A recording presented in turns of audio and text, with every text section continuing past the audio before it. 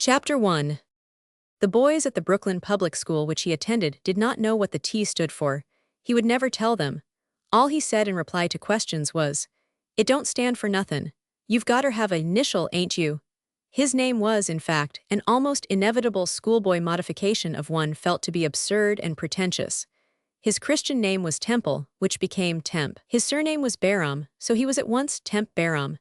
In the natural tendency to avoid waste of time, it was pronounced as one word, and the letter P being superfluous and cumbersome, it easily settled itself into Tembarom, and there remained. By much less inevitable processes have surnames evolved themselves as centuries rolled by. Tembarom liked it, and soon almost forgot he had ever been called anything else. His education really began when he was 10 years old. At that time his mother died of pneumonia, contracted by going out to sew, at 75 cents a day, in shoes almost entirely without soles, when the remains of a blizzard were melting in the streets. As, after her funeral, there remained only 25 cents in the shabby bureau, which was one of the few articles furnishing the room in the tenement in which they lived together, Tembarom sleeping on a cot, the world spread itself before him as a place to explore in search of at least one meal a day. There was nothing to do but to explore it to the best of his 10-year-old ability. His father had died 2 years before his mother, and Tembarom had vaguely felt it a relief. He had been a resentful, domestically tyrannical immigrant Englishman who held in contempt every American trait and institution. He had come over to better himself, detesting England and the English because there was no chance for a man there, and, transferring his dislikes and resentments from one country to another, had met with no better luck than he had left behind him. This he felt to be the fault of America, and his family, which was represented solely by Tembarom and his mother, heard a good deal about it, and also, rather contradictorily, a good deal about the advantages and superiority of England, to which in the course of 6 months he became gloomily loyal. It was necessary, in fact, for him to have something with which to compare the United States unfavorably. The effect he produced on Tembarom was that of causing him, when he entered the public school round the corner, to conceal with determination verging on duplicity the humiliating fact that if he had not been born in Brooklyn, he might have been born in England. England was not popular among the boys in the school. History had represented the country to them in all its tyrannical rapacity and bloodthirsty oppression of the humble freeborn. The manly and admirable attitude was to say, "Give me liberty or give me death," and there was the 4th of July. Though Tembarom and his mother had been poor enough while his father lived, when he died the returns from his irregular odd jobs no longer came in to supplement his wife's sewing, and add an occasional day or two of fuller meals, in consequence of which they were oftener than ever hungry and cold, and in desperate trouble about the rent of their room.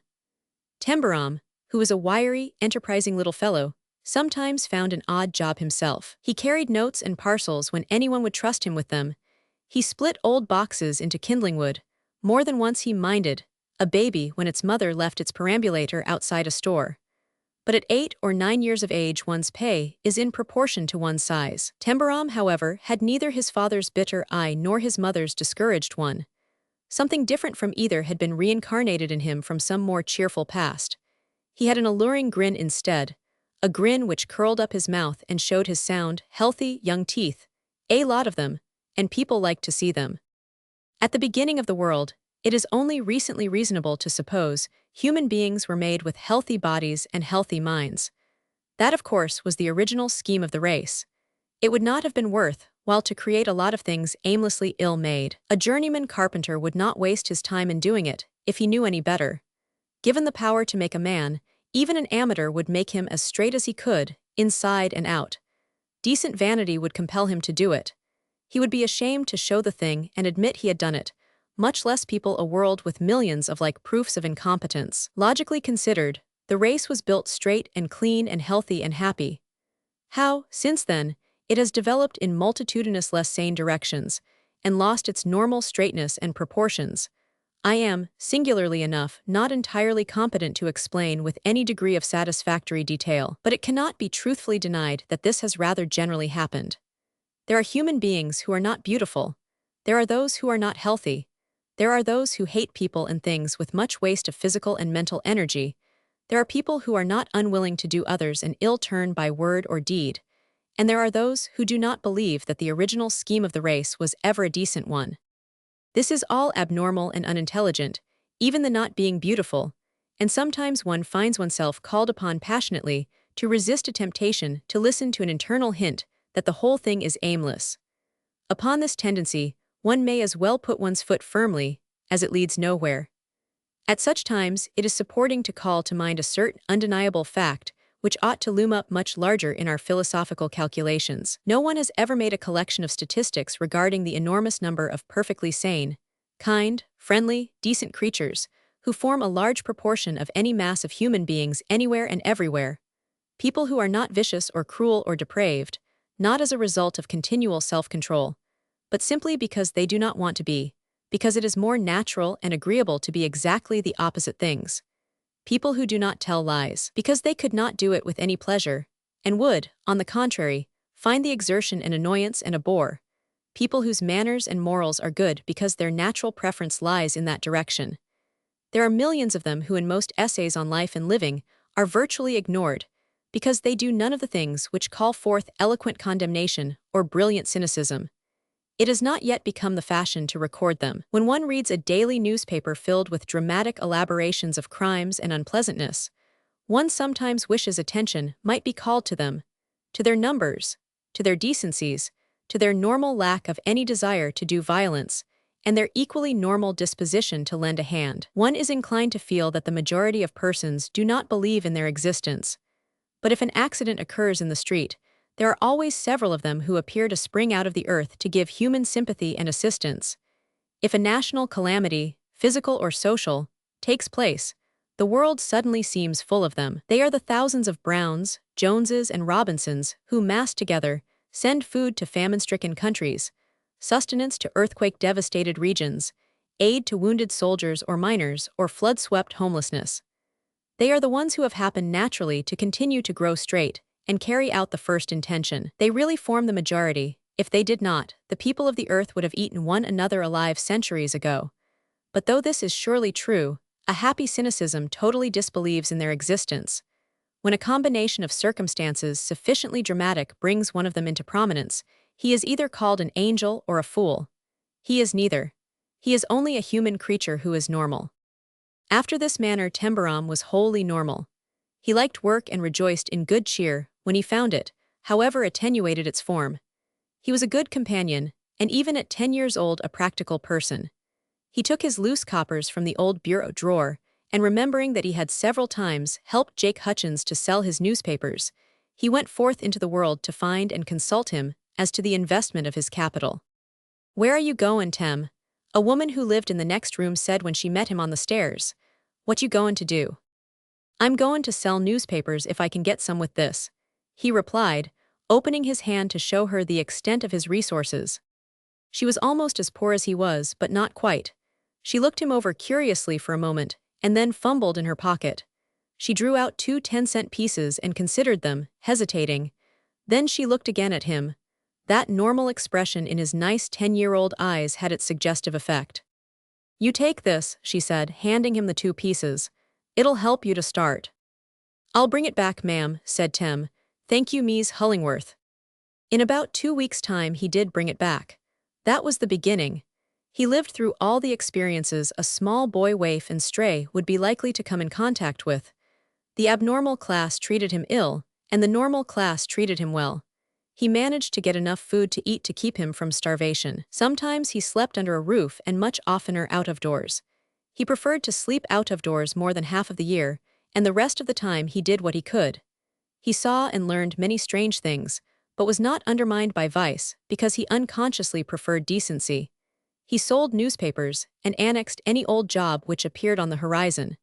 The education the New York streets gave him was a liberal one. He became accustomed to heat and cold and wet weather, but having sound lungs and a tough little body combined with the normal tendencies already mentioned, he suffered no more physical deterioration than a young Indian would suffer. After selling newspapers for 2 years, he got a place as boy in a small store.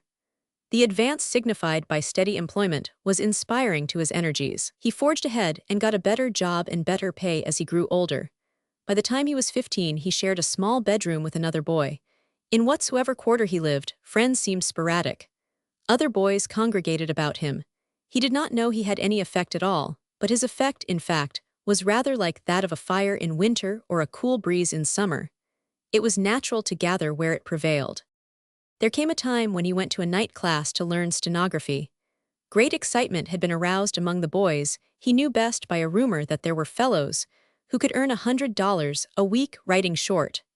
Boyhood could not resist the florid splendor of the idea. 4 of them entered the class confidently looking forward to becoming the recipients of $400 a month in the course of 6 weeks. One by one they dropped off, until only Tembarom remained, slowly forging ahead. He had never meant anything else but to get on in the world, to get as far as he could.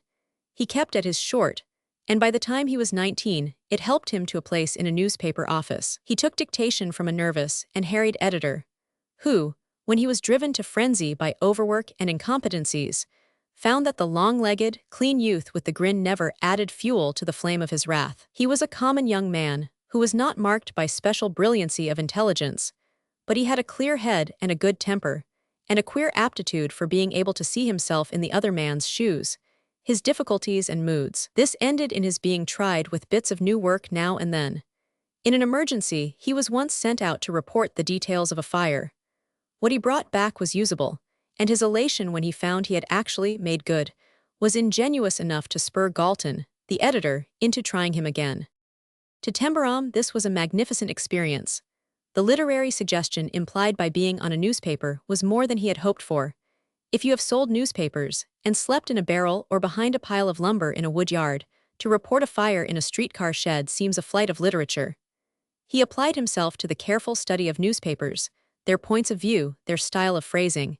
He believed them to be perfect. To attain ease in expressing himself in their elevated language, he felt to be the summit of lofty ambition.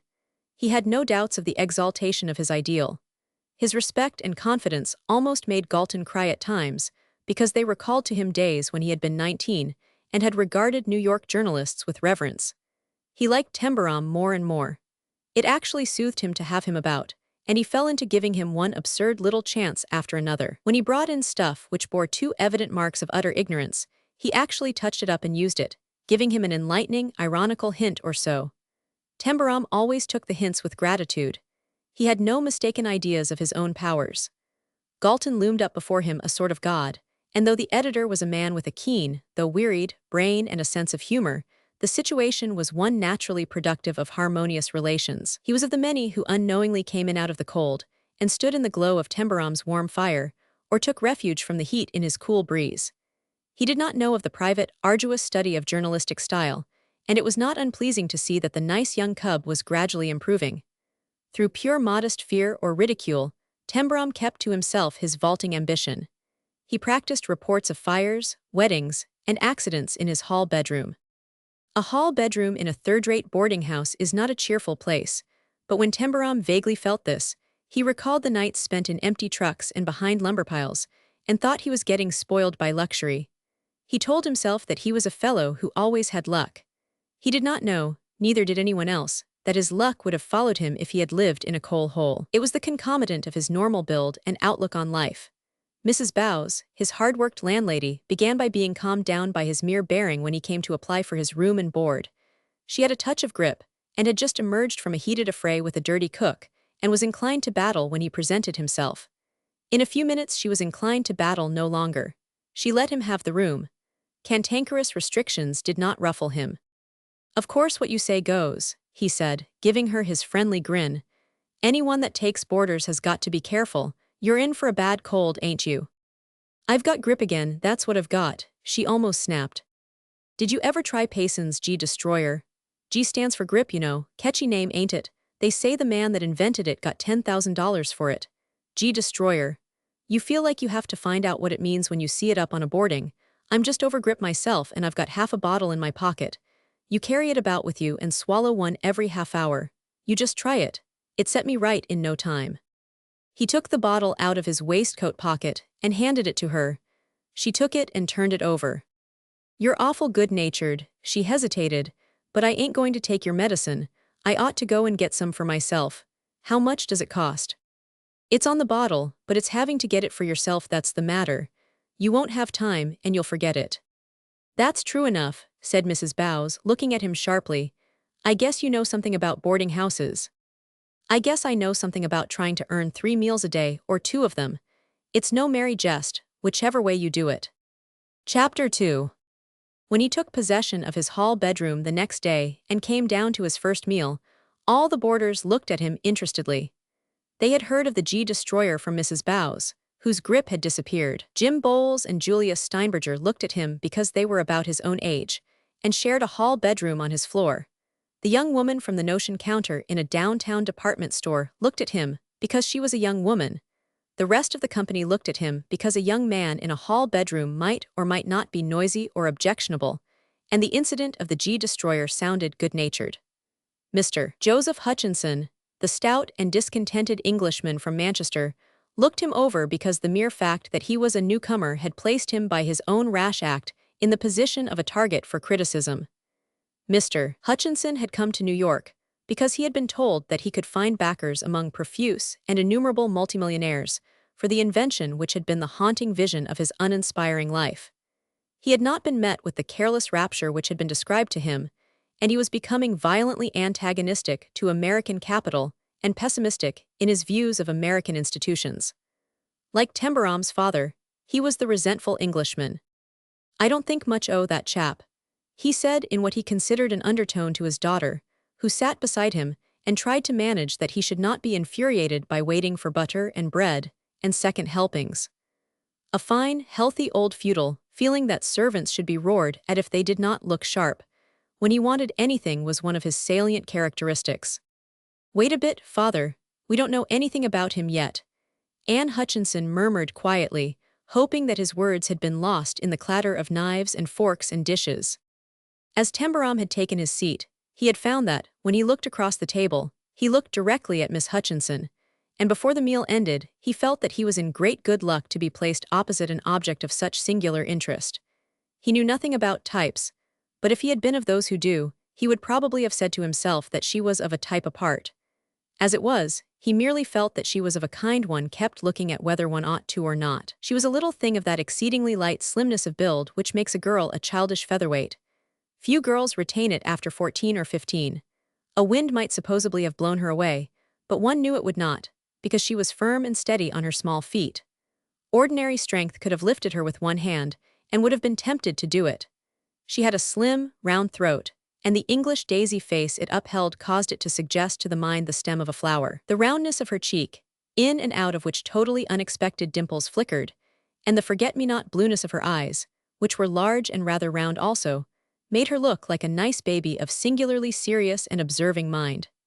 She looked at one as certain awe-inspiring things in perambulators look at one, with a far and clear silence of gaze, which passes beyond earthly obstacles, and reserves a benign patience with follies. Tembarom felt interestedly that one really might quail before it, if one had anything of an inferior quality to hide.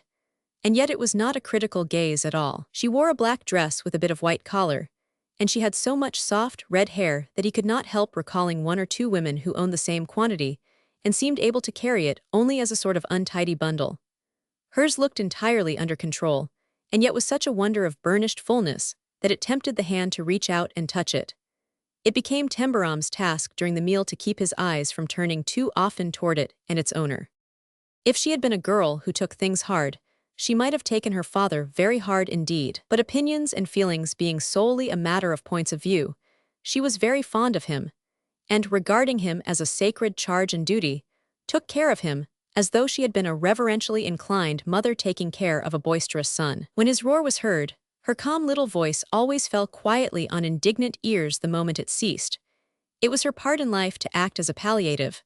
Her mother, whose well-trained attitude toward the ruling domestic male was of the early Victorian order, had lived and died one. A nicer, warmer little woman had never existed. Joseph Hutchinson had adored and depended on her as much as he had harried her.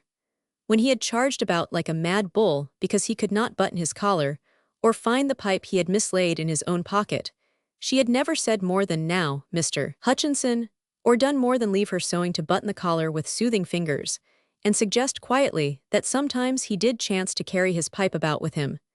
She was of the class which used to call its husband by a respectful surname. When she died, she left him as a sort of legacy to her daughter, spending the last weeks of her life in explaining affectionately all that "father" needed to keep him quiet and make him comfortable. Little Anne had never forgotten a detail, and had even improved upon some of them, as she happened to be cleverer than her mother, and had, indeed, a far-seeing and clear young mind of her own. She had been called Little Anne all her life. This had held in the first place because her mother's name had been Anne also, and after her mother's death the diminutive had not fallen away from her. People felt it belonged to her not because she was especially little, though she was a small, light person, but because there was an affectionate humor in the sound of it. Despite her hard needs, Mrs. Bowes would have faced the chance of losing 2 boarders rather than have kept Mr. Joseph Hodgson, but for little Anne. As it was, she kept them both, and in the course of 3 months the girl was little Anne to almost everyone in the house. Her normalness took the form of an instinct which amounted to genius for seeing what people ought to have, and in some occult way filling in bare or trying places. "She's just a wonder, that girl," Mrs. Bowes said to one boarder after another. "She's just a wonder," Jim Bowles and Julius Steinberger murmured to each other in rueful confidence, as they tilted their chairs against the wall of their hall bedroom and smoked. Each of the shabby and poverty-stricken young men had of course fallen hopelessly in love with her at once. This was merely human and inevitable, but realizing in the course of a few weeks that she was too busy taking care of her irritable, boisterous old Manchester father, and everybody else, to have time to be made love to even by young men who could buy new boots when the old ones had ceased to be watertight, they were obliged to resign themselves to the, after all, comforting fact that she became a mother to them, not a sister. She mended their socks and sewed buttons on for them with a firm frankness, which could not be persuaded into meaning anything more sentimental than a fixed habit of repairing anything which needed it, and which, while at first bewildering in its serenity, ended by reducing the 2 youths to a dust of devotion. "She's a wonder, she is," they sighed when at every weekend they found their forlorn and scanty washing resting tidily on their bed. In the course of a week, more or less, Tembarom's feeling for her would have been exactly that of his 2 hall-bedroom neighbors, but that his nature, though a practical one, was not inclined to any supine degree of resignation. He was a sensible youth, however, and gave no trouble. Even Joseph Hutchinson, who of course resented furiously any nonsense of which his daughter and possession was the object, became sufficiently mollified by his good spirits and ready good nature to refrain from open conversational assault. "I don't mind that chap as much as I did at first," he admitted reluctantly to little Anne one evening after a good dinner and a comfortable pipe. "He's not such a fool as he looks." Tembarom was given, as little Anne was, to seeing what people wanted. He knew when to pass the mustard and other straying condiments. He picked up things which dropped inconveniently. He did not interrupt the remarks of his elders and betters, and several times when he chanced to be in the hall and saw Mr. Hutchinson, in irritable, stout Englishman fashion, struggling into his overcoat, he sprang forward with a light, friendly air and helped him. He did not do it with ostentatious politeness or with the manner of active youth giving generous aid to elderly avoirdupois. He did it as though it occurred to him as a natural result of being on the spot. It took Mrs. Bowes and her boarding-house less than a week definitely to like him. Every night when he sat down to dinner, he brought news with him, news and jokes and new slang. Newspaper office anecdote and talk gave a journalistic air to the gathering when he was present, and there was novelty in it. Soon everyone was intimate with him and interested in what he was doing. Galton's good-natured patronage of him was a thing to which no one was indifferent. It was felt to be the right thing in the right place. When he came home at night, it became the custom to ask him questions as to the bits of luck which befell him. He became T.T. instead of Mr. Tembarom, except to Joseph Hutchinson and his daughter. Hutchinson called him Tembarom, but little Anne said Mr. Tembarom with quaint frequency when she spoke to him. "Landed anything today, T.T.?" someone would ask almost every evening, and the interest in his relation of the day's adventures increased from week to week. Little Anne never asked questions and seldom made comments, but she always listened attentively. She had gathered and guessed from what she had gathered a rather definite idea of what his hard young life had been. He did not tell pathetic stories about himself, but he and Jim Bowles and Julius Steinberger had become fast friends, and the genial smoking of cheap tobacco in hall bedrooms tends to frankness of relation, and the various ways in which each had found himself up against it, in the course of their brief years, supplied material for anecdotal talk. "But it's bound to be easier from now on," he would say. I've got the short down pretty fine, not fine enough to make big money but enough to hold down a job with Galton. He's mighty good to me. If I knew more, I believe he'd give me a column to take care of, uptown society column perhaps. A fellow named Biker's got it. 20 per. Goes on a bus twice a month, the fool. Gee, I wish I had his job. Mrs. Bowes's house was provided with a parlor in which her boarders could sit in the evening when so inclined. It was a fearsome room, which, when the dark, high-ceilinged hall was entered, revealed depths of dingy gloom, which appeared splashed in spots with incongruous brilliancy of color. This effect was produced by richly framed department store chromo lithographs on the walls, aided by lurid cushion covers, or tidies, representing Indian maidens or chieftains in full war paint, or clusters of poppies of great boldness of hue. They had either been Christmas gifts bestowed upon Mrs. Bowes or department store bargains of her own selection, purchased with thrifty intent. The red and green plush upholstered walnut chair's arid sofa had been acquired by her when the bankruptcy of a neighboring boarding house brought them within her means. They were no longer very red or very green, and the cheerfully hopeful design of the tidies and cushions had been to conceal worn places and stains. The mantelpiece was adorned by a black walnut and gold-framed mirror, and innumerable vases of the ornate 98-cent order. Centerpiece held a large and extremely soiled spray of artificial wisteria. The end of the room was rendered attractive by a tent-like cozy corner built of savage weapons and oriental cotton stuffs long ago become stringy and almost leprous in hue. The proprietor of the bankrupt boarding house had been artistic, but Mrs. Bowes was a good enough soul whose boarders liked her and her house, and when the gas was lighted and someone played ragtime on the second-hand pianola, they liked the parlor. Little Anne did not often appear in it, but now and then she came down with her bit of sewing. She always had a bit of sewing, and she sat in the cozy corner listening to the talk or letting someone confide troubles to her. Sometimes it was the New England widow, Mrs. Peck, who looked like a spinster schoolma'am, but who had a married son with a nice wife who lived in Harlem and drank heavily. She used to consult with little Anne as to the possible wisdom of putting a drink deterrent privately in his tea.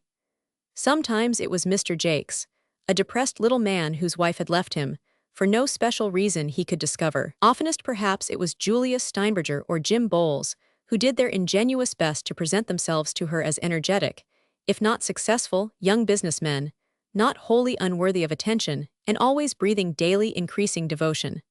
Sometimes it was Tembarom, of whom her opinion had never been expressed, but who seemed to have made friends with her. She liked to hear about the newspaper office and Mr. Galton, and never was uninterested in his hopes of making good. She seemed to him the wisest and most direct and composed person he had ever known. She spoke with the broad, flat, friendly Manchester accent, and when she let drop a suggestion, it carried a delightfully sober conviction with it, because what she said was generally a revelation of logical mental argument concerning details she had gathered through her little way of listening and saying nothing whatever. "If Mr. Biker drinks, he won't keep his place," she said to Tembarom one night. "Perhaps you might get it yourself if you persevere." Tembarom reddened a little. He really reddened through joyous excitement. "Say, I didn't know you knew a thing about that," he answered. "You're a regular wonder. You scarcely ever say anything, but the way you get onto things gets me." "Perhaps if I talked more I shouldn't notice as much," she said, turning her bit of sewing round and examining it. "I never was much of a talker.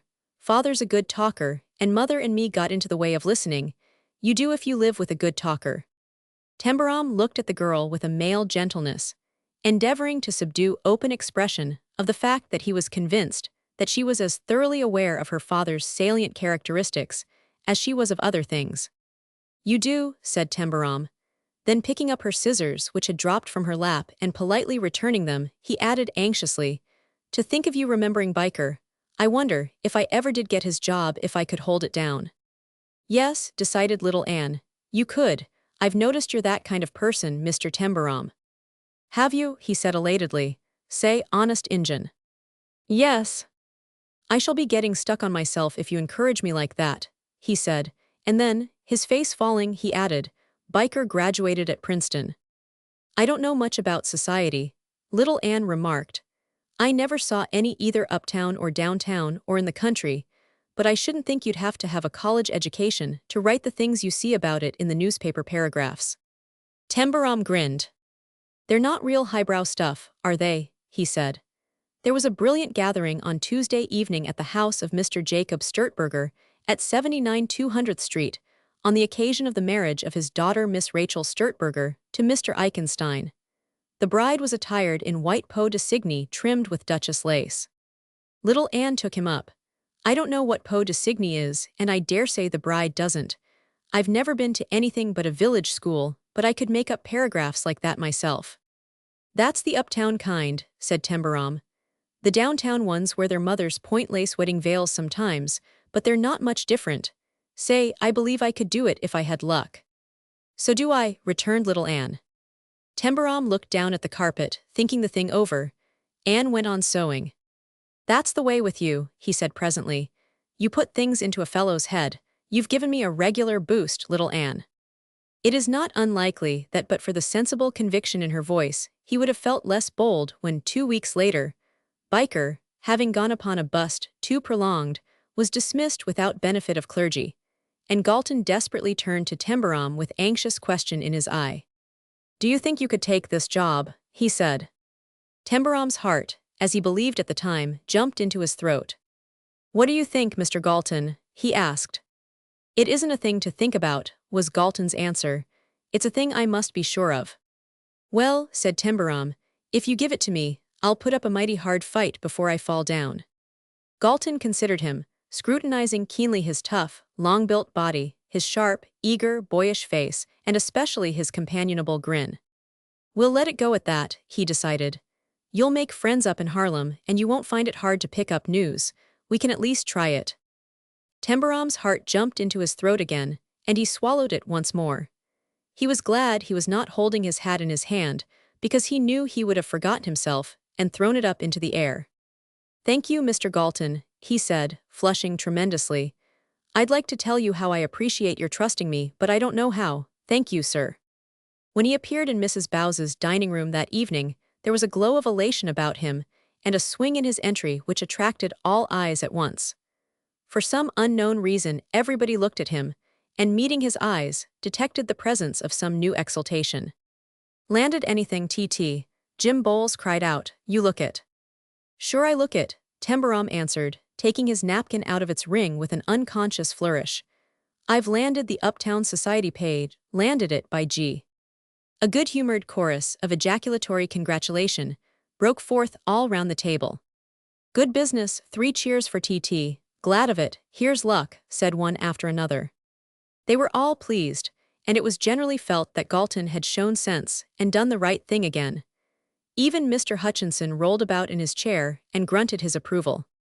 After dinner, Tembarom, Jim Bowles, and Julius Steinberger went upstairs together and filled the hall bedroom with clouds of tobacco smoke, tilting their chairs against the wall, smoking their pipes furiously, flushed and talkative, working themselves up with the exhilarated plannings of youth. Jim Bowles and Julius had been down on their luck for several weeks, and that good old T.T. should come in with this fairy story was an actual stimulus. If you have never in your life been able to earn more than will pay for your food and lodging, $20 looms up large. It might be the beginning of anything. "First thing is to get on to the way to do it," argued Tembarom. "I don't know the first thing, I've got to think it out. I couldn't ask Biker, he wouldn't tell me anyhow." "He's pretty mad, I guess," said Steinberger. "Mad as hops," Tembarom answered. "As I was coming downstairs from Galton's room, he was standing in the hall talking to Miss Dooley, and he said, 'That Tembarom fellow's going to do it. He doesn't know how to spell. I should like to see his stuff come in.' He said it loud because he wanted me to hear it, and he sort of laughed through his nose." "Say, T.T., can you spell?" Jim inquired thoughtfully. "Spell me? No," Tembarom owned with unshaken good cheer. "What I've got to do is to get a tame dictionary and keep it chained to the leg of my table. Those words with 2 M's or 2 L's in them get me right down on the mat. But the thing that looks biggest to me is how to find out where the news is, and the name of the fellow that'll put me onto it. You can't go up a man's front steps and ring the bell and ask him if he's going to be married or buried or have a pink tea." "Wasn't that a knock at the door?" said Steinberger. It was a knock, and Tembarom jumped up and threw the door open, thinking Mrs. Bowes might have come on some household errand. But it was little Anne Hutchinson instead of Mrs. Bowes, and there was a threaded needle stuck into the front of her dress, and she had on a thimble. "I want Mr. Bowles's new socks," she said maternally. I promised I'd mark them for him. Bowles and Steinberger sprang from their chairs and came forward in the usual comfortable glow of pleasure at sight of her. What do you think of that for all the comforts of a home? Said Tembarom. As if it wasn't enough for a man to have new socks without having marks put on them. What are your old socks made of anyhow? Solid gold. Burglars ain't going to break in and steal them. They won't when I've marked them, Mr. Tembarom, answered little Anne, looking up at him with sober, round, forget-me-not blue eyes, but with a deep dimple breaking out near her lip. But all 3 pairs would not come home from the wash if I didn't. 3 pairs, ejaculated Tembarom. He's got 3 pairs of socks, new, that's what's been the matter with him for the last week. Don't you mark them for him, little Anne. 'Tain't good for a man to have everything. Here they are, said Jim, bringing them forward. 25 marked down to 10 at Tracy's. Are they pretty good? Little Anne looked them over with the practiced eye of a connoisseur of bargains. They'd be about a shilling in Manchester shops, she decided, and they might be put down to 6pence. They're good enough to take care of. She was not the young woman who is ready for prolonged, lively conversation in halls and at bedroom doors, and she had turned away with the new socks in her hand when Tembarom, suddenly inspired, darted after her. Say, I've just thought of something, he exclaimed eagerly. It's something I want to ask you. What is it? It's about the society page layout. He hesitated.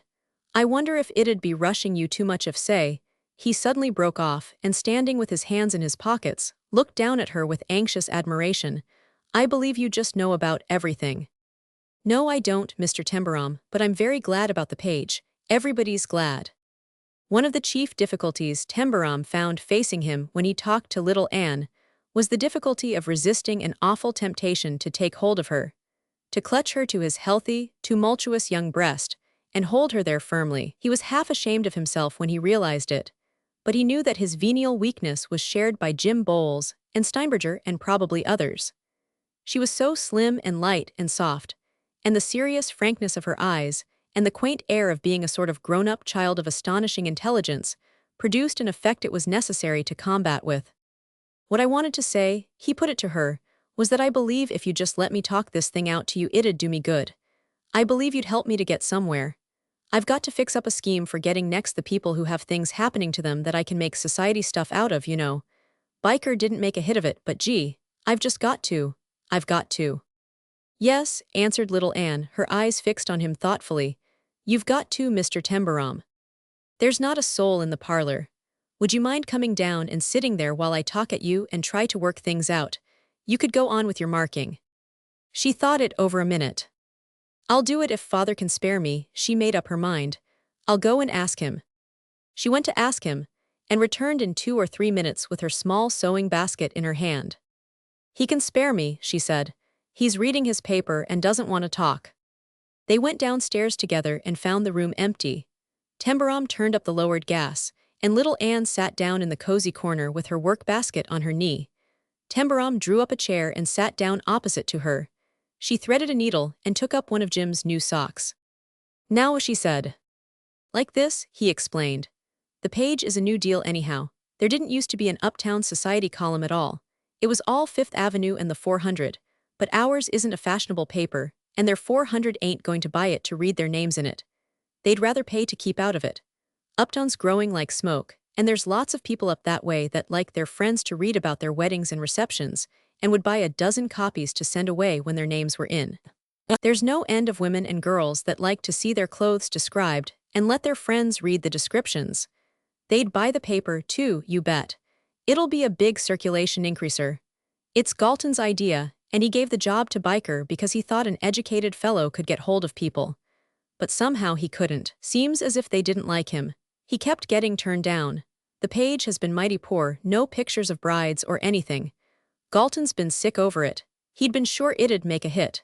Then Biker's always drinking more or less, and he's got the swell head anyhow. I believe that's the reason he couldn't make good with the uptowners. Perhaps he was too well educated, Mr. Tembarom, said little Anne. She was marking a letter J in red cotton, and her outward attention was apparently wholly fixed on her work. Say now, Tembarom broke out, there's where you come in. You go on working as if there was nothing but that sock in New York, but I guess you've just hit the dot. Perhaps that was it. He wanted to do Fifth Avenue work anyway, and he didn't go at Harlem right. He put on Princeton airs when he asked questions. Gee, a fellow can't put on any kind of airs when he's the one that's got to ask. You'll get on better, remarked little Anne. You've got a friendly way and you've a lot of sense, I've noticed it. Her head was bent over the red J and she still looked at it and not at Tembarom. This was not coyness, but simple, calm absorption. If she had not been making the J, she would have sat with her hands folded in her lap and gazed at the young man with undisturbed attention. Have you? Said Tembarom gratefully. That gives me another boost, little Anne. What a man seems to need most is just plain 20-cents-a-yard sense. Not that I ever thought I had the dollar kind. I'm not putting on airs. Mr. Galton knows the kind you have. I suppose that's why he gave you the page. The words, spoken in the shrewd-sounding Manchester accent, were neither flattering nor unflattering. They were merely impartial. Well, now I've got it. I can't fall down, said Tembarom. I've got to find out for myself how to get next to the people I want to talk to. I've got to find out who to get next to. Little Anne put in the final red stitch of the letter J and laid the sock neatly folded on the basket. I've just been thinking something, Mr. Tembarom, she said. Who makes the wedding cakes? He gave a delighted start. Gee, he broke out, the wedding cakes. Yes, little Anne proceeded.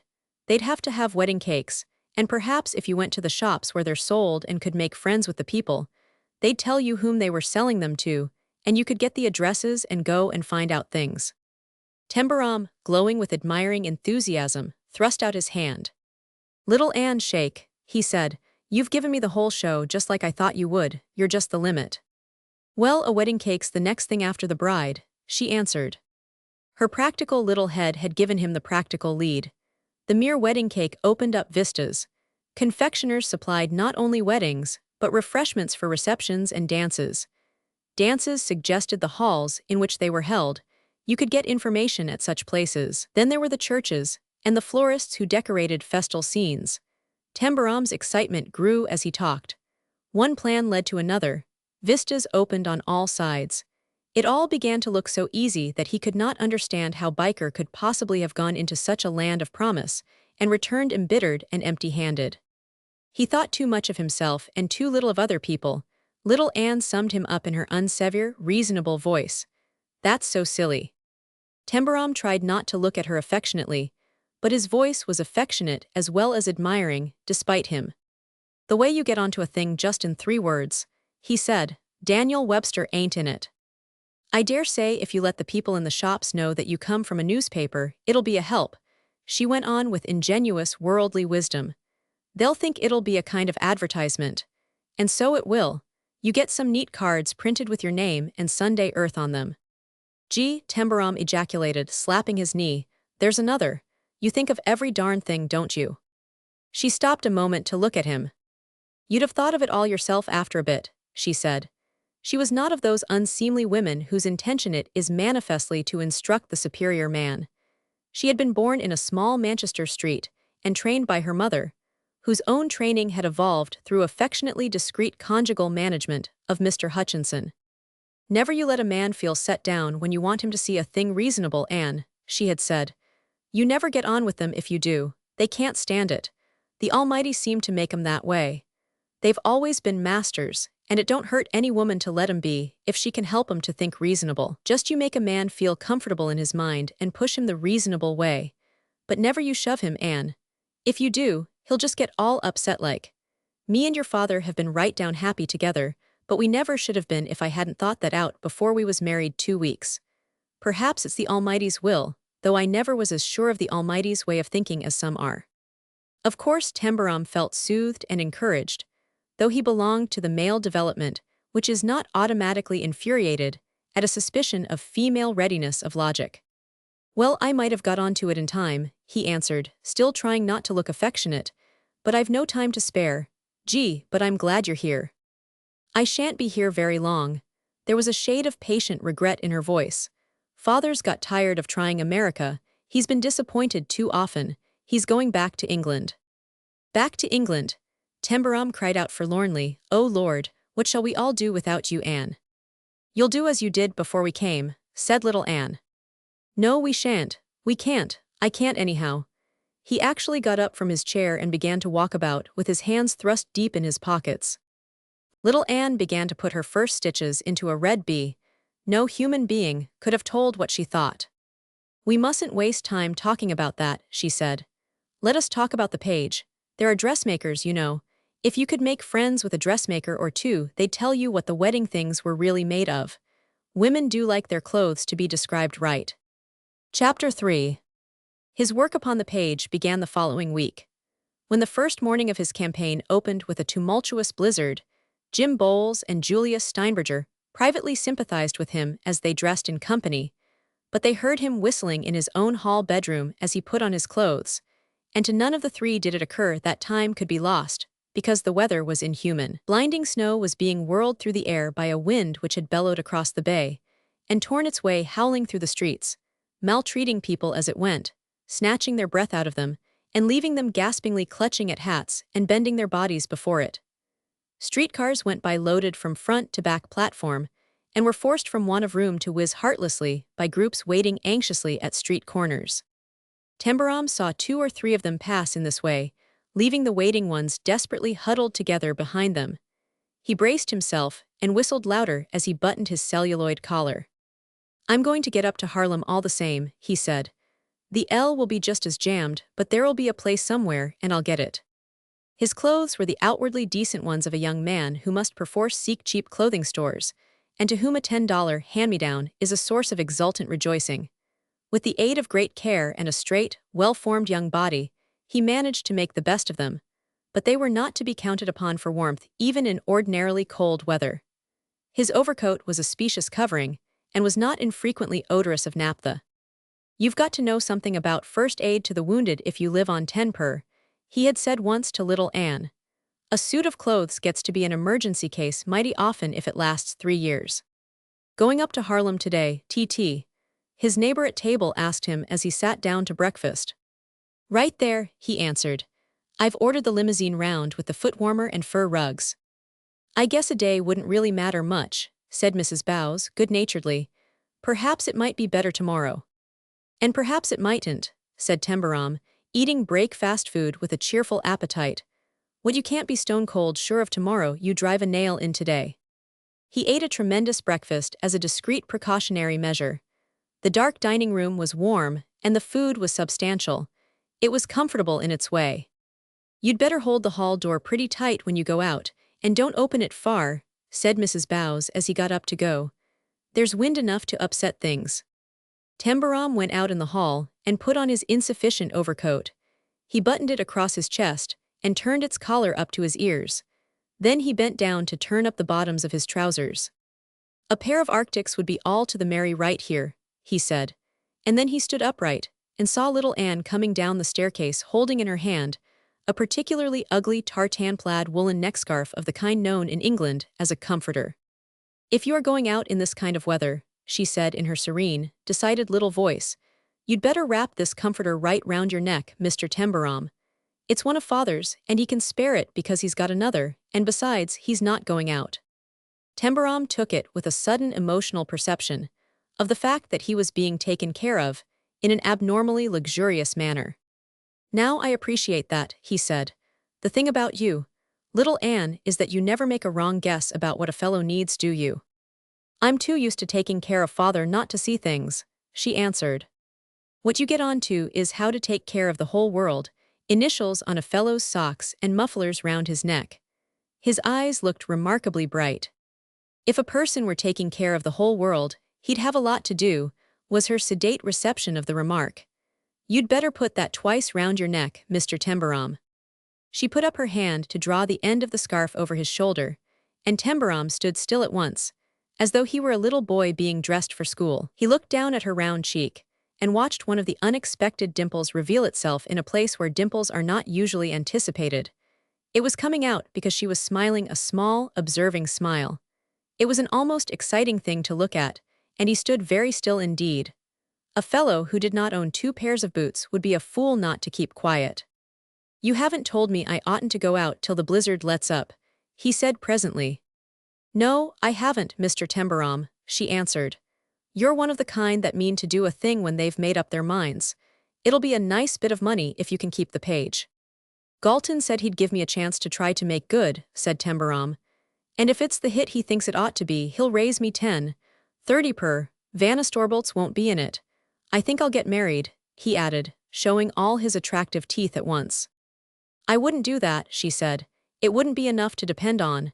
New York's an expensive place. She drew back and looked him over. That'll keep you much warmer, she decided. Now you can go. I've been looking in the telephone book for confectioners and I've written down these addresses. She handed him a slip of paper. Tembarom caught his breath. Hully gee, he exclaimed, there never were two of you made, one used up all there was of it. How am I going to thank you anyhow? I do hope you'll be able to keep the page, she said. I do that, Mr. Tembarom.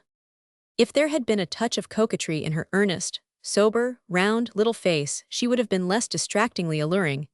But there was no shade of anything but a sort of softly motherly anxiety in the dropped note of her voice, and it was almost more than flesh and blood at 25 could stand.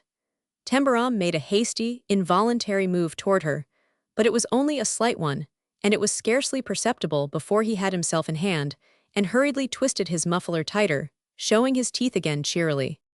You keep on hoping it all day without a let-up, he said. And tell Mr. Hutchinson I'm obliged to him, please. Get out of the way, little Anne, while I go out. The wind might blow you and the hat stand upstairs. He opened the door and dashed down the high steps into the full blast of the blizzard. He waited at the street corner while 3 overcrowded cars whizzed past him, ignoring his signals, because there was not an inch of space left in them for another passenger. Then he fought his way across 2 or 3 blocks to the nearest L station. He managed to wedge himself into a train there, and then at least he was on his way. He was thinking hard and fast, but through all his planning the warm hug of the tartan comforter round his neck kept little Anne near him. He had been very thankful for the additional warmth as the whirling snow and wind had wrought their will with him while he waited for the cars at the street corner. On the L train, he saw her serious eyes and heard the motherly drop in her voice as she said, I do hope you'll be able to keep the page. I do that, Mr. Tembarom. It made him shut his hands hard as they hung in his overcoat pockets for warmth, and it made him shut his sound teeth strongly. Gee, I've got to, his thoughts said for him. If I make it, perhaps my luck will have started. When a man's luck gets started, every darn thing's to the good. The L had dropped most of its crowd when it reached the uptown station among the 100th streets which was his destination. He tightened his comforter, tucked the ends firmly into the front of his overcoat, and started out along the platform past the office, and down the steep, iron steps, already perilous with freezing snow. He had to stop to get his breath when he reached the street, but he did not stop long. He charged forth again along the pavement, looking closely at the shop windows. There were naturally but few passers-by, and the shops were not important-looking, but they were open, and he could see that the insides of them looked comfortable in contrast with the blizzard-ruled street. He could not see both sides of the street as he walked up one side of the block without coming upon a confectioner's. He crossed at the corner and turned back on the other side. Presently he saw that a light van was standing before one place, backed up against the sidewalk to receive parcels, its shuddering horse holding its head down and bracing itself with its forelegs against the wind. At any rate, something was going on there, and he hurried forward to find out what it was. The air was so thick with myriads of madly flying bits of snow, which seemed whirled in all directions in the air, that he could not see anything definite even a few yards away. When he reached the van, he found that he had also reached his confectioner. The sign over the window read, M. Munzberg, Confectionery, Cakes, Ice Cream, Weddings, Balls, and Receptions. Made a start anyhow, said Tembarom. He turned into the store, opening the door carefully, and thereby barely escaping being blown violently against a stout, excited, middle-aged little Jew who was bending over a box he was packing. This was evidently Mr. Munzberg, who was extremely busy, and even the modified shock upset his temper. "Wie here you goin'?" he cried out. "Can't you look wie here you're goin'?" Tembarom knew this was not a good beginning, but his natural mental habit of vividly seeing the other man's point of view helped him after its usual custom. His nice grin showed itself. "I wasn't going, I was coming," he said. "Beg pardon, the wind's blowing 100 miles an hour." A good-looking young woman, who was probably Mrs. Munzberg, was packing a smaller box behind the counter. Tembarom lifted his hat, and she liked it. "He didn't do it a bit fresh," she said later. "Kind o' nice. She spoke to him with professional politeness. "Is there anything you want?" she asked. Tembarom glanced at the boxes and packages standing about and at Munzberg, who had bent over his packing again. Here was an occasion for practical tact. "I've blown in at the wrong time," he said. "You're busy getting things out on time, I'll just wait. Gee, I'm glad to be inside. I want to speak to Mr. Munzberg." Mr. Munzberg jerked himself upright irascibly and broke forth in the accent of the New York German Jew. "If you common, in here to try to sell somedings, young man, juiced you let that same vind vat blew you and blow you right out pretty quick.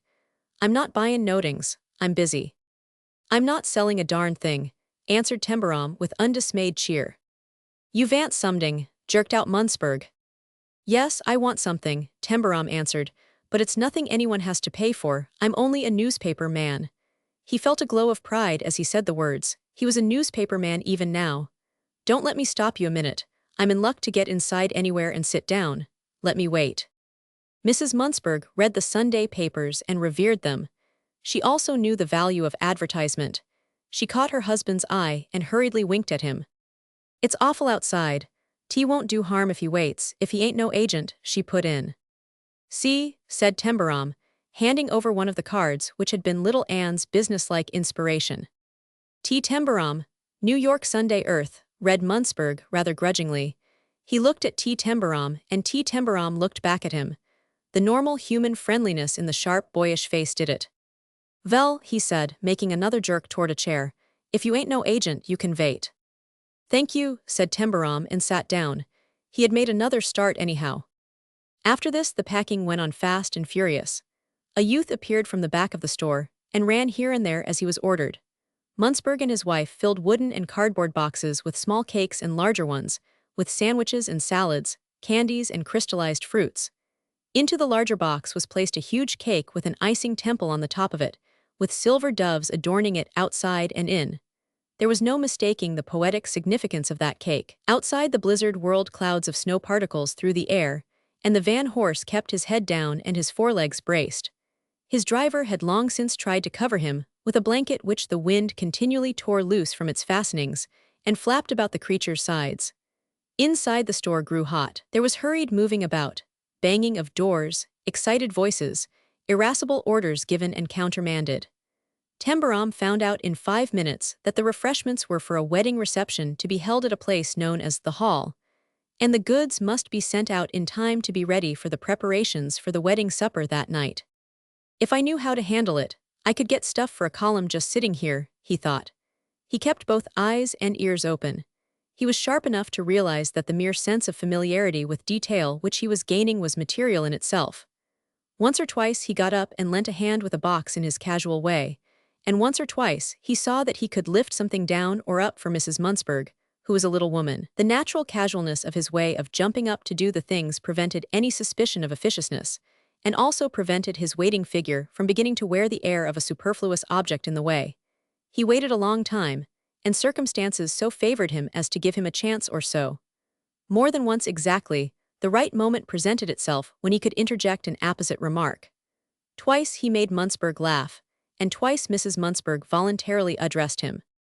At last the boxes and parcels were all carried out and stored in the van, after strugglings with the opening and shutting of doors, and battlings with outside weather. When this was all over, Munzberg came back into the store, knocking his hands together and out of breath. "Dot's all right," he said. "It'll all be there plenty time. Wouldn't have fell down on that order for $25. Temple on the cake was splendid. Joseph he done it fine." "He never done nothin' no finer," Mrs. Munzberg said.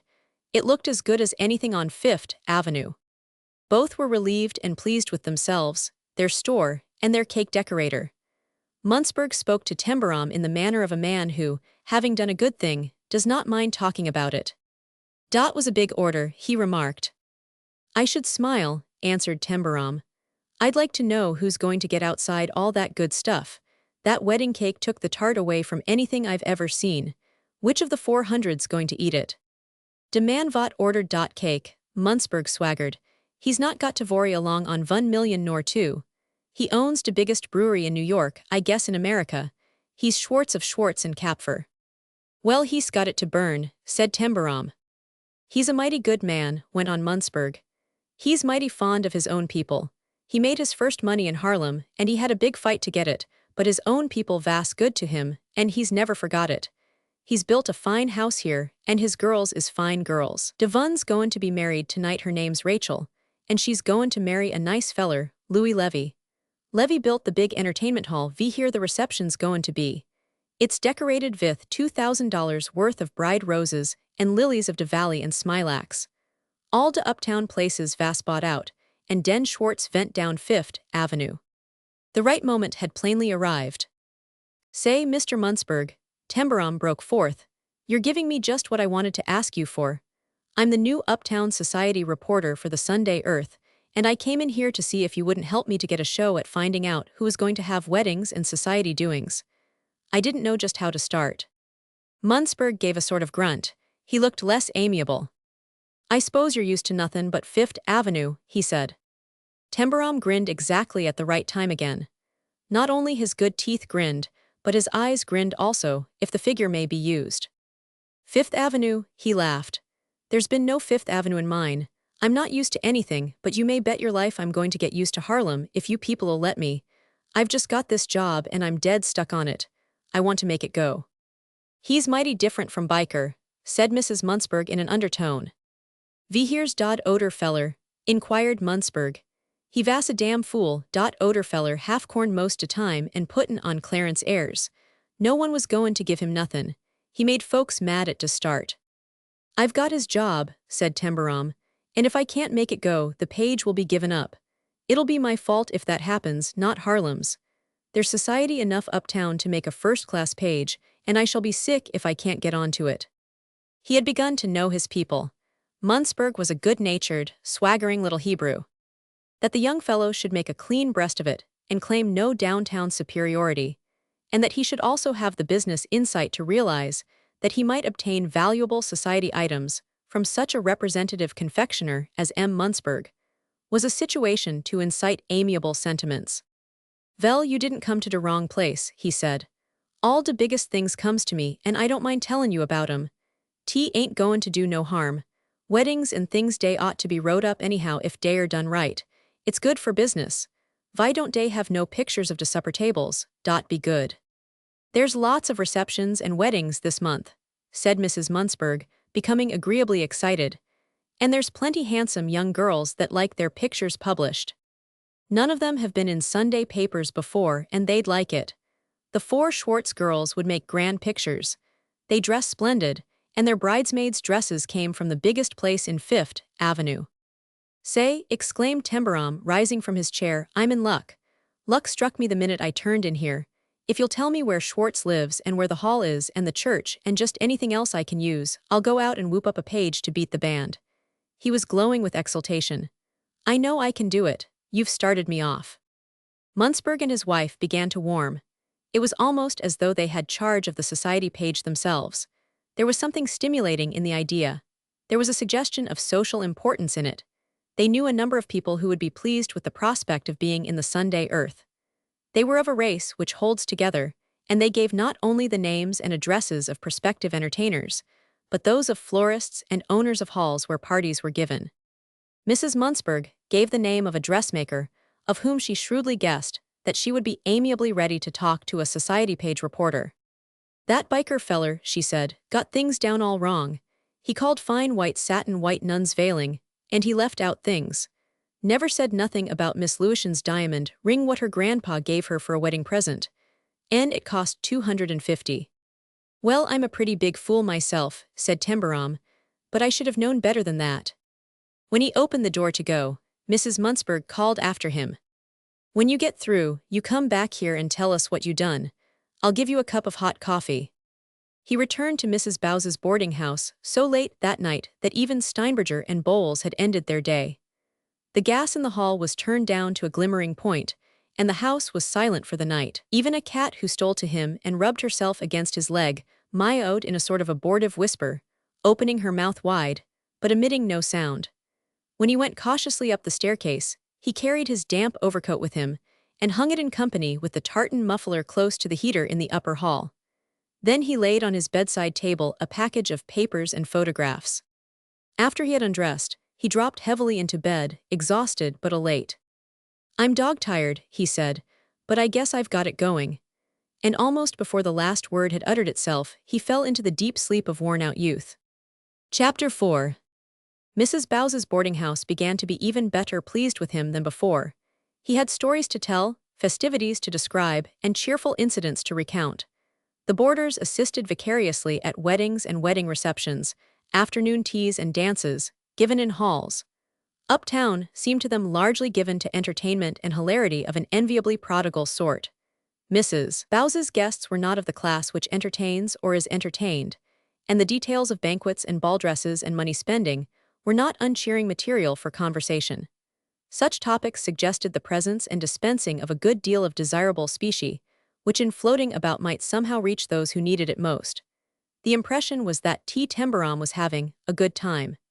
It was not his way to relate any incidents which were not of a cheering or laughter-inspiring nature. He said nothing of the times when his luck was bad, when he made blunders, and approaching the wrong people, was met roughly or grudgingly, and found no resource left but to beat a retreat. He made no mention of his experiences in the blizzard, which continued, and at times nearly beat breath and life out of him as he fought his way through it. Especially he told no story of the morning when, after having labored furiously over the writing of his stuff, until long after midnight, he had taken it to Galton and seen his face fall as he looked over it. To battle all day with a blizzard and occasional brutal discouragements, and to sit up half the night tensely absorbed in concentrating one's whole mental equipment upon the doing of unaccustomed work has its effect. As he waited, Tembarom unconsciously shifted from one foot to another and had actually to swallow a sort of lump in his throat. "I guess it won't do," he said rather uncertainly as Galton laid a sheet down. Galton was worn out himself and harried by his nerves. "No, it won't," he said, and then as he saw Tembarom move to the other foot he added, "Not as it is." Tembarom braced himself and cleared his throat.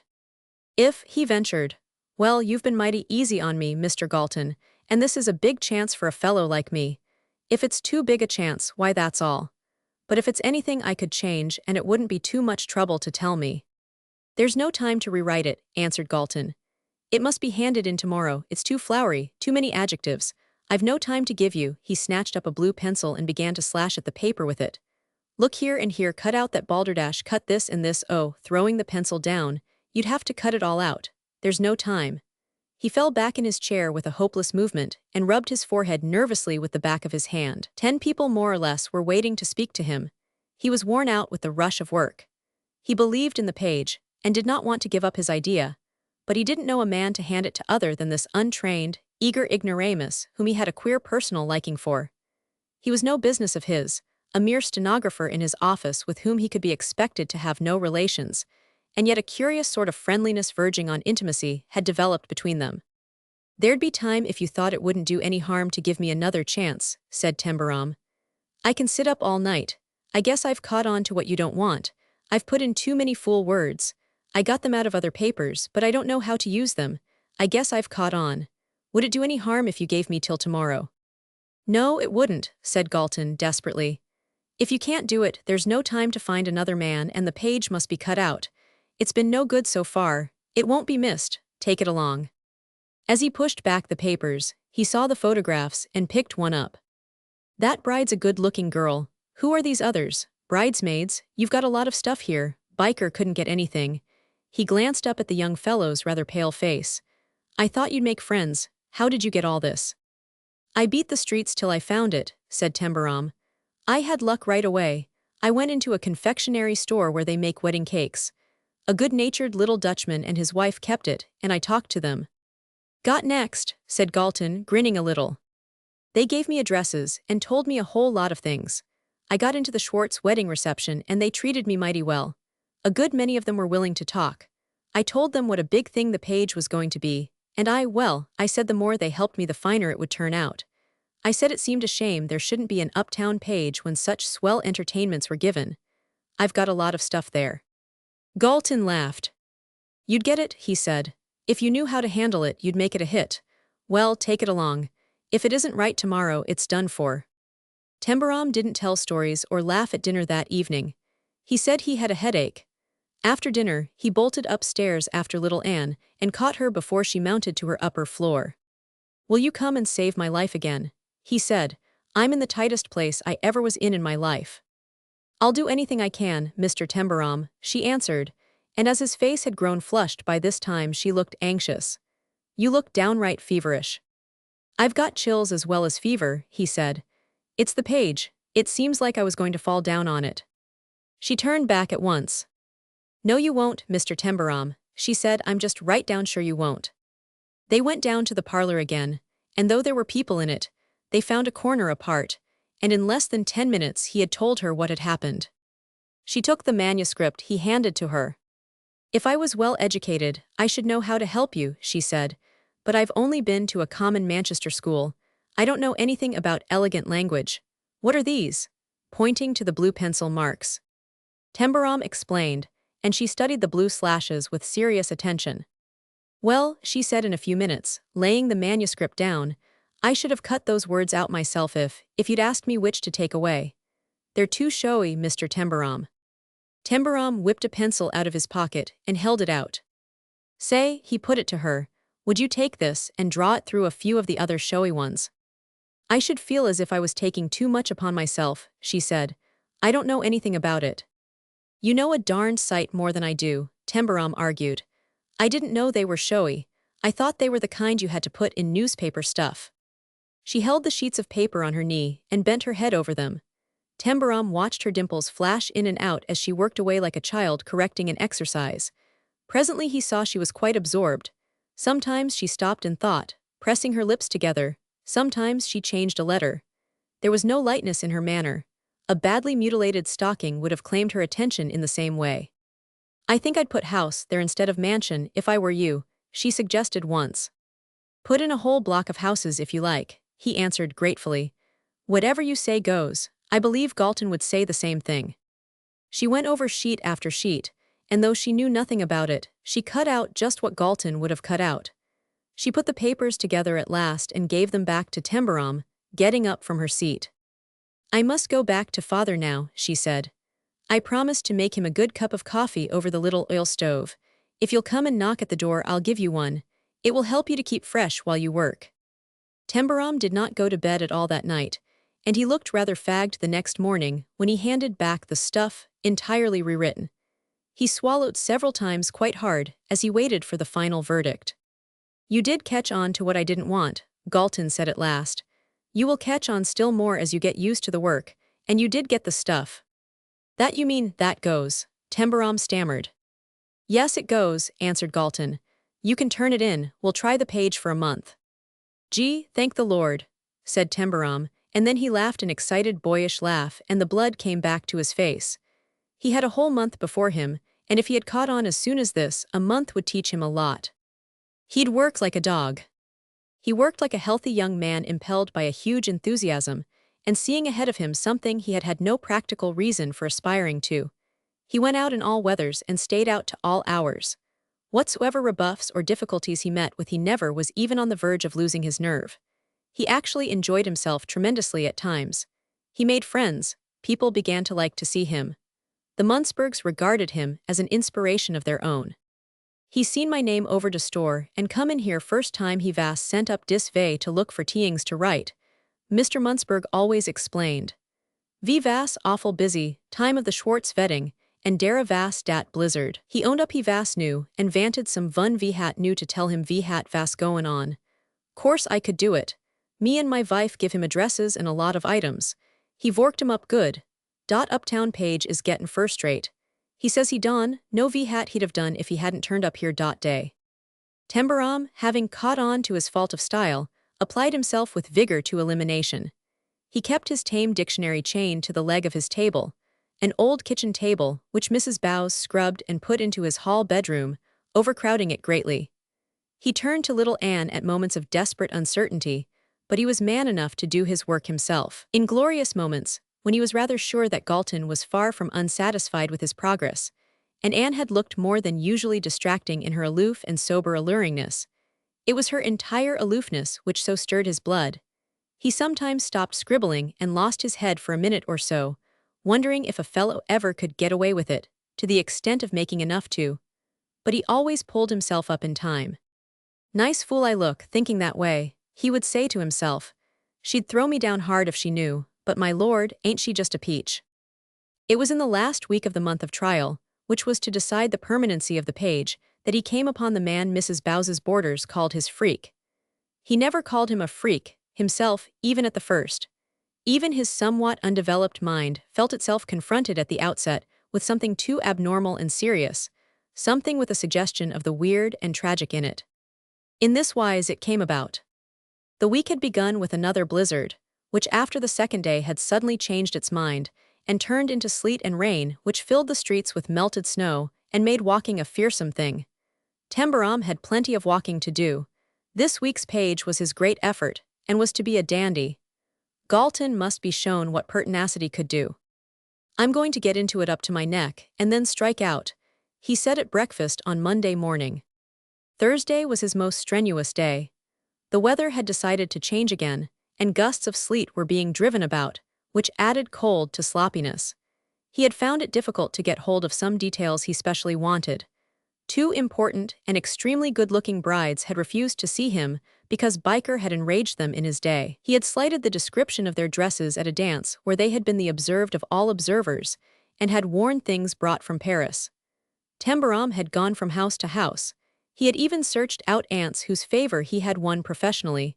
He had appealed to his dressmaker, whose affection he had by that time fully gained. She was doing work in the brides' houses, and could make it clear that he would not call peau de cygne, Sura silk, nor Duchess lace, baby Irish. But the young ladies enjoyed being besought by a society page. It was something to discuss with one's bridesmaids and friends, to protest that those interviewers give a person no peace. If you don't want to be in the papers, they'll put you in whether you like it or not, however often you refuse them.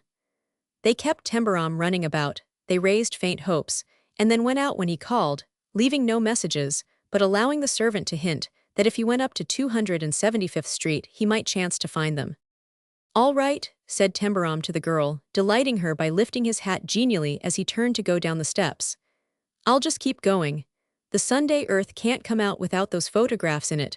I should lose my job. When at last he ran the brides to cover, it was not at 275th Street, but in their own home, to which they had finally returned. They had heard from the servant girl about what the young gentleman from the Sunday Earth had said, and they were mollified by his proper appreciation of values. Tembarom's dressmaker friend also proffered information. I know him myself, she said, and he's a real nice, gentlemanlike young man. He's not a bit like Biker. He doesn't think he knows everything. He came to me from Mrs. Muntzberg just to ask me the names of fashionable materials. He said it was more important than a man knew till he found out, Miss Stunts chuckled. He asked me to lend him some bits of samples so he could learn them off by heart and know them when he saw them. He's got a pleasant laugh, shows his teeth, and they're real pretty and white, and he just laughed like a boy and said, These samples are my alphabet, Miss Stunts. I'm going to learn to read words of 3 syllables in them. When late in the evening Tembarom, being let out of the house after his interview, turned down the steps again, he carried with him all he had wanted, information and photographs, even added picturesque details. He was prepared to hand in a fuller and better page than he had ever handed in before. He was in as elated a frame of mind as a young man can be when he is used up with tramping the streets, and running after streetcars, to stand up in them and hang by a strap. He had been wearing a new pair of boots, one of which rubbed his heel and had ended by raising a blister worthy of attention. To reach the nearest L station he must walk across town, through several deserted streets in the first stages of being built up, their vacant lots surrounded by high board fencing covered with huge advertising posters. The hall bedroom, with the gas turned up and the cheap, red cotton comfort on the bed, made an alluring picture as he faced the sleety wind. If I cut across to the avenue and catch the L, I'm bound to get there sometime anyhow, he said as he braced himself and set out on his way. The blister on his heel had given him a good deal of trouble, and he was obliged to stop a moment to ease it, and he limped when he began to walk again. But he limped as fast as he could, while the sleety rain beat in his face, across one street, down another for a block or so, across another, the melting snow soaking even the new boots as he splashed through it. He bent his head, however, and limped steadily.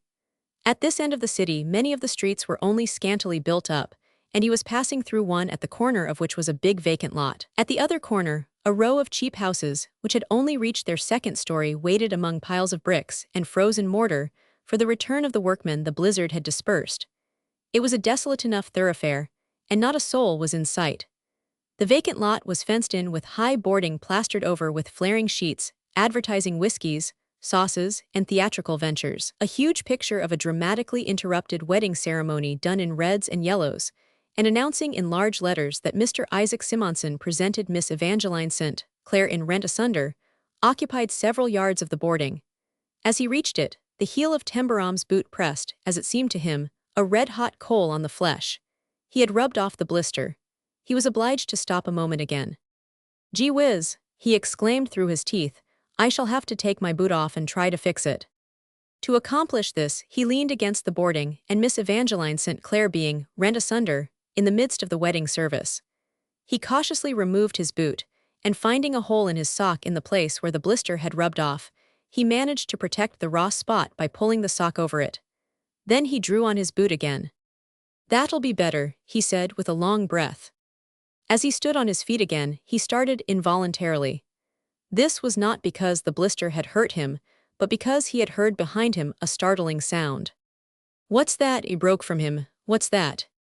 He turned and listened, feeling his heart give a quick thump. In the darkness of the utterly empty street, the thing was unnatural enough to make any man jump. He had heard it between two gusts of wind, and through another he heard it again, an uncanny, awful sobbing, broken by a hopeless wail of words.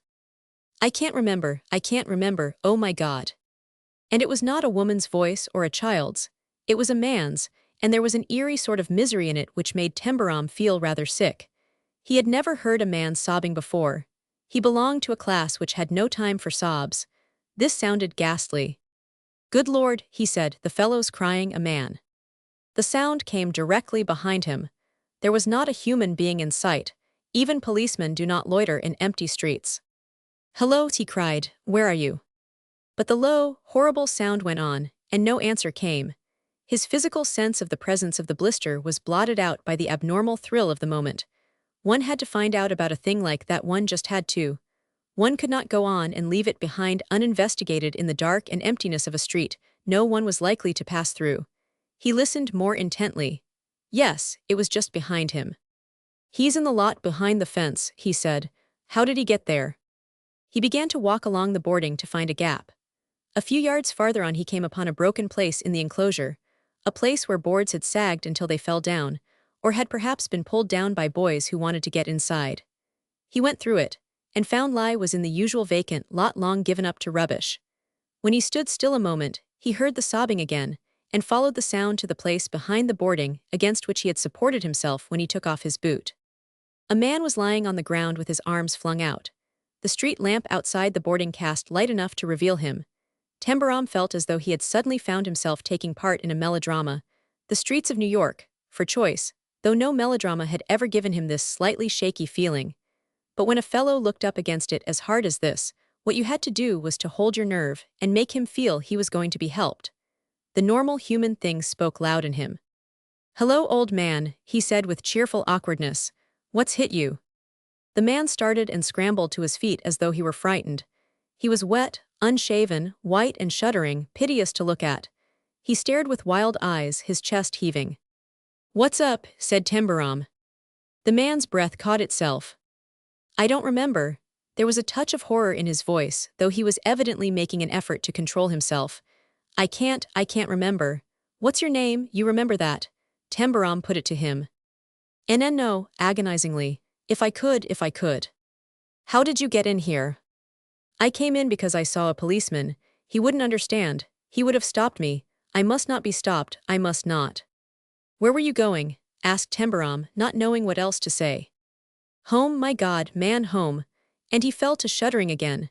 He put his arm against the boarding and dropped his head against it. The low, hideous sobbing tore him again. Tembarom could not stand it. In his newsboy days he had never been able to stand starved dogs and homeless cats. Mrs. Bowes was taking care of a wretched dog for him at the present moment. He had not wanted the poor brute. He was not particularly fond of dogs, but it had followed him home, and after he had given it a bone or so, It had licked its chops and turned up its eyes at him with such abject appeal that he had not been able to turn it into the streets again. He was unsentimental, but ruled by primitive emotions.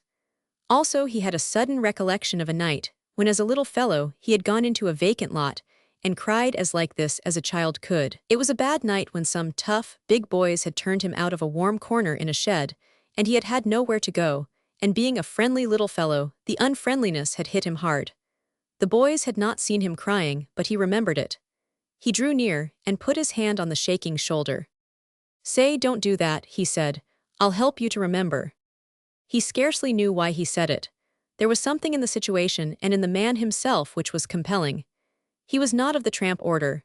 His wet clothes had been decent, and his broken, terrified voice was neither coarse nor nasal. He lifted his head and caught Tembarom's arm, clutching it with desperate fingers. "Could you?" He poured forth the words. "Could you? I'm not quite mad, something happened. If I could be quiet, don't let them stop me. My God, my God, my God, I can't say it. It's not far away, but it won't come back. You're a good fellow, if you're human, help me, help me, help me." He clung to Tembarom with hands which shook, his eyes were more abject than the starved dog's, he choked, and awful tears rolled down his cheeks. "Only help me," he cried. "Just help, help, help for a while, perhaps not long, it would come back." He made a horrible effort. "Listen, my name, I am it's." He was down on the ground again, groveling. His efforts had failed. Tembarom, overwrought himself, caught at him and dragged him up. "Make a fight," he said. "You can't lie down like that. You've got to put up a fight. It'll come back. I tell you it will. You've had a clip on the head or something.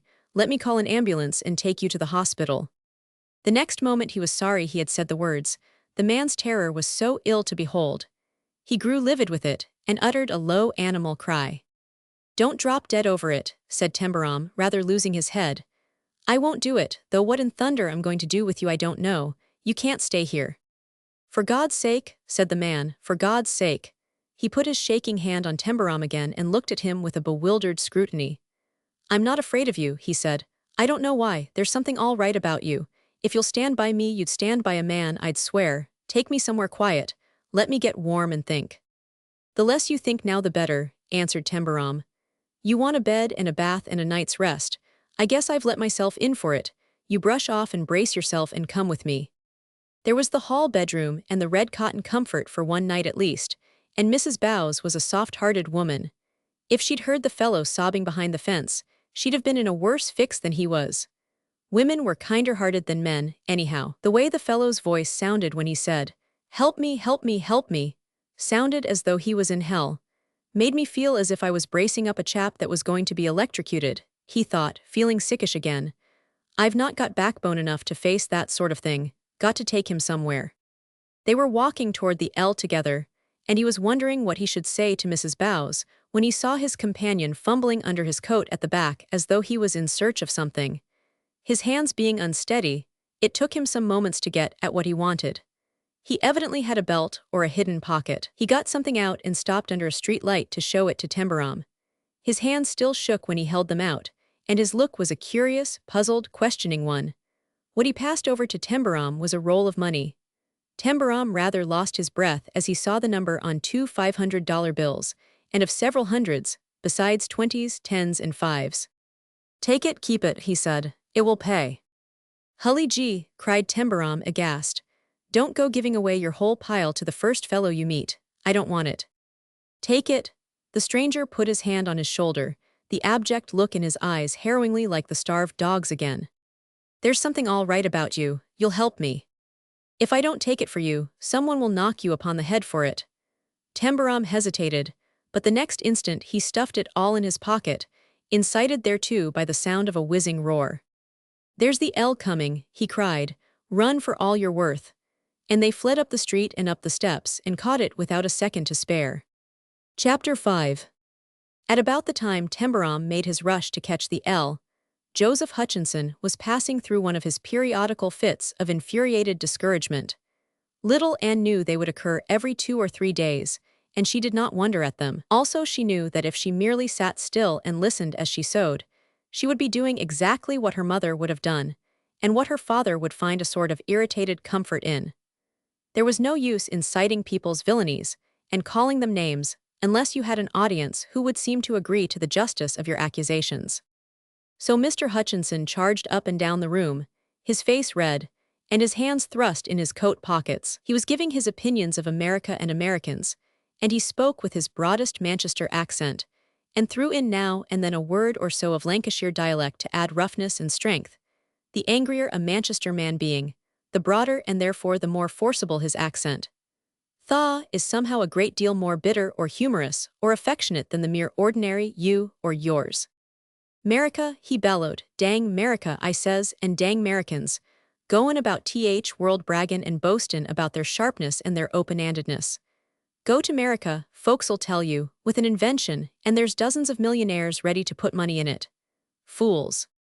"Now, father," little Anne's voice was as maternal as her mother's had been. "Now, father, love, don't work yourself up into a passion. You know it's not good for you." "I don't need to work myself up into one, I'm in one. A man sells everything he owns to get to America, and when he gets there what does he find? He canna get near a millionaire.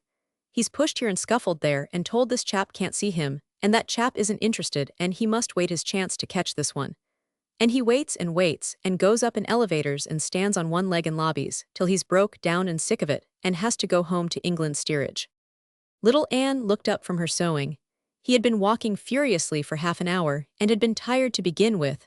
She had heard his voice break roughly as he said the last words. He threw himself astride a chair, and crossing his arms on the back of it, dropped his head on them. Her mother never allowed this. Her idea was that women were made to tide over such moments for the weaker sex. Far had it been from the mind of Mrs. Hutchinson to call it weaker.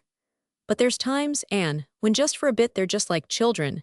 They need comforting without being let to know they are being comforted. You know how it is when your back aches, and someone just slips a pillow under it in the right place without saying anything. That's what women can do if they've got heads. It needs a head." Little Anne got up and went to the chair. She began to run her fingers caressingly through the thick, grizzled hair. "There, father, love, there," she said. "We are going back to England at any rate, aren't we? And grandmother will be so glad to have us with her in her cottage. And America's only one place." "I tried it first, dang it," jerked out Hutchinson. "Everyone told me to do it." He quoted again with derisive scorn, "You go to America. 'Merica's the place for a chap like you. 'Merica's the place for inventions. Liars." Little Anne went on rubbing the grizzled head lovingly. "Well, now we're going back to try England. You never did really try England. And you know how beautiful it'll be in the country, with the primroses in bloom and the young lambs in the fields." The caressing hand grew even softer. "And you're not going to forget how mother believed in the invention. You can't do that." Hutchinson lifted his head and looked at her. Anne," he said, "you are a comfortable little body. You've got a way with you just like your poor mother had. You always say the right thing to help a chap pull himself together. Your mother did believe in it, didn't she?" She had indeed believed in it, though her faith was founded more upon confidence in Mr. Hutchinson than in any profound knowledge of the mechanical appliance his inspiration would supply.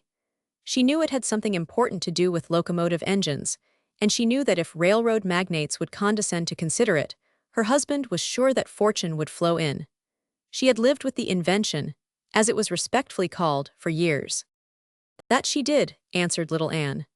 "And before she died she said to me, 'Little Anne,' she said, 'there's one thing you must never let your father do. You must never let him begin not to believe in his invention. Your father's a clever man, and it's a clever invention, and it'll make his fortune yet. You must remind him how I believed in it and how sure I was.'" Hutchinson rubbed his hands thoughtfully. He had heard this before, but it did him good to hear it again. "She said that, did she?" he found vague comfort in saying. "She said that." "Yes, she did, father. It was the very day before she died."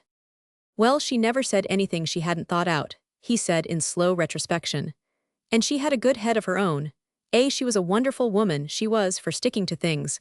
That was Lancashire in her. Lancashire folks knows their own minds." "Mother knew hers," said Anne. "And she always said you knew yours. Come and sit in your own chair, father, and have your paper."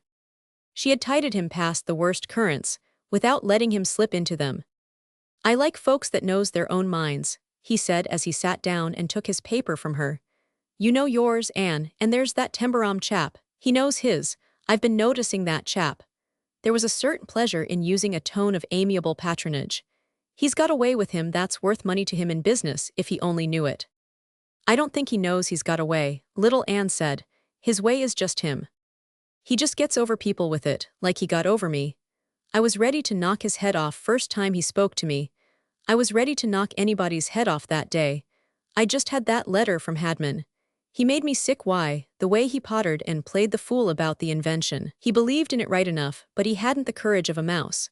He wasn't going to be the first one to risk his money. Him, with all he has, he's the very chap to be able to set it goin'. If I could have got someone else to put up brass, it'd have started him. It's one o' backbone, that's the matter. Why Hadman and his lot.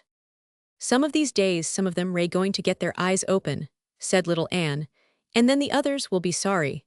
Mr. Tembarom says they'll fall over themselves to get in on the ground floor. Hutchinson chuckled. That's New York, he said. He's a rum chap, but he thinks a good bit of the invention. I've talked it over with him because I've wanted to talk, and the one thing I've noticed about Tembarom is that he can keep his mouth shut. But he talks a good deal, said Anne.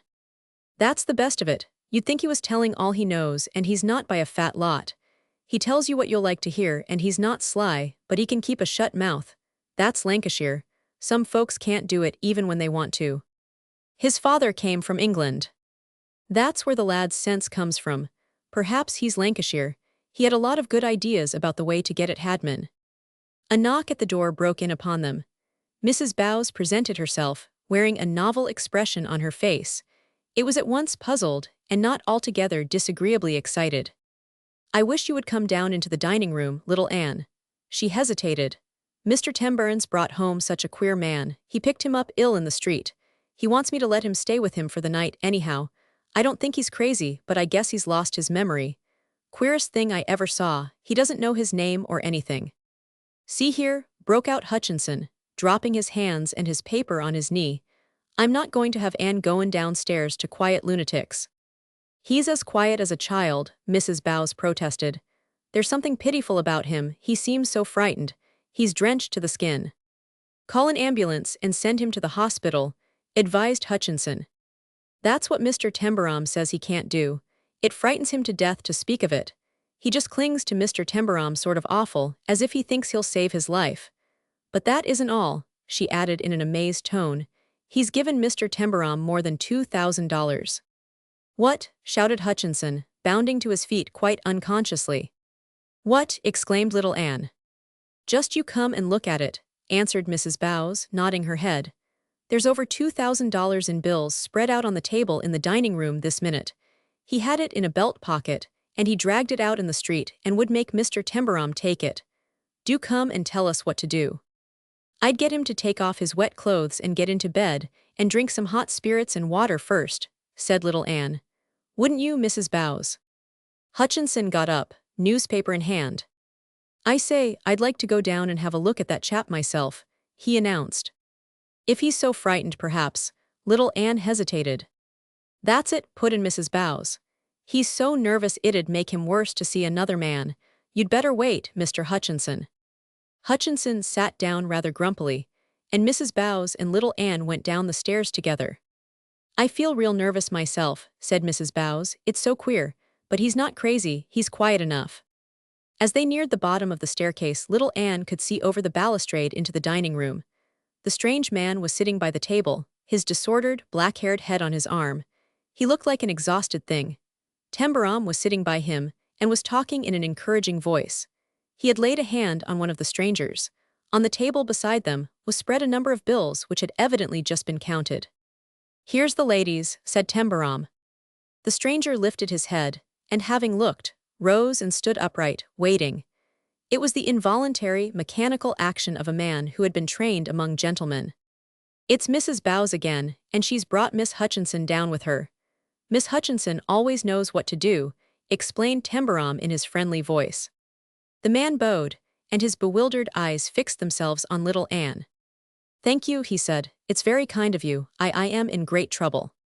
Little Anne went to him, and smiled her motherly smile at him. You're very wet, she said. You'll take a bad cold if you're not careful. Mrs. Bowes thinks you ought to go right to bed and have something hot to drink. It seems a long time since I was in bed, he answered her. I'm very tired, thank you. He drew a weary, sighing breath, but he didn't move his eyes from the girl's face. Perhaps the cessation of action in certain cells of his brain had increased action in others. He looked as though he were seeing something in little Anne's face which might not have revealed itself so clearly to the more normal gaze. He moved slightly nearer to her. He was a tall man and had to look down at her. "What is your name?" he asked anxiously. "Names trouble me." It was Anne who drew a little nearer to him now. She had to look up, and the soft, absorbed kindness in her eyes might, Tembarom thought, have soothed a raging lion. It was so intent on its purpose. "My name is Anne Hutchinson, but never you mind about it now," she said. "I'll tell it to you again. Let Mr. Tembarom take you upstairs to bed. You'll be better in the morning." And because his hollow eyes rested on her so fixedly, she put her hand on his wet sleeve. "You're wet through," she said. "That won't do." He looked down at her hand, and then at her face again. "Help me," he pleaded. "Just help me. I don't know what's happened. Have I gone mad?" "No," she answered. "Not a bit. It'll all come right after a while, you'll see." "Will it, will it?" he begged, and then suddenly his eyes were full of tears. It was a strange thing to see him in his bewildered misery try to pull himself together and bite his shaking lips as though he vaguely remembered that he was a man. "I beg pardon," he faltered. "I suppose I'm ill." "I don't know where to put him," Mrs. Bowes was saying half aside. "I've not got a room empty." "Put him in my bed and give me a shakedown on the floor," said Tembarom. "That'll be all right. He doesn't want me to leave him anyhow." He turned to the money on the table. "Say," he said to his guest, "there's $2,500 here. We've counted it to make sure. That's quite some money, and it's yours." The stranger looked disturbed and made a nervous gesture. Don't," he broke in. "Keep it. Someone took the rest. This was hidden. It will pay." "You see he isn't real, out of his mind," Mrs. Bowes murmured feelingly. "No, not real out of it," said Tembarom. "Say," as an inspiration occurred to him, "I guess maybe Miss Hutchinson will keep it. Will you, little Anne? You can give it to him when he wants it." "It's a good bit of money," said little Anne soberly. "But I can put it in a bank and pay Mrs. Bowes his board every week." "Yes, I'll take it. Now he must go to bed. It's a comfortable little room," she said to the stranger, "and Mrs. Bowes will make you a hot milk punch. That'll be nourishing." "Thank you," murmured the man, still keeping his yearning eyes on her. "Thank you." So he was taken up to the fourth floor and put into Tembarom's bed. The hot milk punch seemed to take the chill out of him, and when, by lying on his pillow and gazing at the shakedown on the floor as long as he could keep his eyes open, he had convinced himself that Tembarom was going to stay with him, he fell asleep. Little Anne went back to her father carrying a roll of bills in her hands. It was a roll of such size that Hutchinson started up in his chair and stared at the sight of it. "Is that the money?" he exclaimed. "What are you going to do with it? What have you found out, lass?" "Yes, this is it," she answered. "Mr. Tembarom asked me to take care of it. I'm going to put it in the bank, but we haven't found out anything." Chapter 6.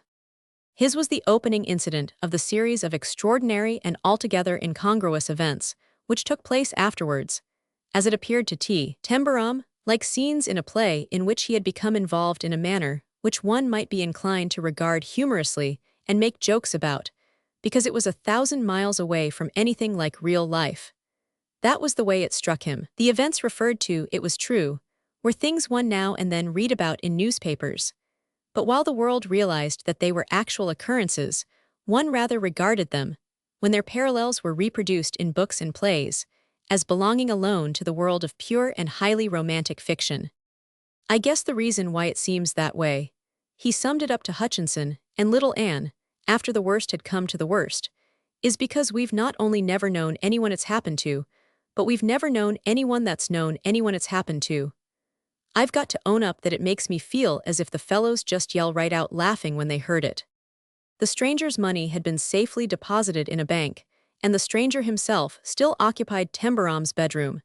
He slept a great deal and was very quiet. With great difficulty, little Anne had persuaded him to let a doctor see him, and the doctor had been much interested in his case. He had expected to find some signs of his having received accidentally or otherwise a blow upon the head, but on examination, he found no scar or wound. The condition he was in was frequently the result of concussion of the brain, sometimes of prolonged nervous strain or harrowing mental shock. Such cases occurred not infrequently. Quiet and entire freedom from excitement would do more for such a condition than anything else. If he was afraid of strangers, by all means keep them from him. Tembarom had been quite right in letting him think he would help him to remember, and that somehow he would in the end reach the place he had evidently set out to go to. Nothing must be allowed to excite him. It was well he had had money on his person, and that he had fallen into friendly hands. A city hospital would not have been likely to help him greatly. The restraint of its necessary discipline might have alarmed him.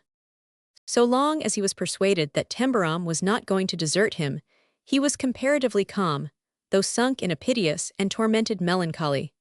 His worst hours were when he sat alone in the hall bedroom, with his face buried in his hands. He would so sit without moving or speaking, and little Anne discovered that at these times he was trying to remember. Sometimes he would suddenly rise and walk about the little room, muttering with woe in his eyes. Anne, who saw how hard this was for him, found also that to attempt to check or distract him was even worse. When sitting in her father's room, which was on the other side of the wall, she heard his fretted, hurried pacing feet. Her face lost its dimpled cheerfulness. She wondered if her mother would not have discovered some way of clearing the black cloud distracting his brain. Nothing would induce him to go down to the boarder's dining room for his meals, and the sight of a servant alarmed him, so that it was Anne who took him the scant food he would eat. As the time of her return to England with her father drew near, she wondered what Mr. Tembarom would do without her services. It was she who suggested that they must have a name for him, and the name of a part of Manchester had provided one. There was a place called Strangeways, and one night when, in talking to her father, she referred to it in Tembarom's presence, he suddenly seized upon it. Strangeways, he said. That make a good enough name for him. Let's call him Mr. Strangeways. I don't like the way the fellows have of calling him the freak. So the name had been adopted, and soon became an established fact. The way I feel about him, Tembarom said, is that the fellow's not a bit of a joke. What I see is that he's up against about the toughest proposition I've ever known. Gee, that fellow's not crazy, he's worse. If he was out-and-out dippy and didn't know it, he'd be all right.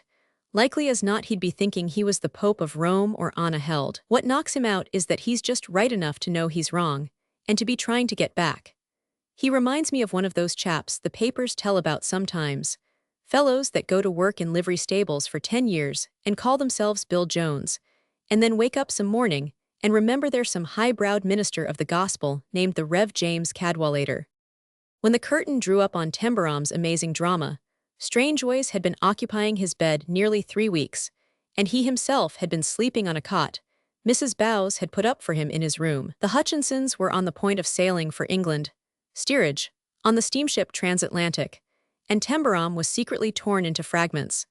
Though he had done well with the page, and he was daring to believe that at the end of the month Galton would tell him he had made good, and the work would continue indefinitely. If that happened, he would be raised to 25 per, and would be a man of means. If the Hodgsons had not been going away, he would have been floating in clouds of rose color. If he could persuade little Anne to take him in hand when she'd had time to try him out. Even Hodgson could not utterly flout a fellow who was making his steady 25 per on a big paper, and was on such terms with his boss that he might get other chances. Gee, but he was a fellow that luck just seemed to chase anyhow. Look at the other chaps, lots of 'em, who knew twice as much as he did, and had lived in decent homes and gone to school, and done their darned best too, and then hadn't been able to get there. It didn't seem fair somehow that he should run into such pure luck. The day arrived when Galton was to give his decision. Tembarom was going to hand in his page, and while he was naturally a trifle nervous, his nervousness would have been a hopeful and not unpleasant thing, but that the transatlantic sailed in 2 days, and in the Hodgsons' rooms little Anne was packing her small trunk and her father's bigger one, which held more models and drawings than clothing. Hodgson was redder in the face than usual, and indignant condemnation of America and American millionaires possessed his soul. Everybody was rather depressed. One boarder after another had wakened to a realization that, with the passing of little Anne, Mrs. Bowes's establishment, even with the parlor, the cozy corner, and the second-hand pianola to support it, would be a deserted-seeming thing. Mrs. Bowes felt the tone of low spirits about the table, and even had a horrible secret fear that certain of her best boarders might decide to go elsewhere, merely to change surroundings from which they missed something. Her eyes were a little red, and she made great efforts to keep things going. "I can only keep the place up when I've no empty rooms," she had said to Mrs. Peck, "but I'd have boarded her free if her father would have let her stay. But he wouldn't, and anyway, she'd no more let him go off alone than she'd jump off Brooklyn Bridge." It had been arranged that partly as a farewell banquet, and partly to celebrate Galton's decision about the page, there was to be an oyster stew that night in Mr. Hutchinson's room, which was distinguished as a bed-sitting room. Tembarom had diplomatically suggested it to Mr. Hutchinson. It was to be Tembarom's oyster supper, and somehow he managed to convey that it was only a proper and modest tribute to Mr. Hutchinson himself. First-class oyster stew and pale ale were not so bad when properly suggested, therefore Mr. Hutchinson consented. Jim Bowles and Julius Steinberger were to come in to share the feast, and Mrs. Bowes had promised to prepare. It was not an inspiring day for little Anne. New York had seemed a bewildering and far too noisy place for her when she had come to it directly from her grandmother's cottage in the English village, where she had spent her last 3 months before leaving England. The dark rooms of the 5-storied boarding house had seemed gloomy enough to her, and she had found it much more difficult to adjust herself to her surroundings than she could have been induced to admit to her father. At first his temper and the open contempt for American habits and institutions which he called speaking his mind had given her a great deal of careful steering through shoals to do. At the outset the boarders had resented him, and sometimes had snapped back their own views of England and courts. Violent and disparaging argument had occasionally been imminent, and Mrs. Bowes had worn an ominous look. Their rooms had in fact been wanted before their first week had come to an end, and little Anne herself scarcely knew how she had tided over that situation. But tide it over she did, and by supernatural effort and watchfulness she contrived to soothe Mrs. Bowes until she had been in the house long enough to make friends with people and aid her father to realize that, if they went elsewhere, they might find only the same class of boarders, and there would be the cost of moving to consider. She had beguiled an armchair from Mrs. Bowes and had recovered it herself with a remnant of crimson stuff secured from a miscellaneous heap at a marked-down sale at a department store. She had arranged his books and papers adroitly, and had kept them in their places, so that he never felt himself obliged to search for any one of them. With many little contrivances, she had given his bed-sitting room a look of comfort and established homeliness, and he had even begun to like it. "That just like thaw Mother Anne," he had said. "She'd make a railway station look as if it had been lived in." Then Tembarom had appeared, heralded by Mrs. Bowes and the G-Destroyer, and the first time their eyes had met across the table she had liked him. The liking had increased. There was that in his boyish cheer and his not too well-fed-looking face which called forth maternal interest. As she gradually learned what his life had been, she felt a thrilled anxiety to hear day by day how he was getting on. She listened for details, and felt it necessary to gather herself together in the face of a slight depression when hopes of Galton were less high than usual. His mending was mysteriously done, and in time he knew with amazed gratitude that he was being looked after. His first thanks were so awkward, but so full of appreciation of unaccustomed luxury, that they almost brought tears to her eyes, since they so clearly illuminated the entire novelty of any attention whatever. "I just don't know what to say," he said, shuffling from one foot to another, though his nice grin was at its best. "I've never had a woman do anything for me since I was 10. I guess women do lots of things for most fellows, but then they're mothers and sisters and aunts. I appreciate it like thunder. I feel as if I was Rockefeller, Miss Anne." In a short time she had become little Anne to him, as to the rest, and they began to know each other very well. Jim Bowles and Julius Steinberger had not been able to restrain themselves at first from making slangy, yearning love to her, but Tembarom had been different. He had kept himself well in hand.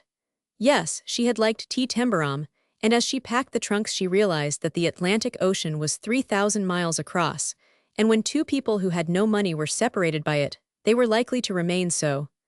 Rich people could travel, poor people couldn't. You just stayed where things took you, and you mustn't be silly enough to expect things to happen in your class of life, things like seeing people again.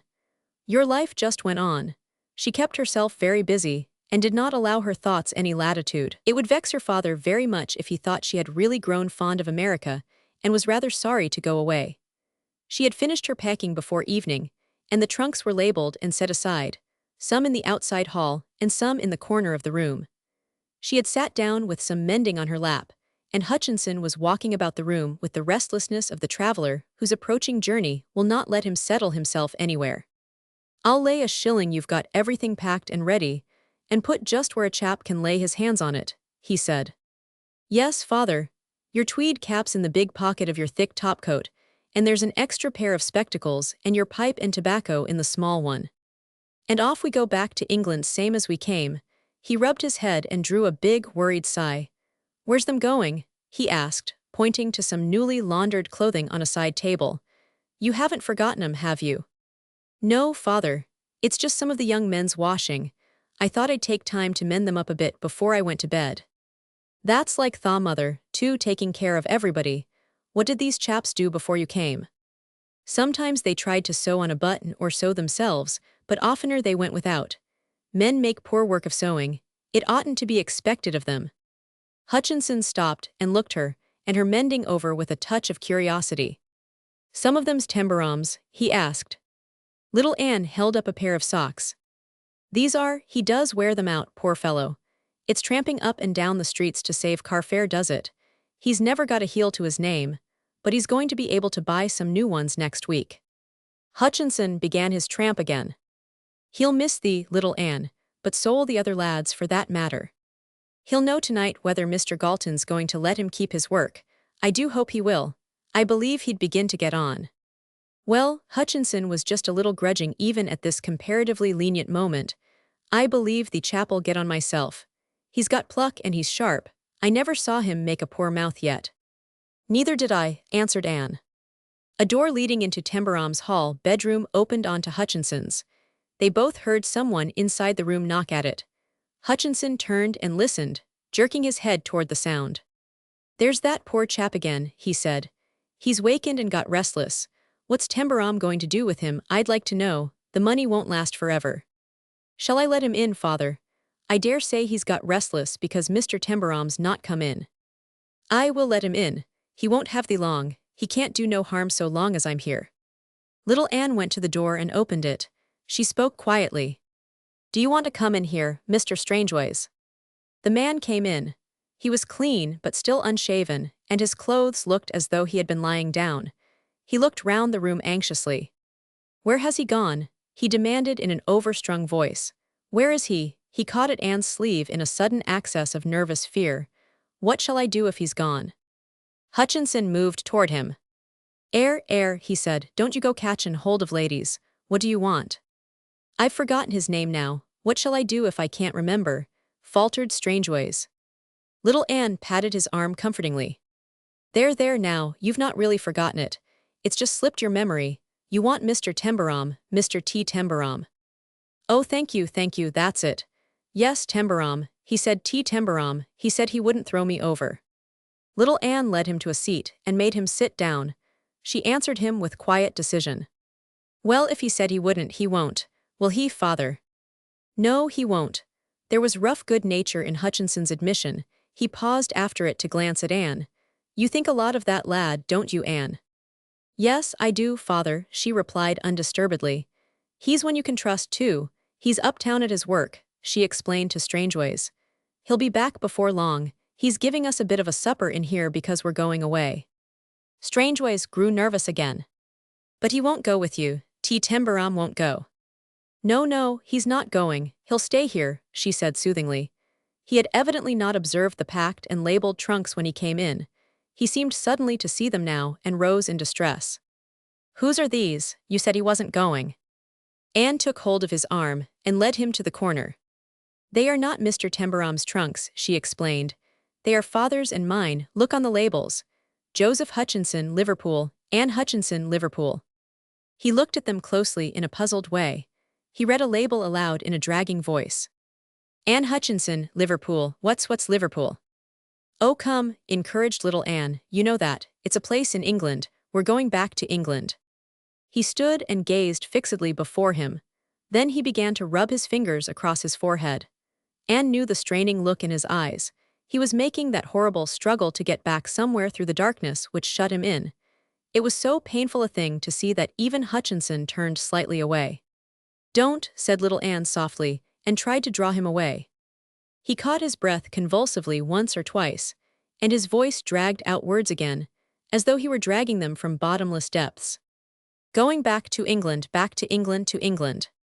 He dropped into a chair nearby, his arms thrown over its back, and broke, as his face fell upon them, into heavy, deadly sobbing, the kind of sobbing Tembarom had found it impossible to stand up against.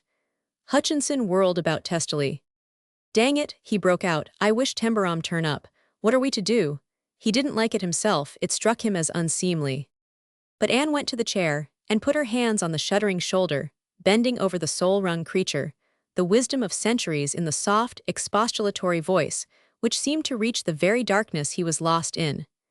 It was a wisdom of which she was wholly unaware, but it had been born with her, and was the building of her being. "Shh," she said.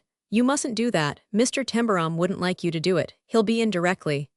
"Sh now," and simple as the words were, their soothing reached him, the wildness of his sobs grew less. "See here," Hodgson protested, "this won't do, my man, I won't have it, Anne. I'm upset myself, what with this going back and everything. I can't have a chap coming and crying like that there. It upsets me worse than ever. And you hangin' over him, it won't do." Strangeways lifted his head from his arms and looked at him. I mean what I say," Hodgson added fretfully. Strangeways got up from the chair. When he was not bowed or slouching, it was to be seen that he was a tall man with square shoulders.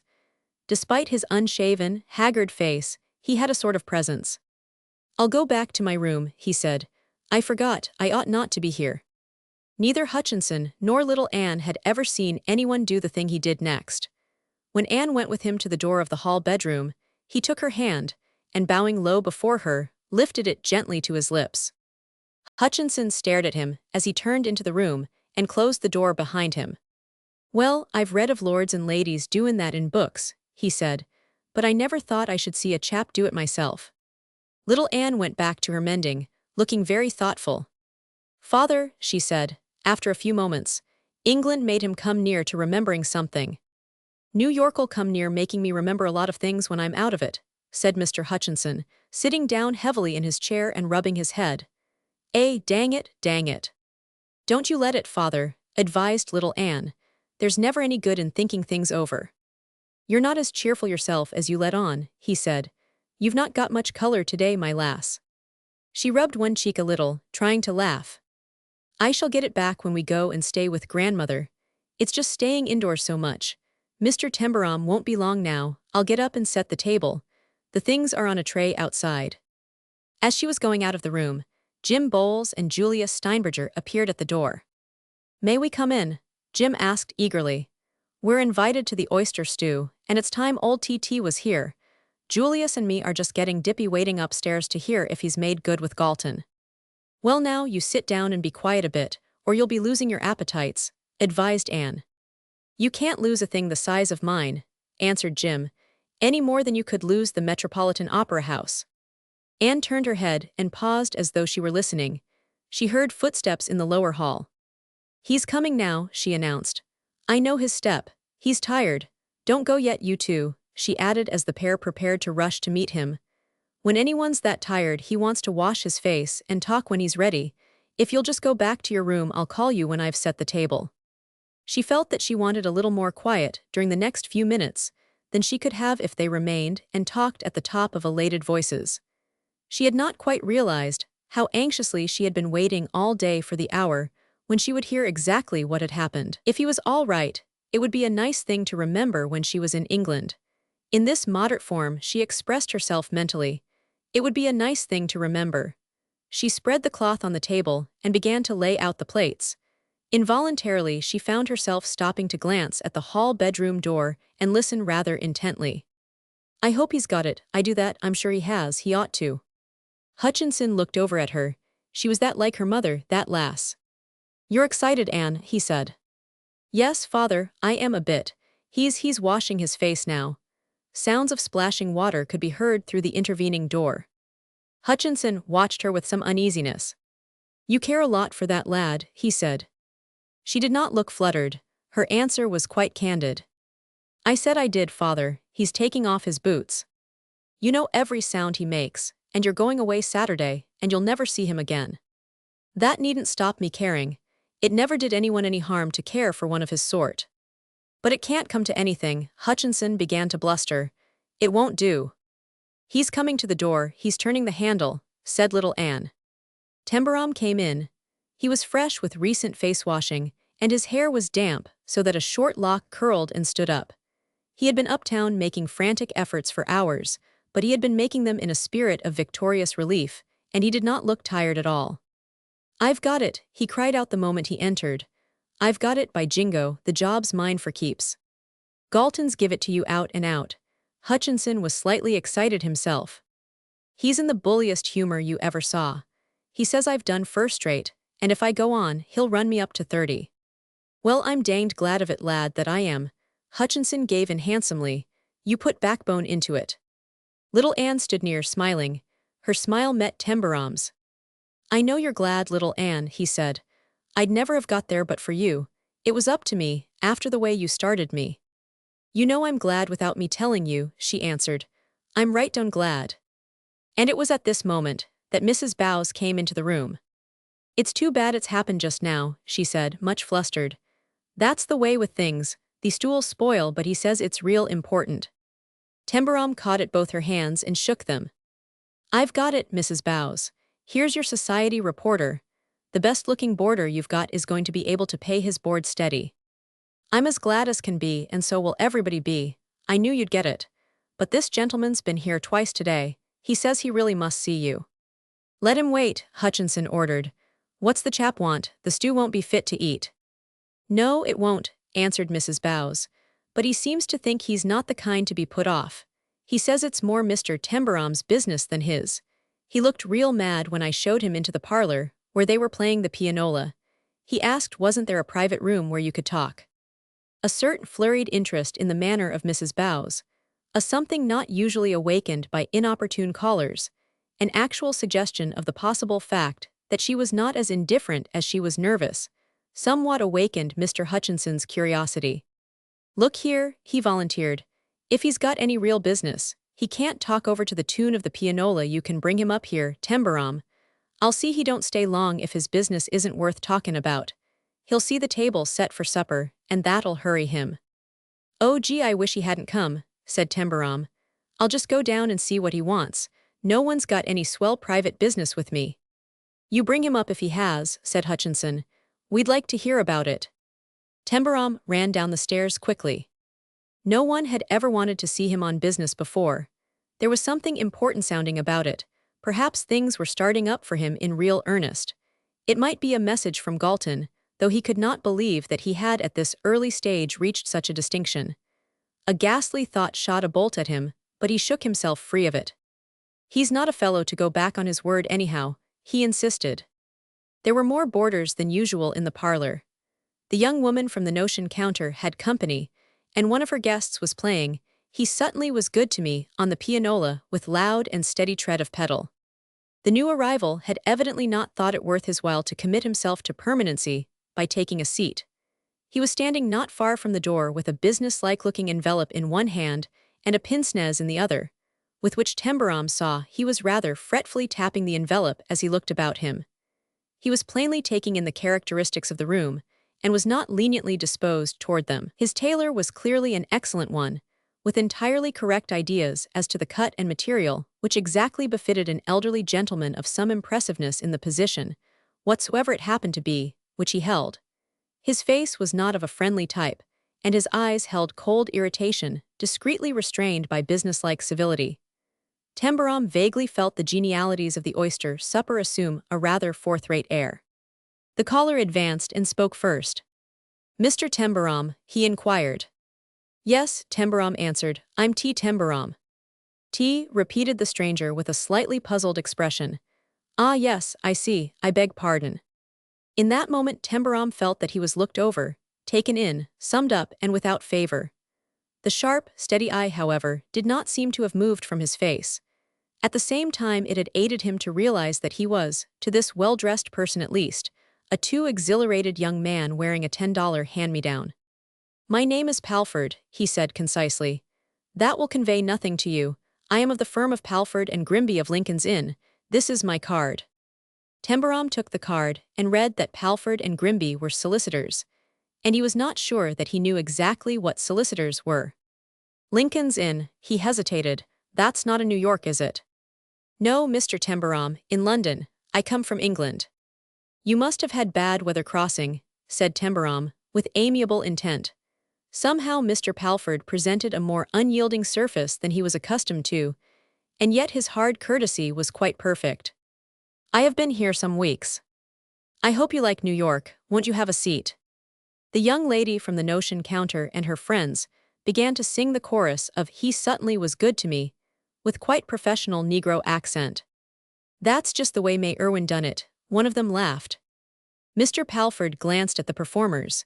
He did not say whether he liked New York or not. I asked your landlady if we could not see each other in a private room, he said. It would not be possible to talk quietly here. We shouldn't have much of a show, answered Tembarom, inwardly wishing he knew what was going to happen. But there are no private rooms in the house. We can be quieter than this, though, if we go upstairs to Mr. Hutchinson's room. He said I could bring you. That would be much better, replied Mr. Palford. Tembarom led him out of the room, up the first steep and narrow flight of stairs, along the narrow hall to the second, up that, down another hall to the third, up the third and on to the fourth. As he led the way he realized again that the worn carpets, the steep narrowness and the pieces of paper unfortunately stripped off the wall at intervals, were being rather counted against him. This man had probably never been in a place like this before in his life, and he didn't take to it. At the Hutchinsons' door he stopped and explained. We were going to have an oyster stew here because the Hutchinsons are going away, but Mr. Hutchinson said we could come up. Very kind of Mr. Hutchinson, I'm sure. Despite his stiffly collected bearing, Mr. Palford looked perhaps slightly nervous when he was handed into the bed-sitting room, and found himself confronting Hutchinson and little Anne, and the table set for the oyster stew. It is true that he had never been in such a place in his life, that for many reasons he was appalled, and that he was beset by a fear that he might be grotesquely compelled by existing circumstances to accept these people's invitation, if they insisted upon his sitting down with them and sharing their oyster stew. One could not calculate on what would happen among these unknown quantities. It might be their idea of boarding-house politeness. And how could one offend them? God forbid that the situation should intensify itself in such an absurdly trying manner. What a bounder the unfortunate young man was. His own experience had not been such as to assist him to any realistic enlightenment regarding him, even when he had seen the society page and had learned that he had charge of it. Let me make you acquainted with Mr. and Miss Hutchinson, Tembarom introduced. This is Mr. Palford, Mr. Hutchinson. Hutchinson, half hidden behind his newspaper, jerked his head and grunted. Glad to see you, sir. Mr. Palford bowed and took the chair Tembarom presented. I am much obliged to you, Mr. Hutchinson, for allowing me to come to your room. I have business to discuss with Mr. Tembarom, and the pianola was being played downstairs, rather loudly. They do it every night, dang 'em. Right under my bed, growled Hutchinson. You're an Englishman, aren't you? Yes.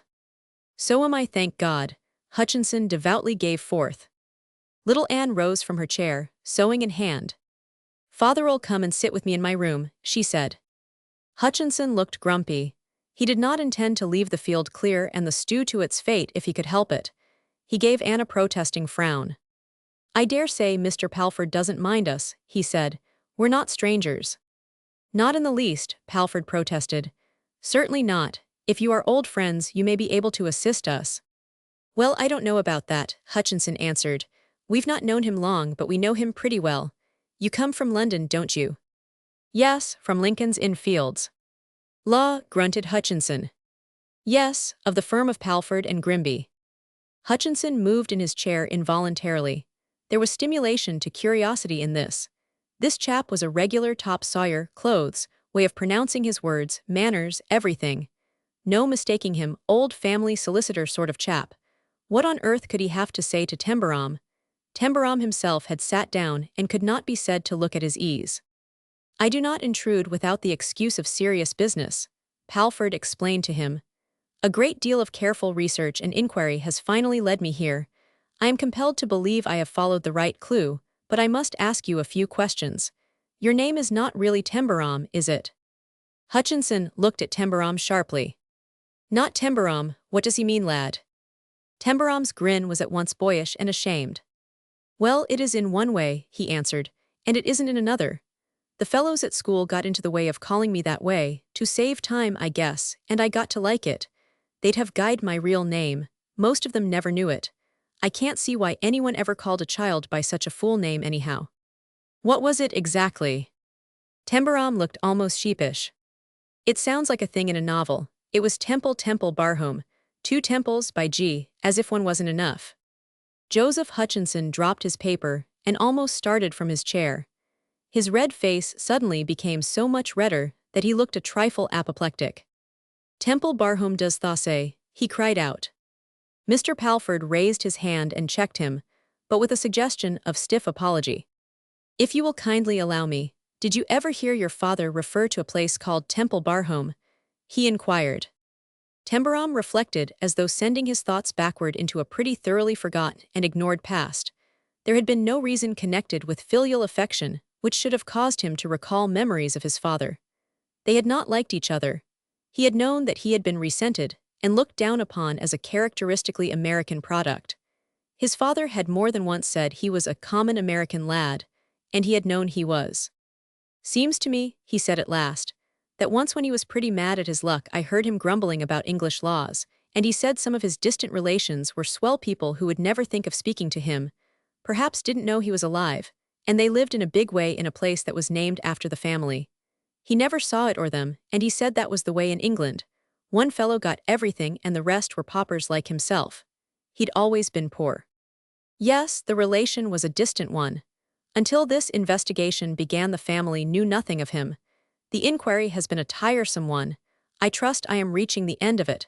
We have given nearly 2 years to following this clue. What for? Burst forth Tembarom, sitting upright. Because it was necessary to find either George Temple Barhome or his son, if he had one. I'm his son, all right, but he died when I was 8 years old, Tembarom volunteered. I don't remember much about him. You remember that he was not an American. He was English, hated it, but he wasn't fond of America. Have you any papers belonging to him? Tembarom hesitated again. There's a few old letters, and one of those glass photographs in a case.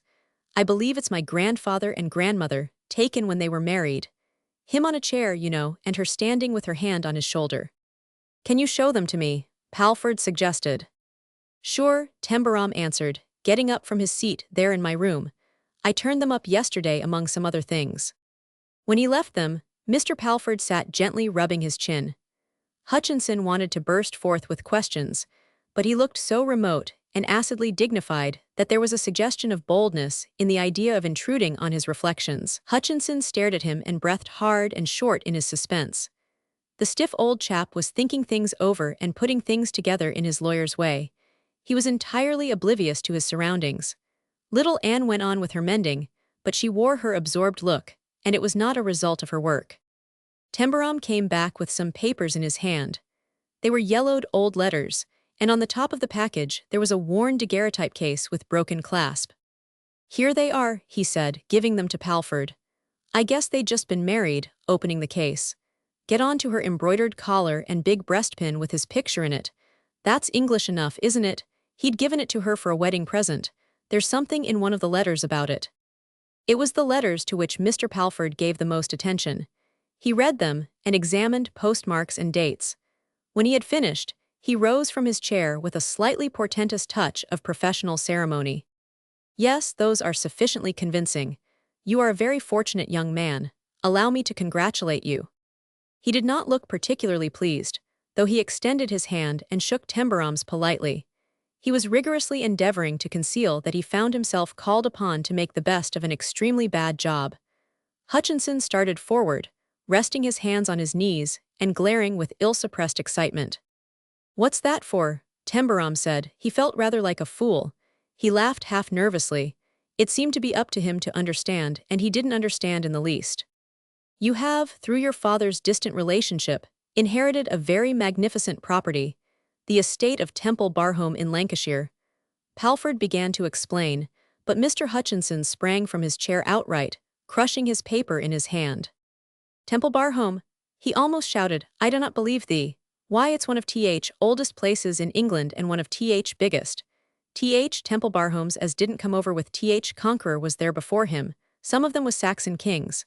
And him, pointing a stumpy red finger disparagingly at Tembarom, aghast and incredulous. That New York lad that sold newspapers in the streets, you say he's come into it. Precisely. Mr. Palford spoke with some crispness of diction.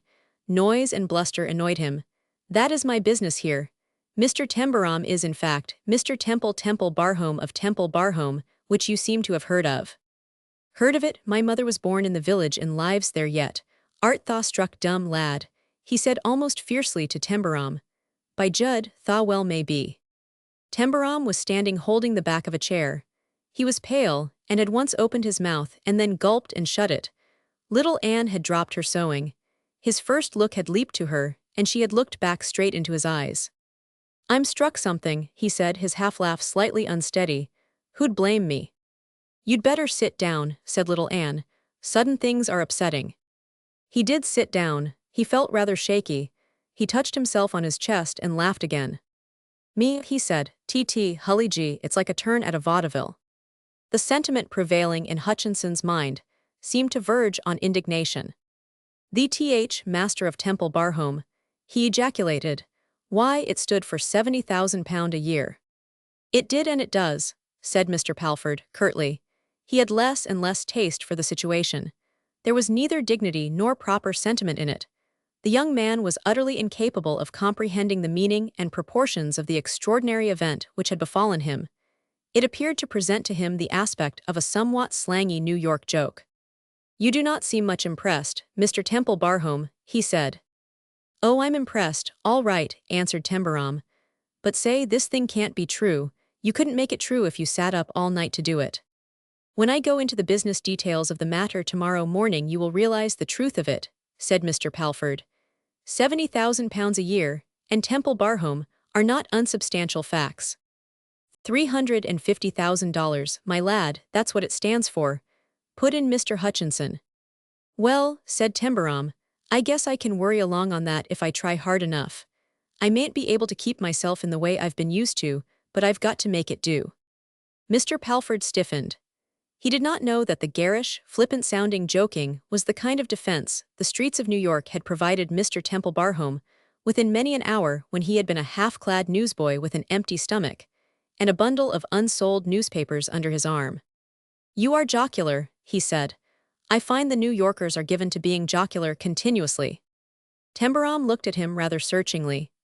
Palford wouldn't have found it possible to believe that the young man knew all about his distaste and its near approach to disgust, that he knew quite well what he thought of his $10 suit, his ex-newsboy's diction, and his entire incongruousness as a factor in any circumstances connected with dignity and splendor. He would certainly not have credited the fact that though he had not the remotest idea what sort of a place Temple Barhome was, and what sort of men its long line of possessors had been, he had gained a curious knowledge of their significance through the mental attitude of their legal representative, when he for a moment failed to conceal his sense of actual revolt. It seems sort of like a joke till you get on to it, he said, but I guess it ain't such a merry jest as it seems.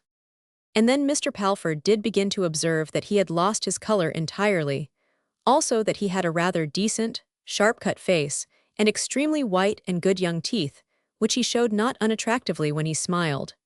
And he smiled frequently, but he was not smiling now. Chapter 7.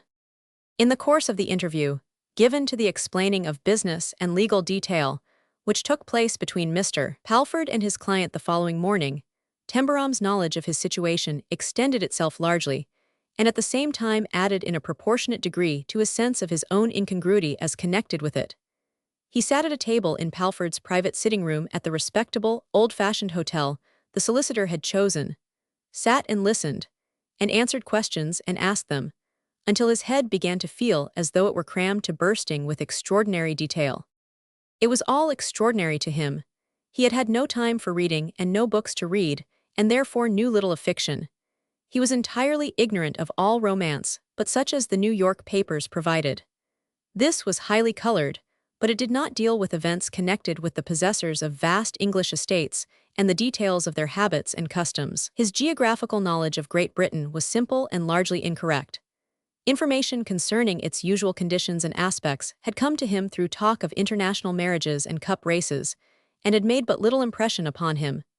He liked New York, its noise, its streets, its glare, its Sunday newspapers, with their ever-increasing number of sheets, and pictures of everything on earth which could be photographed. His choice, when he could allow himself a 50-cent seat at the theater, naturally ran to productions which were farcical or cheerfully musical. He had never reached serious drama, perhaps because he had never had money enough to pay for entrance to anything like half of the shows the other fellows recommended. He was totally unprepared for the facing of any kind of drama as connected with himself. The worst of it was that it struck him as being of the nature of farce when regarded from the normal New York point of view. If he had somehow had the luck to come into the possession of money in ways which were familiar to him, to strike it rich in the way of a big job or deal, he would have been better able to adjust himself to circumstances. He might not have known how to spend his money, but he would have spent it in New York on New York joys. There would have been no foreign remoteness about the thing, howsoever fantastically unexpected such fortune might have been. At any rate, in New York, he would have known the names of places and things. Through a large part of his interview with Palford, his elbow rested on the table, and he held his chin with his hand and rubbed it thoughtfully. The last Tembarom had been an eccentric and uncompanionable person. He had lived alone and had not married. He had cherished a prejudice against the man who would have succeeded him as next of kin if he had not died young. People had been of the opinion that he had disliked him merely because he did not wish to be reminded that someone else must some day inevitably stand in his shoes and own the possessions of which he himself was arrogantly fond. There were always more female Tembaroms than male ones, and the families were small. The relative who had emigrated to Brooklyn had been a comparatively unknown person. His only intercourse with the head of the house had been confined to a begging letter, written from America when his circumstances were at their worst. It was an ill-mannered and ill-expressed letter, which had been considered presuming, and had been answered chillingly with a mere £5 note, clearly explained as a final charity. This begging letter, which bitterly contrasted the writer's poverty with his indifferent relative's luxuries, had, by a curious trick of chance which preserved it, quite extraordinarily turned up during an examination of apparently unimportant, forgotten papers, and had furnished a clue in the search for next of kin. The writer had greatly annoyed old Mr. Tembarom by telling him that he had called his son by his name, not that there was ever likely to be anything in it for him. But a waif of the New York streets who was known as Tem or Tembarom was not a link easily attached to any chain, and the search had been long and rather hopeless. It had, however, at last reached Mrs. Bowes's boarding house, and before Mr. Palford sat Mr. Tembarom, a cheap young man in cheap clothes, and speaking New York slang with a nasal accent. Mr. Palford, feeling him appalling and absolutely without the pale, was still aware that he stood in the position of an important client of the firm of Palford and Grimby. There was a section of the offices at Lincoln's devoted to documents representing a lifetime of attention to the affairs of the Tembarom estates. It was greatly to be hoped that the crass ignorance and commonness of this young outsider would not cause impossible complications. He knows nothing, he knows nothing. Palford found himself forced to exclaim mentally not once, but 100 times in the course of their talk. This revealed itself as the interview proceeded, just one slight palliation of his impossible benightedness. He was not the kind of young man who, knowing nothing, huffily protects himself by pretending to know everything. He was of an unreserve concerning his ignorance which his solicitor felt sometimes almost struck one in the face. Now and then it quite made one jump. He was singularly free from any vestige of personal vanity. He was also singularly unready to take offense. The head of the firm of Palford and Grimby, who was not accustomed to lightness of manner, and inclined to the view that a person who made a joke took rather a liberty with him, his tendency to be jocular, even about himself and the estate of Tembarom, was irritating and somewhat disrespectful. Mr. Palford did not easily comprehend jokes of any sort, especially was he annoyed by cryptic phraseology and mammoth exaggeration. For instance, he could not in the least compass Mr. Tembabrom's meaning when he casually remarked that something or other was all to the merry. Or again, quite as though he believed that he was using reasonable English figures of speech, the old fellow thought he was the only pebble on the beach. In using the latter expression he had been referring to the late Mr. Tembarom, but what on earth was his connection with the seashore and pebbles? When confronted with these baffling absurdities, Mr. Palford either said, "I beg pardon," or stiffened and remained silent. When Tembarom learned that he was the head of one of the oldest families in England, no aspect of the desirable dignity of his position reached him in the least. "Well," he remarked, "there's quite a lot of us can go back to Adam and Eve."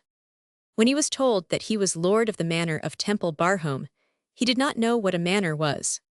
"What's a manor and what happens if you're lord of it?" he asked. He had not heard of William the Conqueror, and did not appear moved to admiration of him, though he owned that he seemed to have put it over. "Why didn't he make a republic of it while he was about it?" he said, "but I guess that wasn't his kind. He didn't do all that fighting for his health." His interest was not alone totally dissevered from the events of past centuries, it was as dissevered from those of mere past years.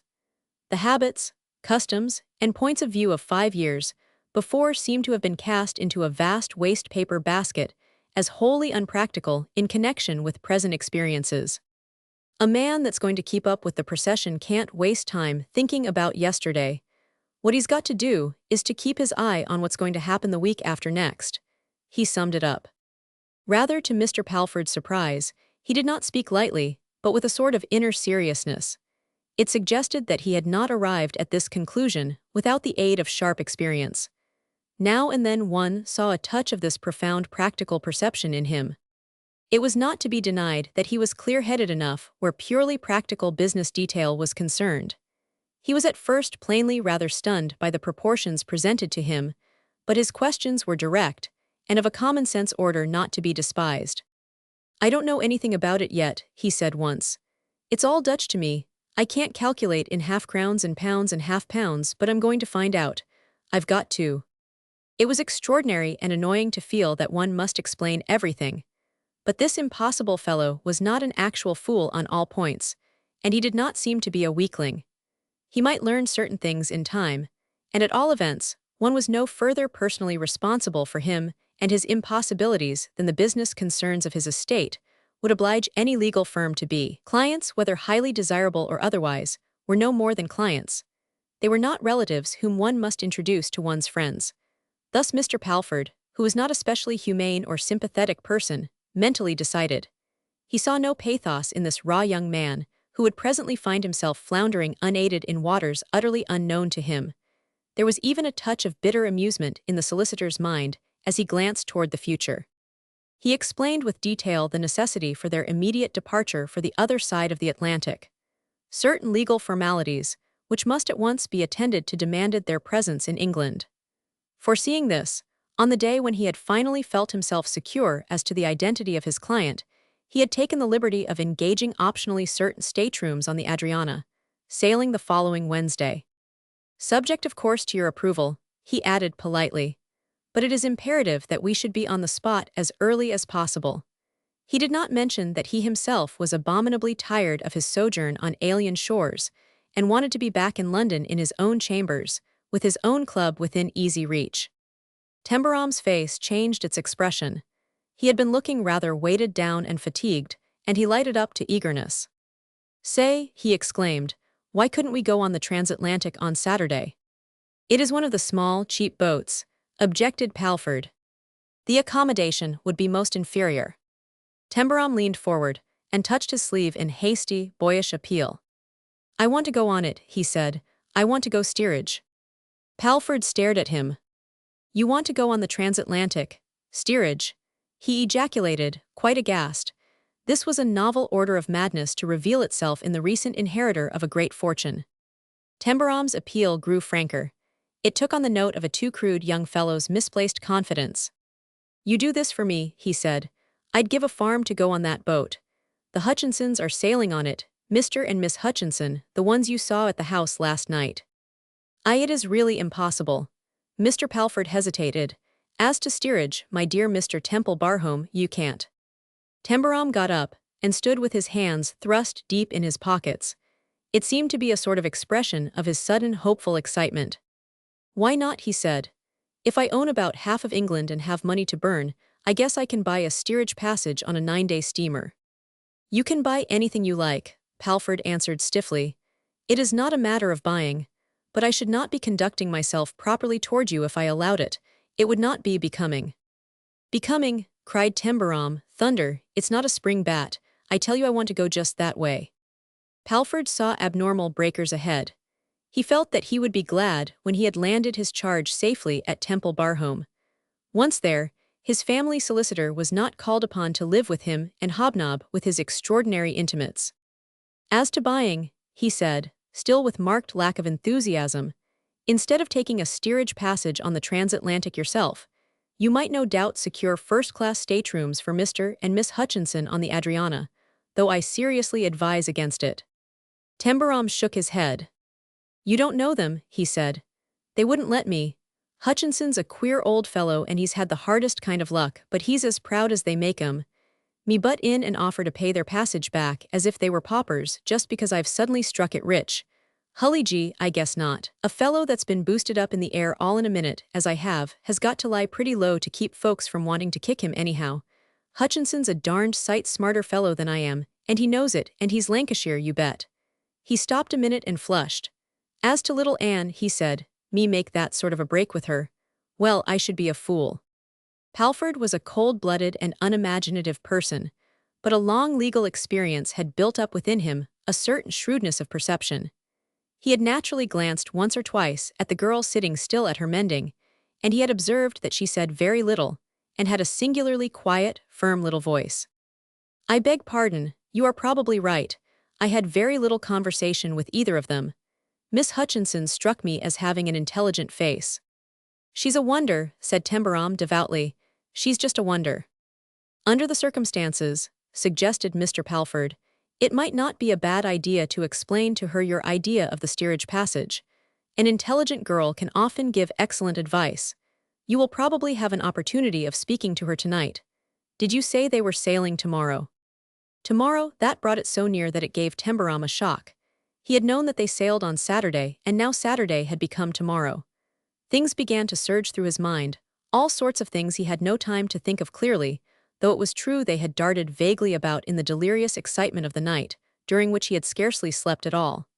His face changed again, and the appeal died out of it.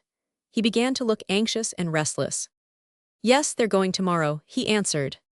You see, argued Mr. Palford with conviction, how impossible it would be for us to make any arrangements in so few hours. You will excuse my saying, he added punctiliously, that I could not make the voyage in the steerage. Tembarom laughed. He thought he saw him doing it. That's so, he said. Then, with renewed hope, he added, say, I'm going to try and get them to wait till Wednesday. I do not think, Mr. Palford began, and then felt it wiser to leave things as they were. But I'm not qualified to give an opinion. I do not know Miss Hutchinson at all. But the statement was by no means frank. He had a private conviction that he did know her to a certain degree, and he did. Chapter 8. There was a slight awkwardness even to Tembarom in entering the dining room that evening. He had not seen his fellow boarders, as his restless night had made him sleep later than usual. But Mrs. Bowes had told him of the excitement he had caused. They just couldn't eat, she said. They could do nothing but talk and ask questions, and I had waffles too, and they got stone cold. The babel of friendly outcry which broke out on his entry was made up of jokes, ejaculations, questions, and congratulatory outbursts from all sides.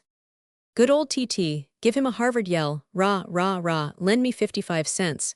Where's your tiara, darned glad of it, make us a speech. Say people, said Tembarom, don't you get me rattled or I can't tell you anything. I'm rattled enough already. Well, is it true, called out Mr. Stryper. No, Tembarom answered back, sitting down.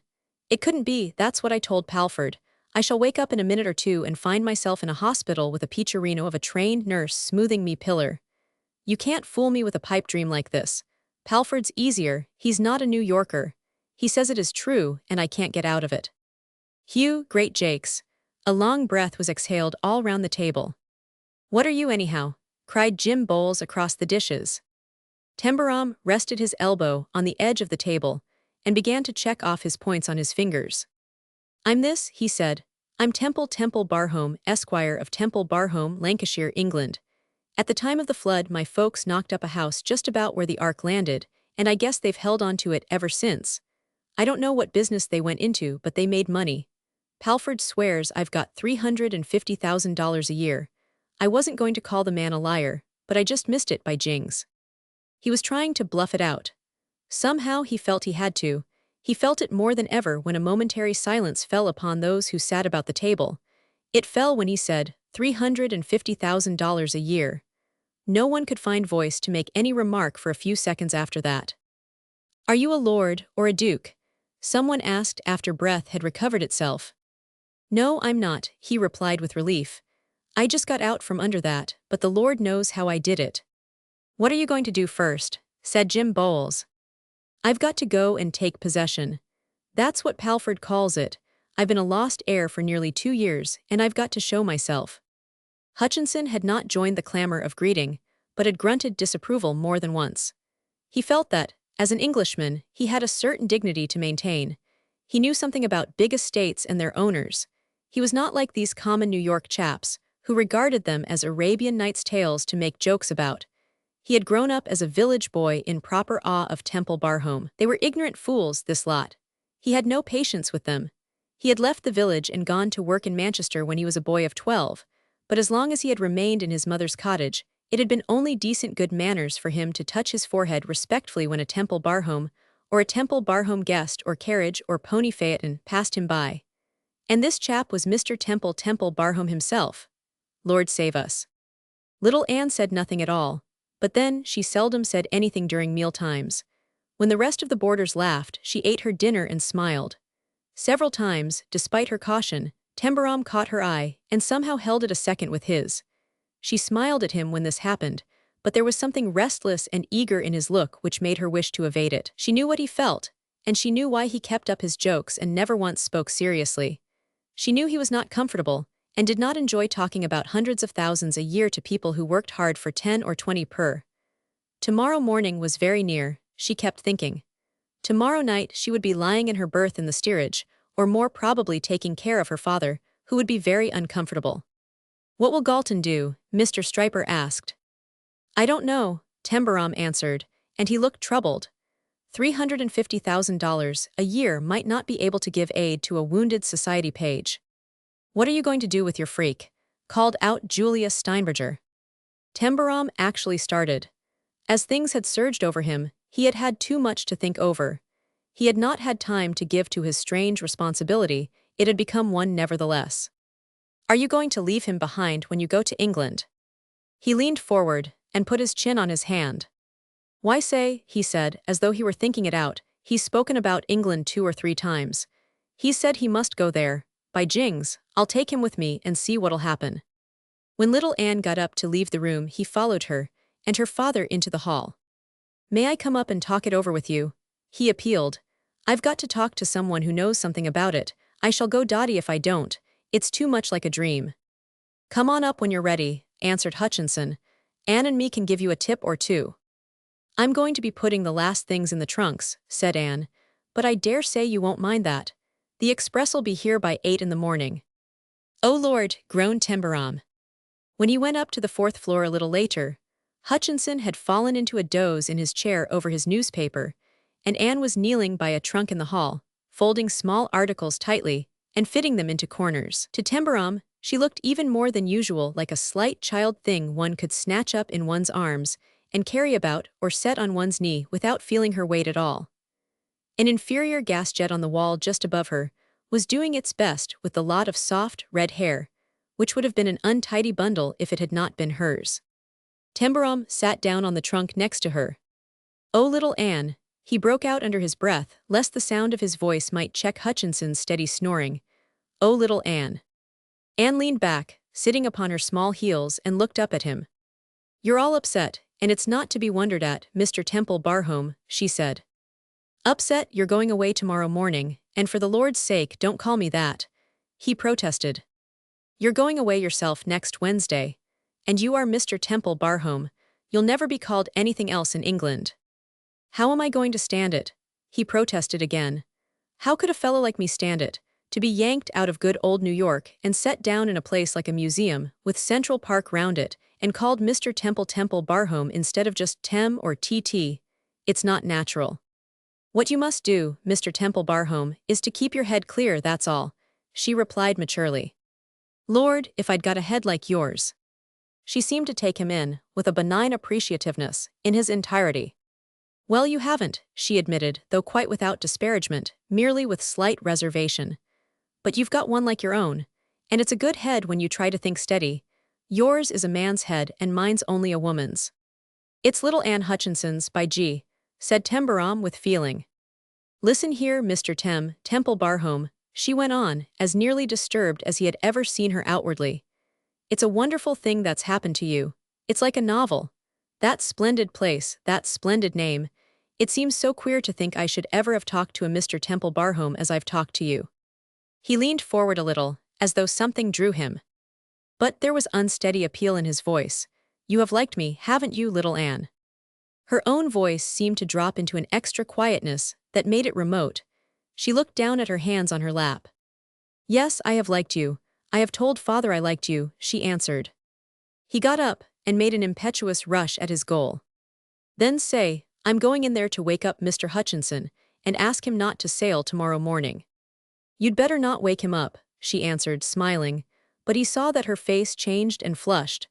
It's not a good time to ask father anything when he's just been waked up, and we have to go, the express is coming at 8. Send it away again, tell him you're not going, tell him any old thing. Little Anne, what's the matter with you? Something's the matter, have I made a break? He had felt the remoteness in her even before he had heard it in her dropped voice. It had been vaguely there, even when he sat down on the trunk. Actually, there was a touch of reserve about her, as though she was keeping her little place with the self-respecting propriety of a girl, speaking to a man not of her own world. I dare say I've done some fool thing without knowing it. I don't know where I'm at anyhow, he said woefully. Don't look at me like that, Mr. Temple Barhome, she said, as if I was unkind. I'm not. But you're different, he implored. I saw it the minute I came up. I ran upstairs just crazy to talk to you. Yes, crazy to talk to you, and you were different. Why are you if you're not mad?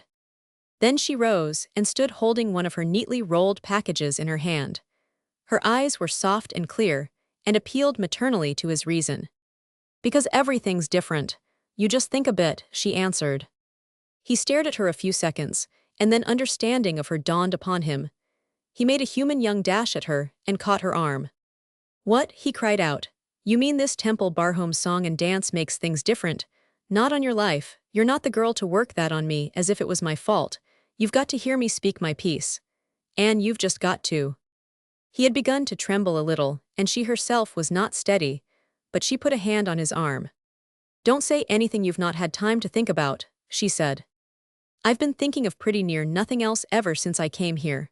Just as soon as I looked at you across the table that first day I saw my finish, and every day made me surer. I'd never had any comfort or taking care of. I didn't know the first thing about it, and it seemed as if all there was of it in the world was just in you. Did you think that? She asked falteringly. Did I? That's how you looked to me, and it's how you look now. The way you go about taking care of everybody and just handing out solid little chunks of good sense to every darned fool that needs them. Why, there was a break in his voice. Why, it just knocked me out the first round. He held her a little away from him so that he could yearn over her, though he did not know he was yearning. See, I'd sworn I'd never ask a girl to marry me until I could keep her. Well, you know how it was, Anne. I couldn't have kept a goat, and I wasn't such a fool that I didn't know it. I've been pretty sick when I thought how it was, but I never worried you, did I? No, you didn't. I just got busy. I worked I got busier than I ever was in my life. When I got the page sure, I let myself go a bit, sort of hoping. And then this Temple Barhome thing hits me. That's the thing you've got to think of now, said little Anne. I'm going to talk sensible to you. Don't, Anne, good Lord, don't. I must. She put her last tight roll into the trunk and tried to shut the lid. Please lock this for me. He locked it, and then she seated herself on the top of it, though it was rather high for her, and her small feet dangled. Her eyes looked large and moist like a baby's, and she took out a handkerchief and lightly touched them. You've made me want to cry a bit, she said, but I'm not going to. Are you going to tell me you don't want me? He asked with anxious eyes. No, I'm not. God bless you. He was going to make a dash at her again but pulled himself up because he must. No, by jings, he said, I'm not going to till you let me. You see, it's true your head's not like mine, she said reasonably. Men's heads are mostly not like women's. They're men, of course, and they're superior to women, but they're what I'd call more fluttery-like. Women must remind them of things. What kind of things? This kind, you see, grandmother lives near Tembarom, and I know what it's like and you don't. And I've seen what £70,000 a year means and you haven't, and you've got to go and find out for yourself. What's the matter with you coming along to help me? I shouldn't help you, that's it. I should hold you back. I'm nothing but Anne Hutchinson and I talk Manchester and I drop my H's. I love to hear you drop your little H's all over the place, he burst forth impetuously. I love it. She shook her head. The girls that go to garden parties at Tembarom look like those in the ladies' pictorial, and they've got names and titles, same as those in novels. He answered her in genuine anguish. He had never made any mistake about her character, and she was beginning to make him feel afraid of her in the midst of his adoration. What do I want with a girl out of a magazine? He cried. Where should I hang her up? She was not unfeeling, but unshaken, and she went on. I should look like a housemaid among them. How would you feel with a wife of that sort, when the other sort was about? I should feel like a king, that's what I should feel like, he replied indignantly. I shouldn't feel like a queen, I should feel miserable. She sat with her little feet dangling, and her hands folded in her lap. Her infantile blue eyes held him as the ancient mariner had been held. He could not get away from the clear directness of them. He did not want to exactly, but she frightened him more and more. I should be ashamed, she proceeded. I should feel as if I had taken an advantage. What you've got to do is to find out something no one else can find out for you, Mr. Tembarom. How can I find it out without you? It was you who put me on to the wedding cake, you can put me on to other things. Because I've lived in the place, she answered unswervingly.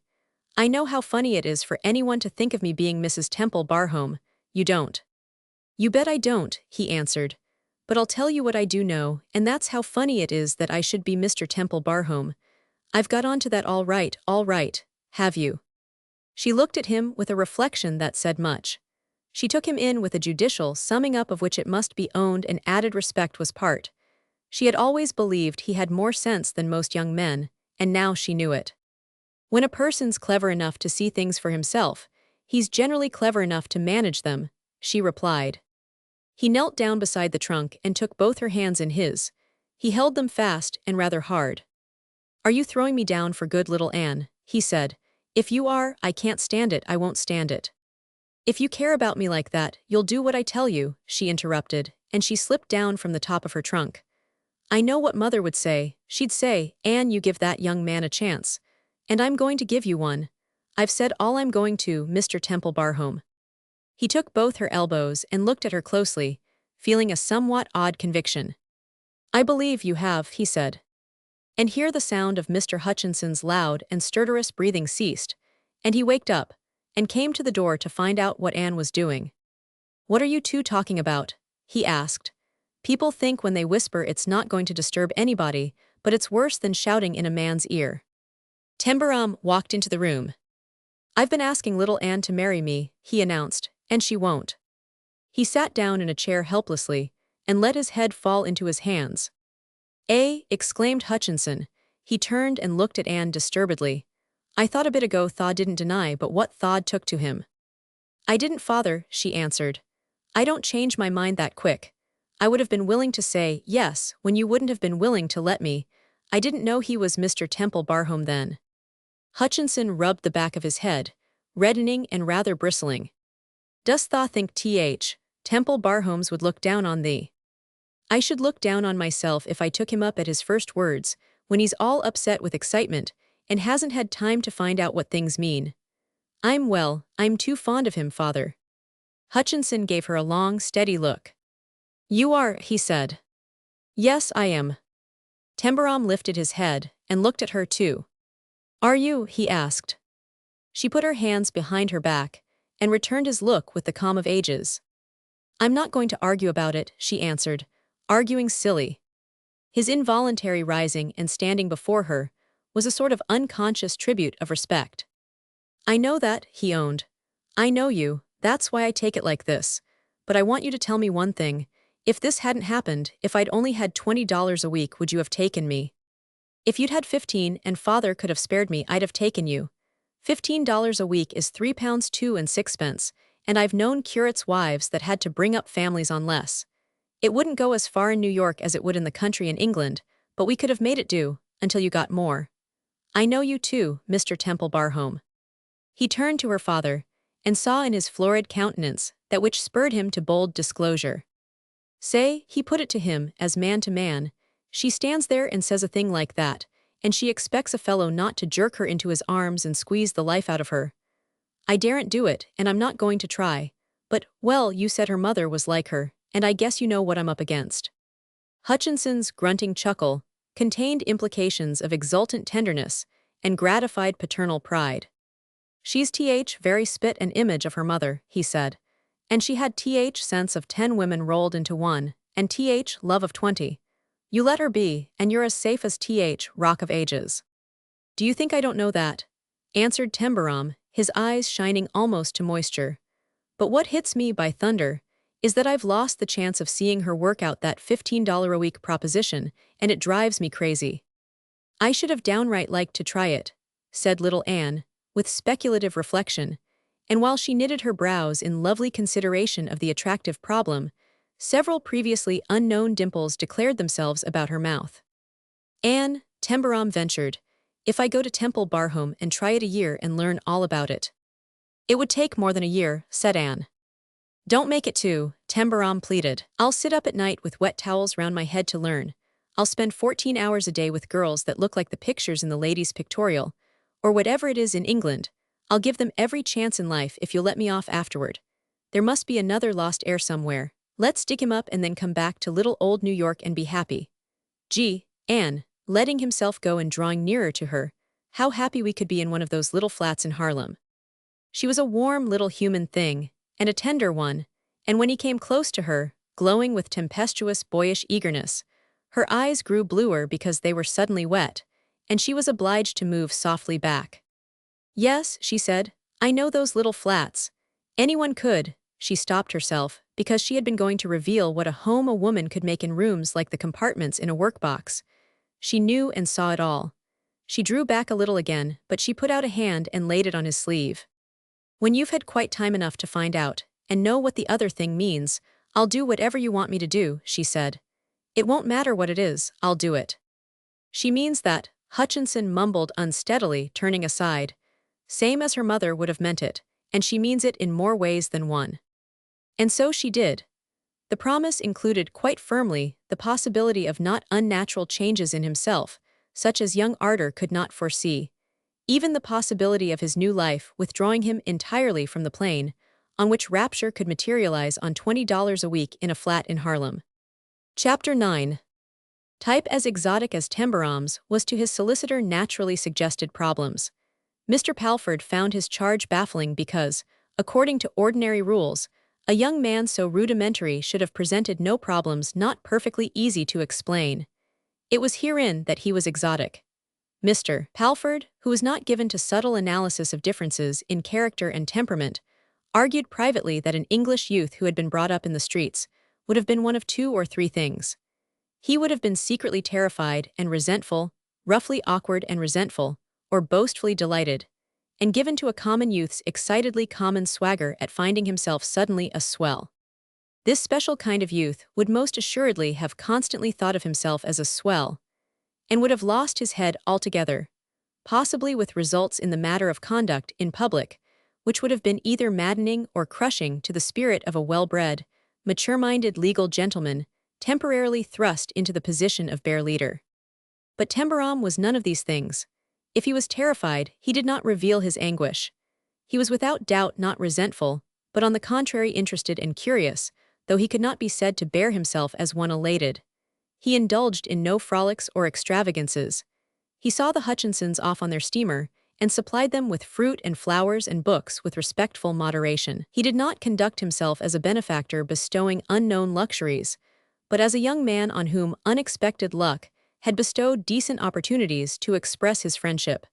In fact, Palford's taste approved of his attitude. He was evidently much under the spell of the slight girl with the Manchester accent and sober blue eyes, but she was neither flighty nor meretricious, and would have sense enough to give no trouble even when he naturally forgot her in the revelations of his new life. Her father also was plainly a respectable working man, with a blunt Lancashire pride, which would keep him from intruding. "You can't butt in and get fresh with a man like that," Tembarom said. "Money wouldn't help you, he's too independent." After the steamer had sailed away, it was observable to his solicitor that Mr. Temple Barhome was apparently occupied every hour. He did not explain why he seemed to rush from one part of New York to another, and why he seemed to be seeking interviews with persons it was plainly difficult to get at. He was evidently working hard to accomplish something or other before he left the United States, perhaps. He asked some astutely practical business questions, his intention seeming to be to gain a definite knowledge of what his future resources would be and of his freedom to use them as he chose. Once or twice, Mr. Palford was rather alarmed by the tendency of his questions. Had he actually some prodigious American scheme in view? He seemed too young and inexperienced in the handling of large sums for such a possibility. But youth and inexperience, and suddenly inherited wealth not infrequently led to rash adventures. Something which Palford called very handsome was done for Mrs. Bowes and the boarding house. Mrs. Bowes was evidently not proud enough to resent being made secure for a few years' rent. The extraordinary page was provided for after a large amount of effort and expenditure of energy. "I couldn't leave Galton high and dry," Tembarom explained when he came in after rushing about. "I think I know a man he might try, but I've got to find him and put him on to things. Good Lord, nobody rushed about to find me and offer me the job. I hope this fellow wants it as bad as I did. He'll be up in the air." He discovered the whereabouts of the young man in question, and finding him, as the youngster almost tearfully declared, about down and out, his proposition was met with the gratitude the relief from a prospect of something extremely like starvation would mentally produce. Tembarom took him to Galton after having talked him over in detail. "He's had an education, and you know how much I'd had when I buted into the page," he said. "No one but you would have let me try it. You did it only because you saw. "Yes, I saw," answered Galton, who knew exactly what he had seen and who found his uptown social representative and his new situation as interesting as amusing and just touched with the pathetic element. Galton was a traveled man and knew England and several other countries well. "You saw that a fellow wanted the job as much as I did would be likely to put up a good fight to hold it down. I was scared out of my life when I started out that morning of the blizzard, but I couldn't afford to be scared. I guess soldiers who are scared fight like that when they see bayonets coming at them. You have to. I wonder how often a man finds out that he does pretty big things when bayonets are coming at him," answered Galton, who was actually neglecting his work for a few minutes, so that he might look at and talk to him, this New York descendant of Norman lords and Saxon kings. "Joe Bennett had been trying to live off free lunch counters for a week when I found him," Tembarom explained. "You don't know what that is. He'll go at the page all right. I'm going to take him uptown and introduce him to my friends there and get them to boost him along." "You made friends," said Galton. "I knew you would. Some of the best ever. Good-natured and open-handed." "Well, you bet. Only trouble was they wanted you to eat and drink everything in sight, and they didn't quite like it when you couldn't get outside all the champagne they'd offer you." He broke into a big, pleased laugh. "When I went in and told Munzberg, he pretty near threw a fit. Of course he thought I was kidding, but when I made him believe it, he was as glad as if he'd had luck himself. It was just fine the way people took it. Tell you what, it takes good luck, or bad luck, to show you how good-natured a lot of folks are. They'll treat Bennett and the page all right, you'll see." "They'll miss you," said Galton. "I shall miss them," Tembarom answered in a voice with a rather depressed drop in it. "I shall miss you," said Galton. Tembarom's face reddened a little. "I guess it'd seem rather fresh for me to tell you how I shall miss you," he said. "I said that first day that I didn't know how to tell you how I felt about you giving a mutt like me that big chance. You never thought I didn't know how little I did know, did you?" he inquired almost anxiously. "That was it, that you did know and that you had the backbone and the good spirits to go in and win," Galton replied. "I'm a tired man, and good spirits and good temper seem to me about the biggest assets a man can bring into a thing. I shouldn't have dared do it when I was your age. You deserved the Victoria Cross," he added, chuckling. "What's the Victoria Cross?" asked Tembarom. "You'll find out when you go to England." "Well, I'm not supposing that you don't know about how many billion things I'll have to find out when I go to England." "There will be several thousand," replied Galton moderately, but you'll learn about them as you go on. Say, said Tembarom, reflectively, doesn't it seem queer to think of a fellow having to keep up his spirits because he's fallen into 350,000 a year? You wouldn't think he'd have to, would you? But you find he has, queried Galton interestedly. Tembarom's lifted eyes were so honest that they were touching. I don't know where I'm at, he said. I'm going to wake up in a new place like people that die. If you knew what it was like, you wouldn't mind it so much, but you don't know a blamed thing. It's not having seen a sample that rattles you. You're fond of New York. Good Lord, it's all the place I know on earth, and it's just about good enough for me by G. It's kept me alive when it might have starved me to death. My, I've had good times here, he added, flushing with emotion. Good times, when I hadn't a whole meal a day. You'd have good times anywhere, commented Galton, also with feeling. You carry them over your shoulder, and you share them with a lot of other people. He certainly shared some with Joe Burnett, whom he took uptown and introduced right and left to his friendly patrons, who, excited by the atmosphere of adventure and prosperity, received him with open arms. To have been the choice of Tembarom as a mere representative of the earth would have been a great thing for Burnett, but to be the choice of the hero of a romance of wildest opulence was a tremendous send-off. He was accepted at once, and when Tembarom actually stood for a big farewell supper of his own in the hall, and nearly had his hand shaken off by congratulating acquaintances, the fact that he kept the new aspirant by his side, so that the waves of high popularity flowed over him until he sometimes lost his joyful breath, established him as a sort of hero himself. Mr. Palford did not know of this festivity, as he also found he was not told of several other things. This he counted as a feature of his client's exoticism. His extraordinary lack of concealment of things vanity forbids many from confessing combined itself with a quite cheerful power to keep his own counsel when he was, for reasons of his own, so inclined. He can keep his mouth shut, that chap, Hodgson had said once, and Mr. Palford remembered it. Most of us can't. I've got a notion I can, but I don't many's the time when I should. There's a lot more in him than you'd think for. He's not but a lad, but he is not half such a fool as he looks. He was neither hesitant nor timid, Mr. Palford observed. In an entirely unostentatious way, he soon realized that his money gave things into his hands. He knew he could do most things he chose to do, and that the power to do them rested in these days with himself, without the necessity of detailed explanation or appeal to others, as in the case, for instance, of this mysterious friend or protégé whose name was Strangeways. Of the history of his acquaintance with him, Palford knew nothing, and that he should choose to burden himself with a half-witted invalid, in these terms the solicitor described him, was simply inexplainable. If he had asked for advice or by his manner left an opening for the offering of it, he would have been most strongly counseled to take him to a public asylum and leave him there. But advice on the subject seemed the last thing he desired or anticipated, and talk about his friend was what he seemed least likely to indulge in. He made no secret of his intentions, but he frankly took charge of them as his own special business, and left the rest alone. Say nothing and saw wood. Palford had once been a trifle puzzled by hearing him remark casually, and he remembered it later, as he remembered the comments of Joseph Hutchinson. Tembarom had explained himself to little Anne. You'll understand, he said. It is like this. I guess I feel like you do when a dog or a cat in big trouble just looks at you as if you were all they had, and they know if you don't stick by them they'll be killed, and it just drives them crazy. It's the way they look at you that you can't stand. I believe something would burst in that fellow's brain if I left him. When he found out I was going to do it, he just let out some awful kind of a yell I'd remember till I died. I dried right up almost as soon as I spoke of him to Palford. He couldn't see anything but that he was crazy and ought to be put in an asylum.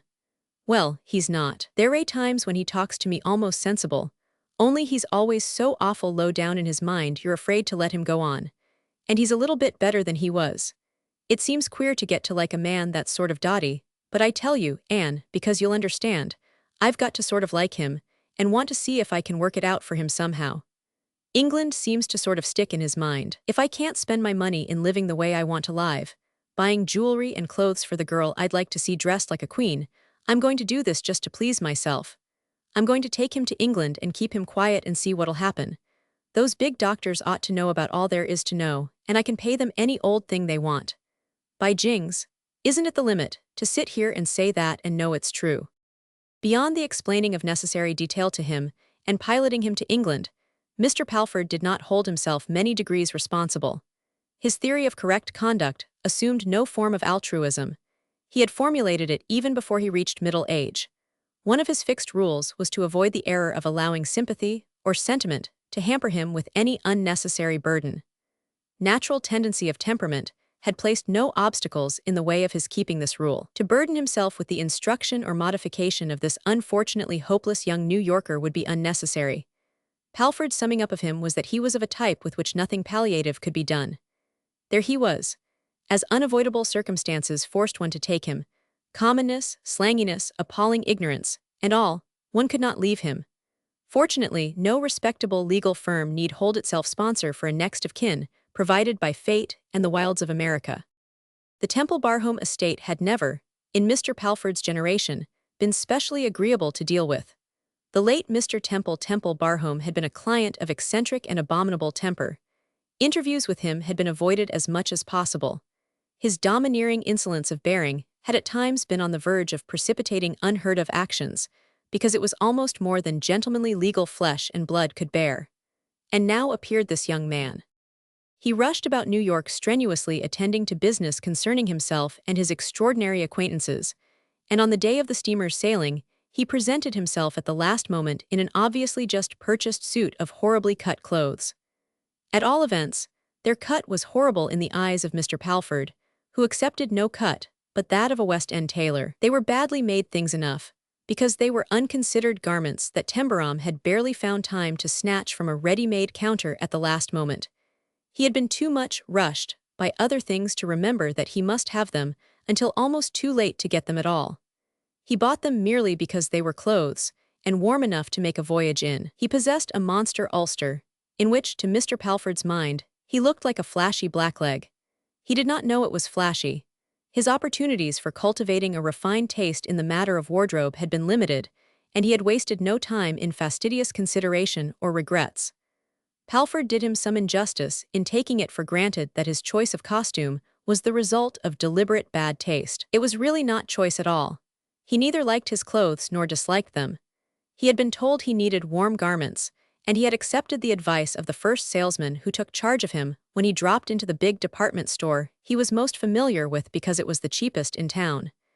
Even when it was no longer necessary to be cheap, it was time-saving and easy to go into a place one knew.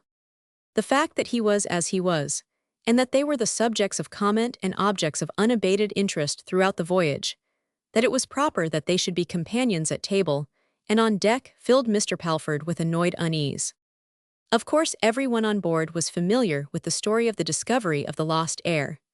The newspapers had reveled in it, and had woven romances about it, which might well have caused the deceased Mr. Tembarom to turn in his grave. After the first day, Tembarom had been picked out from among the less exciting passengers, and when he walked the deck, books were lowered into laps or eyes followed him over their edges.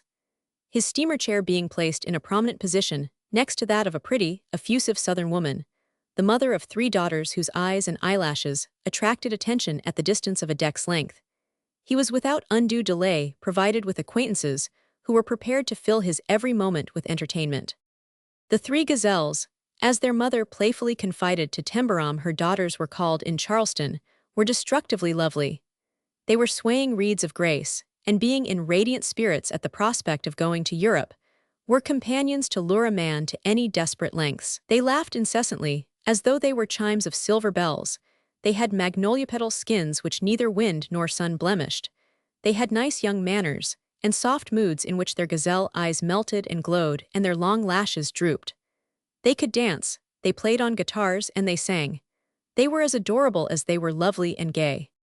If a fellow was going to fall in love, Tembarom said to Palford, there'd be no way out of this for him unless he climbed the rigging and dragged his food up in a basket till he got to Liverpool. If he didn't go crazy about Irene, he'd wake up raving about Honora. And if he got away from Honora, Adelia Louise would have him down on the mat. From which Mr. Palford argued that the impression made by the little Miss Hodgson with the Manchester accent had not yet had time to obliterate itself.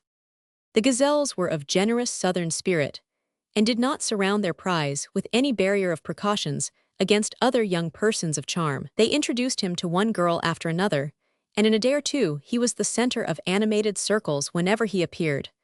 The singular thing, however, was that he did not appear as often as the other men who were on board. He seemed to stay a great deal with Strangeways, who shared his suite of rooms and never came on deck. Sometimes the gazelles prettily reproached him. Adelia Louise suggested to the others that his lack of advantages in the past had made him feel rather awkward and embarrassed. But Palford knew he was not embarrassed. He accepted his own limitations too simply to be disturbed by them. Palford would have been extremely bored by him if he had been of the type of young outsider who is anxious about himself and expansive in self-revelation and appeals for advice. But sometimes Tembarom's air of frankness, which was really the least expansive thing in the world and revealed nothing whatever, besides concealing everything it chose, made him feel himself almost irritatingly baffled. It would have been more natural if he had not been able to keep anything to himself and had really talked too much. Chapter 10.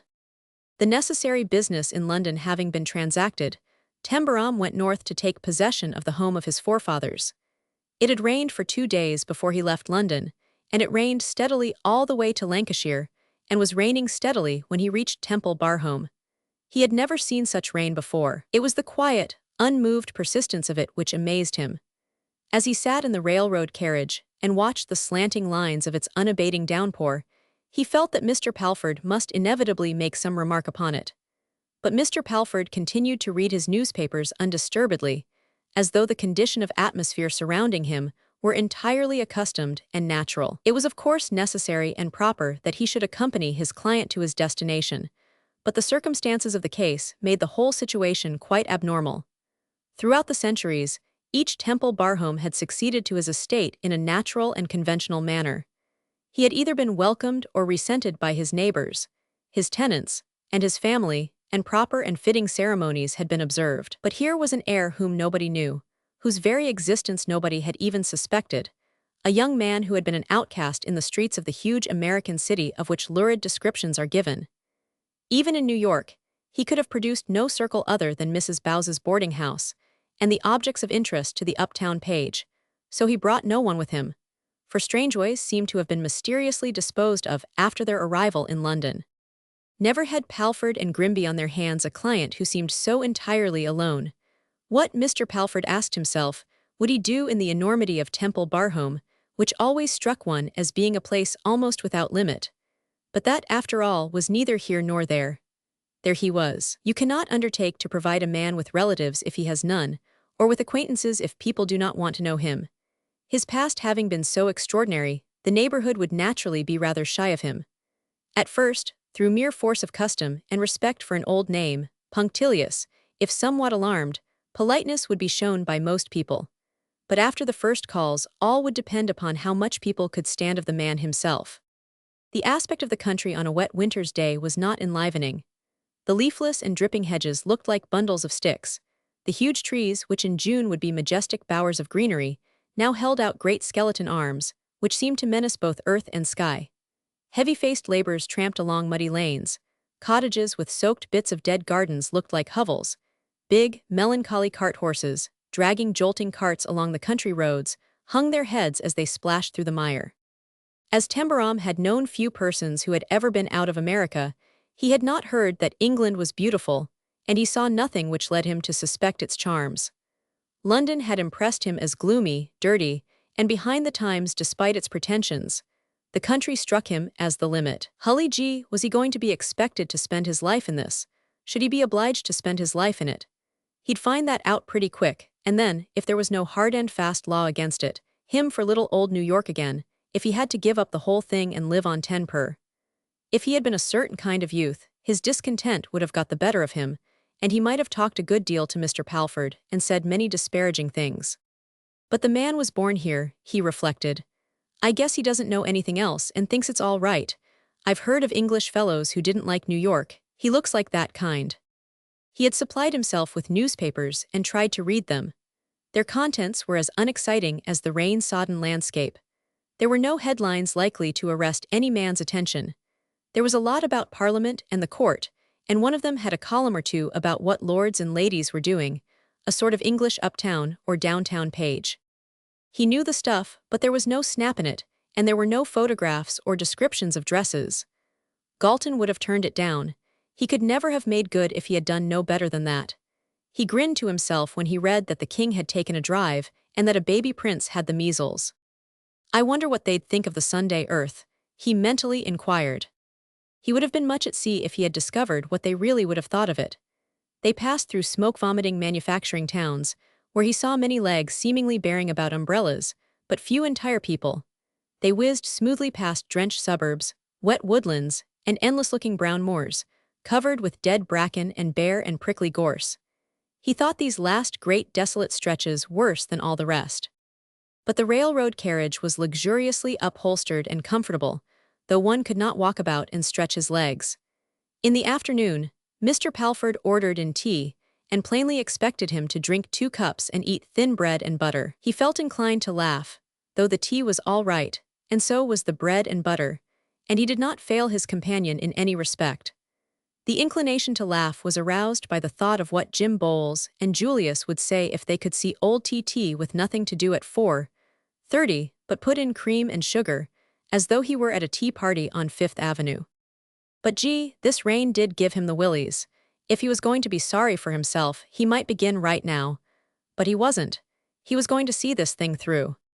The train had been continuing its smooth whir through fields, wooded lands, and queer, dead-and-alive little villages for some time before it drew up at last at a small station. Bereft by the season of its garden bloom and green creepers, it looked a bare and uninviting little place. On the 2 benches against the wall of the platform, a number of women sat huddled together in the dampness. Several of them held children in their laps, and all stared very hard, nudging one another as he descended from the train. A number of rustics stood about the platform, giving it a somewhat crowded air. It struck Tembarom that, for an out-of-the-way place, there seemed to be a good many travelers, and he wondered if they could all be going away. He did not know that they were the curious element among such as lived in the immediate neighborhood of the station, and had come out merely to see him on his first appearance. Several of them touched their hats as he went by, and he supposed they knew Palford and were saluting him. Each of them was curious, but no one was in a particularly welcoming mood. There was, indeed, no reason for anticipating enthusiasm. It was, however, but human nature that the bucolic mind should bestir itself a little in the desire to obtain a view of a Temple Barhome who had earned his living by blacking boots and selling newspapers, unknowing that he was 1/0th gentry. When he stepped from his first-class carriage, Tembarom found himself confronted by a very straight, clean-faced, and well-built young man, who wore a long, fawn-colored livery coat with claret facings and silver buttons. He touched his cockaded hat, and at once took up the Gladstone bags. Tembarom knew that he was a footman because he had seen something like him outside restaurants, theaters, and shops in New York, but he was not sure whether he ought to touch his own hat or not. He slightly lifted it from his head to show there was no ill feeling, and then followed him and Mr. Palford to the carriage waiting for them. It was a severe but sumptuous equipage, and the coachman was as well-dressed and well-built as the footman. Tembarom took his place in it with many mental reservations. "What are the illustrations on the doors?" he inquired. "The Temple Barhome coat of arms," Mr. Palford answered. "The people at the station are your tenants. Members of the family of the stout man with the broad hat have lived as yeoman farmers on your land for 300 years. They went on their way, with more rain, more dripping hedges, more soaked fields, and more bare, huge-armed trees." Clop, clop, clop sounded the horses' hoofs along the road, and from his corner of the carriage Mr. Palford tried to make polite conversation. Faces peered out of the windows of the cottages, sometimes a whole family group of faces, all crowded together, eager to look, from the mother with a baby in her arms to the old man or woman, plainly grandfather or grandmother, sharp, childishly round, or bleared old eyes, all excited and anxious to catch glimpses. "They are very curious to see you," said Mr. Palford. "Those 2 laborers are touching their hats to you. It will be as well to recognize their salute." At a number of the cottage doors, the group stood upon the threshold and touched foreheads or curtsied. Tembarom saluted again and again, and more than once his friendly grin showed itself. It made him feel queer to drive along, turning from side to side to acknowledge obeisances, as he had seen a well-known military hero acknowledge them as he drove down Broadway.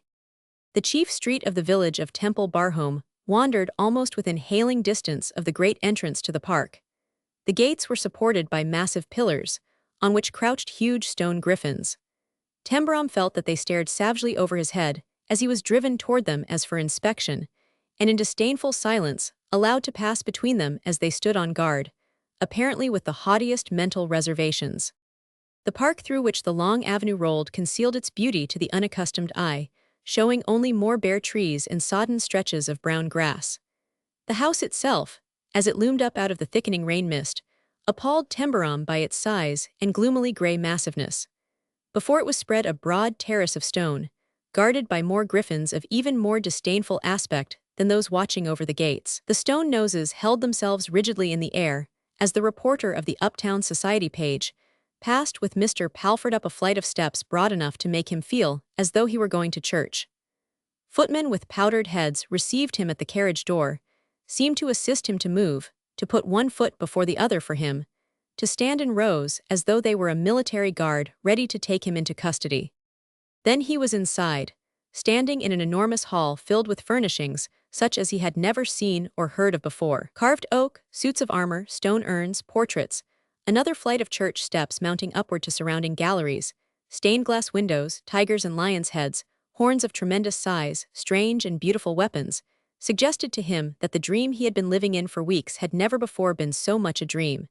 He had walked about as in a vision, but among familiar surroundings. Mrs. Bowes's boarders and his hall bedroom had helped him to retain some hold over actual existence. But here the reverently saluting villagers staring at him through windows as though he were General Grant. The huge, stone entrance, the drive of what seemed to be 10 miles through the park, the gloomy mass of architecture looming up, the regiment of liveried men-servants, with respectfully lowered but excitedly curious eyes, the dark and solemn richness enclosing and claiming him, all this created an atmosphere wholly unreal. As he had not known books, its parallel had not been suggested to him by literature. He had literally not heard that such things existed. Selling newspapers and giving every moment to the struggle for life or living, one did not come within the range of splendors. He had indeed awakened in that other world of which he had spoken, and though he had heard that there was another world, he had had neither time nor opportunity to make mental pictures of it. His life so far had expressed itself in another language of figures. The fact that he had in his veins the blood of the Norman lords and Saxon kings may or may not have had something to do with the fact that he was not abashed, but bewildered. The same factor may or may not have aided him to preserve a certain stoic, outward composure. Who knows what remote influences express themselves in common acts of modern common life? As Cassivellaunus observed his surroundings, as he followed in captive chains his conqueror's triumphal car through the streets of Rome, so the keen-eyed product of New York pavement life took in all about him. Existence had forced upon him the habit of sharp observance. The fundamental working law of things had expressed itself in the simple colloquialism, "Keep your eyes skinned, and don't give yourself away." In what phrases the parallel of this concise advice formulated itself in 55 BC, no classic has yet exactly informed us, but doubtless something like it was said in ancient Rome. Tembarom did not give himself away, and he took rapid, if uncertain, inventory of people and things. He remarked, for instance, that Palford's manner of speaking to a servant was totally different from the manner he used in addressing himself. It was courteous, but remote, as though he spoke across an accepted chasm to beings of another race. There was no hint of incivility in it, but also no hint of any possibility that it could occur to the person addressed to hesitate or resent. It was a subtle thing, and Tembarom wondered how he did it. They were shown into a room the walls of which seemed built of books. The furniture was rich and grave, and luxuriously comfortable. A fire blazed as well as glowed in a fine chimney, and a table near it was set with a glitter of splendid silver urn and equipage for tea.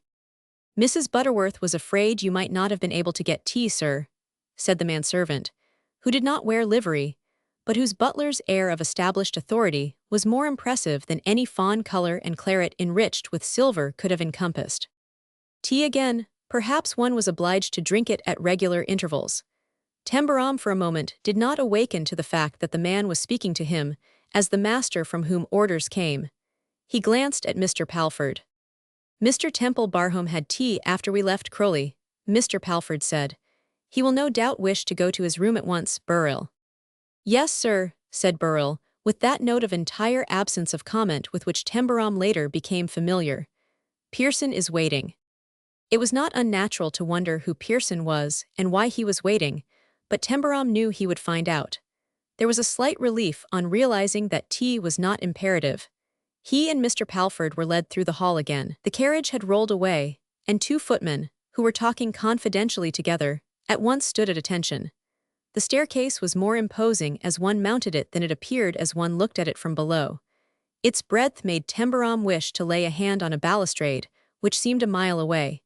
He had never particularly wished to touch balustrades before. At the head of the first flight hung an enormous piece of tapestry, its forest and hunters and falconers awakening Tembarom's curiosity, as it looked wholly unlike any picture he had ever seen in a shop window.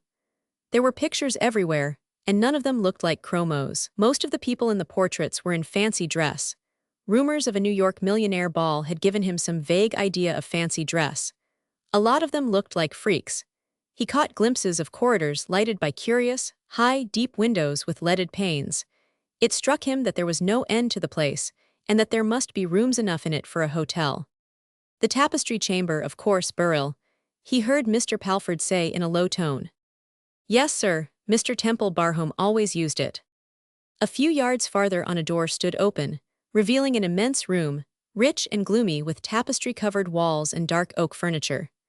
A bed which looked to Tembarom incredibly big, with its carved oak canopy and massive posts, had a presiding personality of its own. It was mounted by steps, and its hangings and coverlid were of embossed velvet, time-softened to the perfection of purples and blues.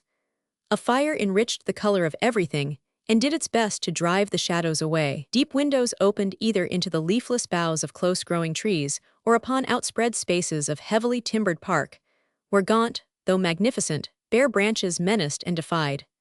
A slim, neat young man, with a rather pale face and a touch of anxiety in his expression, came forward at once. "This is Pearson, who will valet you," exclaimed Mr. Palford. "Thank you, sir," said Pearson in a low, respectful voice. His manner was correctness itself. There seemed to Mr. Palford to be really nothing else to say. He wanted, in fact, to get to his own apartment and have a hot bath and a rest before dinner. "Where am I, Burrell?" he inquired as he turned to go down the corridor. "The Crimson Room, sir," answered Burrell, and he closed the door of the tapestry chamber and shut Tembarom in alone with Pearson. Chapter 11. For a few moments the two young men looked at each other, Pearson's gaze being one of respectfulness which hoped to propitiate, if propitiation was necessary, though Pearson greatly trusted it was not. Tembarom's was the gaze of hasty investigation and inquiry. He suddenly thought that it would have been all to the merry if somebody had put him on to a sort of idea of what was done to a fellow when he was valeted. A valet, he had of course gathered, waited on one somehow and looked after one's clothes. But were there by chance other things he expected to do? Manicure one's nails or cut one's hair? And how often did he do it, and was this the day? He was evidently there to do something, or he wouldn't have been waiting behind the door to pounce out the minute he appeared, and when the other two went away, Burrell wouldn't have closed the door as solemnly as though he shut the pair of them in together to get through some sort of performance. Here's where T.T. begins to feel like a fool, he thought, and here's where there's no way out of looking like one. I don't know a thing. But personal vanity was not so strong in him as healthy and normal good temper. Despite the fact that the neat correctness of Pearson's style and the finished expression of his neat face suggested that he was of a class which knew with the most finished exactness all that custom and propriety demanded on any occasion on which valeting, in its most occult branches, might be done, he was only another fellow, after all, and must be human. So Tembarom smiled at him. "Hello, Pearson," he said. "How are you?" Pearson slightly started. It was the tiniest possible start, quite involuntary, from which he recovered instantly, to reply in a tone of respectful gratefulness. "Thank you, sir, very well, thank you, sir." "That's all right," answered Tembarom, a sense of relief because he'd got started, increasing the friendliness of his smile. "I see you got my trunk open," he said, glancing at some articles of clothing neatly arranged upon the bed. Pearson was slightly alarmed. It occurred to him suddenly that perhaps it was not the custom in America to open a gentleman's box and lay out his clothes for him. For special reasons, he was desperately anxious to keep his place. And above all things, he felt he must avoid giving offense by doing things which, by being too English, might seem to cast shades of doubt on the entire correctness of the customs of America. He had known ill feeling to arise between gentlemen's gentlemen in the servants' hall in the case of slight differences in customs, contested with a bitterness of feeling which had made them almost an international question. There had naturally been a great deal of talk about the new Mr. Temple Barhome and what might be expected of him. When a gentleman was not a gentleman, this was the form of expression in the hall. The Lord only knew what would happen. And this one, who had, for all one knew, been born in a workhouse, and had been a bootblack kicked about in American streets. They did not know Tembarom, and nearly starved to death, and found at last in a low lodging-house. What could he know about decent living? And 10 to 1 he'd be American enough to swagger and bluster, and pretend he knew everything better than anyone else, and lose his temper frightfully when he made mistakes, and try to make other people seem to blame. Said a beggar on horseback, and who didn't know what he was. There were chances enough and to spare that not one of them would be able to stand it, and that in a month's time they would all be looking for new places. So while Tembarom was rather afraid of Pearson, and moved about in an awful state of uncertainty, Pearson was horribly afraid of Tembarom, and was, in fact, in such a condition of nervous anxiety that he was obliged more than once furtively to apply to his damp, pale young forehead his exceedingly fresh and spotless pocket-handkerchief. In the first place, there was the wardrobe. What could he do? How could he approach the subject with sufficient delicacy? Mr. Temple Barhome had brought with him only a steamer trunk and a Gladstone bag, the latter evidently bought in London, to be stuffed with hastily purchased handkerchiefs and shirts, worn as they came out of the shop, and as evidently bought without the slightest idea of the kind of linen a gentleman should own. What most terrified Pearson, who was of a timid and most delicate-minded nature, was that having the workhouse and the boot-blacking as a background, the new Mr. Temple Barhome couldn't know, as all this had come upon him so suddenly. And was it to be Pearson's calamitous duty to explain to him that he had nothing, that he apparently knew nothing, and that, as he had no friends who knew, a mere common servant must educate him, if he did not wish to see him derided and looked down upon and actually cut by gentlemen that were gentlemen? All this to say nothing of Pearson's own well-earned reputation for knowledge of custom, intelligence, and deftness, in turning out the objects of his care in such form as to be a reference in themselves when a new place was wanted. Of course, sometimes there were even real gentlemen who were most careless and indifferent to appearance, and who, if left to themselves, would buy garments which made the blood run cold, when one realized that his own character and hopes for the future often depended upon his latest employer's outward aspect.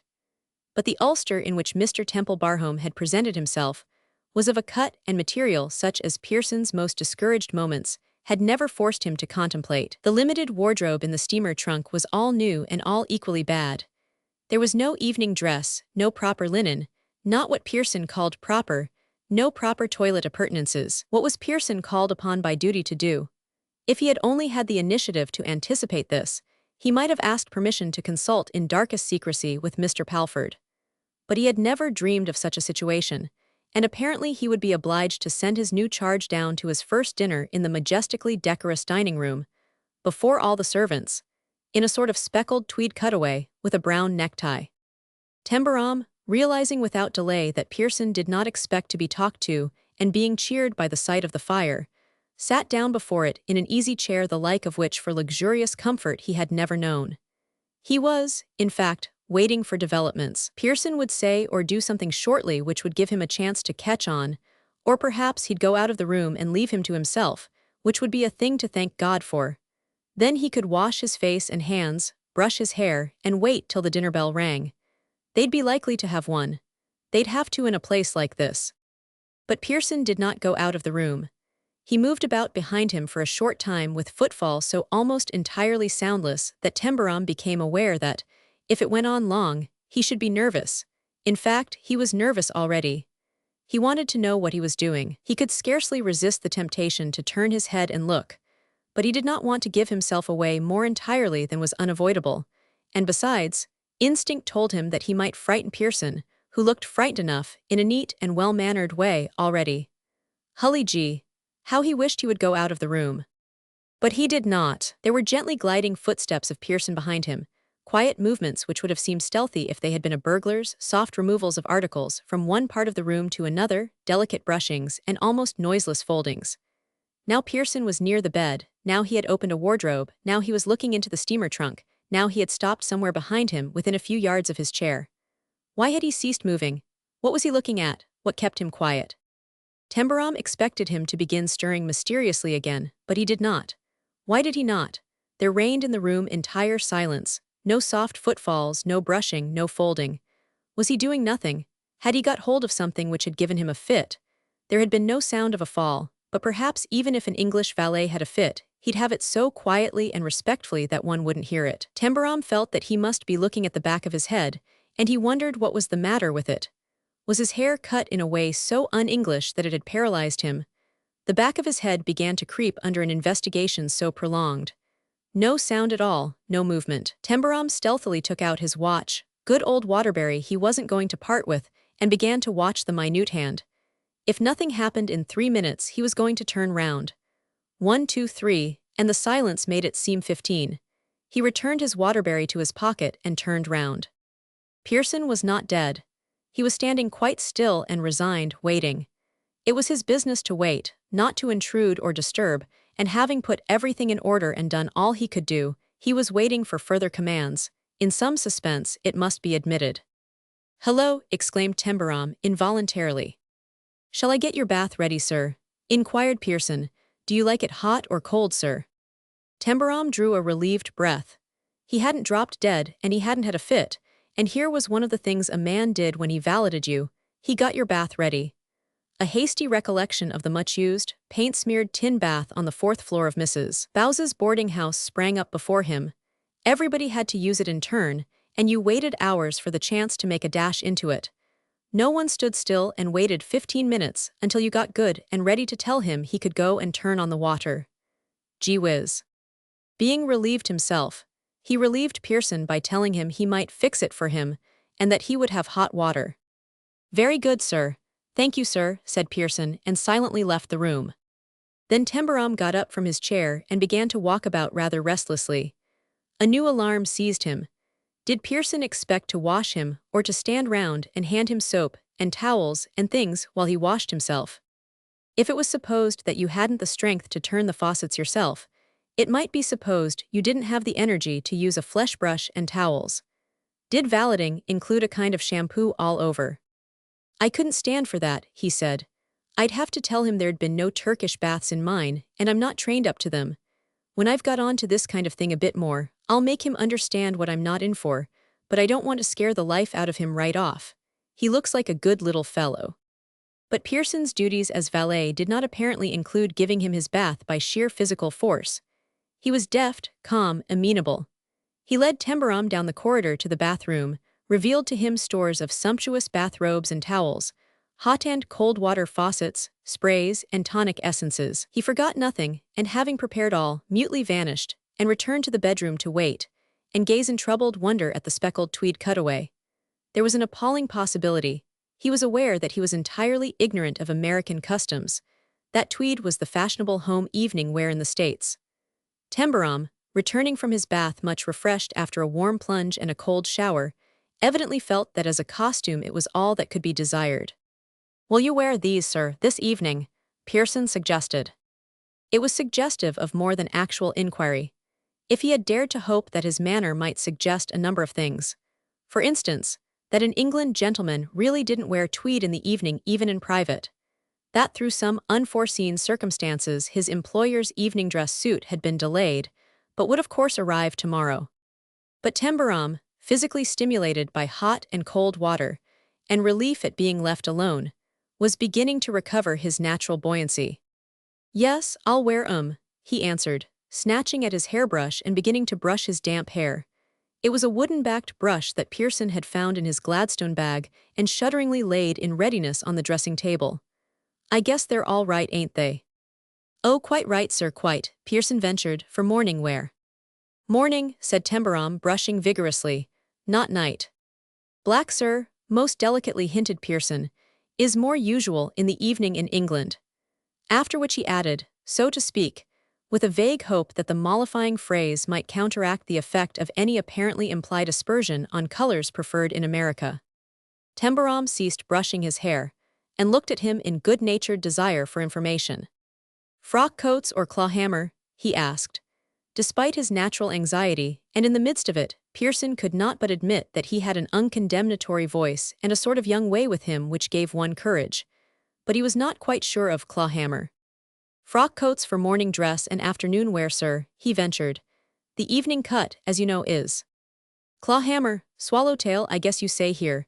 Tembarom ended for him, quite without hint of rancor, he was rejoiced to see. Yes, sir, said Pearson. The ceremony of dressing proved a fearsome thing as it went on.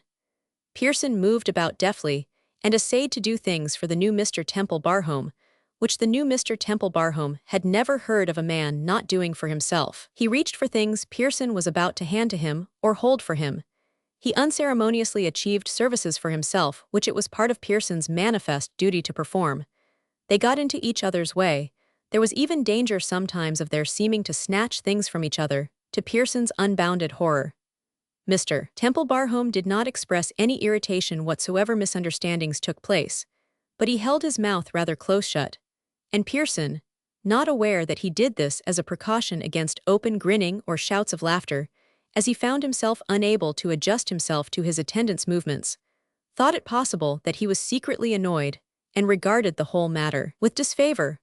But when the dressing was at an end, and he stood ready to go down in all his innocent ignoring of speckled tweed and brown necktie, he looked neither flurried nor out of humor, and he asked a question in a voice which was actually friendly. It was a question dealing with an incident which had aroused much interest in the servants' hall, as suggesting a touch of mystery. Mr. Strangeways came yesterday all right, didn't he? He inquired. Yes, sir, Pearson answered. Mr. Hutchinson and his daughter came with him. They call her little Anne Hutchinson. She's a sensible little thing, sir, and she seemed to know exactly what you'd want done to make him comfortable. Mrs. Butterworth put him in the west room, sir, and I valeted him. He was not very well when he came, but he seems better today, sir, only he's very anxious to see you. That's all right, said Tembarom. You show me his room, I'll go and see him now. And being led by Pearson, he went without delay. Chapter 12. The chief objection to Temple Barhome in Tembarom's mind was that it was too big for any human use. That at least was how it struck him. The entrance was too big, the stairs were too wide, the rooms too broad and too long and too high to allow of eyes accustomed to hall bedrooms adjusting their vision without discomfort. The dining room in which the new owner took his first meal in company with Mr. Palford, and attended by the large, serious man who wore no livery and 3 tall footmen who did, was of a size and stateliness which made him feel homesick for Mrs. Bowes's dining room, with its 2 hurried, incompetent, and often changed waitresses, and its prevailing friendly custom of pushing things across the table to save time. Meals were quickly disposed of at Mrs. Bowes's. Everybody was due uptown or downtown, and regarded food as an unavoidable, because necessary, interference with more urgent business. At Temple Barhome one sat half the night. This was the impression made upon Tembarom, watching things being brought in and taken out of the room, carved on a huge buffet, and passed from one man to another. And when they were brought solemnly to you, if you turned them down, it seemed that the whole ceremony had to be gone through with again. All sorts of silver knives, forks, and spoons were given to one and taken away, and 6 sorts of glasses stood by your plate. And if you made a move to do anything for yourself, the man out of livery stopped you, as though you were too big a fool to be trusted. The food was all right, but when you knew what anything was, and were inclined to welcome it as an old friend, it was given to you in some way that made you get rattled. With all the swell dishes, you had no butter plate, and ice seemed scarce, and the dead, still way the servants moved about gave you a sort of feeling that you were at a funeral, and that it wasn't decent to talk so long as the remains were in the room. The head man and the footmen seemed to get on by signs, though Tembarom never saw them making any, and their faces never changed for a moment. Once or twice he tried a joke, addressing it to Mr. Palford to see what would happen, but as Mr. Palford did not seem to see the humor of it, and gave him the glassy eye, and neither the headman nor the footman seemed to hear it, he thought that perhaps they didn't know it was a joke. And if they didn't and they thought anything at all, they must think he was dippy. The dinner was a deadly, though sumptuous, meal and long drawn out, when measured by meals at Mrs. Bowes's. He did not know, as Mr. Palford did, that it was perfect, and served with a finished dexterity that was also perfection. Mr. Palford, however, was himself relieved when it was at an end. He had sat at dinner with the late Mr. Temple Barhome in his day, and had seen him also served by the owners of impassive countenances.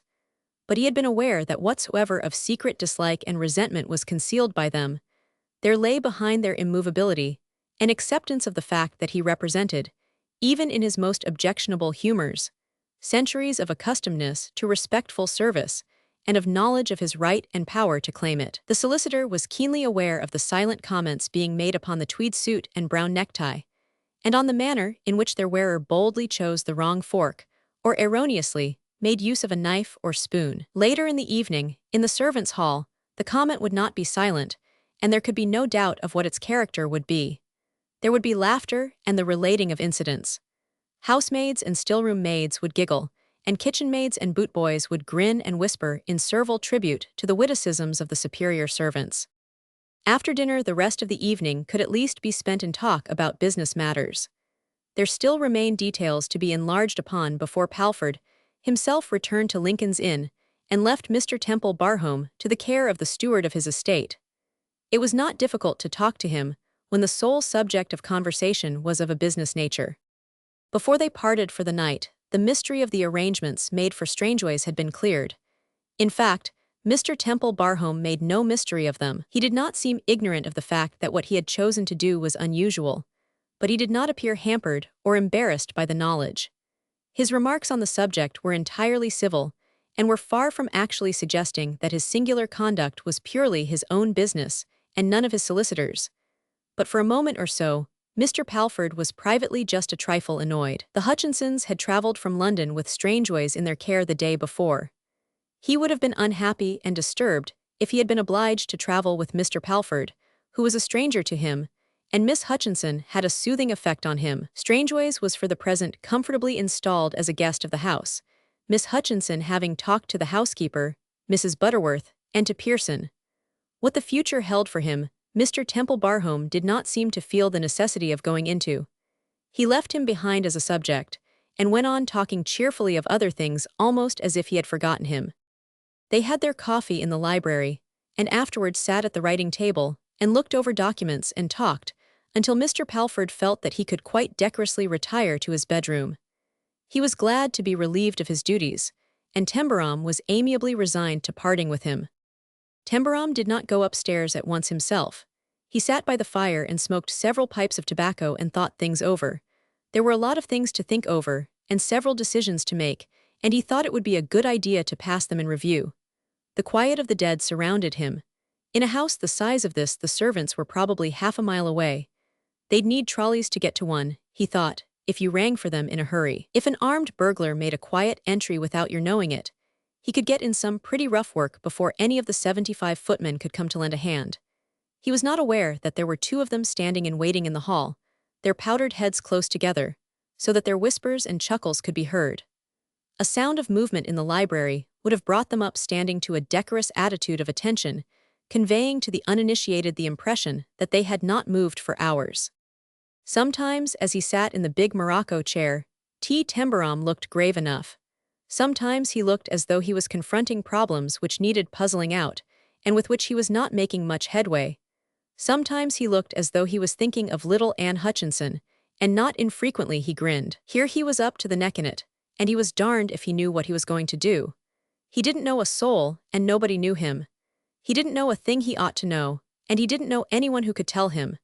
Even the Hutchinsons had never been inside a place like Temple Barhome, and they were going back to Manchester after a few weeks' stay at the grandmother's cottage. Before he had left New York, he had seen Hadman and some other fellows and got things started, so that there was an even chance that the invention would be put on its feet. He had worked hard and used his own power to control money in the future as a lever which had proved to be exactly what was needed. Hadman had been spurred and a little startled when he realized the magnitude of what really could be done, and saw also that this slangy, moneyed youth was not merely an enthusiastic fool, but saw into business schemes pretty sharply and was of a most determined readiness. With this power ranging itself on the side of Hutchinson and his invention, it was good business to begin to move, if one did not want to run a chance of being left out in the cold. Hutchinson had gone to Manchester, and there had been barely time for a brief but characteristic interview between him and Tembarom when he rushed back to London. Tembarom felt rather excited when he remembered it, recalling what he had felt in confronting the struggles against emotion in the blunt-featured, red face, the breaks in the rough voice, the charging up and down the room like a curiously elated bull in a china shop, and the big effort to restrain relief and gratitude the degree of which might seem to undervalue the merits of the invention itself. Once or twice when he looked serious, Tembarom was thinking this over, and also once or twice when he grinned.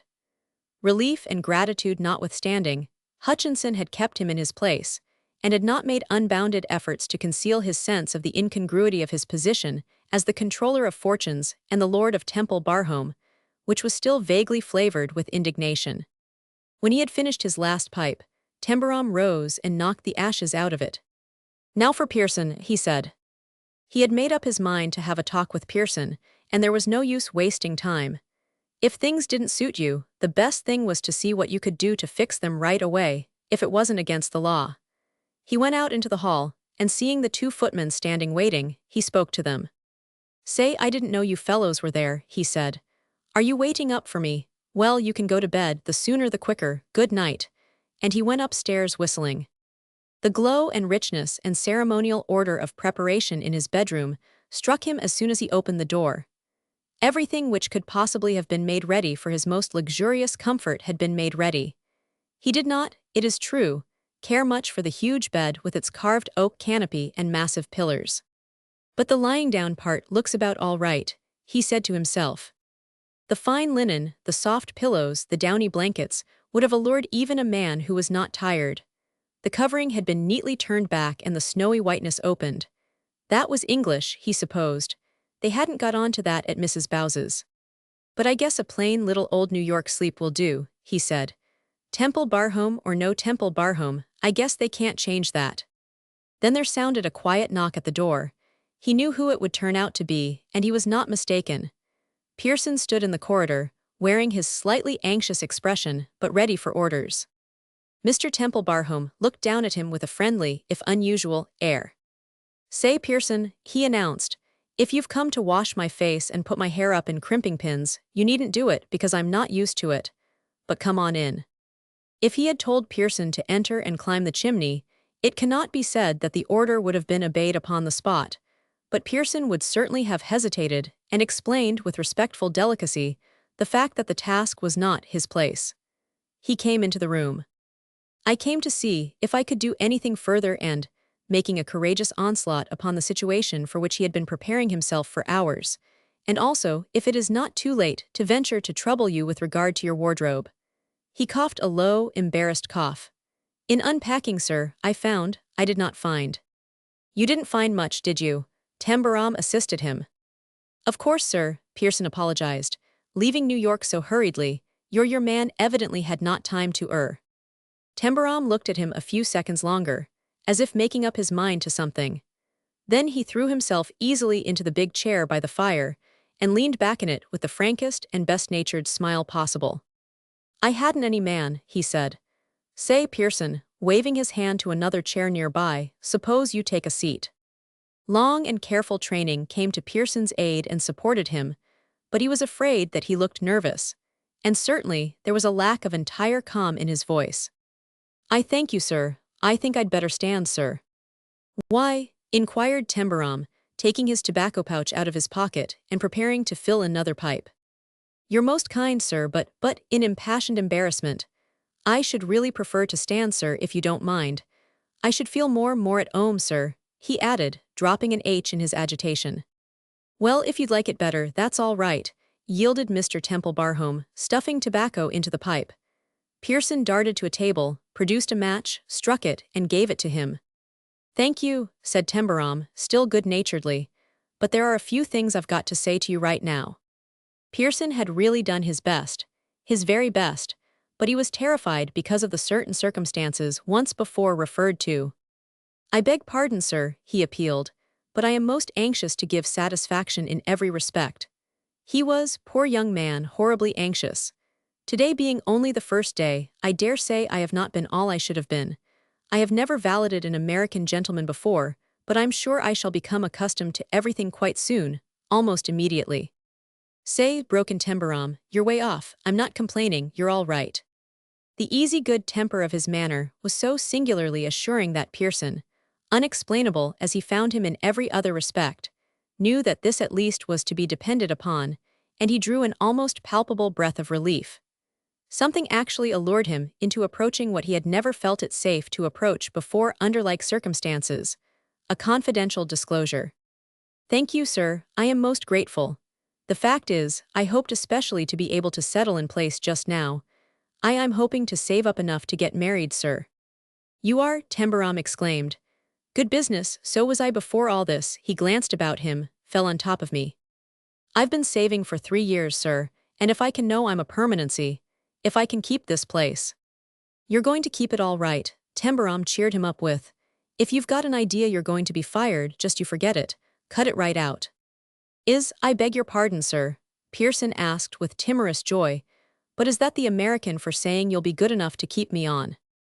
Mr. Temple-Barham thought a second. "Is keep me on the English for let me stay?" "Yes, sir." "Then we're all right. Let's start from there. I'm going to have a heart-to-heart talk with you, Pearson." "Thank you, sir," said Pearson in a deferential murmur. But if he was not dissatisfied, what was going to happen? "It'll save us both trouble, and me most. I'm not one of those clever Clarences that can keep up a bluff, making out I know things I don't know. I couldn't deceive a setting hen or a Berlin wool antimacassar." Pearson swallowed something with effort. "You see, I fell into this thing, Kerchunk, and I'm just rattled. I'm rattled." As Pearson slightly coughed again, he translated for him, "That's American for I don't know where I'm at."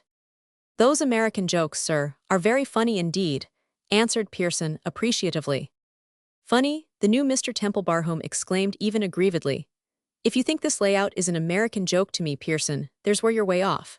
Do you think it a merry jest for a fellow like me to sit up in a high chair in a dining room like a cathedral, and not know whether he ought to bite his own bread or not?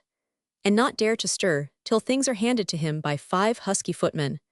I thought that plainclothes man was going to cut up my meat, and slap me on the back if I choked." Pearson's sense of humor was perhaps not inordinate, but unseemly mirth, which he had swallowed at the reference to the setting hen and the Berlin wool antimacassar, momentarily got the better of him, despite his efforts to cough it down, and broke forth in a hoarse, ill-repressed sound. "I beg pardon, sir," he said with a laudable endeavor to recover his professional bearing.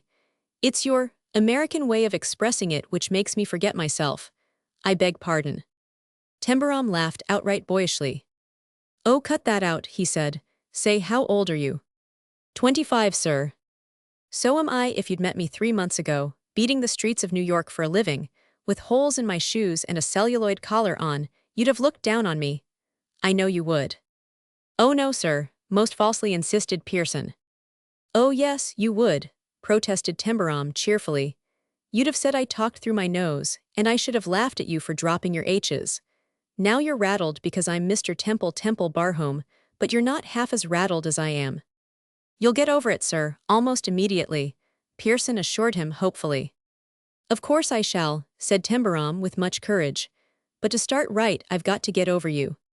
"Me, sir?" Pearson breathed anxiously. "Yes, that's what I want to get off my chest.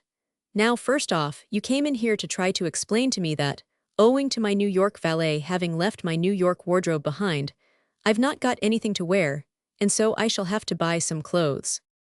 "I failed to find any dress shirts, sir," began Pearson hesitatingly. Mr. Temple-Barham grinned. "I always failed to find them myself. I never had a dress shirt. I never owned a suit of glad rags in my life." "GL glad rags, sir," stammered Pearson uncertainly. "I knew you didn't catch on when I said that to you before dinner. I mean clawhammer and dress suit things. Don't you be frightened, Pearson. I never had 6 good shirts at once, or 2 pair of shoes, or more than 4 10-cent handkerchiefs at a time since I was born. And when Mr. Palford yanked me away from New York, he didn't suspect a fellow could be in such a state. And I didn't know I was in a state, anyhow. I was too busy to hunt up people to tell me, because I was rushing something important right through, and I couldn't stop. I just bought the first things I set eyes on and crammed them into my trunk. There, I guess you know the most of this, but you didn't know I knew you knew it. Now you do, and you needn't be afraid to hurt my feelings by telling me I haven't a darn thing I ought to have. You can go straight ahead." As he leaned back, puffing away at his pipe, he had thrown a leg over the arm of his chair for greater comfort, and it really struck his valet that he had never seen a gentleman more at his ease, even one who was one. His casual candidness produced such a relief from the sense of strain and uncertainty that Pearson felt the color returning to his face. An opening had been given him, and it was possible for him to do his duty. "If you wish, sir, I will make a list," he ventured further, "and the proper firms will send persons to bring things down from London on a pro." "What's a pro the English for?" "Approval, sir." "Good business, good old Pearson." "Thank you, sir. Shall I attend to it tonight to be ready for the morning post?" "In 5 minutes you shall, but you threw me off the track a bit. The thing I was really going to say was more important than the clothes business." There was something else then, thought Pearson, some other unexpected point of view. "What have you to do for me anyhow?" "Valet you, sir." "That's English for washing my face, and combing my hair and putting my socks on, ain't it?" "Well, sir, it means doing all you require, and being always in attendance when you change." "How much do you get for it?" 30 shillings a week, sir." "Say, Pearson," said Tembarom with honest feeling, "I'll give you 60 shillings a week not to do it." Calmed though he had felt a few moments ago, it cannot be denied that Pearson was aghast. How could one be prepared for developments of such an order? "Not to do it, sir," he faltered, "but what would the servants think if you had no one to valet you?" "That's so, what would they think?" But he evidently was not dismayed, for he smiled widely. "I guess the plainclothes man would throw a fit." But Pearson's view was more serious, and involved a knowledge of not improbable complications. He knew the hall and its points of view. "I couldn't draw my wages, sir," he protested. "There'd be the greatest dissatisfaction among the other servants, sir, if I didn't do my duties. There's always a slight jealousy of valets and ladies' maids. The general idea is that they do very little to earn their salaries. I've seen them fairly hated."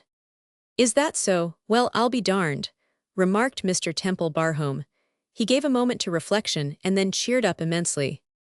"I'll tell you how we'll fix it. You come up into my room and bring your tatting or read a newspaper while I dress." He openly chuckled. "Holy smoke, I've got to put on my shirt and swear at my collar buttons myself. If I'm in for having a trained nurse do it for me, it'll give me the willies. When you danced around me before dinner." Pearson's horror forced him to commit the indiscretion of interrupting. "I hope I didn't dance, sir," he implored. "I tried to be extremely quiet." "That was it," said Tembarom. "I shouldn't have said danced, I meant crept. I kept thinking I should tread on you, and I got so nervous toward the end I thought I should just break down and sob on your bosom and beg to be taken back to home and mother." "I'm extremely sorry, sir, I am, indeed," apologized Pearson, doing his best not to give way to hysterical giggling. How was a man to keep a decently straight face, and if one didn't, where would it end? One thing after another. "It was not your fault, it was mine. I haven't a thing against you, you're a first-rate little chap. I will try to be more satisfactory tomorrow." There must be no laughing aloud, even if one burst a blood vessel. It would not do. Pearson hastily confronted a vision of a young footman or Mr. Burrell himself passing through the corridors on some errand, and hearing master and valet shouting together in unseemly and wholly incomprehensible mirth. And the next remark was worse than ever. "No, you won't, Pearson," Mr. Temple Barhome asserted. "There's where you're wrong. I've got no more use for a valet than I have for a pair of straight-front corsets." This contained a sobering suggestion. "But you said, sir, that—" "Oh, I'm not going to fire you," said Tembarom genially. "I'll keep you on, but little Willie is going to put on his own socks. If the servants have to be pacified, you come up to my room and do anything you like. Lie on the bed if you want to get a Jew's harp and play on it, any old thing to pass the time. And I'll raise your wages. What do you say, is it fixed?" "I'm here, sir, to do anything you require," Pearson answered distressedly. "But I'm afraid." Tembarom's face changed. A sudden thought had struck him. "I'll tell you one thing you can do," he said. "You can valet that friend of mine." "Mr. Strangeways, sir." "Yes, I've got a notion he wouldn't mind it." He was not joking now, he was in fact rather suddenly thoughtful. "Say, Pearson, what do you think of him?" "Well, sir, I've not seen much of him, and he says very little, but I should think he was a gentleman, sir." Mr. Temple Barhome seemed to think it over. "That's queer," he said as though to himself. "That's what Anne said." Then aloud, "Would you say he was an American?" In his unavoidable interest in a matter much talked over below stairs and productive of great curiosity, Pearson was betrayed. He could not explain to himself, after he had spoken, how he could have been such a fool as to forget. But forget himself, and the birthplace of the new Mr. Temple Barham he did. "Oh no, sir," he exclaimed hastily. "He's quite the gentleman, sir, even though he is queer in his mind." The next instant he caught himself and turned cold. An American or a Frenchman or an Italian, in fact, a native of any country on earth so slighted with an unconsciousness so natural, if he had been a man of hot temper, might have thrown something at him or kicked him out of the room. But Mr. Temple Barham took his pipe out of his mouth and looked at him with a slow, broadening smile. "Would you call me a gentleman, Pearson?" he asked. Of course there was no retrieving such a blunder, Pearson felt, but— "Certainly, sir," he stammered. Most certainly, sir." "Pearson," said Tembarom, shaking his head slowly, with a grin so good-natured that even the frankness of his words was friendly humor itself. "Pearson, you're a liar. But that doesn't jolt me a bit. I dare say I'm not one anyhow. We might put an ad in one of your papers and find out." I beg your pardon, sir," murmured Pearson in actual anguish of mind. Mr. Temple Barham laughed outright. "Oh, I've not got it in for you, how could you help it?" he said, then he stopped joking again. "If you want to please me," he added with deliberation, "you look after Mr. Strangeways and don't let anything disturb him. Don't bother him but just find out what he wants. When he gets restless, come and tell me. If I'm out, tell him I'm coming back. Don't let him worry. You understand, don't let him worry." "I'll do my best, my very best, sir," Pearson answered devoutly. "I've been nervous and excited this first day because I am so anxious to please. Everything seems to depend on it just now," he added, daring another confidential outburst. "But you'll see I do know how to keep my wits about me in general, and I've got a good memory, and I have learned my duties, sir. I'll attend to Mr. Strangeways most particular." As Tembarom listened, and watched his neat, blonde countenance, and noted the undertone of quite desperate appeal in his low voice, he was thinking of a number of things. Chiefly he was thinking of little Anne Hutchinson and the Harlem flat which might have been run on $15 a week. "I want to know, I have someone in this museum of a place who'll understand," he said. "Someone who'll do just exactly what I say and ask no fool questions and keep his mouth shut. I believe you could do it." "I'll swear I could, sir. Trust me," was Pearson's astonishingly emotional and hasty answer. "I'm going to," returned Mr. Temple Barham. "I've set my mind on putting something through in my own way. It's a queer thing, and most people would say I was a fool for trying it. Mr. Hutchinson does, but Miss Hutchinson doesn't." There was a note in his tone of saying, "Miss Hutchinson doesn't," which opened up vistas to Pearson. Strange vistas, when one thought of old Mrs. Hutchinson's cottage, and the estate of Temple Barham. "We're just about the same age," his employer continued, "and in a sort of way we're in just about the same fix."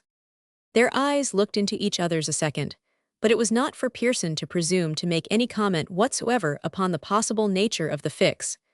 2 or 3 more puffs, and Mr. Temple Barham spoke again. "Say, Pearson, I don't want to butt in, but what about that little bunch of calico of yours, the one you're saving up for?" "Calico, sir," said Pearson, at sea but hopeful. Whatsoever the new Mr. Temple Barham meant, one began to realize that it was not likely to be unfriendly. "That's American for her, Pearson. Her stands for the same thing both in English and American, I guess. What's her name and where is she? Don't you say a word if you don't want to." Pearson drew a step nearer. There was an extraordinary human atmosphere in the room which caused things to begin to go on in his breast. He had had a harder life than Tembarom because he had been more timid and less buoyant and less unself-conscious. He had been beaten by a drunken mother and kicked by a drunken father. He had gone hungry and faint to the board school and had been punished as a dull boy. After he had struggled into a place as page, he had been bullied by footmen and had had his ears boxed by cooks and butlers. Ladies' maids and smart housemaids had sneered at him and made him feel himself a hopeless, vulgar little worm who never would get on. But he had got on, in a measure, because he had worked like a slave and openly resented nothing. A place like this had been his fevered hope and dream from his page days, though of course his imagination had not encompassed attendance on a gentleman who had never owned a dress shirt in his life. Yet gentleman or no gentleman, he was a Temple Barham, and there was something about him, something human in his young voice and grin and queer, unheard-of New York jokes, which Pearson had never encountered, and which had the effect of making him feel somehow more of a man than his timorous nature had ever allowed of his feeling before. It suggested that they were both, valet and master, merely masculine human creatures of like kind. The way he had said Miss Hutchinson, and the twinkle in his eye when he'd made that American joke about the little bunch of calico. The curious fact was that thin, neat, white-blooded-looking Pearson was passionately in love. So he took the step nearer and grew hot and spoke low. "Her name is Rose Merrick, sir, and she's in place in London. She's lady's maid to a lady of title, and it isn't an easy place. Her lady has a high temper, and she's economical with her servants. Her maid has to sew early and late, and turn out as much as if she was a whole dressmaking establishment. She's clever with her needle, and it would be easier if she felt it was appreciated. But she's treated haughty and severe, though she tries her very best. She has to wait up half the night after balls, and I'm afraid it's breaking her spirit and her health. That's why, I beg your pardon, sir," he added, his voice shaking. "That's why I'd bear anything on earth if I could give her a little home of her own." "Gee whiz," ejaculated Mr. Temple-Barham with feeling. "I guess you would." "And that's not all, sir," said Pearson. "She's a beautiful girl, sir, with a figure, and service is sometimes not easy for a young woman like that. His lordship, the master of the house, sir, is much too attentive. He's a man with bad habits. The last lady's maid was sent away in disgrace. Her ladyship wouldn't believe she hadn't been forward when she saw things she didn't like, though everyone in the hall knew the girl hated his bold ways with her, and her mother nearly broke her heart. He's begun with Rose, and it just drives me mad, sir, it does." He choked and wiped his forehead with his clean handkerchief. It was damp, and his young eyes had fire in them, as Mr. Temple-Barham did not fail to observe. "I'm taking a liberty talking to you like this, sir," he said. "I'm behaving as if I didn't know my place, sir." "Your place is behind that fellow, kicking him till he'll never sit down again except on eiderdown cushions 3 deep, remarked Mr. Temple-Barham, with fire in his eyes also. "That's where your place is. It's where mine would be if I was in the same house with him and caught him making a goat of himself. I bet 9 Englishmen out of 10 would break his darn neck for him if they got on to his little ways, even if they were lordships themselves." "The decent ones won't know," Pearson said. "That's not what happens, sir. He can laugh and chaff it off with her ladyship and coax her round. But a girl that's discharged like that, Rose says, that's the worst of it. She says she's got a character fastened onto her for life that no respectable man ought to marry her with." Mr. Temple-Barham removed his leg from the arm of his chair and got up. Long-legged, sinewy, but somewhat slouchy in his badly made tweed suit, sharp New York face and awful American style notwithstanding, he still looked rather nice as he laid his hand on his valet's shoulder and gave him a friendly push. "See here," he said, "what you've got to say to Rose is that she's just got to cut that sort of thing out, cut it right out. Talking to a man that's in love with her as if he was likely to throw her down because lies were told. Tell her to forget it quick. Why, what does she suppose a man's for, by jinks? What's he for?" "I've told her that, sir, though of course not an American. I just swore it on my knees in Hyde Park one night when she got out for an hour. But she laid her poor head on the back of the bench and cried and wouldn't listen. She says she cares for me too much to." Tembarom's hand clutched his shoulder. His face lighted and glowed suddenly. "Care for you too much?" he asked. "Did she say that, God bless her?" "That's what I said," broke in Pearson. "I heard another girl say that, just before I left New York. A girl that's just a wonder," said his master. "A girl can be a wonder, can't she?" "Rose is, sir," protested Pearson. "She is indeed, sir, and her eyes are that blue." "Blue, are they?" interrupted Tembarom. "I know the kind, I'm on to the whole thing, and what's more, I'm going to fix it. You tell Rose and tell her from me that she's going to leave that place and you're going to stay in this one, and well, presently things'll begin to happen. They're going to be all right, he went on with immensely convincing emphasis. "She's going to have that little home of her own." He paused a moment for reflection, and then a sudden thought presented itself to him. "Why, darn it," he exclaimed, "there must be a whole raft of little homes that belong to me in one place or another. Why couldn't I fix you both up in one of them?" "Oh, sir," Pearson broke forth in some slight alarm. He went so fast and so far all in a moment. And Pearson really possessed a neat, well-ordered conscience and, moreover, knew his place. "I hope I didn't seem to be expecting you to trouble yourself about me, sir. I mustn't presume on your kindness." "It's not kindness, it's just human. I'm going to think this thing over. You just keep your hair on and let me do my own valeting, and you'll see I'll fix it for you somehow."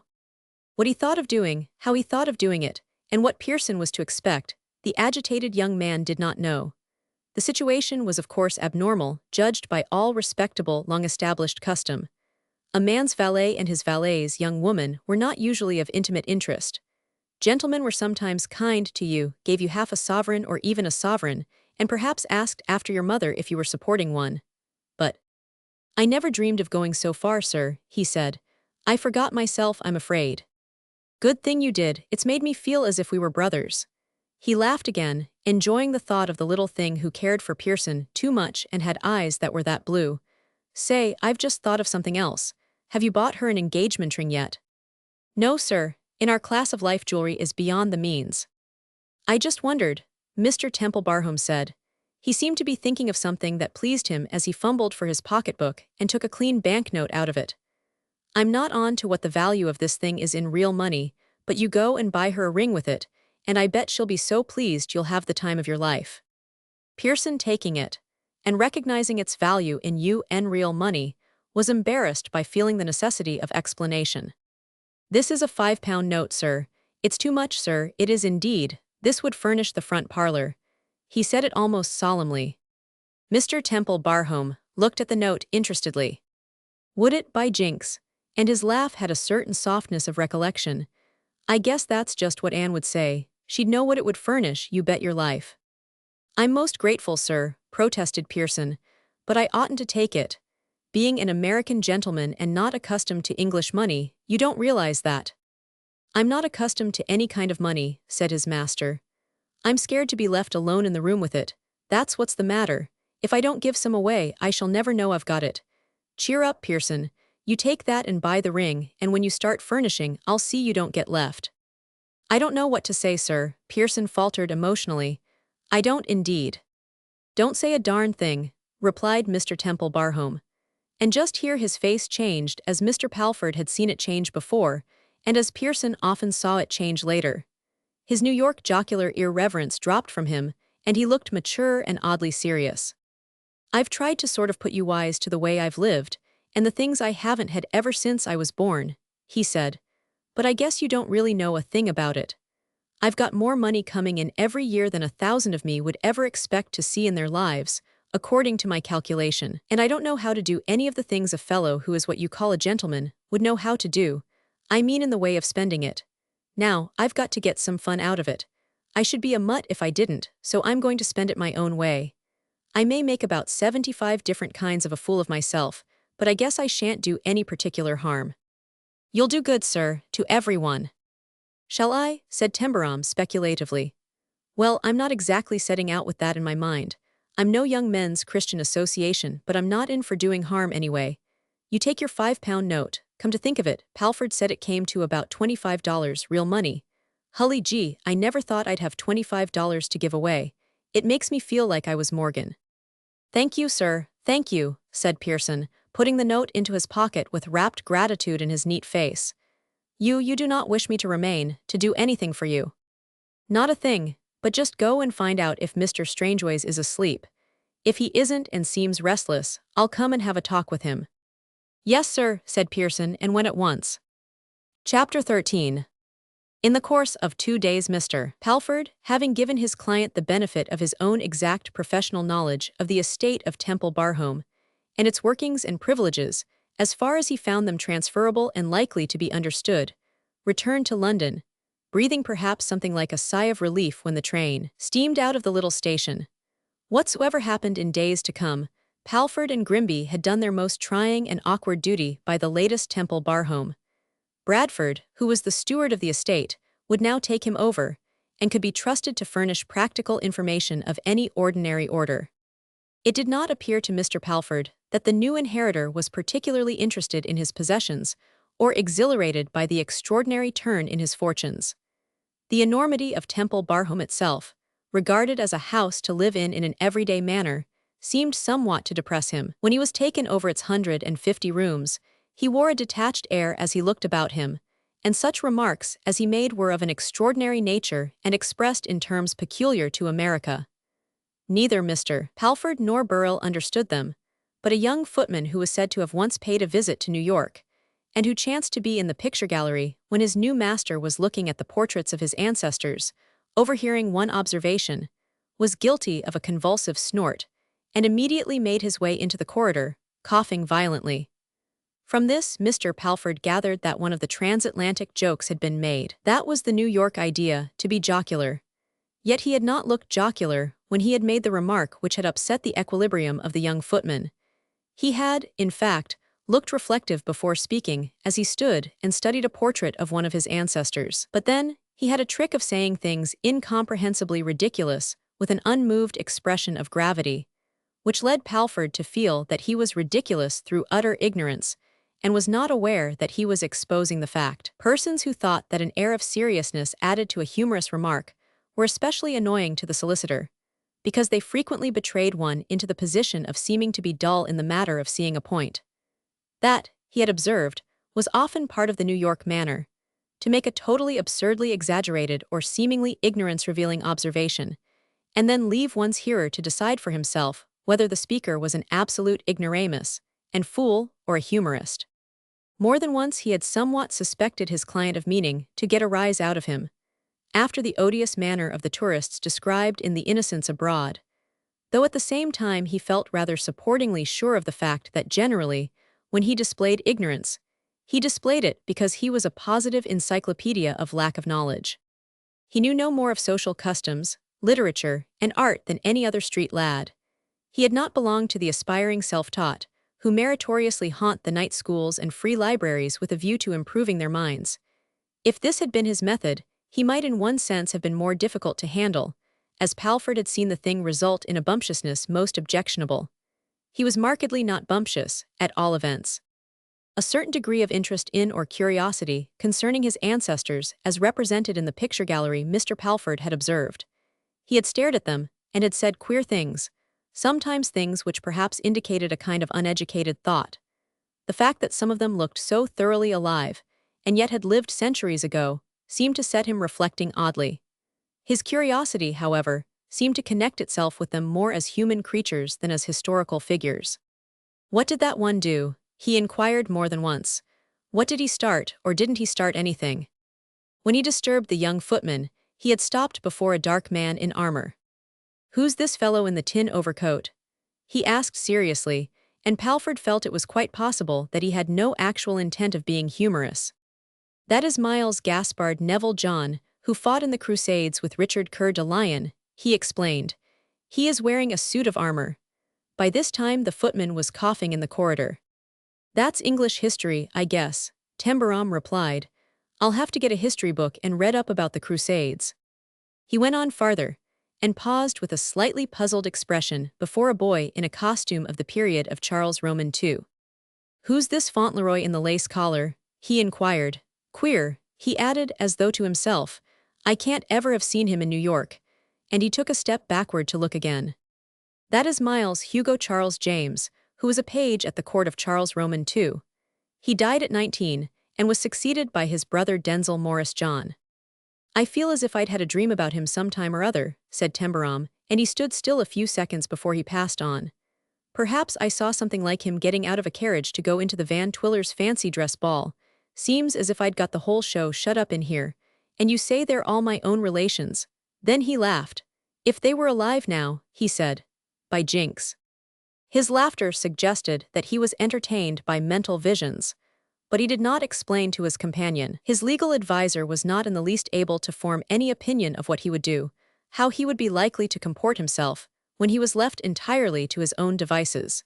He would not know also, one might be sure, that the county would wait with repressed anxiety to find out. If he had been a minor, he might have been taken in hand, and trained and educated to some extent. But he was not a minor. On the day of Mr. Palford's departure, a thick fog had descended, and seemed to enwrap the world in the white wool. Tembarom found it close to his windows when he got up, and he had dressed by the light of tall wax candles, the previous Mr. Temple Barham having objected to more modern and vulgar methods of illumination. "I guess this is what you call a London fog," he said to Pearson. "No, not exactly the London sort, sir," Pearson answered. "A London fog is yellow when it isn't brown or black, it settles on the hands and face, A fog in the country isn't dirty with smoke.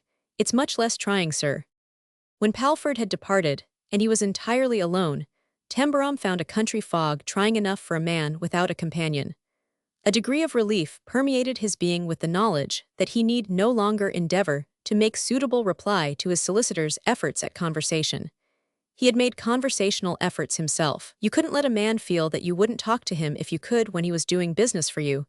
But what in thunder did you have to talk about that a man like that wouldn't be bored stiff by? He didn't like New York. He didn't know anything about it. And he didn't want to know. And Tembarom knew nothing about anything else, and was homesick for the very stones of the roaring city's streets. When he said anything, Palford either didn't understand what he was getting at, or he didn't like it. And he always looked as if he was watching to see if you were trying to get a joke on him. Tembarom was frequently not nearly so much inclined to be humorous as Mr. Palford had irritably suspected him of being. His modes of expression might on numerous occasions have roused to mirth when his underlying idea was almost entirely serious. The mode of expression was merely a result of habit. Mr. Palford left by an extremely early train, and after he was gone, Tembarom sat over his breakfast as long as possible, and then, going to the library, smoked long. The library was certainly comfortable, though the fire and the big wax candles were called upon to do their best to defy the chill, mysterious dimness produced by the heavy, white, wool curtain folding itself more and more thickly outside the windows. But one cannot smoke in solitary idleness for much more than an hour, and when he stood up and knocked the ashes out of his last pipe, Tembarom drew a long breath. "There's 136 hours in each of these days," he said. "That's 952 in a week, and 4,080 in a month when it's got only 30 days in it. I'm not going to calculate how many there'd be in a year. I'll have a look at the papers. There's Punch, that's their comic one." He looked out the American news in the London papers, and sighed hugely. He took up Punch and read every joke 2 or 3 times over. He did not know that the number was a specially good one, and that there were some extremely witty things in it. The jokes were about bishops in gaiters, about garden parties, about curates or lovely young ladies or rectors' wives and rustics, about royal academicians or aesthetic poets. Their humor appealed to him as little, and seemed as obscure as his had seemed to Mr. Palford. "I'm not laughing my head off much over these," he said. "I guess I'm not on to the point." He got up and walked about. The L in New York was roaring to and fro, loaded with men and women going to work or to do shopping. Some of them were devouring morning papers bearing no resemblance to those of London. Some of them carried parcels, and all of them looked as though they were intent on something or other, and hadn't a moment to waste.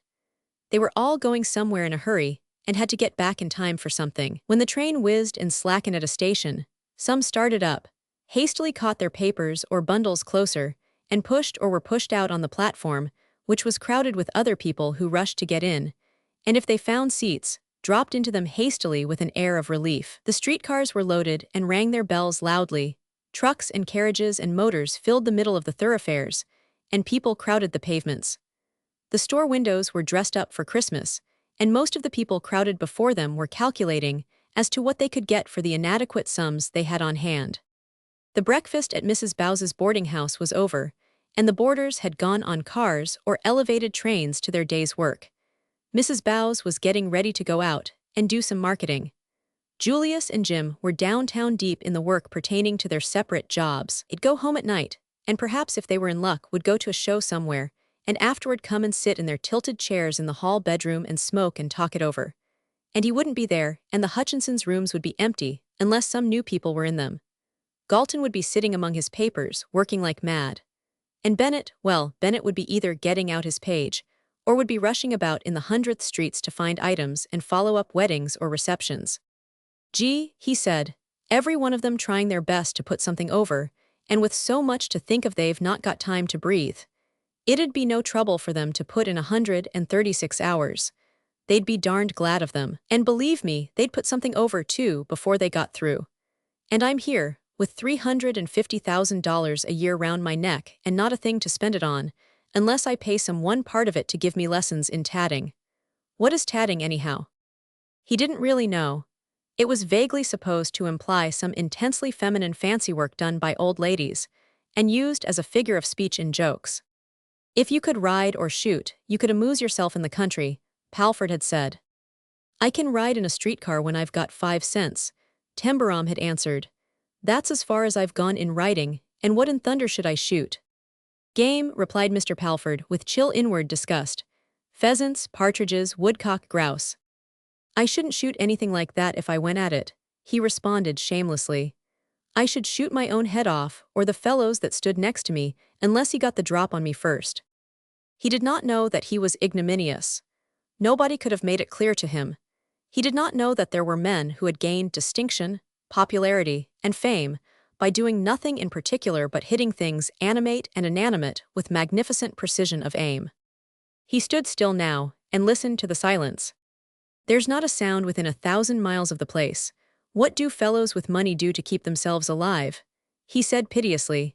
They've got to do something. Shall I have to go out and take a walk, as Palford called it? Take a walk, by G. He couldn't conceive it, a man taking a walk as though it were medicine. A walk nowhere to reach nothing, just to go and turn back again. I'll begin and take in sewing, he said, or I'll open a store in the village, a department store. I could spend something on that. I'll ask Pearson what he thinks of it, or Burrill. I'd like to see Burrill if I said that to him. He decided at last that he would practice his short a while. That would be doing something, at any rate. He sat down at the big writing table and began to dash off mystic signs at furious speed. But the speed did not keep up. The silence of the great room, of the immense house, of all the scores of rooms and galleries and corridors, closed in about him. He had practiced his short in the night school, with the L thundering past at intervals of 5 minutes. In the newspaper office, with all the babel of New York about him, and the bang of steam drills going on below in the next lot, where the foundation of a new building was being excavated. He had practiced it in his hall bedroom at Mrs. Bowes's to the tumultuous accompaniment of street sounds and the whiz and tingling of streetcars dashing past, and he had not been disturbed. He had never practiced it in any place which was silent, and it was the silence which became more than he could stand. He actually jumped out of his chair when he heard mysterious footsteps outside the door, and a footman appeared and spoke in a low voice, which startled him as though it had been a thunderclap. A young person with her father wants to see you, sir, he announced. I don't think they are villagers, but of the working class, I should say. Where are they? I didn't know exactly what to do, sir, so I left them in the hall. The young person has a sort of quiet, determined way. Little Anne, by G. exclaimed Tembarom with mad joy and shot out of the room. The footman, he had not seen little Anne when she had brought Strangeways, looked after him and rubbed his chin. Wouldn't you call that a rummy sort for Temple Barhome? He said to one of his fellows, who had appeared in the hall near him. It's not my sort, was the answer. I'm going to give notice to old Butterworth. Hutchinson and little Anne were waiting in the hall. Hutchinson was looking at the rich, shadowy spaces about him with a sort of proud satisfaction. Fine, dark corners with armored figures lurking in them, ancient portraits, carved oak settles, and massive chairs and cabinets. These were English, and he was an Englishman, and somehow felt them the outcome of certain sterling qualities of his own. He looked robustly well, and wore a new rough tweed suit such as one of the gentry might tramp about muddy roads and fields in. Little Anne was dressed in something warm and rough also, a brown thing, with a little close, cap-like brown hat from under which her red hair glowed. The walk in the cold, white fog had made her bloom fresh, soft red and white daisy color. She was smiling, and showing 3 distinct dimples, which deepened when Tembarom dashed out of the library. Hully gee, he cried out, but I'm glad to see you. He shook hands with both of them furiously, and 2 footmen stood and looked at the group with image-like calm of feature, but with curiously interested eyes.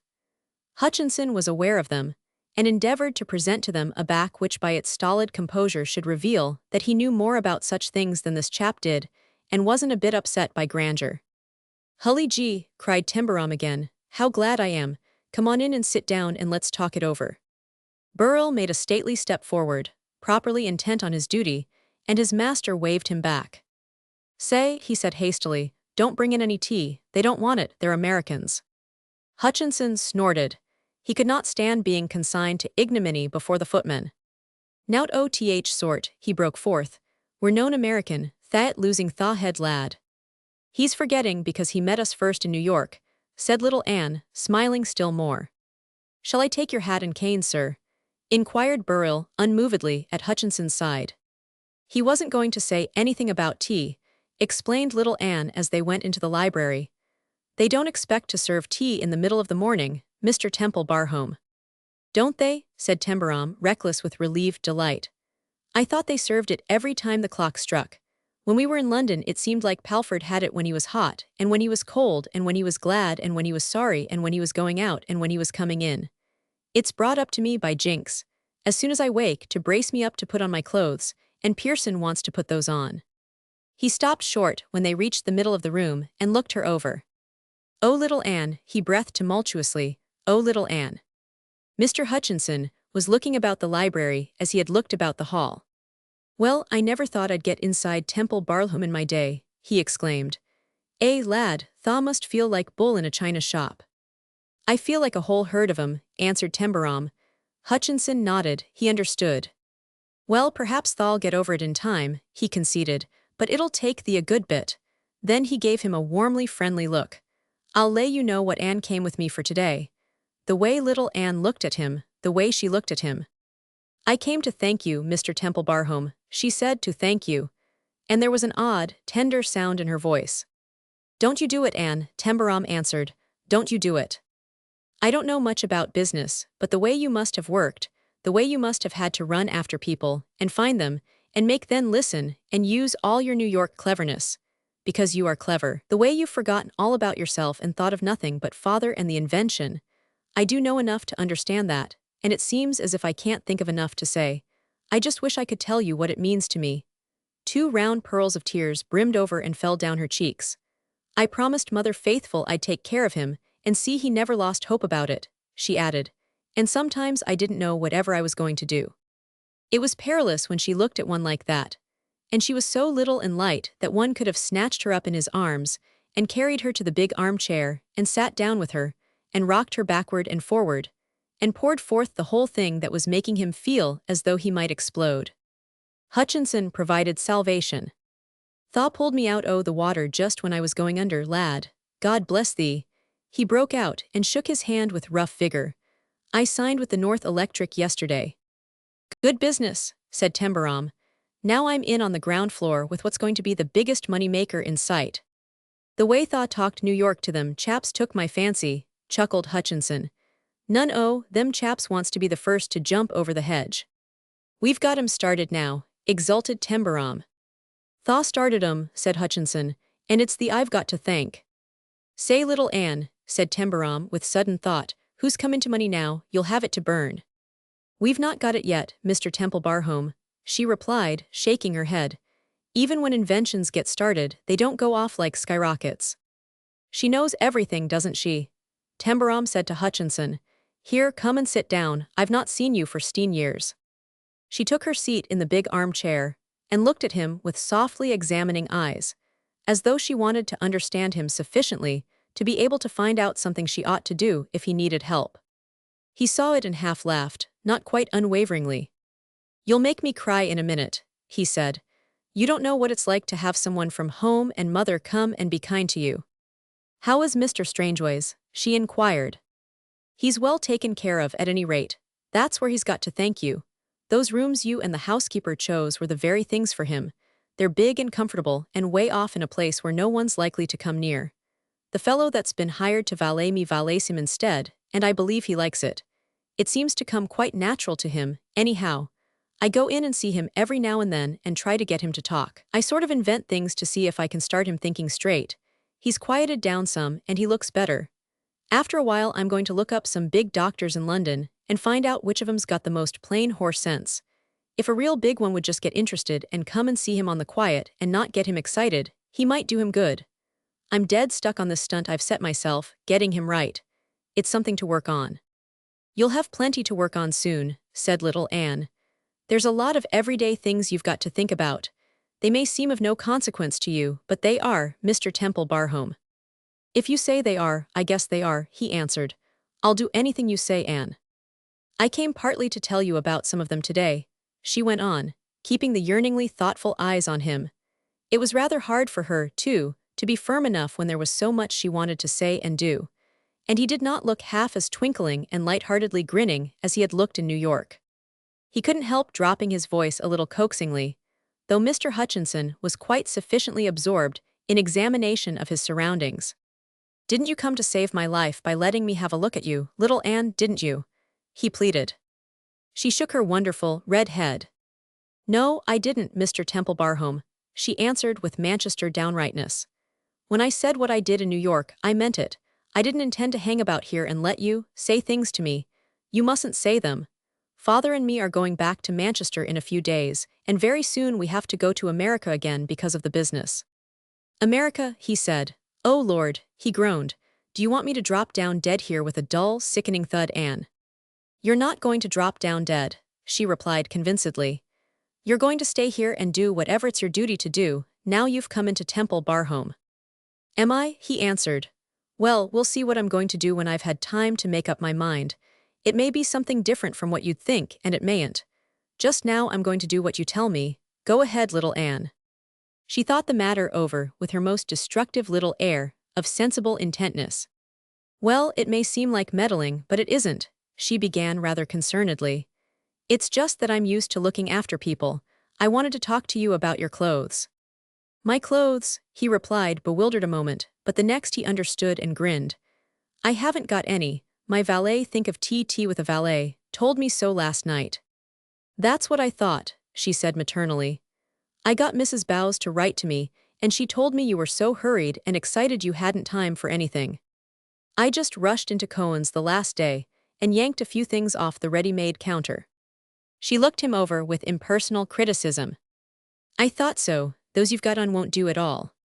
Tembarom glanced at them. That's what Pearson says. They're not the right shape, she explained. I know what a gentleman's clothes mean in England, and her face flushed, and sudden, warm spirit made her speak rather fast. I couldn't abide to think of you coming here and being made fun of, just because you hadn't the right clothes. She said it, the little thing, as though he were hers, her very own, and defend him against disrespect she would. Tembarom, being but young flesh and blood, made an impetuous dart toward her, and checked himself, catching his breath. And, he said, has your grandmother got a dog? Why yes, she said, faltering because she was puzzled. How big is he? He's a big one, he's a brindled bulldog. Why? Well, he said, half pathetic, half defiant, if you're going to come and talk to me like that, and look like that, you've got to bring that bull along and set him on me when I make a break. For there's nothing but a dog can keep me where you want me to stay, and a big one at that. He sat down on an ottoman near her, and dropped his head on his hands. It was not half such a joke as it sounded. Little Anne saw it wasn't, and she watched him tenderly, catching her breath once quickly. Men had ways of taking some things hard, and feeling them a good bit more than one would think. It made trouble many a time if one couldn't help them to think reasonable. Father, she said to Hodgson. Aye, he answered, turning round. Will you tell Mr. Temple that you think I'm right about giving him his chance? Of course I think she's right, Hodgson blustered, and it isn't the first time either. I'm not going to have my lass married into any family where she'd be looked down upon. But that was not what little Anne wanted. It was not, in fact, her argument. She was not thinking of that side of the situation. It's not me that matters so much, Father, she said. It's him.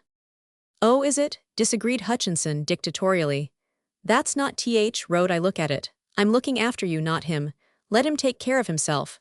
No chap shall put you where you won't be looked up to, even if I am grateful to him. So there you have it. He can't take care of himself when he feels like this, she answered. That's why I'm taking care of him. He'll think steadier when he's himself again. She put out her hand and softly touched his shoulder. Don't do that, she said. You make me want to be silly. There was a quiver in her voice, but she tried to change it.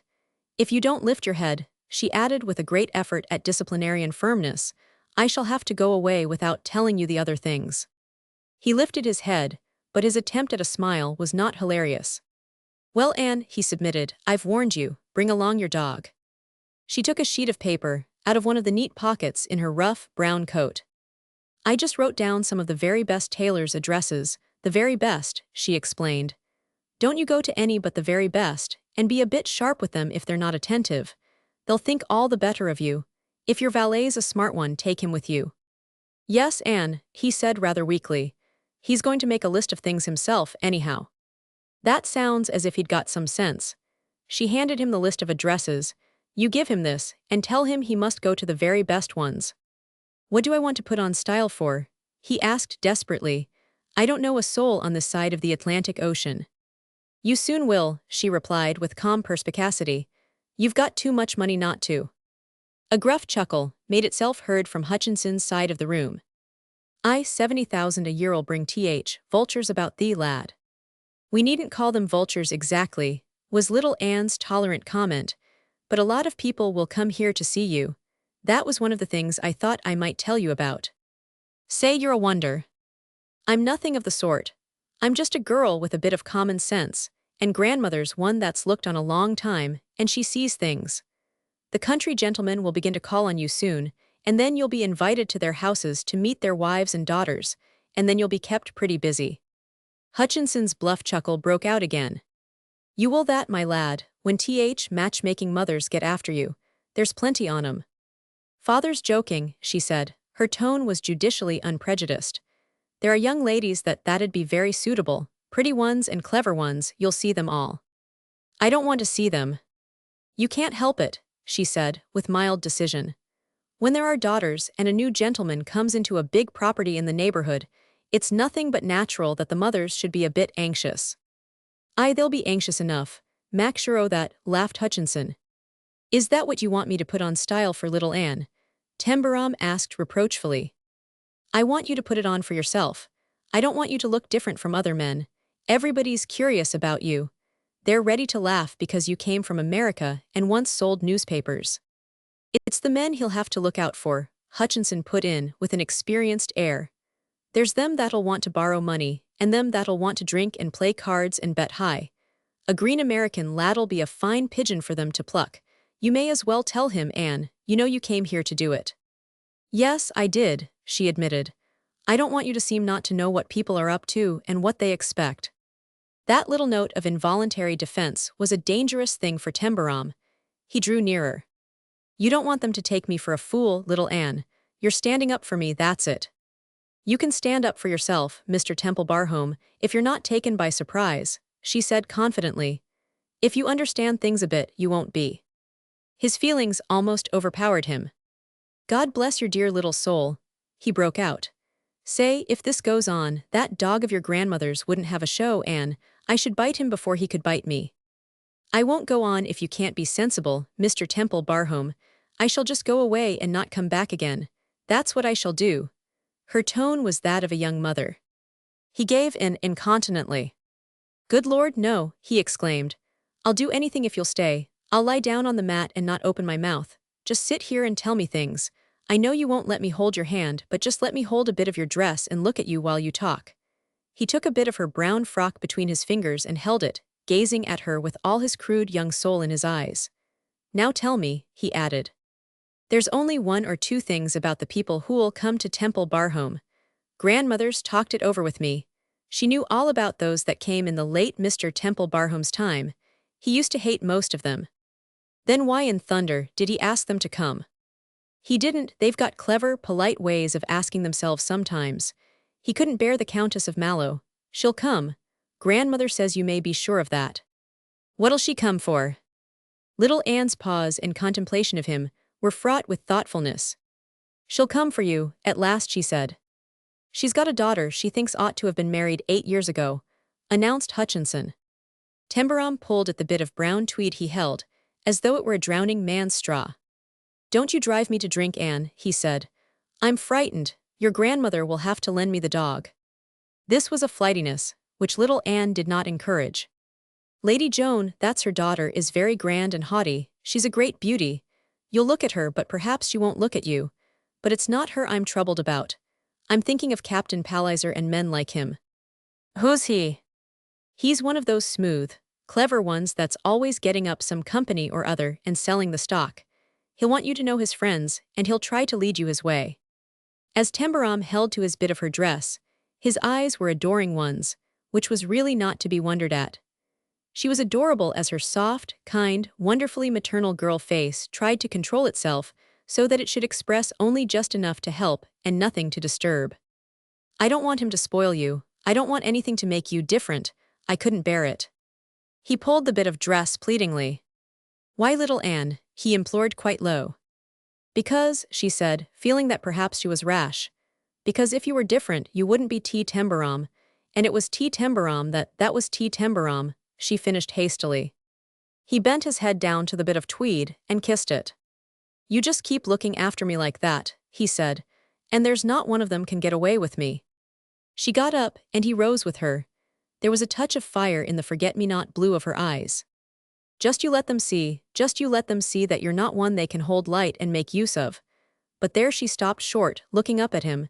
He was looking down at her with a kind of matureness in his expression. I needn't be afraid, she said. You can take care of yourself, I ought to have known that. You did, he said, smiling, but you wanted to sort of help me. And you've done it, by gee, just by saying that thing about Tembarom, you set me right on my feet, that's you. Before they went away, they paid a visit to Strangeways in his remote, undisturbed and beautiful rooms. They were in a wing of the house untouched by any ordinary passing to and fro, and the deep windows looked out upon gardens, which spring and summer would crowd with loveliness, from which clouds of perfume would float up to him on days when the sun warmed, and the soft airs stirred the flowers, shaking the fragrance from their full incense cups. But the white fog shut out today even their winter bareness. There were light and warmth inside, and every added charm of rich harmony of deep color and comfort made beautiful. There were books and papers waiting to be looked over, but they lay untouched on the writing table, and Strangeways was sitting close to the biggest window, staring into the fog. His eyes looked hungry and hollow and dark. Anne knew he was trying to remember something. When the sound of footsteps reached his ear, he turned to look at them, and rose mechanically at sight of Anne. But his expression was that of a man aroused from a dream of far-off places. I remember you, he said, but hesitated as though making an effort to recall something. Of course you do, said little Anne. You know me quite well, I brought you here, think a bit, little. Yes, he broke forth. Of course, little Anne, thank God I've not forgotten. He took her hand in both his and held it tenderly. You have a sweet little face, it's such a wise little face. His voice sounded dreamy. Anne drew him to his chair with a coaxing laugh, and sat down by him. You're flattering me, you make me feel quite shy, she said. You know him too, nodding toward Tembarom. Oh yes, he replied, and he looked up with a smile. He is the one who remembers, you said you did. He had turned to Tembarom. You bet your life I do, Tembarom answered, and you will too before long.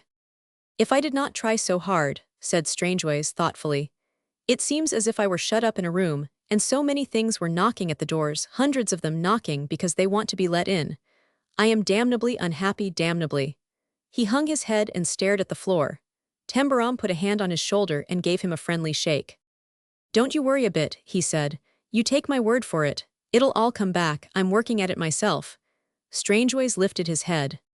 You are the one I know best, I trust you. But there was the beginning of a slight drag in his voice. I don't always quite recollect your name, not quite. Good heavens, I mustn't forget that. Little Anne was quite ready. You won't, she said, because it's different from other names. It begins with a letter, just a letter, and then there is the name, think. Yes, he said anxiously. Little Anne bent forward, and fixed her eyes on his with concentrated suggestion. They had never risked confusing him by any mention of the new name. She began to repeat letters of the alphabet slowly and distinctly until she reached the letter T. T, she ended with much emphasis, R-S-T. His expression cleared itself. T, he repeated, Tembarom, R-S-T, how clever you are. Little Anne's gaze concentrated itself still more intently. Now you'll never forget it again, she said. Because of the T you'll say the other letters until you come to it. R-S-T. Tembarom, he ended relievedly. How you help me. He took her hand and kissed it very gently. We are all going to help you, Anne soothed him, Tembarom most of all. Say, Tembarom broke out in an aside to her, I'm going to come here and try things on him every day. When it seems like he gets onto something, however little a thing it is, I'm going to follow it up and see if it won't get somewhere. Anne nodded. There'll be something someday, she said. Are you quite comfortable here? She asked aloud to Strangeways. Very comfortable, thank you, he answered courteously. They are beautiful rooms, they are furnished with such fine old things, this is entirely Jacobean, it's quite perfect. He glanced about him. And so quiet. No one comes in here but my man, and he is a very nice chap. I never had a man who knew his duties better. Little Anne and Tembarom looked at each other. I shouldn't be a bit surprised, she said after they had left the room, if it wouldn't be a good thing to get Pearson to try to talk to him now and then. He's been used to a manservant. Yes, answered Tembarom. Pearson didn't rattle him, you bet your life. Chapter 14. He could not persuade them to remain to take lunch with him. The firmness of Hutchinson's declination was not unconnected with a private feeling that them footmen chaps, you'd be on the lookout to see the way you handled every bite you put in your mouth. He couldn't have stood it, dang their impudence. Little Anne, on her part, frankly and calmly said, it wouldn't do. That was all, and evidently covered everything. After they had gone, the fog lifted somewhat, but though it withdrew from the windows, it remained floating about in masses, like huge ghosts, among the trees of the park. When Tembarom sat down alone to prolong his lunch with the aid of Burrell and the footman, he was confronted by these unearthly shapes. Every time he lifted his eyes to the window, he faced from his place at the table. It was an outlook which did not inspire to cheerfulness, and the fact that Anne and her father were going back to Manchester, and later to America, left him without even the simple consolation of a healthy appetite. Things were bound to get better after a while. They were bound to. A fellow would be a fool if he couldn't fix it somehow so that he could enjoy himself, with money to burn. If you made up your mind you couldn't stand the way things were, you didn't have to lie down under them, with 1,000 or so per coming in. You could fix it so that it would be different. By jinx, there wasn't any law against your giving it all to the church, but just enough to buy a flat in Harlem outright if you wanted to. But you weren't going to run crazy and do a lot of fool things in a minute, and be sorry the rest of your life. Money was money. And first and foremost there was Anne, with her round cheeks flushed and her voice all sweet and queer, saying, you wouldn't be T. Tembarom, and it was T. Tembarom that was T. Tembarom. He couldn't help knowing what she had begun to say, and his own face flushed as he thought of it. He was at that time of life when there generally happens to be one center about which the world revolves. The creature who passes through this period of existence without watching it revolve about such a center has missed an extraordinary and singularly developing experience. It is sometimes happy, often disastrous, but always more or less developing. Speaking calmly, detachedly, but not cynically, it is a phase. During its existence it is the blood in the veins, the sight of the eyes, the beat of the pulse, the throb of the heart. It is also the day and the night, the sun, the moon and the stars, heaven and hell, the entire universe. And it doesn't matter in the least to anyone but the creatures living through it. T. Tembarom was in the midst of it. There was Anne. There was this new crazy thing which had happened to him, this fool thing, as he called it. There was this monstrous, magnificent house. He knew it was magnificent, though it wasn't his kind. There was old Palford and his solemn talk about ancestors and the name of Temple Barhome. It always reminded him of how ashamed he had been in Brooklyn of the Temple, and how he had told lies to prevent the fellows finding out about it. And there was £70,000 a year, and there was Anne, who looked as soft as a baby. Good Lord, how soft she'd feel if you got her in your arms and squeezed her, and yet was somehow strong enough to keep him just where she wanted him to stay, and believed he ought to stay until he had found out. That was it. She wasn't doing it for any fool little idea of making herself seem more important, she just believed it. She was doing it because she wanted to let him have his chance, just as if she were his mother instead of the girl he was clean crazy about. His chance. He laughed outright, a short, confident laugh which startled Burrell exceedingly. When he went back to the library and lighted his pipe, he began to stride up and down as he continued to think it over. I wish she was as sure as I am, he said. I wish she was as sure of me as I am of myself and as I am of her. He laughed the short, confident laugh again. I wish she was as sure as I am of us both. We're all right. I've got to get through this and find out what it's best to do, and I've got to show her. When I've had my chance, good and plenty, us two for little old New York. Gee, won't it be fine? He exclaimed imaginatively. Her going over her bills, looking like a peach of a baby that's trying to knit its brows and adding up and thinking she ought to economize. She'd do it if we had 10 million. He laughed outright joyfully. Good Lord, I should kiss her to death. The simplest process of ratiocination would lead to a realization of the fact that though he was lonely and uncomfortable, he was not in the least pathetic or sorry for himself. His normal mental and physical structure kept him steady on his feet, and his practical and unsentimental training, combining itself with a touch of iron, which centuries ago had expressed itself through some fighting Temple Barhome, and a medium of battle axes, crossbows, and spears, did the rest. It'd take more than this to get me where I'd be down and out. I'm feeling fine, he said. I believe I'll go and take a walk, as Palford says. The fog wreaths in the park were floating away, and he went out grinning and whistling, giving Burrell and the footman a nod as he passed them with a springing young stride. He got the door open so quickly that he left them behind him, frustrated and staring at each other. "It wasn't our fault," said Burrell gloomily. "He's never had a door opened for him in his life. This won't do for me." He was away for about an hour and came back in the best of spirits. He had found out that there was something in taking a walk if a fellow had nothing else to do. The park was fine, and he had never seen anything like it. When there were leaves on the trees and the grass and things were green, it would be better than Central Park itself. You could have baseball matches in it. What a cinch it would be if you charged gate money. But he supposed you couldn't if it belonged to you, and you had $350,000 a year. You had to get used to that. But it did seem a fool business to have all that land and not make a cent out of it. If it was just outside New York and you cut it up into lots, you just pile it up. He was quite innocent, calamitously innocent and commercial and awful in his views. Thoughts such as these had been crammed into his brain by life ever since he had gone down the staircase of the Brooklyn tenement with his 25 cents in his 10-year-old hand. The stillness of the house seemed to have accentuated itself when he returned to it. His sense of it let him down a little as he entered. The library was like a tomb, a comfortable, luxurious tomb with a bright fire in it. A new Punch and the morning papers had been laid upon a table earlier in the day, and he sat down to look at them. "I guess about 57 or 8 of the 136 hours have gone by," he said. "But gee, ain't it lonesome?" He sat so still trying to interest himself in London day by day, in the morning paper, that the combination of his exercise in the fresh air and the warmth of the fire made him drowsy. He leaned back in his chair and closed his eyes without being aware that he did so. He was on the verge of a doze.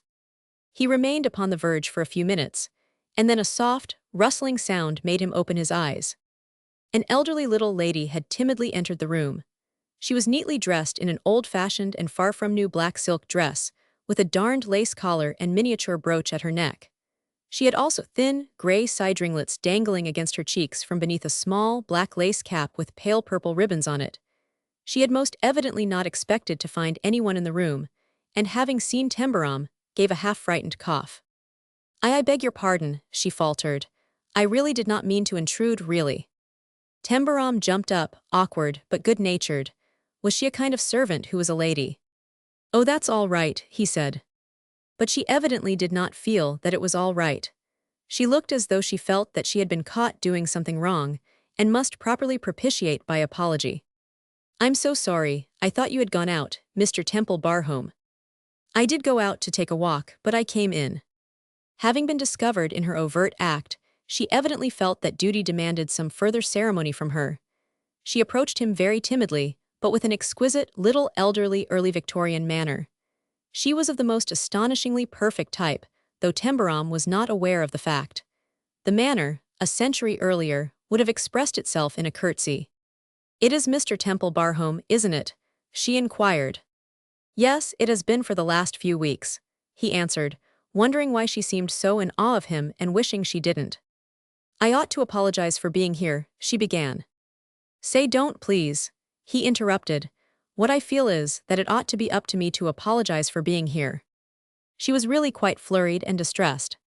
"Oh, please, Mr. Temple Barhome," she fluttered, proceeding to explain hurriedly, as though he without doubt understood the situation. "I should of course have gone away at once after the late Mr. Temple Barhome died, but I really had nowhere to go, and was kindly allowed to remain until about 2 months ago, when I went to make a visit. I fully intended to remove my little belongings before you arrived, but I was detained by illness and could not return until this morning to pack up. I understood you were in the park, and I remembered I had left my knitting bag here." She glanced nervously about the room and seemed to catch sight of something on a remote corner table. "Oh, there it is. May I take it?" she said, looking at him appealingly. It was a kind present from a dear lost friend, and she paused, seeing his puzzled and totally non-comprehending air. It was plainly the first moment it had dawned upon her that he did not know what she was talking about. She took a small, alarmed step toward him. "Oh, I beg your pardon," she exclaimed in delicate anguish. "I'm afraid you don't know who I am. Perhaps Mr. Palford forgot to mention me. Indeed, why should he mention me? There were so many more important things. I am a sort of distant, very distant relation of yours. My name is Alicia Temple Barhome." Tembarom was relieved. but she actually hadn't made a move toward the knitting bag. She seemed afraid to do it until he gave her permission. He walked over to the corner table and brought it to her, smiling broadly. "Here it is," he said. "I'm glad you left it. I'm very happy to be acquainted with you, Miss Alicia." He was glad just to see her looking up at him with her timid, refined, intensely feminine appeal. Why she vaguely brought back something that reminded him of Anne he could not have told. He knew nothing whatever of types early Victorian or late. He took her hand, evidently to her greatest possible amazement, and shook it heartily. She knew nothing whatever of the New York street type, and it made her gasp for breath, but naturally with an allayed terror. "Gee," he exclaimed wholeheartedly, "I'm glad to find out I've got a relation. I thought I hadn't one in the world. Won't you sit down?" He was drawing her toward his own easy chair. But he really didn't know, she was agitatedly thinking. She really must tell him. He seemed so good-tempered and indifferent. She herself was not aware of the enormous significance which lay in that word different. There must be no risk of her seeming to presume upon his lack of knowledge. "It is most kind of you," she said with grateful emphasis, "but I mustn't sit down and detain you.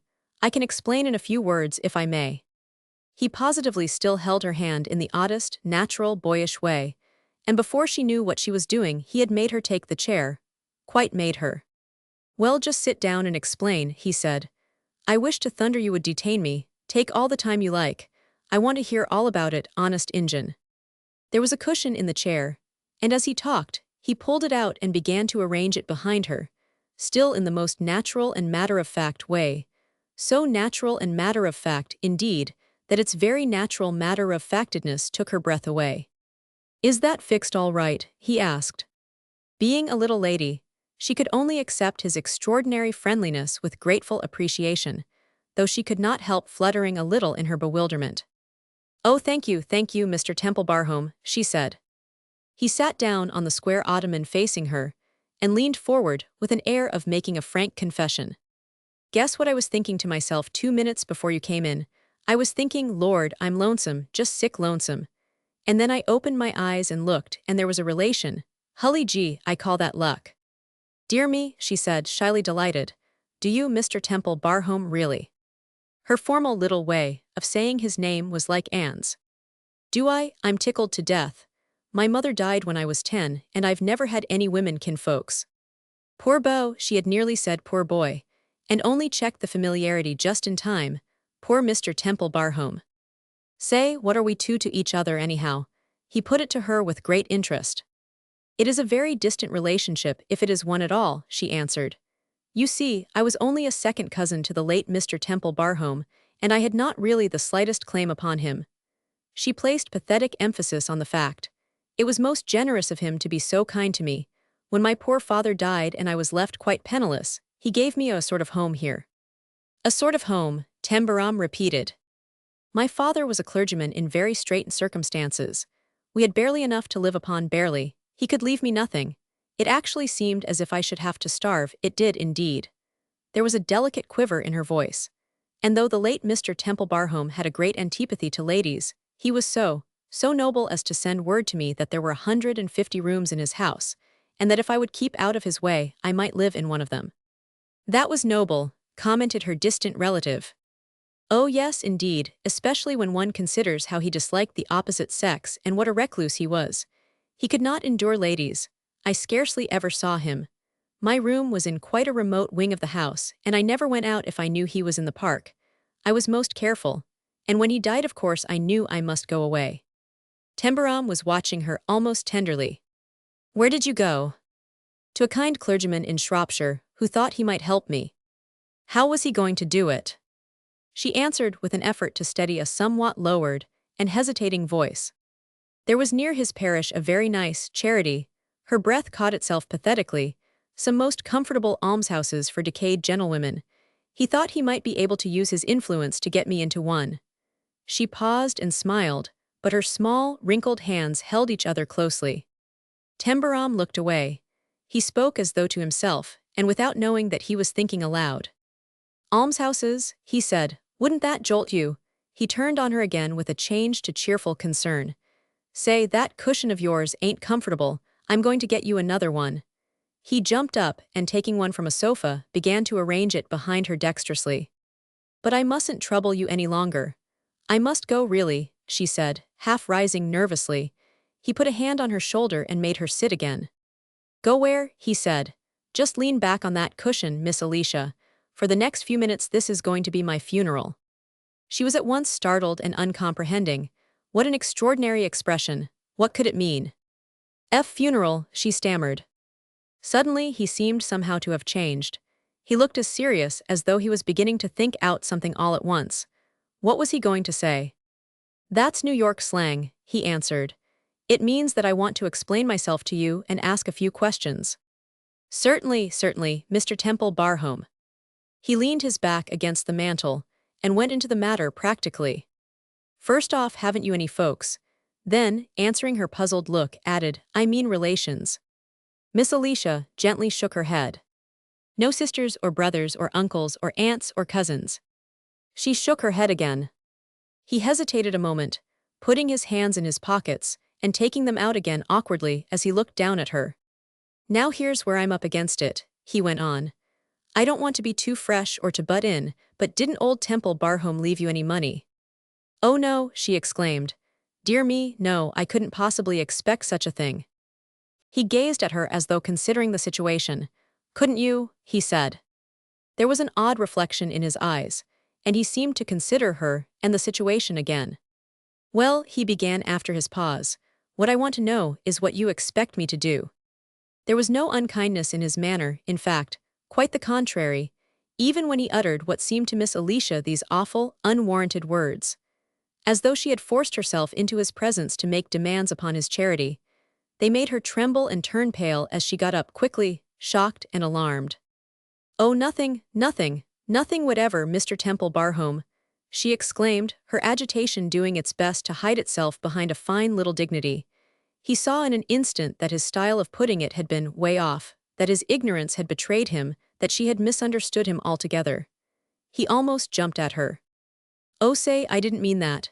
He cried out. For the Lord's sake, don't think I'm such a tenderloin tough as to make a break like that, not on your life. Never since her birth had a male creature looked at Miss Alicia, with the appeal which showed itself in his eyes, as he actually put his arm half around her shoulders, like a boy begging a favor from his mother or his aunt. What I meant was, he broke off and began again quite anxiously, say, just as a favor, will you sit down again and let me tell you what I did mean. It was that natural, warm, boyish way which overcame her utterly. It reminded her of the only boy she had ever really known, the one male creature who had allowed her to be fond of him. There was moisture in her eyes as she let him put her back into her chair. When he had done it, he sat down on the ottoman again and poured himself forth. You know what kind of a chap I am. No, you don't either. You mayn't know a thing about me, and I want to tell you, I'm so different from everything you've ever known that I scare you. And no wonder. It's the way I've lived. If you knew, you'd understand what I was thinking of when I spoke just now. I've been cold, I've been hungry, I've walked the wet streets on my uppers. I know all about going without. And do you expect that I am going to let a little thing like you go away from here without friends and without money on the chance of getting into an almshouse that isn't vacant? Do you expect that of me? Not on your life, that was what I meant. Miss Alicia quivered. The pale purple ribbons on her little lace cap quivered. I haven't, she said, and the fine little dignity was piteous, a shadow of a claim upon you. It was necessary for her to produce a pocket handkerchief. He took it from her and touched her eyes as softly as though she were a baby. Claim nothing, he said. I've got a claim on you. I'm going to stake one out right now. He got up and gesticulated, taking in the big room and its big furniture. Look at all this. It fell on me like a thunderbolt. It's nearly knocked the life out of me. I'm like a lost cat on Broadway. You can't go away and leave me, Miss Alicia. It's your duty to stay. You've just got to stay to take care of me. He came over to her with a wheedling smile. I never was taken care of in my life. Just be as noble to me as old Temple Barhome was to you. Give me a sort of home. If a little gentlewoman could stare, it might be said that Miss Alicia stared at him. She trembled with amazed emotion. Do you mean, despite all he had said, she scarcely dared to utter the words lest, after all, she might be taking for granted more than it was credible could be true. Can you mean that if I stayed here with you it would make Temple Barhome seem more like home? Is it possible you mean that? I mean just that very thing. It was too much for her. Finely restrained, little elderly gentlewoman as she was, she openly broke down under it. "It can't be true," she ejaculated shakily. "It isn't possible, it is too beautiful and kind. Do forgive me, I can't help it." She burst into tears. She knew it was most stupidly wrong. She knew gentlemen did not like tears. Her father had told her that men never really forgave women who cried at them. And here, when her fate hung in the balance, she was not able to behave herself with feminine decorum.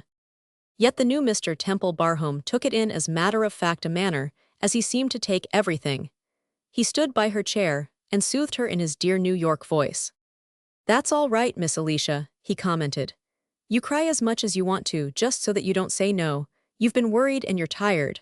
I'll tell you there's been 2 or 3 times lately when I should like to have cried myself if I'd known how. Say," he added with a sudden outburst of imagination, "I bet anything it's about time you had tea." The suggestion was so entirely within the normal order of things that it made her feel steadier, and she was able to glance at the clock. "A cup of tea would be refreshing," she said. "They will bring it in very soon, but before the servants come, I must try to express." But before she could express anything further, the tea appeared. Burrell and a footman brought it on splendid salvers, in massive urn and teapot, with chaste, sacrificial flame flickering, and wonderful, hot buttered and toasted things and wafers of bread and butter attendant. As they crossed the threshold, the sight of Miss Alicia's small form enthroned in their employer's chair was one so obviously unanticipated that Burrell made a step backward, and the footman almost lost the firmness of his hold on the smaller tray. Each recovered himself in time, however, and not until the tea was arranged upon the table near the fire was any outward recognition of Miss Alicia's presence made. Then Burrell, pausing, made an announcement entirely without prejudice. "I beg pardon, sir, but Higgins's cart has come for Miss Temple Barhome's box. He is asking when she wants the trap." "She doesn't want it at all," answered Tembarom. "Carry her trunk upstairs again, she's not going away." The lack of proper knowledge, contained in the suggestion that Burrell should carry trunks upstairs, caused Miss Alicia to quail in secret, but she spoke with outward calm. "No, Burrell," she said, "I am not going away." "Very good, miss," Burrell replied, and with impressive civility he prepared to leave the room. Tembarom glanced at the tea things. "There's only 1 cup here," he said. "Bring 1 for me." Burrell's expression might perhaps have been said to start slightly. "Very good, sir," he said, and made his exit.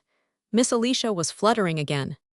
"That cup was really for you, Mr. Temple Barhome," she ventured. "Well, now it's for you, and I've let him know it," replied Tembarom. "Oh, please," she said in an outburst of feeling, "please let me tell you how grateful I am." But he would not let her. "If you do," he said, "I'll tell you how grateful I am, and that'll be worse. No, that's all fixed up between us.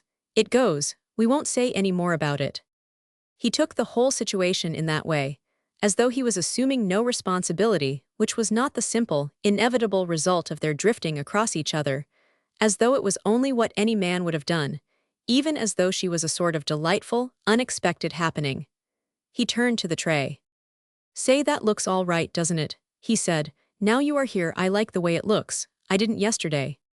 Burrell himself brought the extra cup and saucer and plate. He wished to make sure that his senses had not deceived him. But there she sat who through years had existed discreetly, in the most unconsidered rooms in an uninhabited wing, knowing better than to presume upon her privileges. There she sat with an odd and rapt face gazing up at this new outbreak into Temple Barhome's, and him joking and grinning as though he was as pleased as Punch. Chapter 15. To employ the figure of Burrell, Tembarom was indeed as pleased as Punch. He was one of the large number of men who, apart from all sentimental relations, are made particularly happy by the kindly society of women, who expand with quite unconscious rejoicing when a woman begins to take care of them in one way or another. The unconsciousness is a touching part of the condition. The feminine nearness supplies a primeval human need. The most complete of men, as well as the weaklings, feel it. It is a survival of days when warm arms held and protected, warm hands served, and affectionate voices soothed. An accomplished male servant may perform every domestic service perfectly, but the fact that he cannot be a woman leaves a sense of lack. An accustomed feminine warmth in the surrounding daily atmosphere has caused many a man to marry his housekeeper or even his cook, as circumstances prompted. Tembarom had known no woman well until he had met little Anne. His feeling for Mrs. Bowes herself had verged on affection, because he would have been fond of any woman of decent temper and kindliness, especially if she gave him opportunities to do friendly service. Little Anne had seemed the apotheosis of the feminine, the warmly helpful, the subtly supporting, the kind. She had been to him an amazement and a revelation. She had continually surprised him by revealing new characteristics which seemed to him nicer things than he had ever known before, but which, if he had been aware of it, were not really surprising at all. They were only the characteristics of a very nice young feminine creature. The presence of Miss Alicia, with the long-belated fashion of her ringlets and her little cap, was delightful to him. He felt as though he would like to take her in his arms and hug her. He thought perhaps it was partly because she was a little like Anne, and kept repeating his name in Anne's formal little way. Her delicate terror of presuming or intruding he felt in its every shade. Mentally she touched him enormously. He wanted to make her feel that she need not be afraid of him in the least, that he liked her, that in his opinion she had more right in the house than he had. He was a little frightened lest through ignorance he should say things the wrong way, as he had said that thing about wanting to know what she expected him to do. What he ought to have said was, "You're not expecting me to let that sort of thing go on." It had made him sick when he saw what a break he'd made, and that she thought he was sort of insulting her. The room seemed all right now that she was in it. Small and unassuming as she was, she seemed to make it less oversized. He didn't so much mind the loftiness of the ceiling, the depth and size of the windows, and the walls covered with thousands of books he knew nothing whatever about. The innumerable books had been an oppressing feature. If he had been one of those college guys who never could get enough of books, what a cinch the place would have been for him, good as the Astor Library. He hadn't a word to say against books, good Lord, no. But even if he'd had the education and the time to read, he didn't believe he was naturally that kind anyhow. You had to be that kind to know about books. He didn't suppose she, meaning Miss Alicia, was learned enough to make you throw a fit. She didn't look that way, and he was mighty glad of it, because perhaps she wouldn't like him much if she was. It would worry her when she tried to talk to him and found out he didn't know a darn thing he ought to. They'd get on together easier if they could just chin about common sort of everyday things. But though she didn't look like the Vassar sort, he guessed that she was not like himself. She had lived in libraries before, and books didn't frighten her. She'd been born among people who read lots of them and maybe could talk about them. That was why she somehow seemed to fit into the room. He was aware that, timid as she was and shabby as her neat dress looked, she fitted into the whole place, as he did not. She'd been a poor relative and had been afraid to death of old Tembarom, but she'd not been afraid of him because she wasn't his sort. She was a lady. That was what was the matter with her. It was what made things harder for her, too. It was what made her voice tremble when she'd tried to seem so contented and polite when she'd talked about going into one of those decayed almshouses. As if the old ladies were vegetables that had gone wrong, by gee, he thought. He liked her little, modest, delicate old face and her curls, and her little cap with the ribbons so much that he smiled with a twinkling eye every time he looked at her. He wanted to suggest something he thought would be mighty comfortable, but he was half afraid he might be asking her to do something which wasn't her job, and it might hurt her feelings. But he ventured to hint at it. "Has Burrell got to come back and pour that out?" he asked with an awkward gesture toward the tea tray. "Has he just got to?" "Oh no, unless you wish it," she answered. May I give it to you?" "Will you?" he exclaimed delightedly. "That would be fine. I shall feel like a regular Clarence." She was going to sit at the table in a straight-backed chair, but he sprang at her. "This big one is more comfortable," he said, and he dragged it forward and made her sit in it. "You ought to have a footstool," he added, and he got one and put it under her feet. "There, that's all right." A footstool, as though she were a royal personage and he were a gentleman in waiting, only probably gentlemen in waiting, did not jump about and look so pleased. The cheerful content of his boyish face when he himself sat down near the table was delightful. "Now," he said, "we can ring up for the first act." She filled the teapot and held it for a moment, and then set it down as though her feelings were too much for her. "I feel as if I were in a dream," she quavered happily. "I do indeed." "But it's a nice one, ain't it?" he answered. "I feel as if I was in too, sitting here in this big room with all these fine things about me and having afternoon tea with a relation. It just about suits me. It didn't feel like this yesterday, you bet your life." "Does it seem nicer than yesterday?" she ventured. "Really, Mr. Tembarom?" "Nicer," he ejaculated. "It's got yesterday beaten to a frazzle." It was beyond all belief. He was speaking as though the advantage, the relief, the happiness were all on his side. She longed to enlighten him. "But you can't realize what it is to me," she said gratefully, "to sit here, not terrified and homeless and a beggar anymore with your kind face before me. Do forgive me for saying it. You have such a kind young face, Mr. Temple Barhome, and to have an easy chair and cushions, and actually a buffet brought for my feet." She suddenly recollected herself. "Oh, I mustn't let your tea get cold," she added, taking up the teapot apologetically. "Do you take cream and sugar, and is it to be 1 lump or 2? "I take everything in sight," he replied joyously, "and 2 lumps, please." She prepared the cup of tea with as delicate a care as though it had been a sacramental chalice, and when she handed it to him, she smiled wistfully. "No one but you ever thought of such a thing as bringing a buffet for my feet, no one except poor little Jem," she said, and her voice was wistful as well as her smile. She was obviously unaware that she was introducing an entirely new acquaintance to him. Poor little Jem was supposed to be someone whose whole history he knew. "Jem," he repeated, carefully transferring a piece of hot, buttered crumpet to his plate.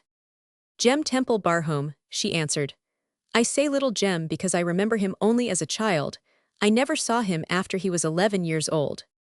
"Who was he?" he asked.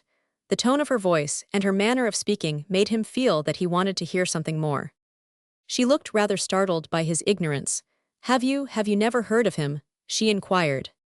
"No, is he another distant relation?" Her hesitation caused him to neglect his crumpet, to look up at her. He saw at once that she wore the air of a sensitive and beautifully mannered elderly lady who was afraid she had made a mistake and said something awkward. "I am so sorry," she apologized. "Perhaps I ought not to have mentioned him." "Why shouldn't he be mentioned?" She was embarrassed. She evidently wished she had not spoken, but breeding demanded that she should ignore the awkwardness of the situation, if awkwardness existed. "Of course, I hope your tea is quite as you like it. Of course there is no real reason. But shall I give you some more cream?" "No, you see, if he hadn't died, he would have inherited Temple Barhome." Now he was interested. This was the other chap. "Instead of me?" he asked to make sure. She endeavored not to show embarrassment and told herself it didn't really matter to a thoroughly nice person. "But he was the next of kin, before you. I'm so sorry I didn't know you hadn't heard of him. It seemed natural that Mr. Palford should have mentioned him. He did say that there was a young fellow who had died, but he didn't tell me about him. I guess I didn't ask. There were such a lot of other things I'd like to hear about him. You say you knew him." "Only when he was a little fellow. Never after he grew up. Something happened which displeased my father. I'm afraid Papa was very easily displeased. Mr. Temple Barhome disliked him too. He would not have him at Temple Barhome." "He hadn't much luck with his folks, had he?" remarked Tembarom. "He had no luck with anyone. I seemed to be the only person who was fond of him, and of course I didn't count." "I bet you counted with him," said Tembarom. "I do think I did. Both his parents died quite soon after he was born, and people who ought to have cared for him were rather jealous because he stood so near to Temple Barhome. If Mr. Temple Barhome had not been so eccentric and bitter, everything would have been done for him. But as it was, he seemed to belong to no one. When he came to the vicarage, it used to make me so happy. He used to call me Aunt Alicia, and he had such pretty ways." She hesitated and looked quite tenderly at the teapot, a sort of shyness in her face. "I am sure," she burst forth, "I feel quite sure that you will understand and won't think it indelicate, but I had thought so often that I should like to have a little boy, if I had married," she added in hasty tribute to propriety. Tembarom's eyes rested on her in a thoughtfulness openly touched with affection. He put out his hand and patted hers 2 or 3 times in encouraging sympathy. "Say," he said frankly, "I just believe every woman that's the real thing'd like to have a little boy or a little girl or a little something or other. That's why pet cats and dogs have such a cinch of it. And there's men that's the same way, it's sort of nature." "He had such a high spirit and such pretty ways," she said again. "One of his pretty ways was remembering to do little things to make one comfortable, like thinking of giving one a cushion or a buffet for one's feet. I noticed it so much because I had never seen boys or men wait upon women. My own dear papa was used to having women wait upon him, bring his slippers, and give him the best chair. He didn't like Jem's ways. He said he liked a boy who was a boy and not an affected nincompoop. He wasn't really quite just." She paused regretfully and sighed as she looked back into a past doubtlessly enriched with many similar memories of dear Papa. Poor Jem, she breathed softly. Tembarom thought that she must have felt the boy's loss very much, almost as much as though she had really been his mother.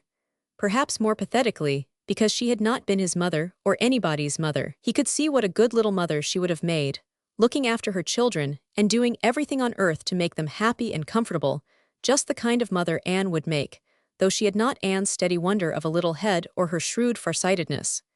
Jem would have been in luck if he had been her son. It was a darned pity he hadn't been. If he had, perhaps he would not have died young. Yes, he answered sympathetically, it's hard for a young fellow to die. How old was he anyhow? I don't know. Not much older than you are now. It was 7 years ago, and if he had only died, poor dear, there are things so much worse than death. Worse. Awful disgrace is worse, she faltered. She was plainly trying to keep moisture out of her eyes. Did he get into some bad mix-up, poor fellow? If there had been anything like that, no wonder it broke her up to think of him. It surely did break her up. She flushed emotionally. The cruel thing was that he didn't really do what he was accused of, she said. He didn't.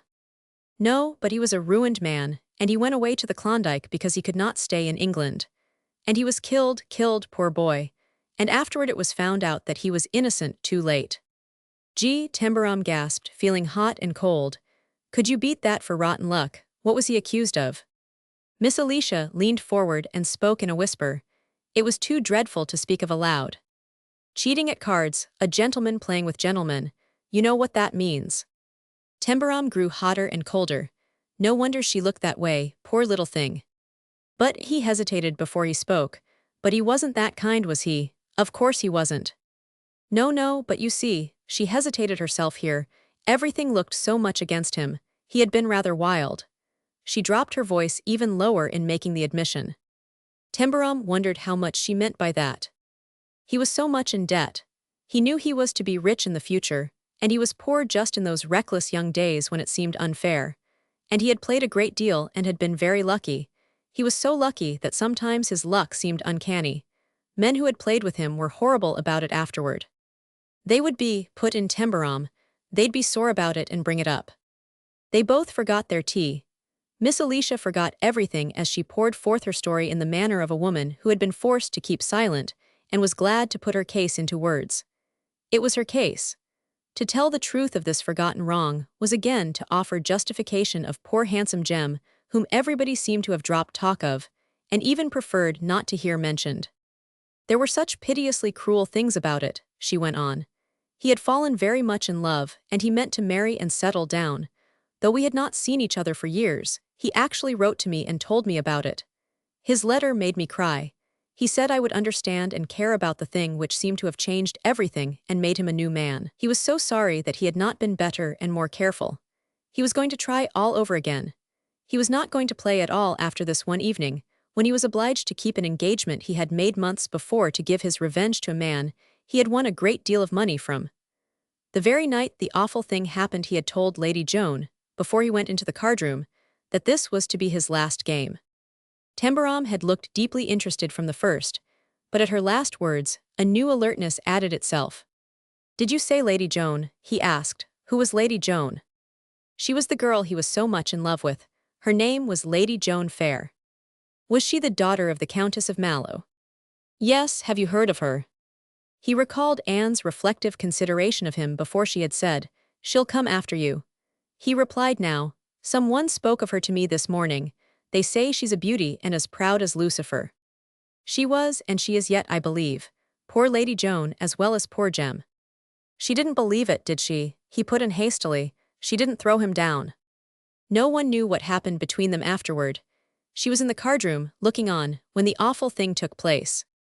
She stopped, as though to go on was almost unbearable. She had been so overwhelmed by the past shame of it that even after the passing of years, the anguish was a living thing.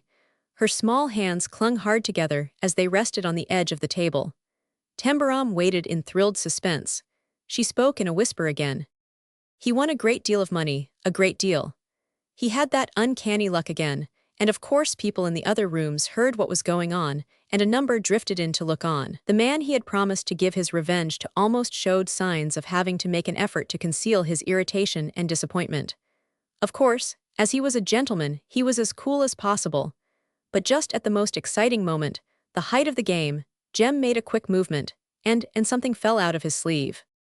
Something, gasped Tembarom, fell out of his sleeve. Miss Alicia's eyes overflowed as she nodded her beribboned little cap. Her voice was a sob of woe. It was a marked card. The man he was playing against snatched it and held it up, and he laughed out loud. Holy cats! Burst from Tembarom, but the remarkable exclamation was one of genuine horror, and he turned pale, got up from his seat, and took 2 or 3 strides across the room, as though he could not sit still. Yes, he laughed quite loudly, repeated Miss Alicia, as if he had guessed it all the time. Papa heard the whole story from someone who was present. Tembarom came back to her rather breathless. What in thunder did he do, Jem? He asked. She actually wrung her poor little hands. What could he do? There was a dead silence. People moved just a little nearer to the table and stood and stared, merely waiting. They say it was awful to see his face awful. He sprang up and stood still, and slowly became as white as if he were dying before their eyes. Someone thought Lady Joan Fair took a step toward him, but no one was quite sure. He never uttered one word but walked out of the room and down the stairs and out of the house. But didn't he speak to the girl? He didn't even look at her. He passed her by as if she were stone. What happened next? He disappeared. No one knew where at first, and then there was a rumor that he had gone to the Klondike and had been killed there. And a year later, only a year. Oh, if he had only waited in England. A worthless villain of a valet he had discharged for stealing met with an accident, and because he thought he was going to die, got horribly frightened, and confessed to the clergyman that he had tucked the card in poor Jem's sleeve himself just to pay him off. He said he did it on the chance that it would drop out where someone would see it, and a marked card dropping out of a man's sleeve anywhere would look black enough, whether he was playing or not. But poor Jem was in his grave, and no one seemed to care, though everyone had been interested enough in the scandal. People talked about that for weeks. Tembarom pulled at his collar excitedly. It makes me sort of strangle, he said. You've got to stand your own bad luck, but to hear of a chap that's had to lie down and take the worst that could come to him and know it wasn't his, just know it, and die before he's cleared, that knocks me out. Almost every sentence he uttered had a mystical sound to Miss Alicia, but she knew how he was taking it, with what hot, young human sympathy and indignation. She loved the way he took it, and she loved the feeling in his next words. And the girl, good Lord, the girl. I never met her, and I know very little of her, but she has never married. I'm glad of that, he said. I'm darned glad of it, how could she? Anne wouldn't, he knew. Anne would have gone to her grave unmarried, but she would have done things first to clear her man's name. Somehow she would have cleared him if she'd had to fight tooth and nail till she was 80. They say she has grown very bitter and haughty in her manner. I'm afraid Lady Mallow is a very worldly woman. One hears they don't get on together, and that she is bitterly disappointed because her daughter has not made a good match. It appears that she might have made several, but she is so hard and cynical that men are afraid of her. I wish I had known her a little, if she really loved Jem. Tembarom had thrust his hands into his pockets, and was standing deep in thought, looking at the huge bank of red coals in the fire grate. Miss Alicia hastily wiped her eyes. Do excuse me, she said. I'll excuse you all right, he replied, still looking into the coals. I guess I shouldn't excuse you as much if you didn't, he let her cry in her gentle way while he stared, lost in reflection. And if he hadn't fired that valet chap, he would be here with you now instead of me. Instead of me, he repeated. And Miss Alicia did not know what to say in reply. There seemed to be nothing which, with propriety and natural feeling, one could say. It makes me feel just fine to know I'm not going to have my dinner all by myself, he said to her before she left the library. She had a way of blushing about things he noticed, when she was shy or moved or didn't know exactly what to say.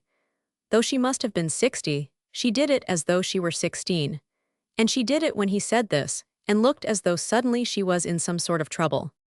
You are going to have dinner with me, he said, seeing that she hesitated. Dinner and breakfast and lunch and tea and supper and every old thing that goes. You can't turn me down after me staking out that claim. I'm afraid, she said.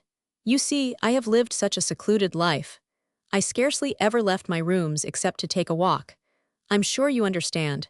It would not have been necessary even if I could have afforded it, which I really couldn't. I'm afraid I have nothing quite suitable for evening wear. You haven't, he exclaimed gleefully. I don't know what is suitable for evening wear, but I haven't got it either. Pearson told me so with tears in his eyes. It never was necessary for me either. I've got to get some things to quiet Pearson down, but until I do I've got to eat my dinner in a tweed cutaway, and what I've caught on to is that it's unsuitable enough to throw a man into jail. That little black dress you've got on, and that little cap are just way out of sight, they're so becoming. Come down just like you are.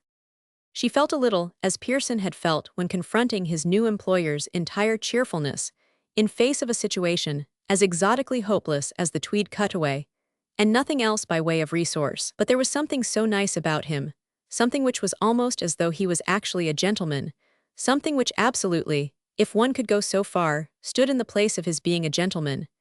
It was impossible to help liking him more and more at every queer speech he made. Still, there were of course things he did not realize, and perhaps one ought in kindness to give him a delicate hint. I'm afraid, she began quite apologetically. I'm afraid that the servants, Burrell and the footmen, will think. Say, he took her up, let's give Burrell and the footmen the willies out and out.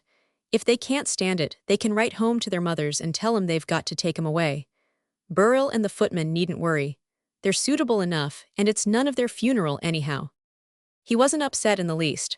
Miss Alicia, who, as a timid dependent either upon poor dear Papa or Mr. Temple Barhome, had been secretly, in her sensitive, ladylike little way, afraid of superior servants all her life, knowing that they realized her utterly insignificant helplessness, and resented giving her attention because she was not able to show her appreciation of their services in the proper manner. Miss Alicia saw that it had not occurred to him to endeavor to propitiate them in the least, because somehow it all seemed a joke to him, and he didn't care. After the first moment of being startled, she regarded him with a novel feeling, almost a kind of admiration. Tentatively she dared to wonder if there was not something even rather aristocratic in his utter indifference. If he had been a duke, he would not have regarded the servants' point of view, it wouldn't have mattered what they thought.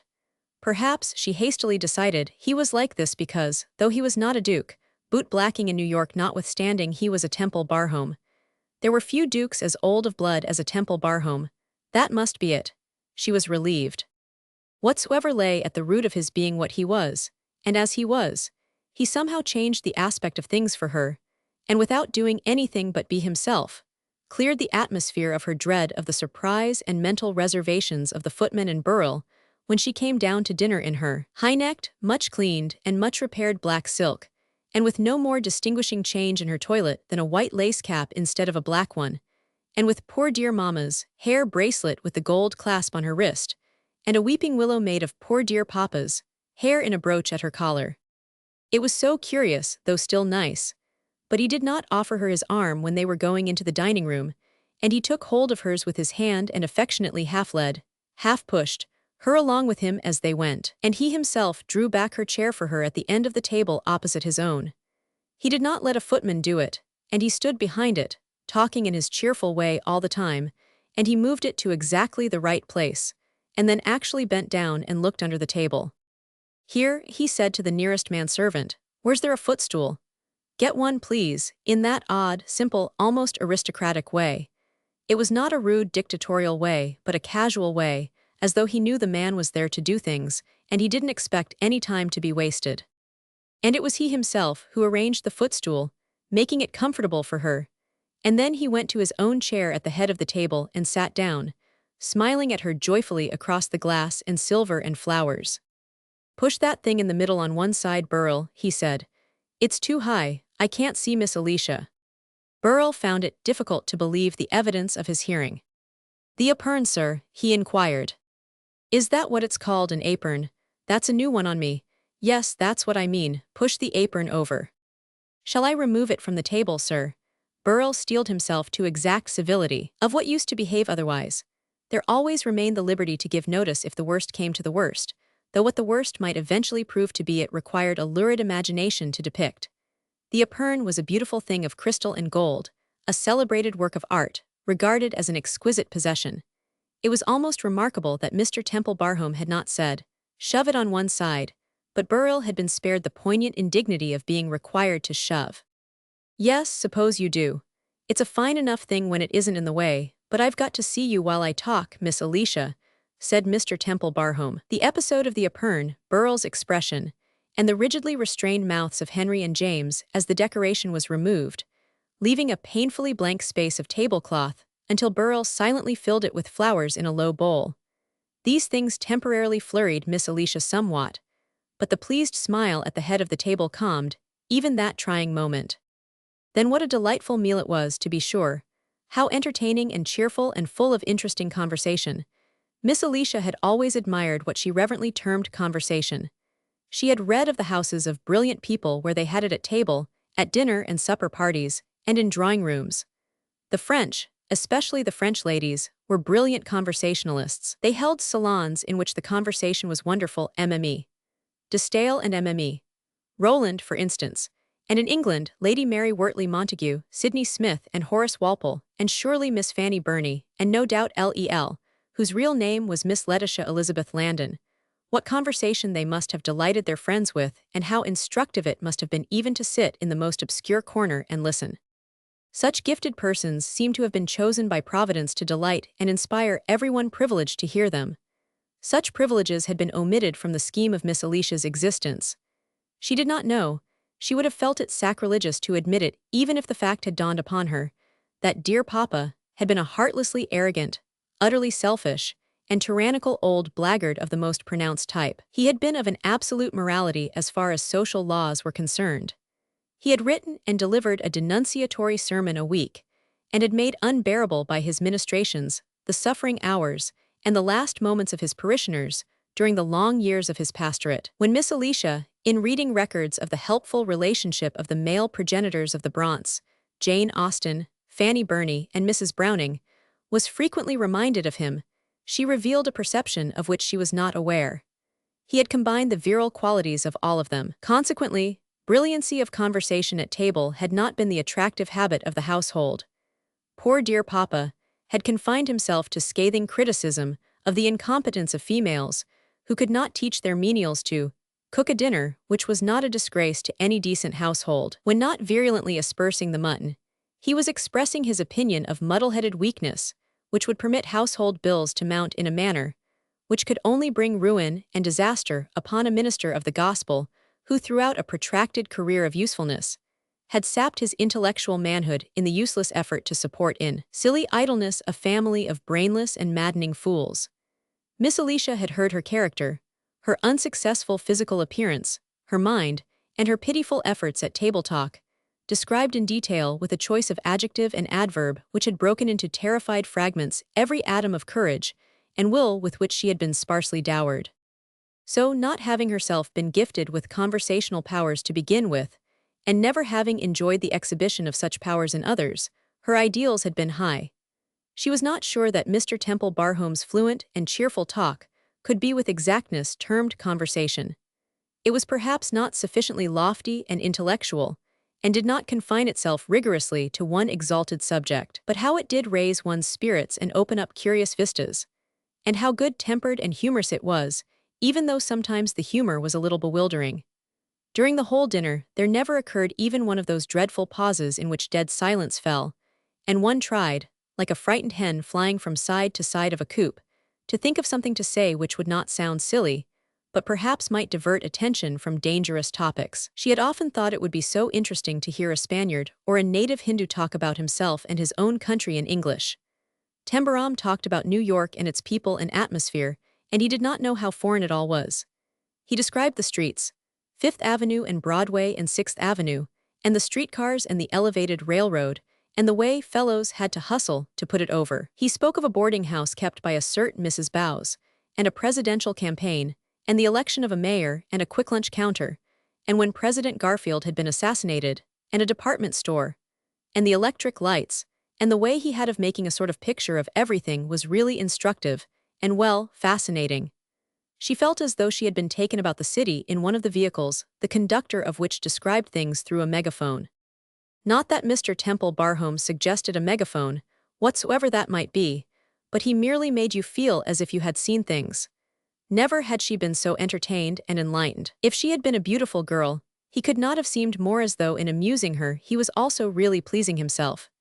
He was so very funny sometimes that she could not help laughing in a way which was almost unladylike, because she could not stop, and was obliged to put her handkerchief up to her face and wipe away actual tears of mirth. Fancy laughing until you cried, and the servants looking on. Once Burrell himself was obliged to turn hastily away, and twice she heard him severely reprove an overpowered young footman in a rapid undertone. Tembarom at least felt that the unlifting heaviness of atmosphere which had surrounded him, while enjoying the companionship of Mr. Palford, was a thing of the past. The thrilled interest, the surprise and delight of Miss Alicia would have stimulated a man in a comatose condition, it seemed to him. The little thing just loved every bit of it, she just ate it up. She asked question after question, sometimes questions which would have made him shout with laughter if he had not been afraid of hurting her feelings. She knew as little of New York as he knew of Temple Barhome, and it made him grin to see, allured by it as by some illicit fascination. She did not know what to make of it, and sometimes she was obliged hastily to conceal a fear that it was a sort of Sodom and Gomorrah, but she wanted to hear more about it, and still more. And she brightened up, until she actually did not look frightened, and ate her dinner with an excellent appetite. "I really never enjoyed a dinner so much in my life," she said when they went into the drawing-room to have their coffee. "It was the conversation which made it so delightful.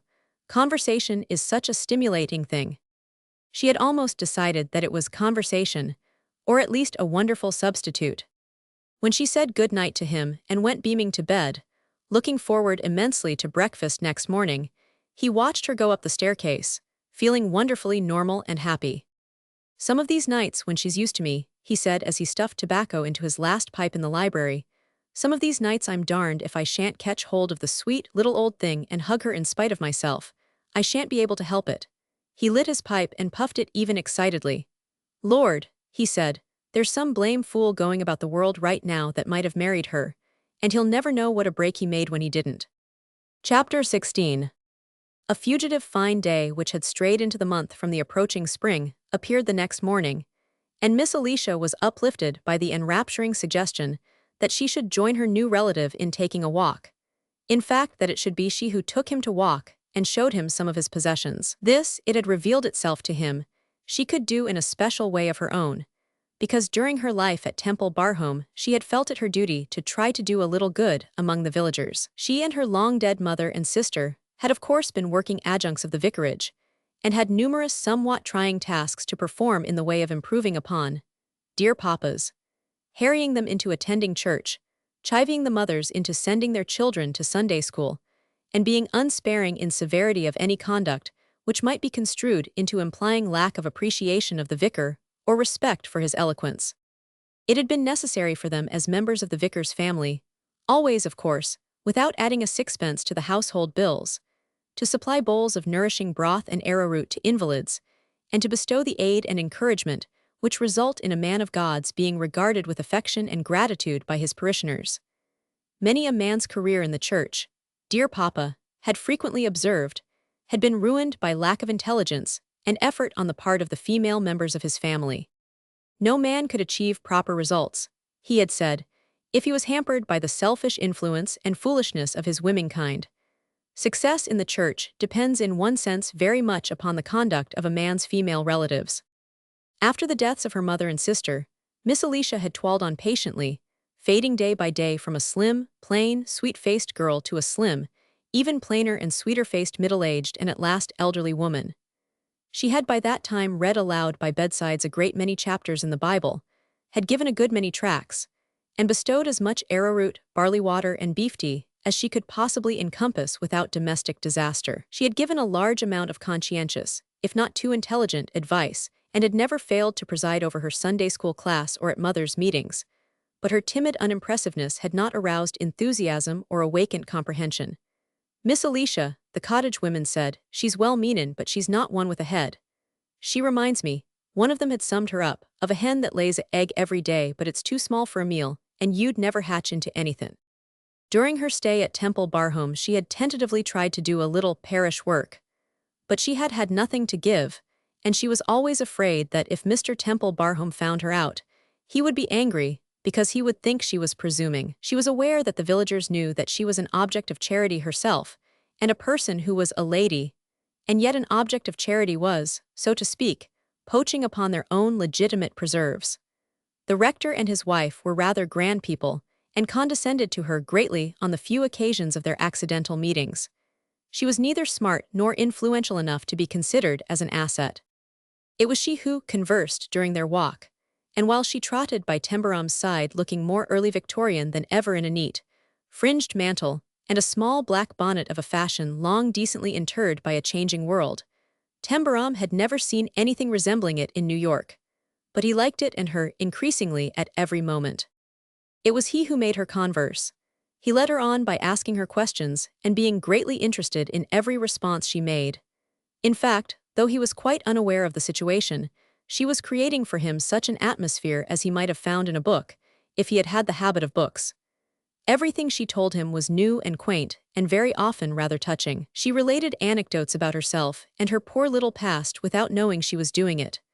Before they had talked an hour, he had an astonishing clear idea of poor dear Papa, and dearest Emily, and poor darling Mamma, and existence at Rowcroft Vicarage. He caught on to the fact that though she was very much given to the word dear, people were dear, and so were things and places.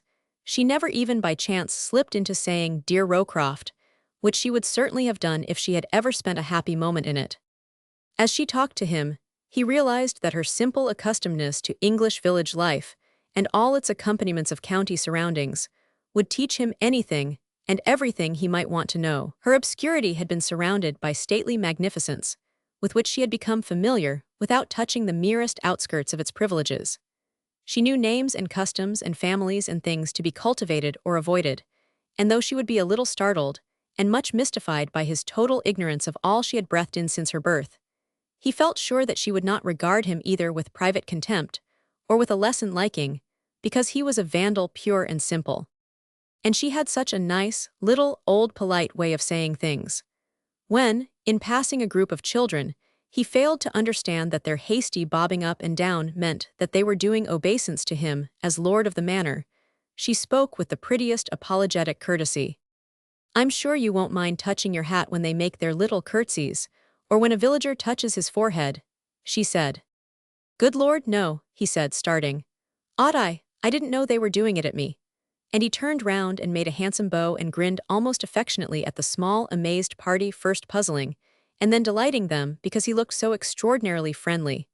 A gentleman who laughed at you like that ought to be equal to a miscellaneous distribution of pennies in the future, if not on the spot. They themselves grinned and chuckled and nudged one another, with stares and giggles. I am sorry to say that in a great many places the villagers are not nearly so respectful as they used to be, Miss Alicia explained. In Rowcroft the children were very remiss about curtsying. It's quite sad, but Mr. Temple Barhome was very strict indeed in the matter of demanding proper respectfulness. He has turned men off their farms for incivility. The villagers of Temple Barhome have much better manners than some even a few miles away. "Must I tip my hat to all of them?" he asked. "If you please, it really seems kinder. You needn't quite lift it, as you did to the children just now. If you just touch the brim lightly with your hand in a sort of military salute, that is what they are accustomed to." After they had passed through the village street, she paused at the end of a short lane, and looked up at him doubtfully. I wonder if you would like to go into a cottage," she said. "Go into a cottage?" he asked. "What cottage, what for?"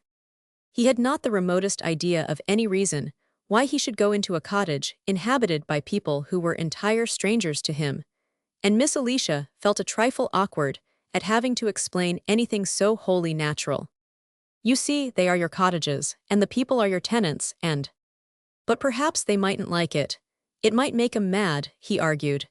"If their water pipes had busted, and they'd asked me to come and look at them or anything, but they don't know me yet, they might think I was Mr. Butinsky."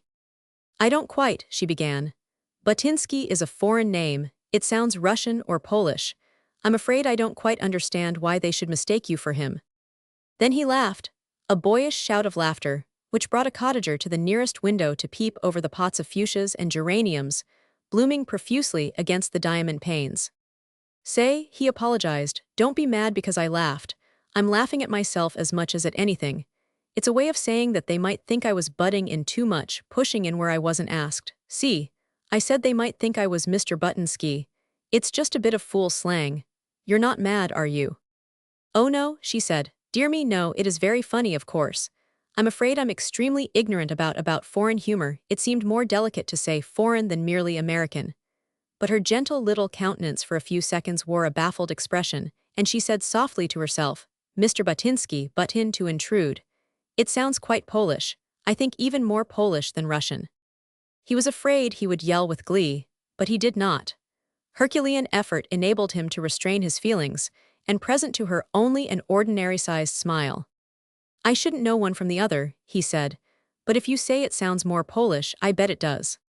Would you like to go into a cottage? She inquired. I think it might be as well, they will like the attention. Will they? Of course I'll go if you think that. What shall I say? He asked somewhat anxiously.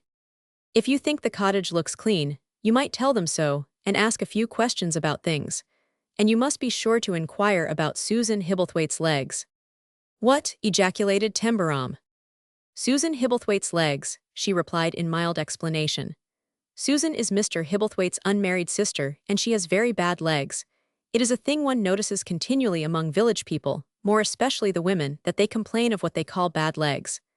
I never quite know what they mean, whether it is rheumatism or something different, but the trouble is always spoken of as bad legs, and they like you to inquire about them so that they can tell you their symptoms. Why don't they get them cured? I don't know, I'm sure. They take a good deal of medicine when they can afford it. I think they like to take it.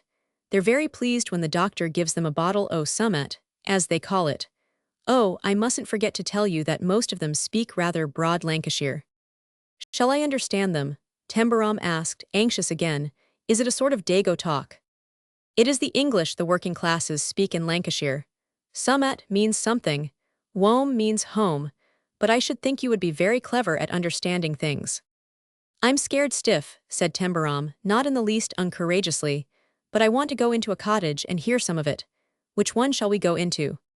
There were several whitewashed cottages in the lane, each in its own bit of garden and behind its own hawthorn hedge, now bare and wholly unsuggestive of white blossoms and almond, sent to the uninitiated.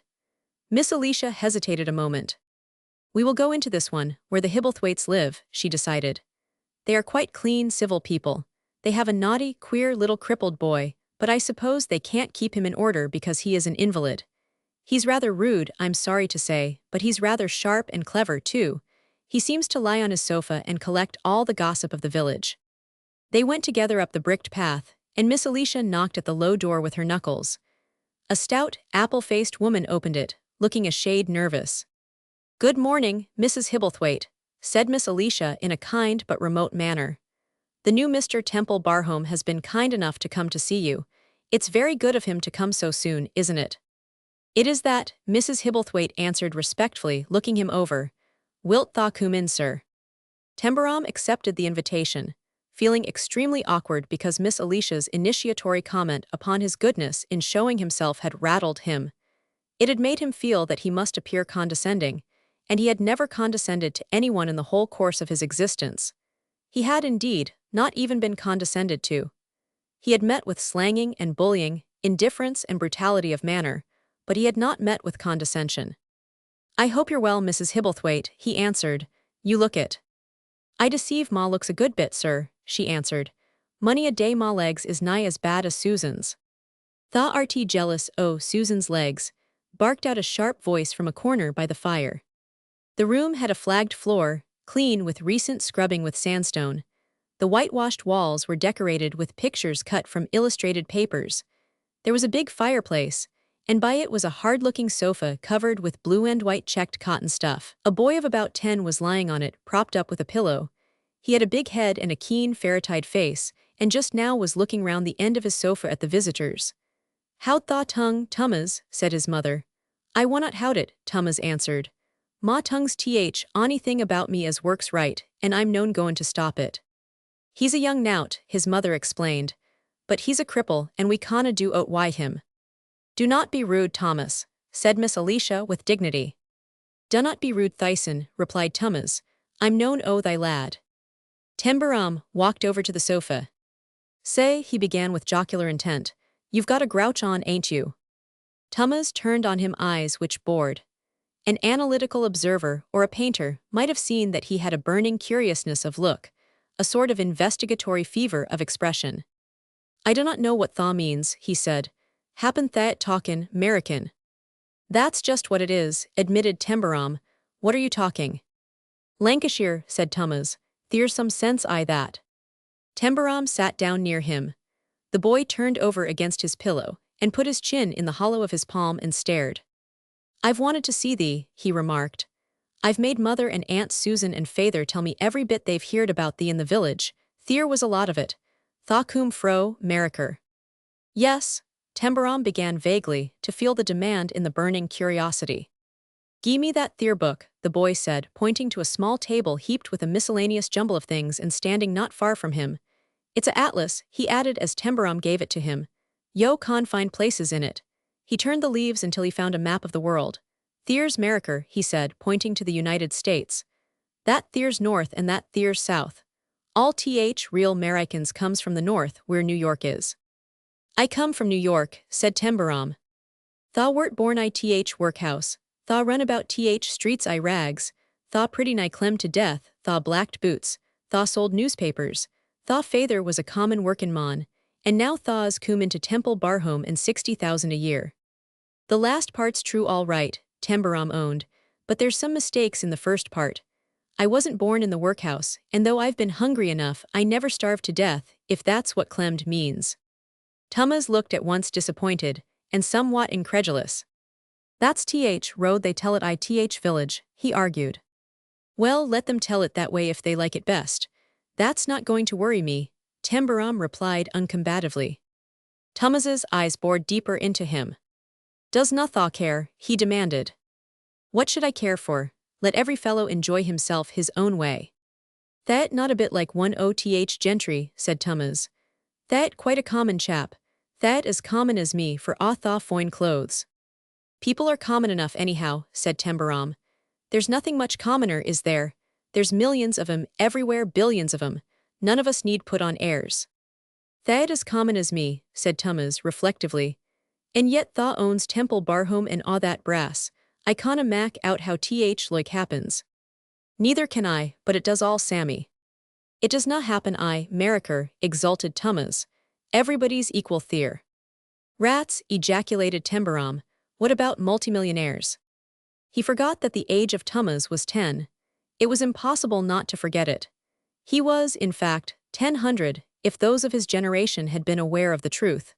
But there he sat, having spent only a decade of his most recent incarnation in a whitewashed cottage, deprived of the use of his legs. Miss Alicia, seeing that Tembarom was interested in the boy, entered into domestic conversation with Mrs. Hibblethwaite at the other side of the room. Mrs. Hibblethwaite was soon explaining the uncertainty of Susan's temper on wash days, when it was necessary to depend on her legs.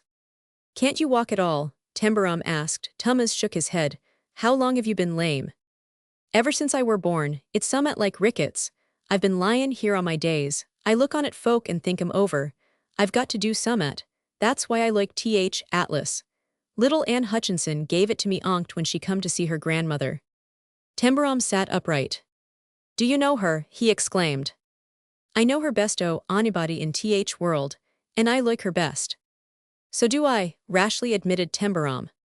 Tha does, Tummas asked suspiciously. Does she like thee? She says she does. He tried to say it with proper modesty. Well, if she says she does, and if she does, then yo and me'll be friends. He stopped a moment, and seemed to be taking Tembarom in with thoroughness. I could get a lot out o' thee, he said after the inspection. A lot of what? Tembarom felt as though he would really like to hear. A lot o' things I want to know about. I wish I'd lived life tha's lived, clemin' or no clemin'. Tha's seen things goin' on every day o' thy life. Well, yes, there's been plenty going on, plenty, Tembarom admitted. I've been lying here for 10 year, said Tummas savagely. And I've had nout world to do and nout to think on but what I could mak folk tell me about village. But nout happens but this chap gettin' drunk and that chap deein' or lossin' his place, or wenches gettin' married or havin' childer. I know everything that happens, but it's nout but a lot o' women clackin'.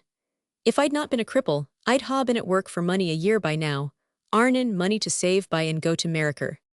You seem to be sort of stuck on America, how's that? What dost mean? I mean you seem to like it. I do not like it nor yet not like it, but I've heard a bit more about it than I have about other places on map. Folk goes there to seek their fortune, and it seems like there's a good bit doin'. Do you like to read newspapers? Said Tembarom, inspired to his query by a recollection of the vision of things doin' in the Sunday earth. Where'd I get papers from? The boy asked testily. Folk like us hasn't got brass for 'em. I'll bring you some New York papers, promised Tembarom, grinning a little in anticipation. And we'll talk about the news that's in them. The Sunday Earth is full of pictures. I used to work on that paper myself. Thaw did, Thomas cried excitedly. Did thaw help to print it, or was it one thaw sold streets? I wrote some of the stuff in it. Wrote some of stuff in it, wrote it theyself. How could thaw a common chap like thee? He asked, more excited still, his ferret eyes snapping. I don't know how I did it, Tembarom answered, with increased cheer and interest in the situation. It wasn't highbrow sort of work. Thomas leaned forward, in his incredulous eagerness. Does thaw mean that they paid thee for written it, paid thee? I guess they wouldn't have done it if they'd been Lancashire, Tembarom answered. But they hadn't much more sense than I had. They paid me $25 a week, that's £5. I do not believe thee, said Thomas, and leaned back on his pillow short of breath. I didn't believe it myself till I'd paid my board 2 weeks and bought a suit of clothes with it, was Tembarom's answer, and he chuckled as he made it. But Thomas did believe it. This, after he had recovered from the shock, became evident. The curiosity in his face intensified itself. His eagerness was even vaguely tinged with something remotely resembling respect. It was not, however, respect for the money which had been earned, but for the store of things doin' which must have been required. It was impossible that this chap knew things undreamed of. Has thaw ever been to Klondike? He asked after a long pause. No, I've never been out of New York. Thomas seemed fretted and depressed. I'm sorry for that. I wished tha'd been to Klondike. I want to be told about it, he sighed. He pulled the atlas toward him and found a place in it. That there's Dawson, he announced. Tembarom saw that the region of the Klondike had been much studied. It was even rather faded with the frequent passage of searching fingers, as though it had been pored over with special curiosity. There's Goudmoin's Theer, revealed Thomas. And there's welly newt else but snow and ice. A young chap has set out fro here to get theer froze to death on way. How did you get to hear about it? And she brought me a paper want. He dug under his pillow and brought out a piece of newspaper, worn and frayed and cut with age and usage. This here's what's left of it. Tembarom saw that it was a fragment from an old American sheet and that a column was headed The Rush for the Klondike. Why didn't thaw go theer? Demanded Thomas. He looked up from his fragment and asked his question with a sudden reflectiveness, as though a new and interesting aspect of things had presented itself to him. I had too much to do in New York, said Tembarom. There's always something doing in New York, you know. Thomas silently regarded him a moment or so. It's a pity thaw didn't go, he said. Happen tha'd never ha come back. Tembarom laughed the outright laugh. Thank you, he answered. Thomas was still thinking the matter over, and was not disturbed. I was not thinkin' o' thee, he said in an impersonal tone. I was thinkin' o' other chap. If tha'd gone iced o' him, he'd ha been here iced o' thee. But it's funny. And he drew a deep breath like a sigh having its birth in profundity of baffled thought. Both he and his evident point of view were funny in the Lancashire sense, which does not imply humor but strangeness and the unexplainable. Singular as the phrasing was, Tembarom knew what he meant, and that he was thinking of the oddity of chance. Thomas had obviously heard of poor Jem, and had felt an interest in him. You're talking about Jem Temple Barham, I guess, he said. Perhaps the interest he himself had felt in the tragic story gave his voice a tone somewhat responsive to Thomas's own mood, for Thomas, after one more boring glance, let himself go. His interest in this special subject was, it revealed itself, a sort of obsession. The history of Jem Temple Barham had been the one drama of his short life. I was thinkin' o' him, he said. I should na ha cared for Klondike so much but for him. But he went away from England when you were a baby. Last time he coom to Temple Barhome were when I were just born. Folk said he coom to ax owed Temple Barhome if he'd help him to pay his debts, and owed chap almost kicked him out o' doors. Mother had just had me, and she was weak and poorly and sittin' at door why me in her arms, and he passed by and saw her. He stopped and axed her how she was doin'. And when he was goin' away, he gave her a gold sovereign, and he says, put it in Savin's bank for him, and keep it there till he's a big lad and wants it. It's been in Savin's bank ever sin. I've got a whole pound o' ma own out at interest. There's not many lads ha got that. He must have been a good-natured fellow, commented Tembarom. It was darned bad luck him going to the Klondike. It was good luck for thee, said Thomas with resentment. Was Tembarom's unbiased reply. Well, I guess it was, one way or the other. I'm not kicking anyhow. Thomas naturally did not know half he meant. He went on talking about Temple Barhome, and as he talked his cheeks flushed and his eyes lighted. I would na spend that sovereign if I was starvin'. I'm going to leave it to Anne Hutchinson in Ma will when I dee. I've axed questions about him reet and left ever sin I can remember, but there's nobody knows much.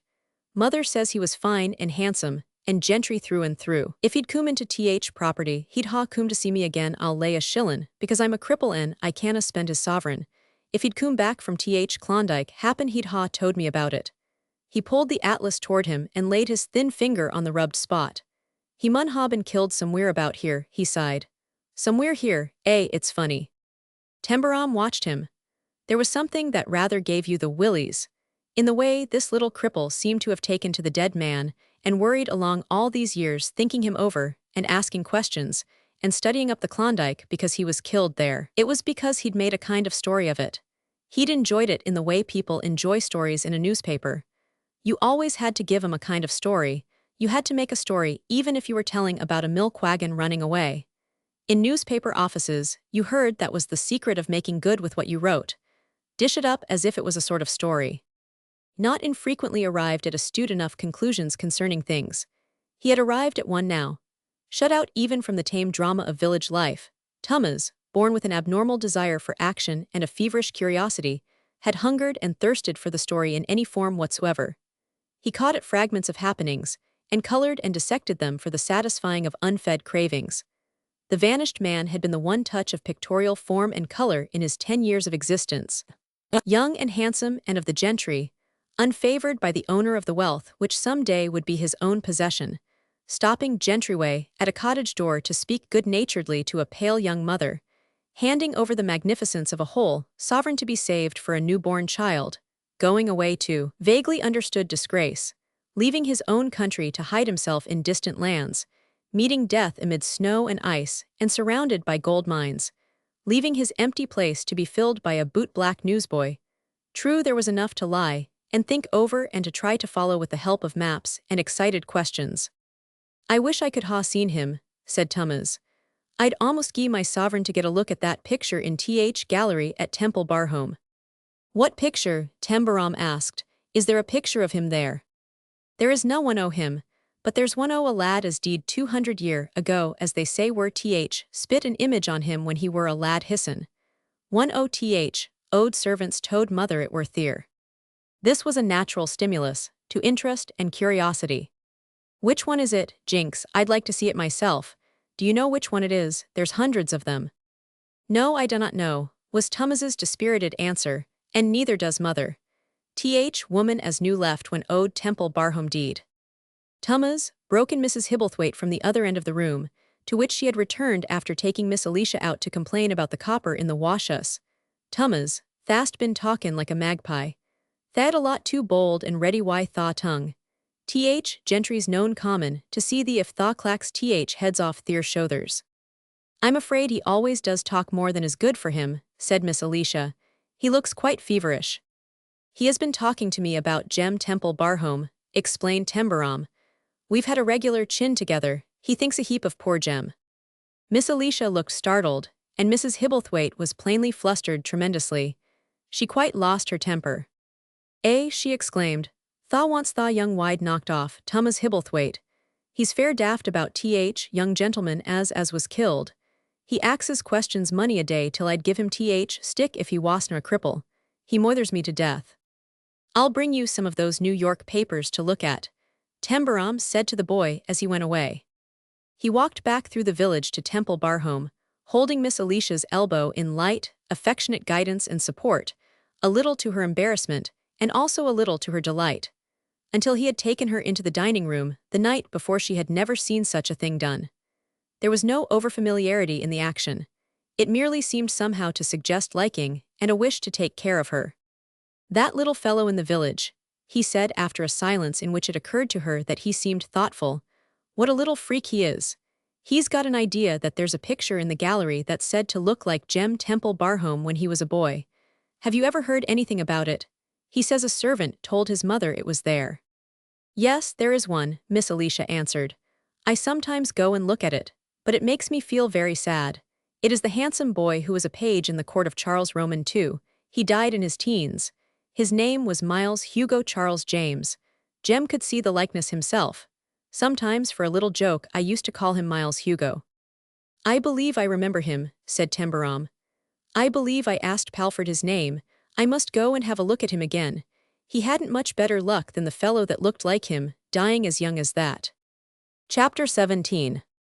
Form, color, drama, and divers other advantages are necessary to the creation of an object of interest. Presenting to the world none of these assets, Miss Alicia had slipped through life a scarcely remarked unit. No little ghost of prettiness had attracted the wandering eye, no suggestion of agreeable or disagreeable power of self-assertion had arrested attention. There had been no hour in her life when she had expected to count as being of the slightest consequence.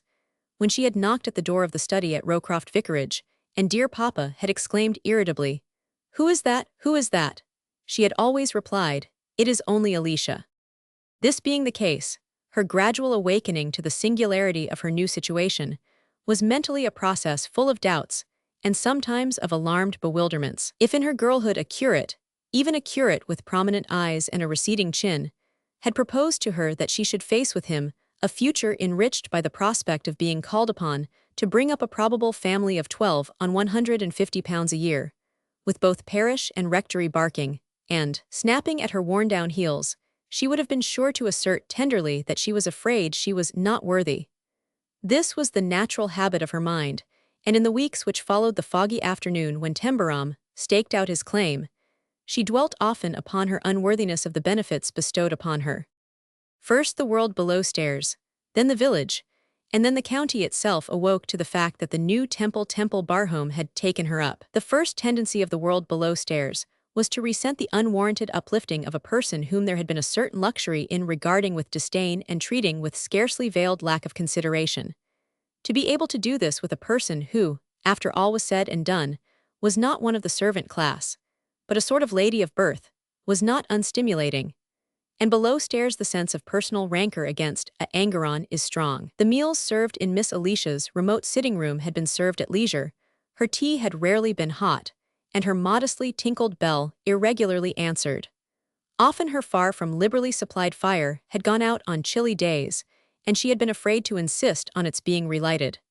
Her sole defense against inattention would have been to complain to Mr. Temple Barhome, and when on one occasion a too obvious neglect had obliged her to gather her quaking being together in mere self-respect and say, "If this continues to occur, William, I shall be obliged to speak to Mr. Temple Barhome." William had so looked at her, and so ill hid a secret smile that it had been almost tantamount to his saying, "I'd jolly well like to see you." And now, sitting at the end of the table opposite him, if you please, walking here and walking there with him, sitting in the library or wherever he was, with him talking and laughing and making as much of her as though she were an aunt with a fortune to leave, and with her making as free in talk as though at liberty to say anything that came into her head. Well, the beggar that had found himself on horseback was setting another one galloping alongside of him. In the midst of this natural resentment, it was a bit upsetting, as Burrell said, to find it dawning upon one that absolute exactness of ceremony was as much to be required for her as for him. Miss Alicia had long felt secretly sure that she was spoken of as her in the servants' hall. That businesslike sharpness which Palford had observed in his client aided Tembarom always to see things without illusions. He knew that there was no particular reason why his army of servants should regard him for the present as much more than an intruder. But he also knew that if men and women had employment which was not made hard for them, and were well paid for doing, They were not anxious to lose it, and the man who paid their wages might give orders with some certainty of finding them obeyed. He was sharp in more ways than one. He observed shades he might have been expected to overlook. He observed a certain shade in the demeanor of the domestics when attending Miss Alicia, and it was a shade which marked a difference between service done for her and service done for himself. This was only at the outset, of course, when the secret resentment was felt, but he observed it, mere shade though it was. He walked out into the hall after Burrell one morning, not having yet adjusted himself to the rule that when one wished to speak to a man one rang a bell and called him back, 50 times if necessary. He walked after Burrell and stopped him. "This is a pretty good place for servants, ain't it?" he said. "Yes, sir. Good pay, good food, not too much to do." "Certainly, sir," Burrell replied, somewhat disturbed by a casualness which yet suggested a method of getting at something or other. "You and the rest of them don't want to change, do you?" "No, sir, there is no complaint whatever as far as I have heard." "That's all right." Mr. Tembarom had put his hands into his pockets and stood looking noncommittal in a steady sort of way. "There's something I want the lot of you to get on to right away. Miss Tembarom is going to stay here. She's got to have everything just as she wants it. She's got to be pleased. She's the lady of the house, see."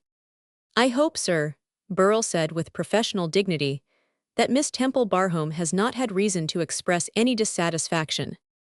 "I'm the one that would express it quick," said Tembarom. "She wouldn't have time to get in first.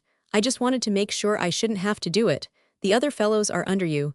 You've got a head on your shoulders, I guess. It's up to you to put 'em onto it, that's all." "Thank you, sir," said Burrell. His master went back into the library smiling genially, and Burrell stood still a moment or so gazing at the door he closed behind him. Be sure the village, and finally circles not made up of cottagers, heard of this, howsoever mysteriously. Miss Alicia was not aware that the incident had occurred. She could not help observing, however, that the manners of the servants of the household curiously improved. Also, when she passed through the village, that foreheads were touched without omission, and the curtsies of playing children were prompt. When she dropped into a cottage, housewives polished off the seats of chairs vigorously before offering them, and symptoms and needs were explained with a respectful fluency, which at times almost suggested that she might be relied on to use influence. "I'm afraid I have done the village people injustice," she said leniently to Tembarom. "I used to think them so disrespectful and unappreciative. I dare say it was because I was so troubled myself. I'm afraid one's own troubles do sometimes make one unfair."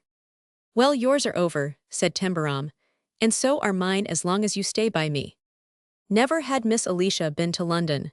She had remained, as was demanded of her by her duty to dear papa, at Rowcroft, which was in Somersetshire.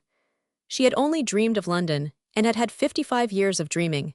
She had read of great functions, and seen pictures of some of them in the illustrated papers. She had loyally endeavored to follow at a distance the doings of Her Majesty.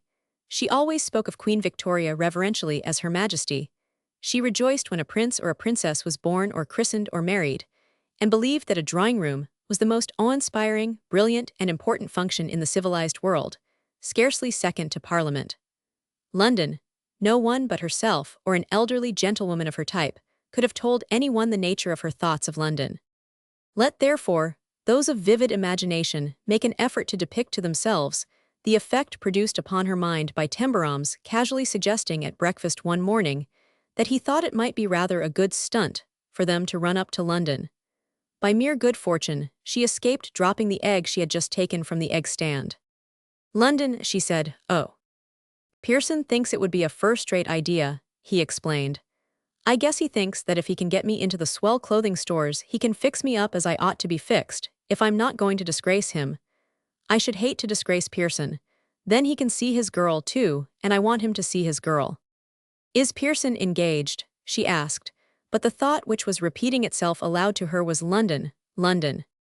"He calls it keeping company, or walking out," Tembarom answered. "She's a nice girl and he's dead stuck on her.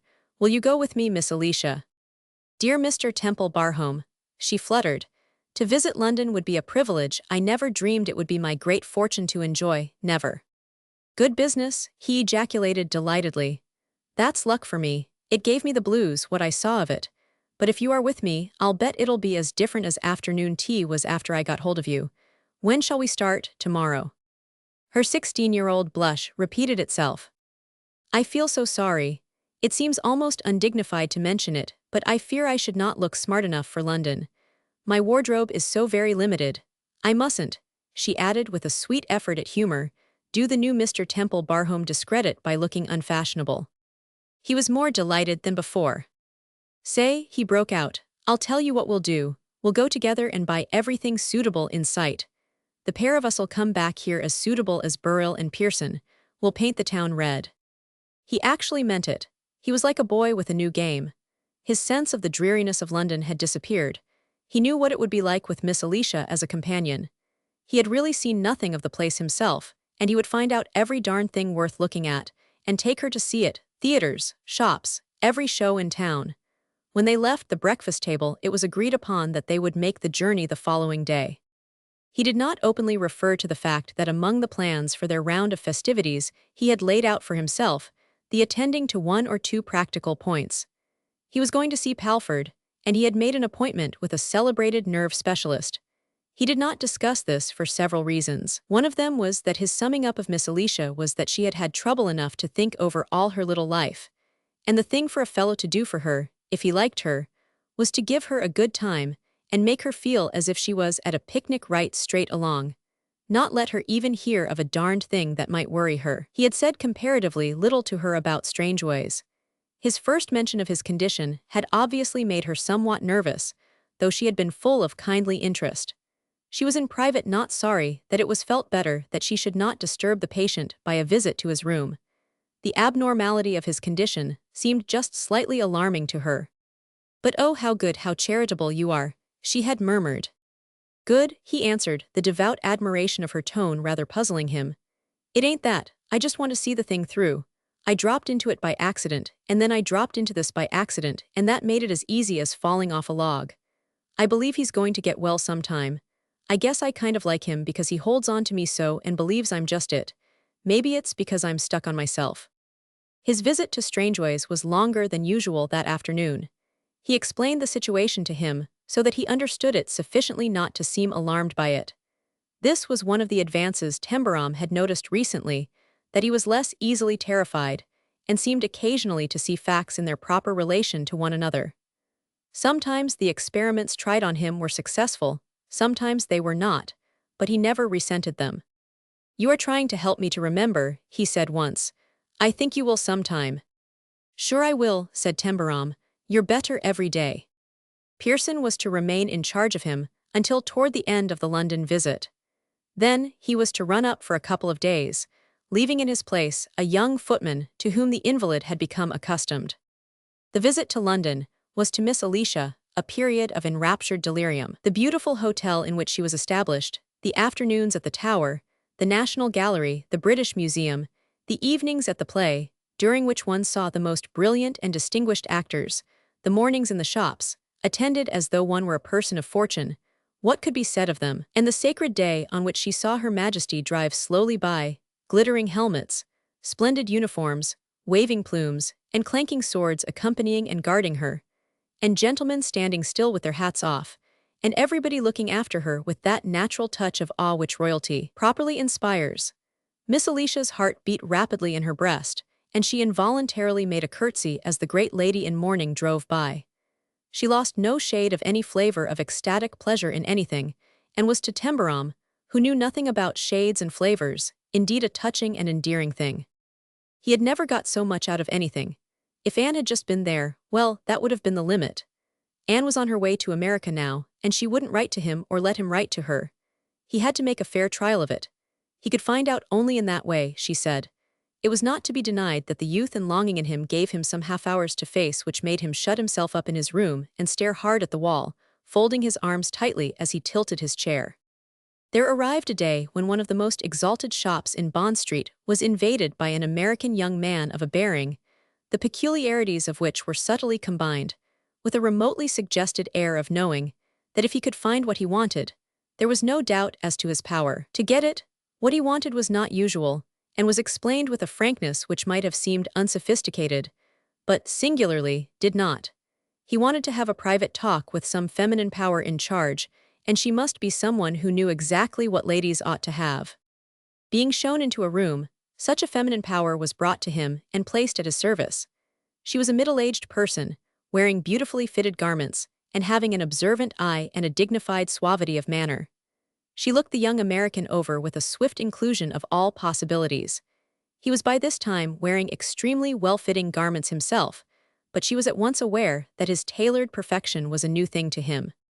He went to his point, without apologetic explanation. "You know all the things any kind of a lady ought to have," he said. "All the things that would make anyone feel comfortable and as if they'd got plenty. Useful things as well as ornamental ones." "Yes, sir," she replied with rising interest. "I have been in the establishment 30 years. "Good business," Tembarom replied. Already he felt relieved.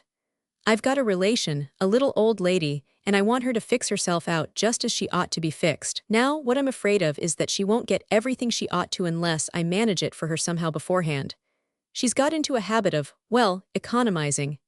Now the time's past for that, and I want her to get everything a woman like you would know she really wants, so that she could look her best, living in a big country house, with a relation that thinks a lot of her." He paused a second or so, and then went further, fixing a clear and astonishingly shrewd eye upon the head of the department listening to him. "I found out this was a high-class place," he explained. "I made sure of that before I came in.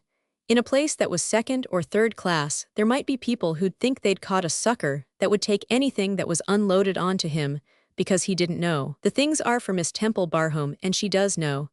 I shall ask her to come here herself tomorrow morning, and I want you to take care of her and show her the best you've got that's suitable."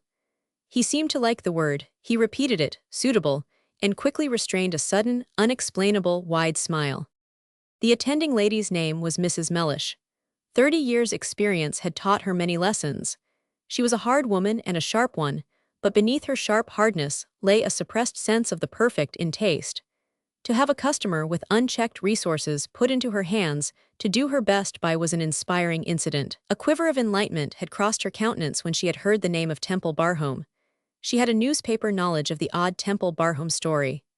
This was the next of kin who had blacked boots in New York, and the obvious probability that he was a fool, if it had taken the form of a hope, had been promptly nipped in the bud. The type from which he was furthest removed was that of the fortune-intoxicated young man who could be obsequiously flattered into buying anything which cost money enough. "Not a thing's to be unloaded on her that she doesn't like," he added, "and she's not a girl that goes to pink teas. She's a lady and not young and used to quiet ways." The evidently New York word, unload, revealed him to his hearer as by a flash, though she had never heard it before. "We have exactly the things which will be suitable, sir," she said. "I think I quite understand." Tembarom smiled again, and thanking her, went away still smiling, because he knew Miss Alicia was safe. There were of course difficulties in the way of persuading Miss Alicia that her duty lay in the direction of spending mornings in the most sumptuous of Bond Street shops, ordering for herself an entire wardrobe on a basis of unlimited resources. Tembarom was called upon to employ the most adroitly subtle reasoning, entirely founded on his claim and her affectionate willingness to give him pleasure. He really made love to her in the way a joyful young fellow can make love to his mother or his nicest aunt. He made her feel that she counted for so much in his scheme of enjoyment that to do as he asked would be to add a glow to it. "And they won't spoil you," he said. "The Mellish woman that's the boss has promised that. I wouldn't have you spoiled for a farm," he added heartily. And he spoke the truth. If he had been told that he was cherishing her type as though it were a priceless bit of old Saxe, he would have stared blankly and made a jocular remark. But it was exactly this which he actually clung to and adored. He even had a second private interview with Mrs. Mellish, and asked her to keep her as much like she was, as was possible. Stimulated by the suppressed touch of artistic fervor, Mrs. Mellish guessed at something even before her client arrived, but the moment she entered the showroom all was revealed to her at once. The very hint of flush and tremor in Miss Alicia's manner was an assistance.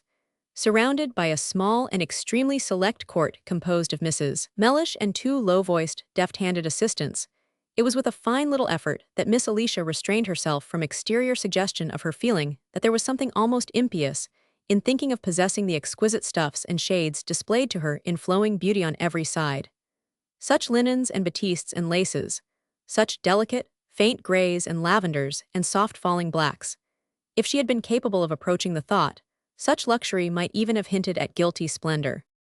Mrs. Mellish became possessed of an idea to create the costume of an exquisite, early Victorian old lady in a play done for the most fashionable and popular actor-manager of the most drawing-room of West End theaters, where one saw royalty in the royal box, with bouquets on every side, the orchestra breaking off in the middle of a strain to play God Save the Queen, and the audience standing up as the royal party came in. That was her idea. She carried it out, steering Miss Alicia with finished tact through the shoals and rapids of her timidities. And the result was wonderful. Color, or rather shades, textures, and forms were made subservient by real genius. Miss Alicia, as she was turned out when the wardrobe was complete, might have been an elderly little duchess of sweet and modest good taste in the dress of 40 years earlier. It took time, but some of the things were prepared as though by magic. And the night the first boxes were delivered at the hotel, Miss Alicia, on going to bed, in kneeling down to her devotions, prayed fervently that she might not be led astray by fleshly desires, and that her gratitude might be acceptable and not stained by a too great joy in the things which corrupt. The very next day occurred Rose. She was the young person to whom Pearson was engaged, and it appeared that if Miss Alicia would make up her mind to oblige Mr. Temple-Barhome by allowing the girl to come to her as lady's maid, even if only temporarily, she would be doing a most kind and charitable thing. She was a very nice, well-behaved girl, and unfortunately she had felt herself forced to leave her place because her mistress's husband was not at all a nice man. He had shown himself so far from nice that Pearson had been most unhappy, and Rose had been compelled to give notice, though she had no other situation in prospect, and her mother was dependent on her.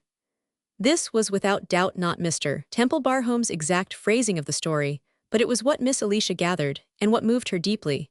It was so cruel and so sad. That wicked man. That poor girl. She had never had a lady's maid, and might be rather at a loss at first, but it was only like Mr. Temple-Barhome's kind heart to suggest such a way of helping the girl and poor Pearson. So occurred Rose, a pretty creature whose blue eyes suppressed grateful tears as she took Miss Alicia's instructions during their first interview. And Pearson arrived the same night, and waiting upon Tembarom, stood before him, and with perfect respect choked. "Might I thank you, if you please, sir," he began, recovering himself. "Might I thank you and say how grateful Rose and me, sir," and choked again. "I told you it would be all right," answered Tembarom. "It is all right. I wish I was fixed like you are, Pearson." When the Countess of Mallow called, Rose had just dressed Miss Alicia for the afternoon in one of the most perfect of the evolutions of Mrs. Mellish's idea. It was a definite creation, as even Lady Mallow detected the moment her eyes fell upon it. Its hue was dull, soft gray, and how it managed to concede points and elude suggestions of modes interred, and yet remain what it did remain, and accord perfectly with the side ringlets and the lace cap of Mechlin, only dressmaking genius could have explained. The mere wearing of it gave Miss Alicia a support and courage which she could scarcely believe to be her own. When the cards of Lady Mallow and Lady Joan Fair were brought up to her, she was absolutely not really frightened. A little nervous for a moment, perhaps, but frightened, no.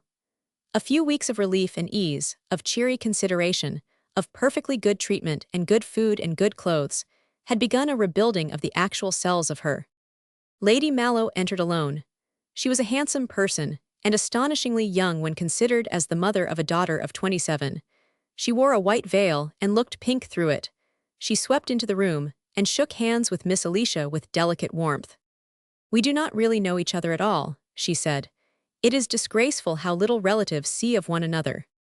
The disgrace, if measured by the extent of the relationship, was not immense. Perhaps this thought flickered across Miss Alicia's mind among a number of other things.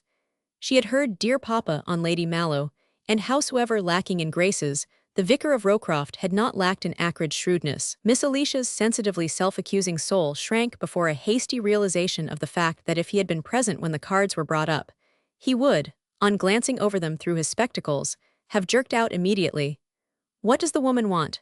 She's come to get something." Miss Alicia wished she had not been so immediately beset by this mental vision. Lady Mallow had come for something. She had come to be amiable to Miss Temple-Barhome and to establish relations with her. "Joan should have been here to meet me," she explained. "Her dressmaker is keeping her, of course. She will be so annoyed.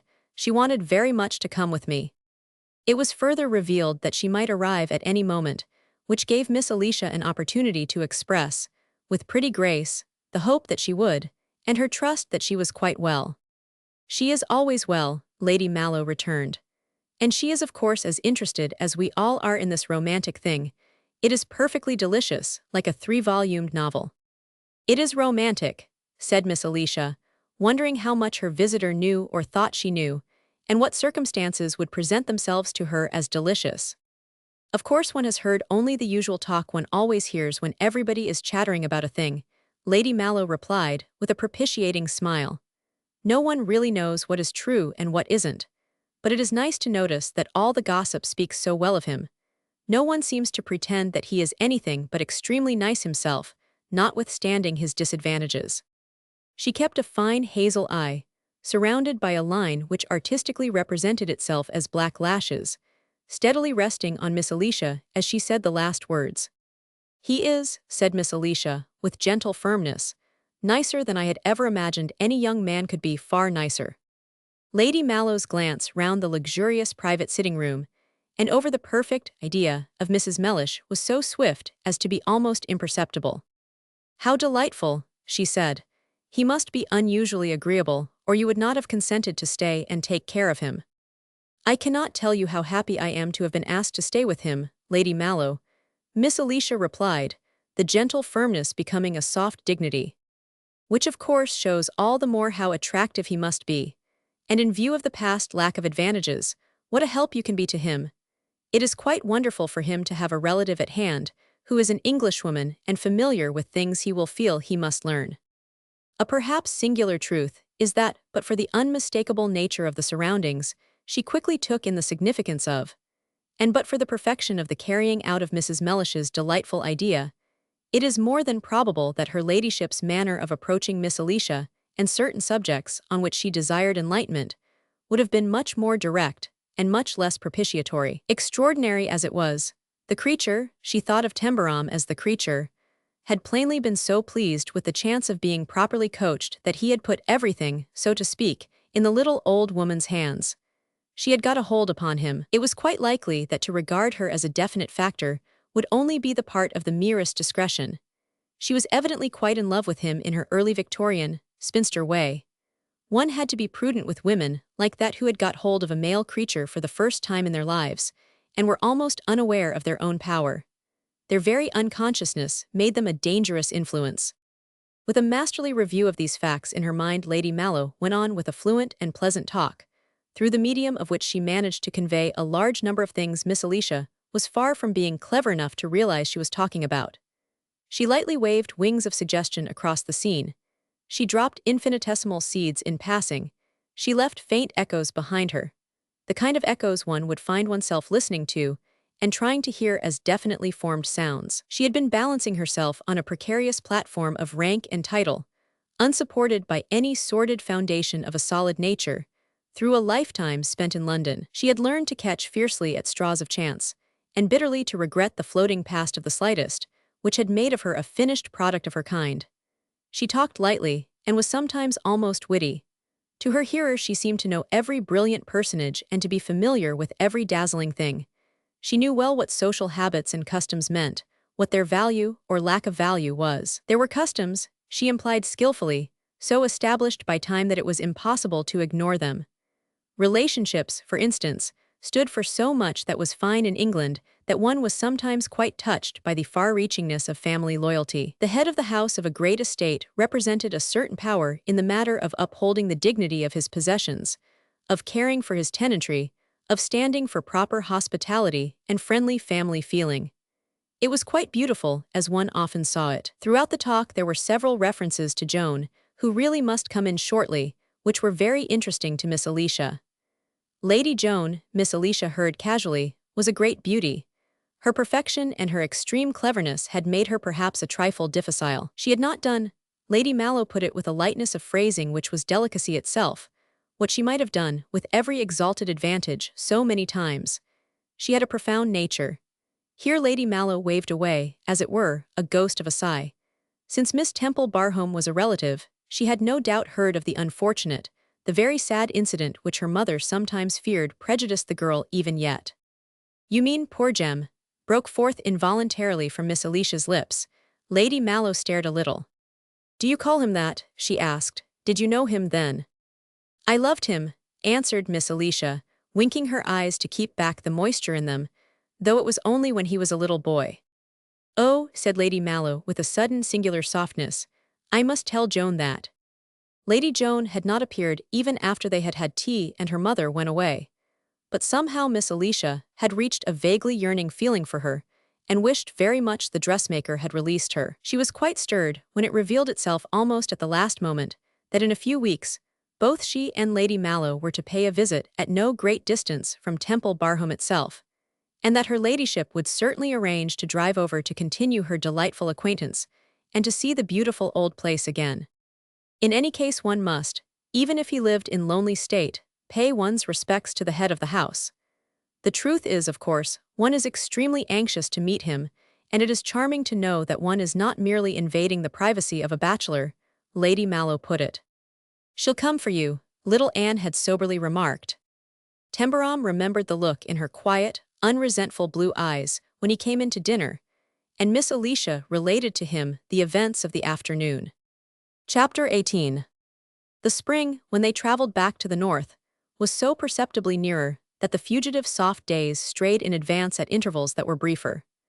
They chose one for their journey, and its clear sunshine and hints at faint greenness were so exhilarating to Miss Alicia that she was a companion to make any journey an affair to rank with holidays and adventures. The strange luxury of traveling in a reserved first-class carriage, of being made timid by no sense of unfitness of dress or luggage, would have filled her with grateful rapture.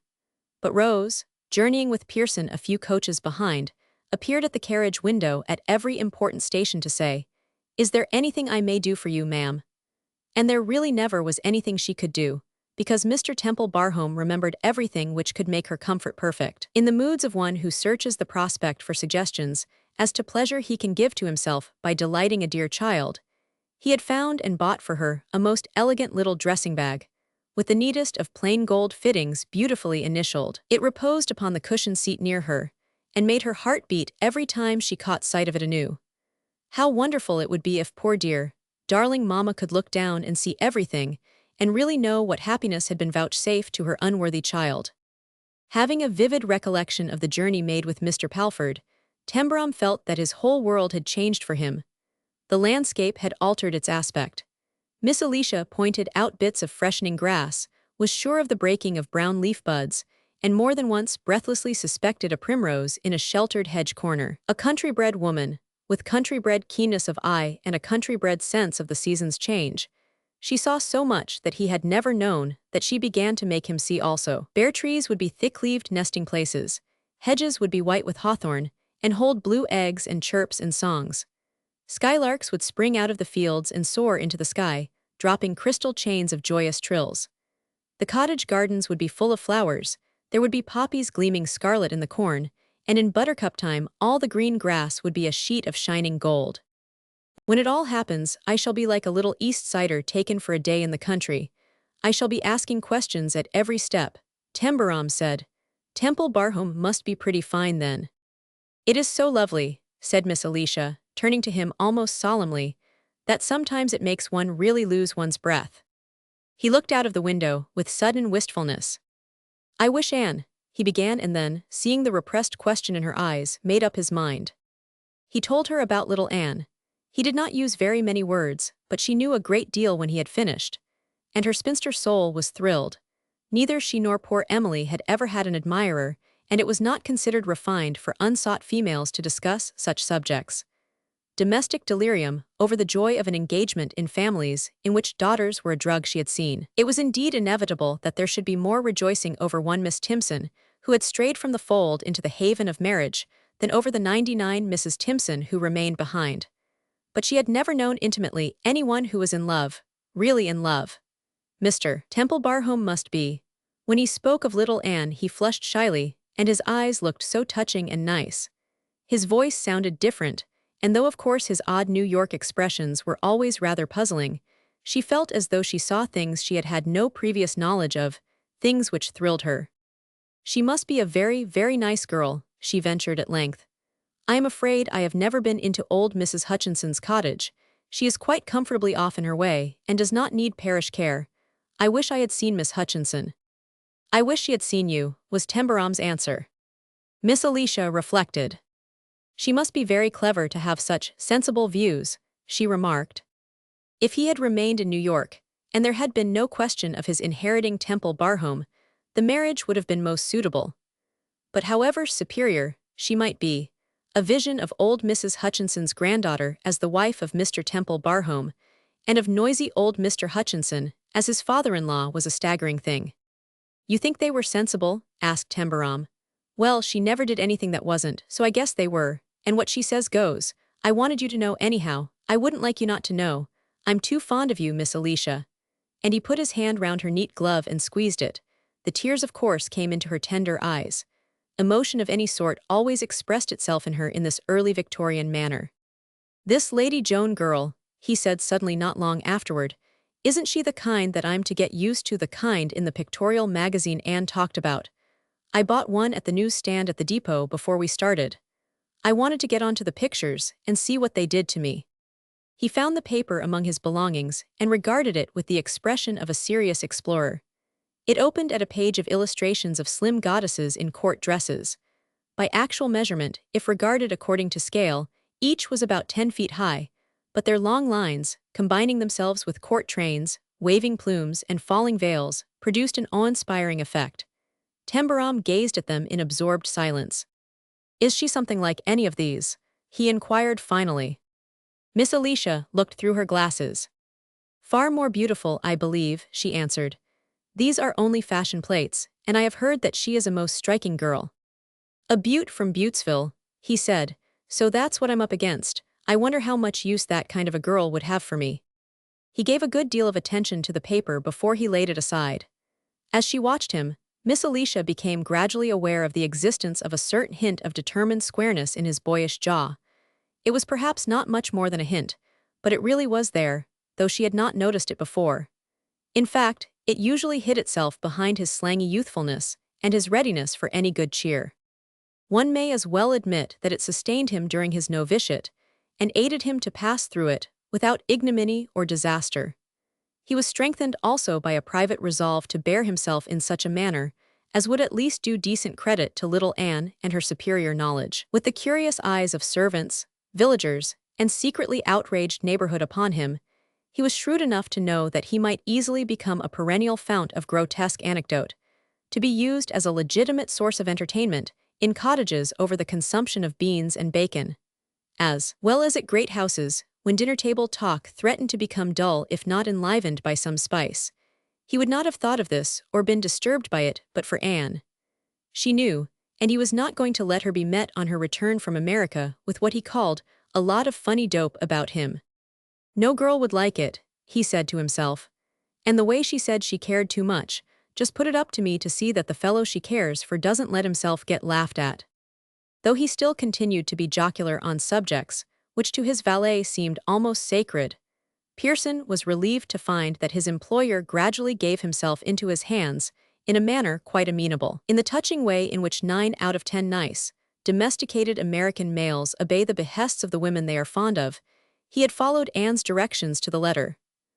Guided by the adept Pearson, he had gone to the best places in London and purchased the correct things, returning to Temple Barhome with a wardrobe to which any gentleman might turn at any moment without a question. He's got good shoulders, though he does slouch a bit, Pearson said to Rose, and a gentleman's shoulders are more than half the battle. What Tembarom himself felt cheered by was the certainty that if Anne saw him walking about the park or the village, or driving out with Miss Alicia in the big landau, or taking her in to dinner every evening, or even going to church with her, she would not have occasion to flush at sight of him. The going to church was one of the duties of his position, he found out. Miss Alicia put him on to that. It seemed that he had to present himself to the villagers as an example. If the Temple Barhome pews were empty, the villagers, not being incited to devotional exercise by his exalted presence, would feel at liberty to remain at home, and in the irreligious undress of shirt-sleeves sit and smoke their pipes, or, worse still, gather at the Hare and Hounds and drink beer. Also, it would not be at all proper not to go to church. Pearson produced a special cut of costume for this ceremony, and Tembarom walked with Miss Alicia across the park to the square-towered Norman church. In a position of dignity, the temple barhome pews overlooked the congregation. There was the great square pew for the family, with two others for servants. Footmen and housemaids gazed reverentially at prayer books, Pearson making every preparation respectfully to declare himself a miserable sinner, when the proper moment arrived, could scarcely restrain a rapid side glance as the correctly cut and fitted and entirely suitable work of his hands opened the pew door for Miss Alicia, followed her in, and took his place. Let not the fact that he had never been to church before be counted against him. There was nothing very extraordinary in the fact. He had felt no antipathy to church-going, but he had not by chance fallen under proselyting influence, and it had certainly never occurred to him that he had any place among the well-dressed, comfortable-looking people he had seen flocking into places of worship in New York. As far as religious observances were concerned, he was an unadulterated heathen, and was all the more to be congratulated on being a heathen of genial tendencies.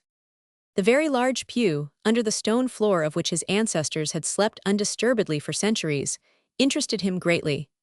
A recumbent marble crusader in armor, with feet crossed in the customary manner, fitted into a sort of niche in one side of the wall. There were carved tablets and many inscriptions in Latin wheresoever one glanced. The place was like a room. A heavy, round table, on which lay prayer books, Bibles, and hymn books, occupied the middle. About it were arranged beautiful old chairs with hassocks to kneel on. Toward a specially imposing chair with arms Miss Alicia directed him with a glance. It was apparently his place. He was going to sit down when he saw Miss Alicia gently push forward a hassock with her foot and kneel on it, covering her face with her hands as she bent her head. He hastily drew forth his hassock and followed her example. That was it, was it? It wasn't only a matter of listening to a sermon, you had to do things. He had better watch out and see that he didn't miss anything. She didn't know it was his first time, and it might worry her to the limit if he didn't put it over all right. One of the things he had noticed in her was her fear of attracting attention by failing to do exactly the proper thing. If he made a fool of himself by kneeling down when he ought to stand up, or lying down when he ought to sit, she'd get hot all over, thinking what the villagers or the other people would say. Well, Anne hadn't wanted him to look different from other fellows or to make breaks. He'd look out from start to finish. He directed a watchful eye at Miss Alicia through his fingers. She remained kneeling a few moments and then very quietly got up. He rose with her and took his big chair when she sat down. He breathed more freely when they had got that far. That was the first round. It was not a large church, but a gray and solemn impression of dignity brooded over it. It was dim with light, which fell through stained-glass memorial windows set deep in the thick stone walls. The silence which reigned throughout its spaces seemed to Tembarom of a new kind, different from the silence of the big house. The occasional subdued rustle of turned prayer book leaves seemed to accentuate it. The most careful movement could not conceal itself. A slight cough was a startling thing. The way, Tembarom thought, they could get things dead, still in English places. The chimes, which had been ringing their last summons to the tardy, slackened their final warning notes, became still slower, stopped. There was a slight stir in the benches occupied by the infant school. It suggested that something new was going to happen. From some unseen place came the sound of singing voices, boyish voices and the voices of men. Tembarom involuntarily turned his head. Out of the unseen place came a procession in white robes.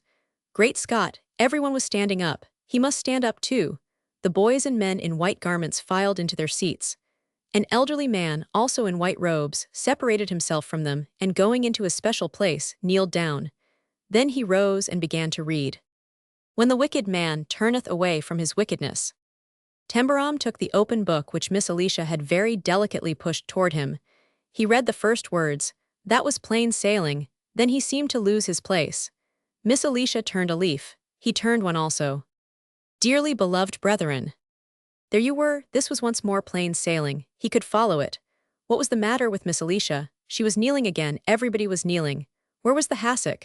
He went down upon his knees, hoping Miss Alicia had not seen that he wasn't going to kneel at all. Then when the minister said Amen, the congregation said it too, and he came in too late so that his voice sounded out alone. He must watch that. Then the minister knelt, and all the people prayed aloud with him. With the book before him, he managed to get in after the first few words.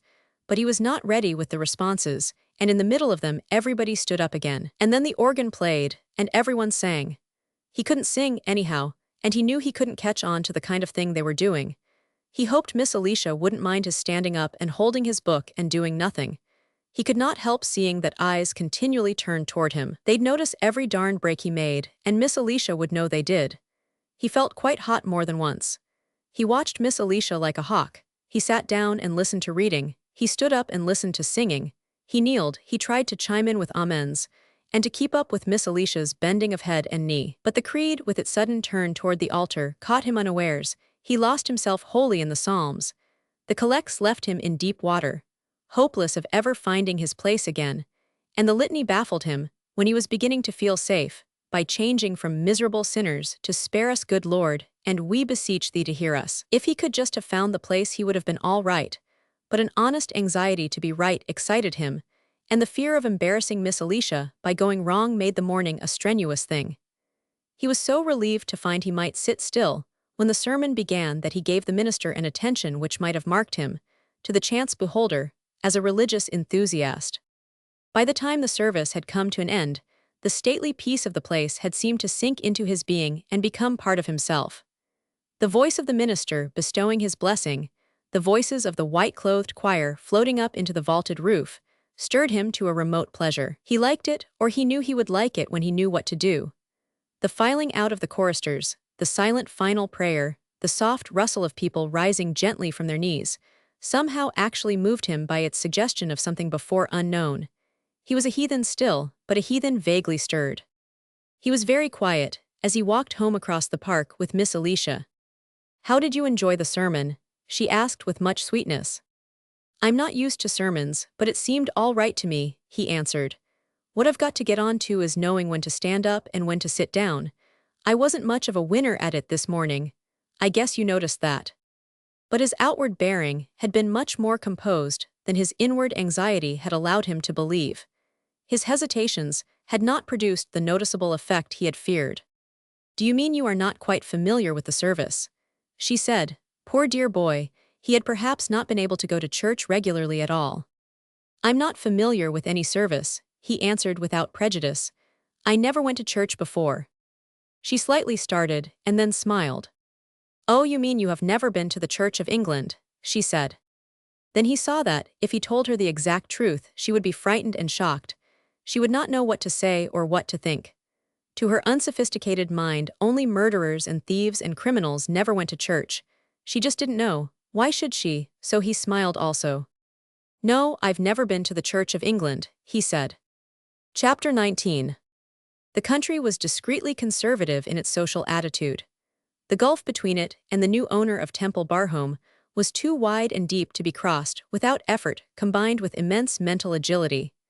It was on the whole much easier not to begin a thing at all than to begin it, and find one must hastily search about for not too noticeable methods of ending it. A few unimportant, tentative calls were made, and several ladies who had remained unaware of Miss Alicia during her first benefactor's time drove over to see what she was like, and perhaps by chance hear something of interest. One or two of them who saw Tembarom went away puzzled and amazed. He did not drop his H's, which they had of course expected, and he was well dressed and not bad-looking. But it was frequently impossible to understand what he was talking about. He used such odd phrases. He seemed good-natured enough, and his way with little old Miss Temple Barhome was really quite nice, queer as it was. It was queer because he was attentive to her in a manner in which young men were not usually attentive to totally insignificant, elderly dependents. Tembarom derived an extremely diluted pleasure from the visits. The few persons he saw reminded him in varying degrees of Mr. Palford. They had not before seen anything like his species, and they did not know what to do with him. He also did not know what to do with them. A certain inelasticity frustrated him at the outset. When, in obedience to Miss Alicia's instructions, he had returned the visits, he felt he had not gone far. Serious application enabled him to find his way through the church service, and he accompanied Miss Alicia to church with great regularity. He began to take down the books from the library shelves and look them over gravely. The days gradually ceased to appear so long, but he had a great deal of time on his hands, and he tried to find ways of filling it. He wondered if Anne would be pleased if he learned things out of books. When he tentatively approached the subject of literature with Miss Alicia, she glowed at the delightful prospect of his reading, aloud to her in the evenings, reading improving things like history and the poets. "Let's take a hack at it some night," he said pleasantly. The more a fellow knew, the better it was for him, he supposed. But he wondered, if anything happened and he went back to New York, how much improving things and poetry would help a man in doing business. The first evening they began with Gray's Elegy, and Miss Alicia felt that it did not exhilarate him. She was also obliged to admit that he did not read it very well. But she felt sure he would improve. Personally, she was touchingly happy. The sweetly domestic picture of the situation, she sitting by the fire with her knitting and he reading aloud, moved and delighted her. The next evening she suggested Tennyson's Maud. He was not as much stirred by it as she had hoped. He took a somewhat humorous view of it. "He had it pretty bad, hadn't he?" he said of the desperate lover. "Oh, if only you could once have heard Sims Reeves sing, 'Come into the garden, Maud,'" she sighed. "A kind friend once took me to hear him, and I have never forgotten it." But Mr. Temple Barhome, notably, did not belong to the atmosphere of impassioned tenors. On still another evening they tried Shakespeare. Miss Alicia felt that a foundation of Shakespeare would be improving indeed. They began with Hamlet. He found play-reading difficult and Shakespearean language baffling, but he made his way with determination until he reached a point where he suddenly grew quite red and stopped. "Say, have you read this?" he inquired after his hesitation. "The plays of Shakespeare are a part of every young lady's education," she answered, "but I am afraid I am not at all a Shakespearean scholar." "A young lady's education," he repeated. "Gee whiz," he added softly after a pause. He glanced over a page or so hastily, and then laid the book down.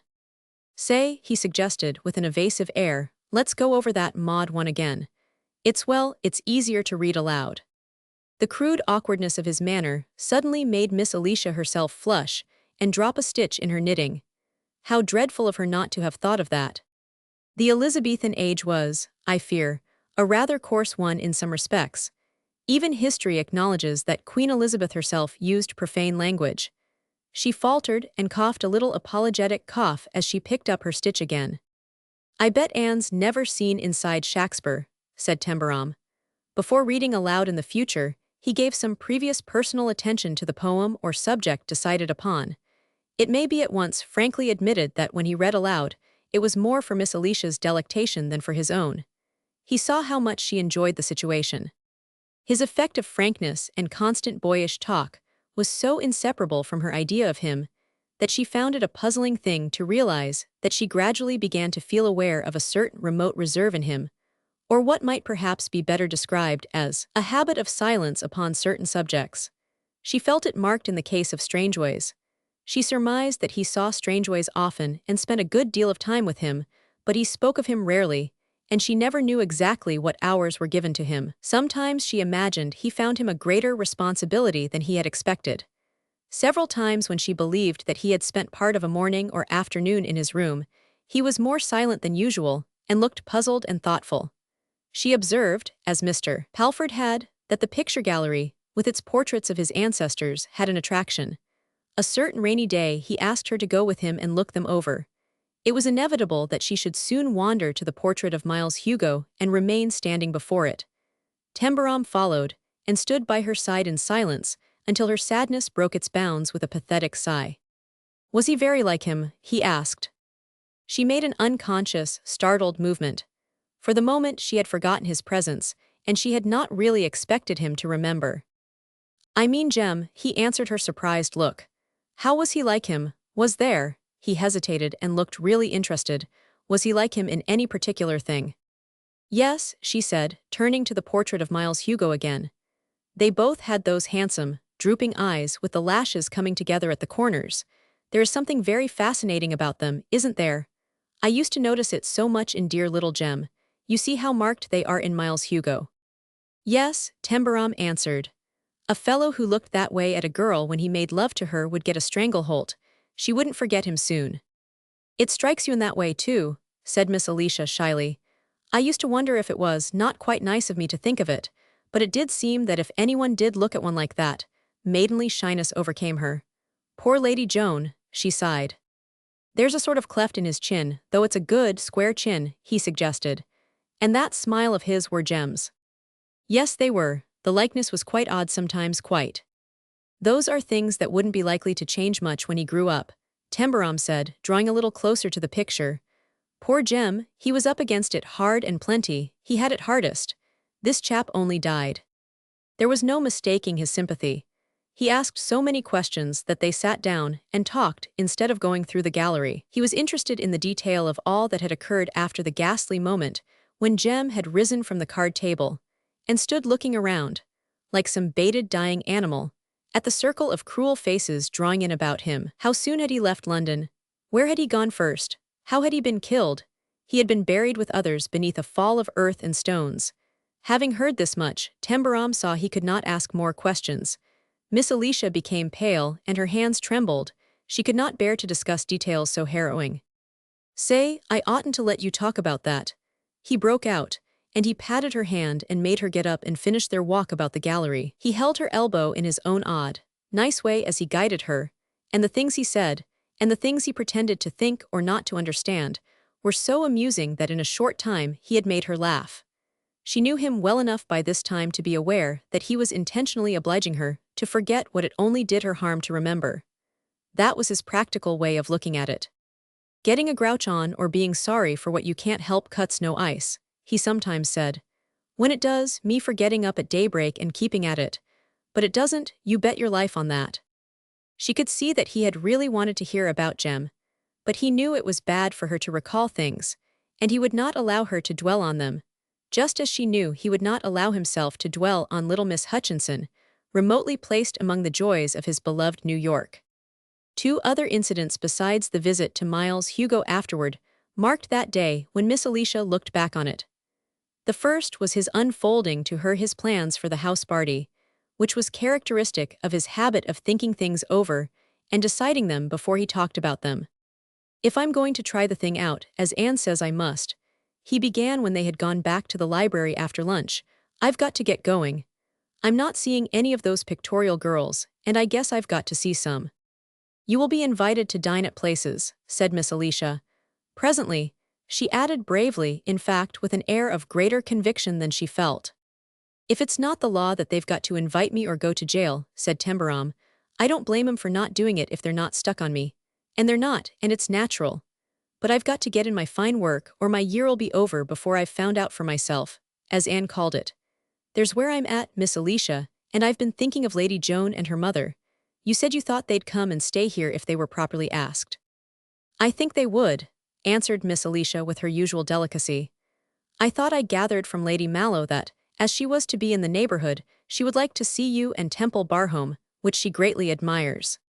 "If you'll tell me what to do, I'll get her here to stay a while," he said, "and Lady Joan with her. You'd have to show me how to write to ask them, but perhaps you'd write yourself." "They will be at Assaw Holt next week," said Miss Alicia, "and we could go and call on them together. We might write to them in London before they leave." "We'll do it," answered Tembarom. His manner was that of a practical young man attacking matter-of-fact detail. "From what I hear, Lady Joan would satisfy even Anne. They say she's the best looker on the slate. If I see her every day I shall have seen the blue ribbon winner. Then if she's here, perhaps others of her sort'll come too, and they'll have to see me whether they like it or not, and I shall see them. Good Lord," he added seriously, "I'd let 'em swarm all over me and bite me all summer if it would fix Anne." He stood up, with his hands thrust deep in his pockets, and looked down at the floor. "I wish she knew TT like TT knows himself," he said. It was quite wistful. It was so wistful, and so boyish that Miss Alicia was thrilled, as he often thrilled her. "She ought to be a very happy girl," she exclaimed. "She's going to be," he answered, "sure as you're alive. But whatever she does is right, and this is as right as everything else. So it just goes." They wrote their letters at once, and sent them off by the afternoon post. The letter Miss Alicia composed, and which Tembarom copied, he read and reread, with visions of Jim Bowles and Julius looking over his shoulder. If they picked it up on Broadway with his name signed to it and read it, they'd throw a fit over it laughing. But he supposed she knew what you ought to write. It had not, indeed, the masculine touch. When Lady Mallow read it, she laughed several times. She knew quite well that he had not known what to say, and allowing Miss Alicia to instruct him, had followed her instructions to the letter. But she did not show the letter to Joan, who was difficult enough to manage without being given such material to comment upon. The letters had just been sent to the post when a visitor was announced, Captain Palliser. Tembarom remembered the name and recalled also certain points connected with him. He was the one who was a promoter of schemes, one of the smooth, clever ones that get up companies, little Anne had said. That in a well-bred and not too pronounced way he looked smooth and clever might be admitted. His effect was that of height, finished slenderness of build, and extremely well-cut garments.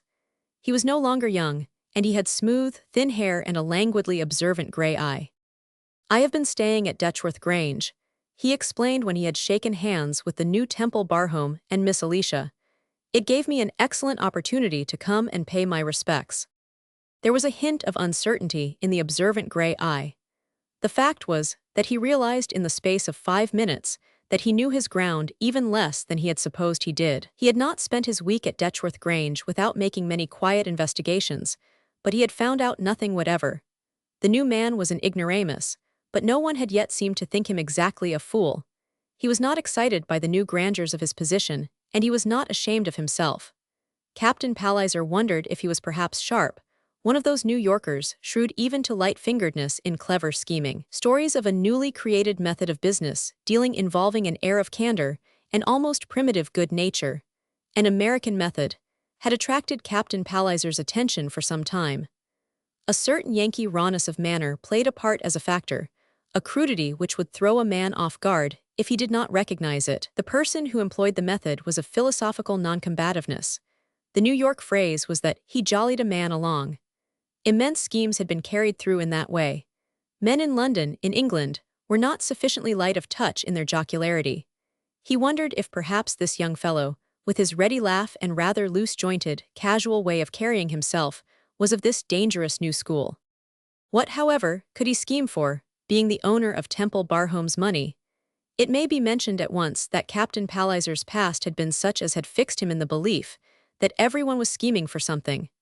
People with money wanted more, or were privately arranging schemes to prevent other schemers from getting any shade the better of them. Debutantes with shy eyes and slim figures had their little plans to engineer delicately. Sometimes they were larger plans than the uninitiated would have suspected as existing in the brains of creatures in their teens. Sometimes they were mere fantastic little ideas, connected with dashing young men or innocent dances, which must be secured, or lovely young rivals who must be evaded. Young men had also deft things to do, people to see or not to see, reasons for themselves being seen or avoiding observation. As years increased, reasons for schemes became more numerous and amazingly more varied. Women with daughters, with sons, with husbands, found in each relationship a necessity for active, if quiet maneuvering. Women like Lady Mallow, good heaven!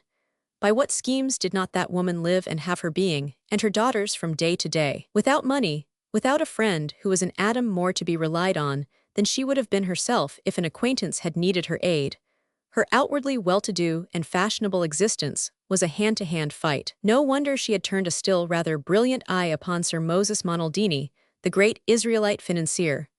All of these types passed rapidly before his mental vision as he talked to the American Temple Barhome. What could he want, by chance? He must want something, and it would be discreet to find out what it chanced to be. If it was social success, he would be better off in London, where in these days you could get a good run for your money and could swing yourself up from one rung of the ladder to another if you paid someone to show you how. He himself could show him how. A youngster who had lived the beastly hard life he had lived would be likely to find exhilaration in many things not difficult to purchase. It was an odd thing, by the way, the fancy he had taken to the little early Victorian spinster. It was not quite natural. It perhaps denoted tendencies, or lack of tendencies. It would also be well to consider. Palliser was a sufficiently finished product himself to be struck greatly by the artistic perfection of Miss Alicia, and to wonder how much the new man understood it. He did not talk to him about schemes. He talked to him of New York, which he had never seen and hoped sometime shortly to visit. The information he gained was not of the kind he most desired, but it edified him. Tembarom's knowledge of high finance was a street lad's knowledge of it, and he himself knew its limitations and probable unreliability. Such of his facts as rested upon the foundation of experience did not include multimillionaires and their resources. Captain Palliser passed lightly to Temple Barhome and its neighborhood. He knew places and names, and had been to Detchworth more than once. He had never visited Temple Barhome, and his interest suggested that he would like to walk through the gardens. Tembarom took him out, and they strolled about for some time. Even an alert observer would not have suspected the fact that as they strolled, Tembarom slouching a trifle, and with his hands in his pockets, Captain Palliser bearing himself with languid distinction, each man was summing up the other, and considering seriously how far and in what manner he could be counted as an asset. "You haven't been to Detchworth yet?" Palliser inquired. "No, not yet," answered Tembarom. The Granthams were of those who had not yet called. "It's an agreeable house. The Granthams are agreeable people." "Are there any young people in the family?" Tembarom asked. "Young people, male or female?" Palliser smilingly put it. Suddenly it occurred to him that this might give him a sort of lead. "Girls," said Tembarom crudely, "just plain girls." Palliser laughed. Here it was, perhaps. "They are not exactly plain girls, though they are not beauties. There are 4 Mrs. Grantham. Lucy is the prettiest. Amabel is quite tremendous at tennis." "Are they ladies?" inquired Tembarom. Captain Palliser turned and involuntarily stared at him. What was the fellow getting at? "I'm afraid I don't quite understand," he said. The new Temple Barhome looked quite serious. He did not, amazing to relate, look like a fool even when he gave forth his extraordinary question. It was his almost business-like seriousness which saved him. "I mean, do you call them Lady Lucy and Lady Amabel?" he answered. If he had been younger, less hardened, or less finished, Captain Palliser would have laughed outright. But he answered without self-revelation. "Oh, I see, you were asking whether the family is a titled one. No, it is a good old name, quite old in fact, but no title goes with the estate." "Who are the titled people about here?" Tembarom asked, quite unabashed. "The Earl of Pevensey at Pevensey Park, the Duke of Stone at Stone Hover, Lord Hamborough at Doune. Doune is in the next county, just over the border." "Have they all got daughters?" Captain Palliser found it expedient to clear his throat before speaking. "Lord Pevensey has daughters, so has the Duke. Lord Hamborough has 3 sons." "How many daughters are there, in a bunch?" Mr. Temple Barhome suggested liberally. Their Captain Palliser felt it safe to allow himself to smile, as though taking it with a sense of humor. "In a bunch is an awfully good way of putting it," he said. "It happens to apply perhaps rather unfortunately well. Both families are much poorer than they should be, and daughters must be provided for. Each has 4. In a bunch there are 8, Lady Alice, Lady Edith, Lady Ethel, and Lady Celia at Stone Hover, Lady Beatrice, Lady Gwynedd, Lady Honora, and Lady Gwendolen at Pevensey Park. And not a fortune among them, poor girls." "It's not the money that matters so much," said the astounding foreigner, "it's the titles." Captain Palliser stopped short in the garden path for a moment. He could scarcely believe his ears. The crude grotesqueness of it so far got the better of him that if he had not coughed, he would have betrayed himself. "I've had a confounded cold lately," he said. "Excuse me, I must get it over." He turned a little aside and coughed energetically. After watching him a few seconds, Tembarom slipped 2 fingers into his waistcoat pocket and produced a small tube of tablets. "Take 2 of these," he said as soon as the cough stopped. "I always carry it about with me. It's a New York thing called G Destroyer. G stands for grip." Palliser took it.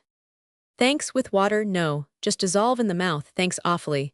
And he took 2, with tears still standing in his eyes. "Don't taste bad, do they?" Mr. Temple Barhome remarked encouragingly. "Not at all. I think I shall be all right now. I just needed the relief. I have been trying to restrain it." "That's a mistake," said Tembarom. They strolled on a pace or so, and he began again, as though he did not mean to let the subject drop. "It's the titles," he said, "and the kind. How many of them are good lookers?" Palliser reflected a moment, as though making mental choice. "Lady Alice and Lady Celia are rather plain," he said, "and both of them are invalidish. Lady Ethel is tall and has handsome eyes, but Lady Edith is really the beauty of the family. She rides and dances well and has a charming color." "And the other ones?" Tembarom suggested as he paused. "Lady Beatrice and Lady Gwynedd and Lady Honora and Lady Gwendolen." "You remember their names well," Palliser remarked with a half-laugh. "Oh, I shall remember them all right," Tembarom answered. "I earn 25 per New York by getting names down fine." "The Talchesters are really all rather taking." "Talchester is Lord Pevensey's family name," Palliser explained. "They are girls who have pretty little noses and bright complexions and eyes. Lady Gwynedd and Lady Honora both have quite fascinating dimples. Dimples, exclaimed his companion. Good business. Do you like dimples particularly? Palliser inquired with an impartial air. I'd always make a beeline for a dimple, replied Mr. Temple Barhome. Clear the way when I start. This was New York phrasing, and was plainly humorous. But there was something more than humor in his eye and smile, something hinting distantly at recollection. You'll find them at Pevensey Park, said Palliser. What about Lady Joan Fair? Was the next inquiry. Palliser's side glance at him was observant indeed. He asked himself how much the man could know. Taking the past into consideration, Lady Joan might turn out to be a subject requiring delicate handling. It was not the easiest thing in the world to talk at all freely to a person with whom one desired to keep on good terms, about a young woman supposed still to cherish a tragic passion for the dead man who ought to stand at the present moment in the person's, figuratively speaking, extremely ill-fitting shoes. Lady Joan has been from her first season an undeniable beauty, he replied. She and the old lady are going to stay at a place called Ashaw Holt. I think they're going next week, Tembarom said. The old lady, repeated Captain Palliser. I mean her mother, the one that's the Countess of Mallow. Have you met Lady Mallow? Palliser inquired with a not wholly repressed smile. A vision of Lady Mallow overhearing their conversation arose before him. No, I haven't. What's she like?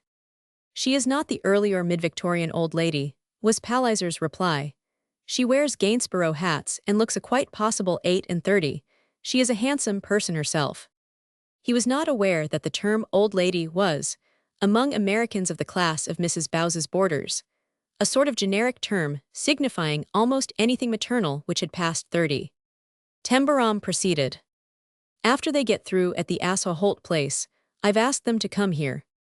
Indeed, said Palliser with an inward start. The man evidently did not know what other people did. After all, why should he? He had been selling something or other in the streets of New York when the thing happened, and he knew nothing of London. The Countess called on Miss Alicia when we were in London, he heard next. She said we were relations. You are, as we are. The connection is rather distant, but it is near enough to form a sort of link. I've wanted to see Lady Joan, explained Tembarom. From what I've heard, I should say she was one of the ladies' pictorial kind. I am afraid, Palliser's voice was slightly unsteady for the moment. I have not studied the type sufficiently to know. The Pictorial is so exclusively a women's periodical. His companion laughed. Well, I've only looked through it once myself just to find out. Some way I always think of Lady Joan as if she was like one of those beauts from Butesville, with trains as long as parlor cars and feathers in their heads, dressed to go to see the Queen. I guess she's been presented at court, he added. Yes, she has been presented. Do they let him go more than once? He asked with casual curiosity.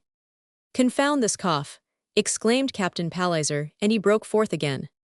Take another G, said Tembarom, producing his tube. Say, just take the bottle and keep it in your pocket. When the brief paroxysm was over and they moved on again, Palliser was looking an odd thing or so in the face. I always think of Lady Joan was one of them. Always seemed to go rather far. How often and why had he always thought? The fellow was incredible. Did his sharp, boyish face and his slouch conceal a colossal, vulgar young ambition? There was not much concealment about it, heaven knew. And as he so evidently was not aware of the facts, how would they affect him when he discovered them? And though Lady Mallow was a woman not in the least distressed or hampered by shades of delicacy and scruple, she surely was astute enough to realize that even this bounder's dullness might be awakened to realize that there was more than a touch of obvious indecency in bringing the girl to the house of the man she had tragically loved, and maneuvering to work her into it as the wife of the man who, monstrously unfit as he was, had taken his place. Captain Palliser knew well that the pressing of the relationship had meant only one thing, and how, in the name of the Furies, had she dragged Lady Joan into the scheme with her. It was as unbelievable as was the new Temple Barhome himself, and how unconcerned the fellow looked. Perhaps the man he had supplanted was no more to him than a scarcely remembered name, if he was as much as that. Then Tembarom, pacing slowly by his side, hands in pockets, eyes on the walk, spoke. Did you ever see Jem Temple Barhome? He asked. It was like a thunderbolt. He said it as though he were merely carrying his previous remarks on to their natural conclusion, but Palliser felt himself so suddenly unadjusted, so to speak, that he palpably hesitated. "Did you?" his companion repeated. "I knew him well," was the answer made as soon as readjustment was possible. "Remember just how he looked?"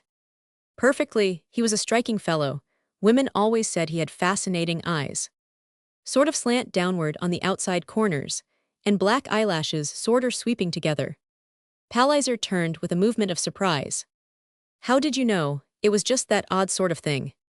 "Miss Alicia told me, and there's a picture in the gallery that's like him." Captain Palliser felt as embarrassed as Miss Alicia had felt, but it was for a different reason. She had felt awkward because she had feared she had touched on a delicate subject. Palliser was embarrassed because he was entirely thrown out of all his calculations. He felt for the moment that there was no calculating at all, no security in preparing paths. You never know where they would lead.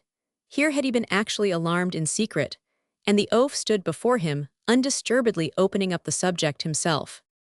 For a fellow like that to lose a girl as he lost Lady Joan was pretty tough, the oaf said. By gee, it was tough.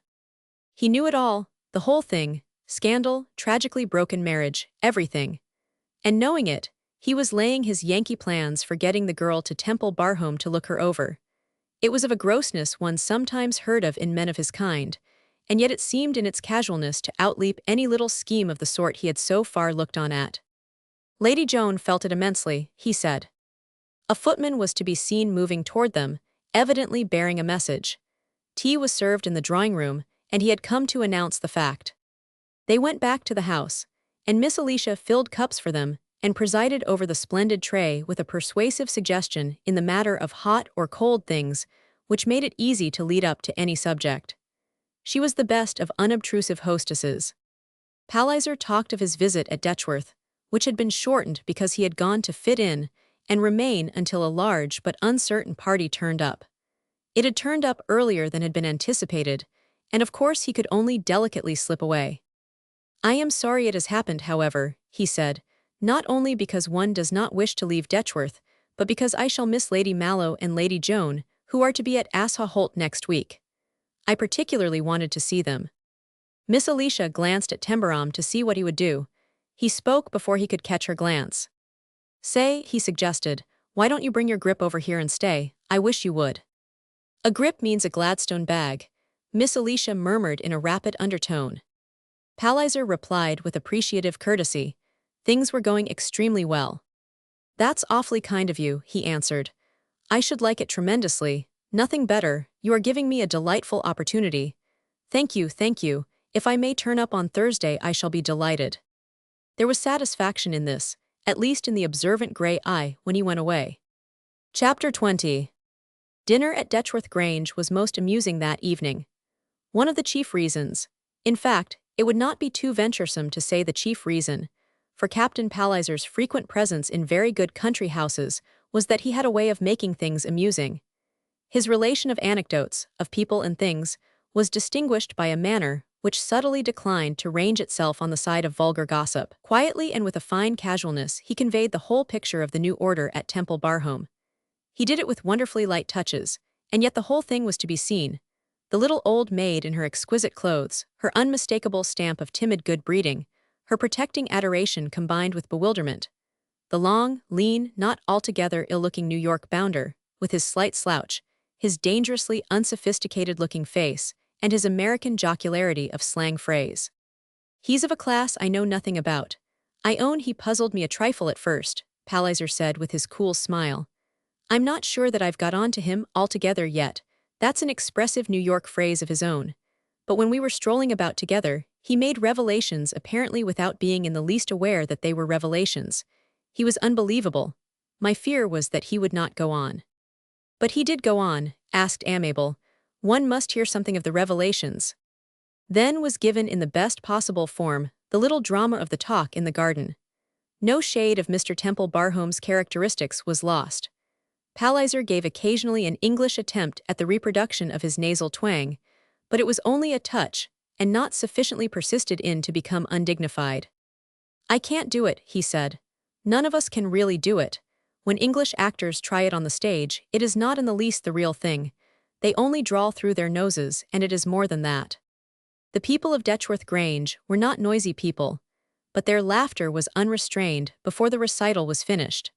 Nobody had gone so far as either to fear or to hope for anything as undiluted in its nature as this was.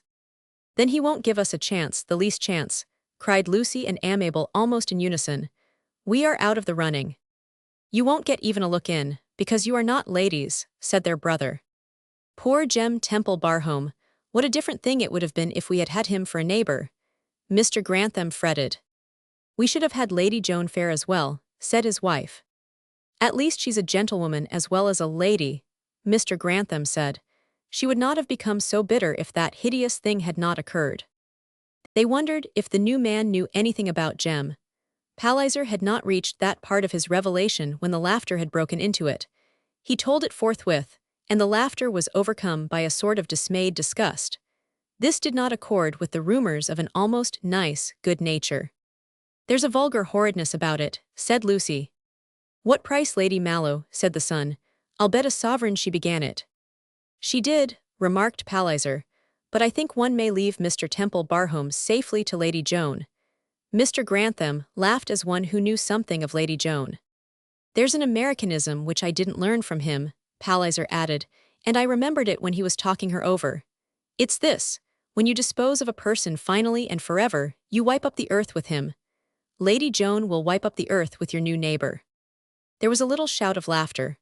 "Wipe up the earth" was entirely new to everybody, though even the country in England was at this time by no means wholly ignorant of American slang. This led to so many other things, both mirth-provoking and serious, even sometimes very serious indeed, that the entire evening at Detchworth was filled with talk of Temple Barhome. Very naturally, the talk did not end by confining itself to one household. In due time, Captain Palliser's little sketches were known in divers places, and it became a habit to discuss what had happened, and what might possibly happen in the future. There were those who went to the length of calling on the new man, because they wanted to see him face to face. People heard new things every few days, but no one realized that it was vaguely through Palliser that there developed a general idea that, crude and self-revealing as he was, there lurked behind the outward candor of the intruder a hint of oversharpness of the American kind. There seemed no necessity for him to lay schemes beyond those he had betrayed in his inquiries about ladies, but somehow it became a fixed idea that he was capable of doing shady things if at any time the temptation arose. That was really what his boyish casualness meant. That in truth was Palliser's final secret conclusion, and he wanted very much to find out why exactly little old Miss Temple Barhome had been taken up. If the man wanted introductions, he could have contrived to pick up a smart and enterprising unprofessional chaperone in London who would have done for him what Miss Temple Barhome would never presume to attempt. And yet he seemed to have chosen her deliberately.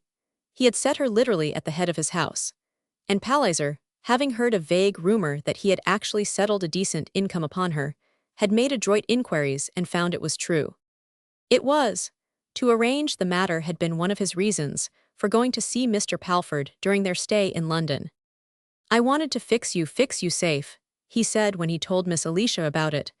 "I guess no one can take it away from you, whatever old thing happens." "What could happen, dear Mr. Temple Barhome?" said Miss Alicia in the midst of tears of gratitude and tremulous joy. "You are so young and strong and everything. Don't even speak of such a thing in jest. What could happen?" "Anything can happen," he answered, "just anything. Happening's the one thing you can't bet on. If I was betting, I'd put my money on the thing I was sure couldn't happen. Look at this Temple Barhome song and dance. Look at T.T. as he was half strangling in the blizzard up at Harlem and thanking his stars little Munzburg didn't kick him out of his confectionery store less than a year ago. So long as I'm all right, you're all right. But I wanted you fixed, anyhow." He paused and looked at her questioningly for a moment. He wanted to say something, and he was not sure he ought. His reverence for her little finenesses and reserves increased instead of wearing away. He was always finding out new things about her. "Say," he broke forth almost impetuously after his hesitation, "I wish you wouldn't call me Mr. Temple Barhome." "Do you," she fluttered, "but what could I call you?" "Well," he answered, reddening a shade or so, "I'd give a house and lot if you could just call me Tem." "But it would sound so unbecoming, so familiar," she protested. "That's just what I'm asking for," he said. "Someone to be familiar with. I'm the familiar kind. That's what's the matter with me. I'd be familiar with Pearson, but he wouldn't let me. I'd fright him half to death. He'd think that he wasn't doing his duty and earning his wages, and that somehow he'd get fired someday without a character. He drew nearer to her and coaxed. Couldn't you do it? He asked almost as though he were asking a favor of a girl. Just Tem. I believe that would come easier to you than TT. I get fonder and fonder of you every day, Miss Alicia, honest Injun. And I'd be so grateful to you if you'd just be that unbecomingly familiar. He looked honestly in earnest. And if he grew fonder and fonder of her, she without doubt had, in the face of everything, given her whole heart to him. Might I call you Temple to begin with? She asked. It touches me so to think of your asking me. I will begin at once. Thank you, Temple, with a faint gasp. I might try the other a little later. It was only a few evenings later that he told her about the flats in Harlem. He had sent to New York for a large bundle of newspapers, and when he opened them, he read aloud an advertisement and showed her a picture of a large building given up entirely to flats. He had realized from the first that New York life had a singular attraction for her, the unrelieved dullness of her life, those few years of youth in which she had stifled vague longings for the joys experienced by other girls, the years of middle age spent in the dreary effort to be submissive to the will of God, which, honestly translated, signified submission to the exactions and domestic tyrannies of dear Papa, and others like him, had left her with her capacities for pleasure as freshly sensitive as a child's. The smallest change in the routine of existence thrilled her with excitement. Tembarom's casual references to his strenuous boyhood caused her eyes to widen with eagerness to hear more. Having seen this, he found keen delight in telling her stories of New York life, stories of himself or of other lads who had been his companions. She would drop her work and gaze at him almost with bated breath. He was an excellent raconteur when he talked of the things he knew well. He had an unconscious habit of springing from his seat and acting his scenes as he depicted them, laughing and using street boy phrasing. It's just like a tale, Miss Alicia would breathe, enraptured as he jumped from one story to another. It's exactly like a wonderful tale.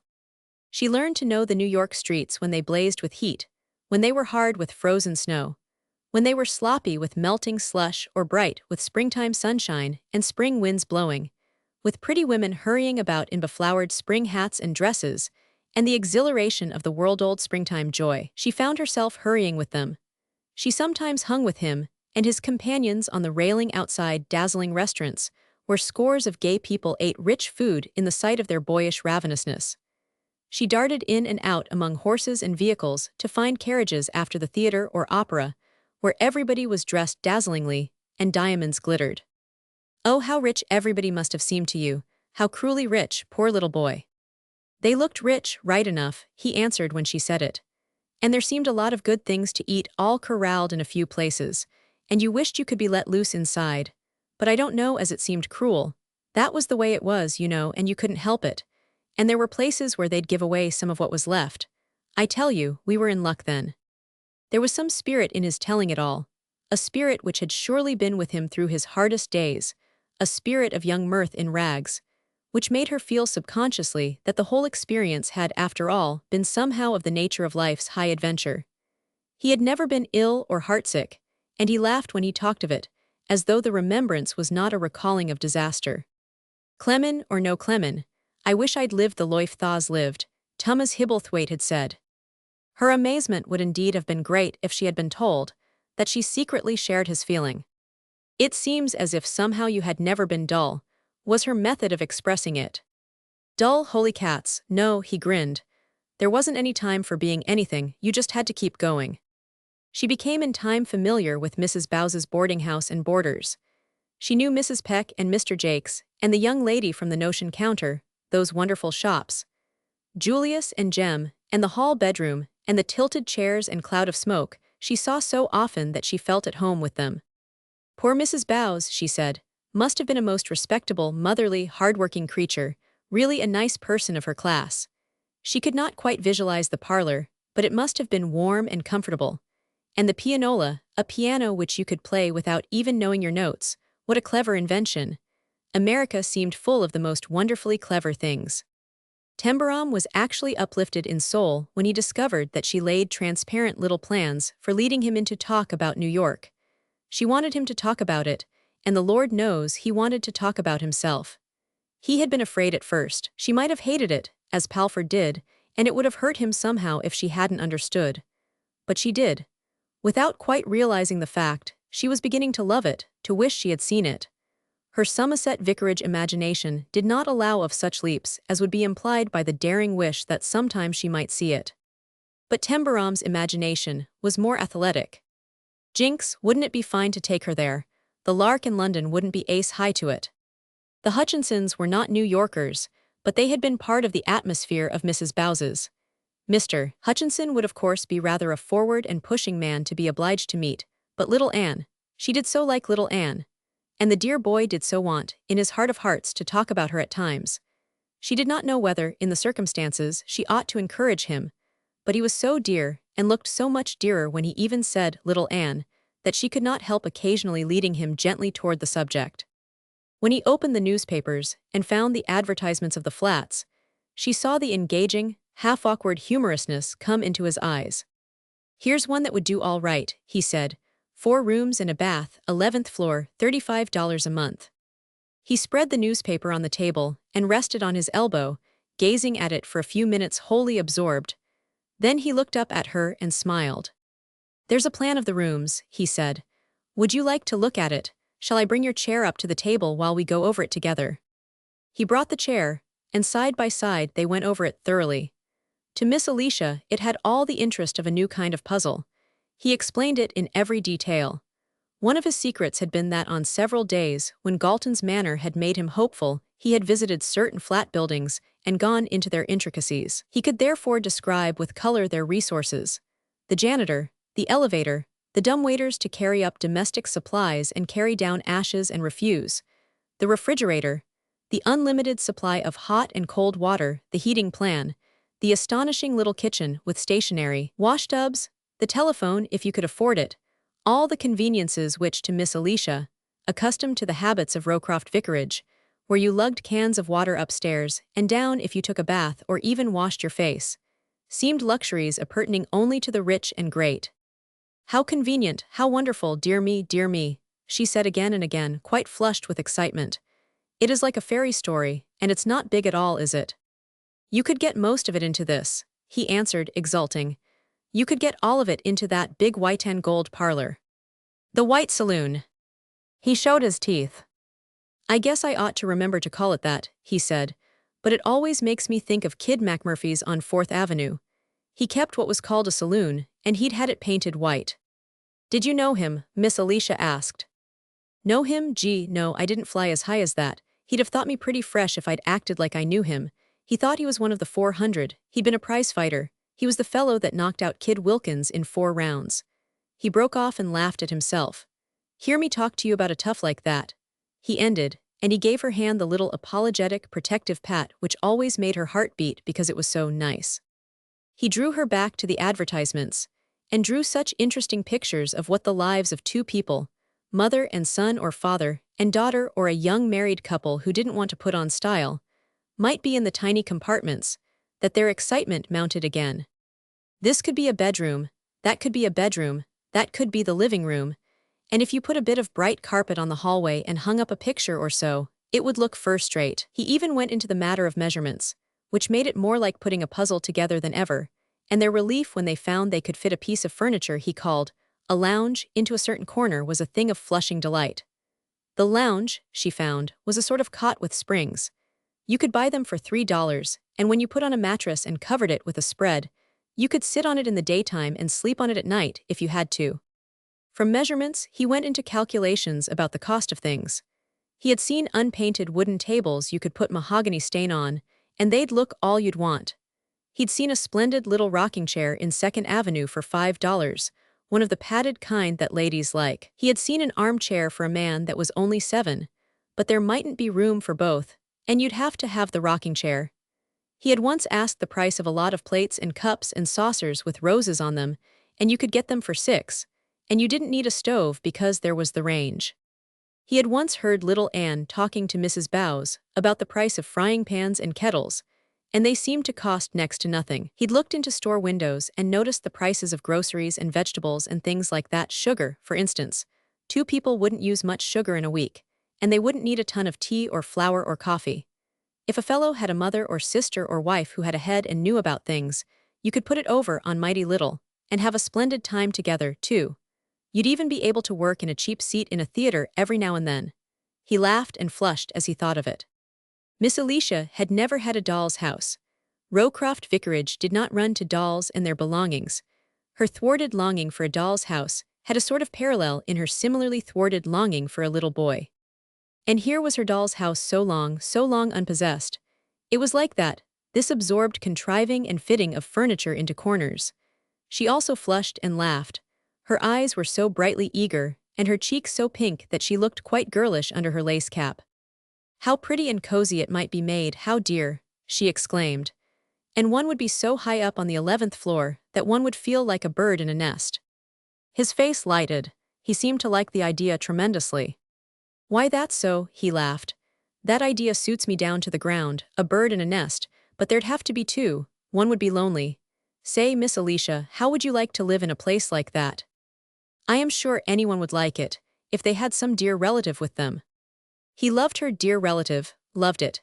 He knew how much it meant of what had lain hidden unacknowledged, even unknown to her, through a lifetime in her early Victorian spinster breast. Let's go to New York and rent one and live in it together. Would you come? He said, and though he laughed, he was not jocular in the usual way. Would you, if we waked up and found this Temple-Barham thing was a dream? Something in his manner, she did not know what, puzzled her a little. But if it were a dream, you would be quite poor again, she said, smiling. No, I wouldn't. I'd get Galton to give me back the page. He'd do it quick, he said, still with a laugh. Being poor's nothing anyhow. We'd have the time of our lives. We'd be two birds in a nest. You can look out those 11th-story windows way over to the Bronx and get bits of the river. And perhaps after a while Anne would do like she said, and we'd be three birds. Oh, she sighed ecstatically. How beautiful it would be. We should be a little family. So we should, he exulted. Think of T.T. with a family.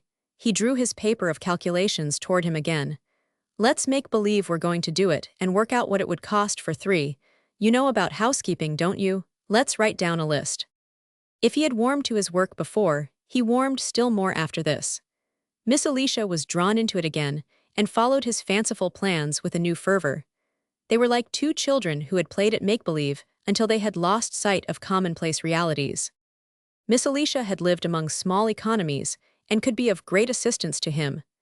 They made lists and added up lines of figures until the fine, huge room and its thousands of volumes melted away. In the great hall, guarded by warriors in armor, the powdered heads of the waiting footmen drooped and nodded, while the prices of pounds of butter and sugar, and the value of potatoes and flour and nutmegs were balanced with a hectic joy, and the relative significance of dollars and cents and shillings and half-crowns and 5-cent pieces caused Miss Alicia a mild delirium. By the time that she had established the facts that a shilling was something like 25 cents, a dollar was 4 and twopence, and $25 was something over 5 pounds, it was past midnight. They heard the clock strike the half-hour, and stopped to stare at each other. Tembarom got up with yet another laugh. Say, I mustn't keep you up all night, he said.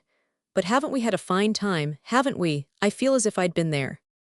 They had been there so entirely that Miss Alicia brought herself back with difficulty. I can scarcely believe that we have not, she said. I feel as if I didn't like to leave it, it was so delightful. She glanced about her. The room looks huge, she said, almost too huge to live in. Doesn't it? He answered. Now you know how I feel. He gathered his scraps of paper together with a feeling touch.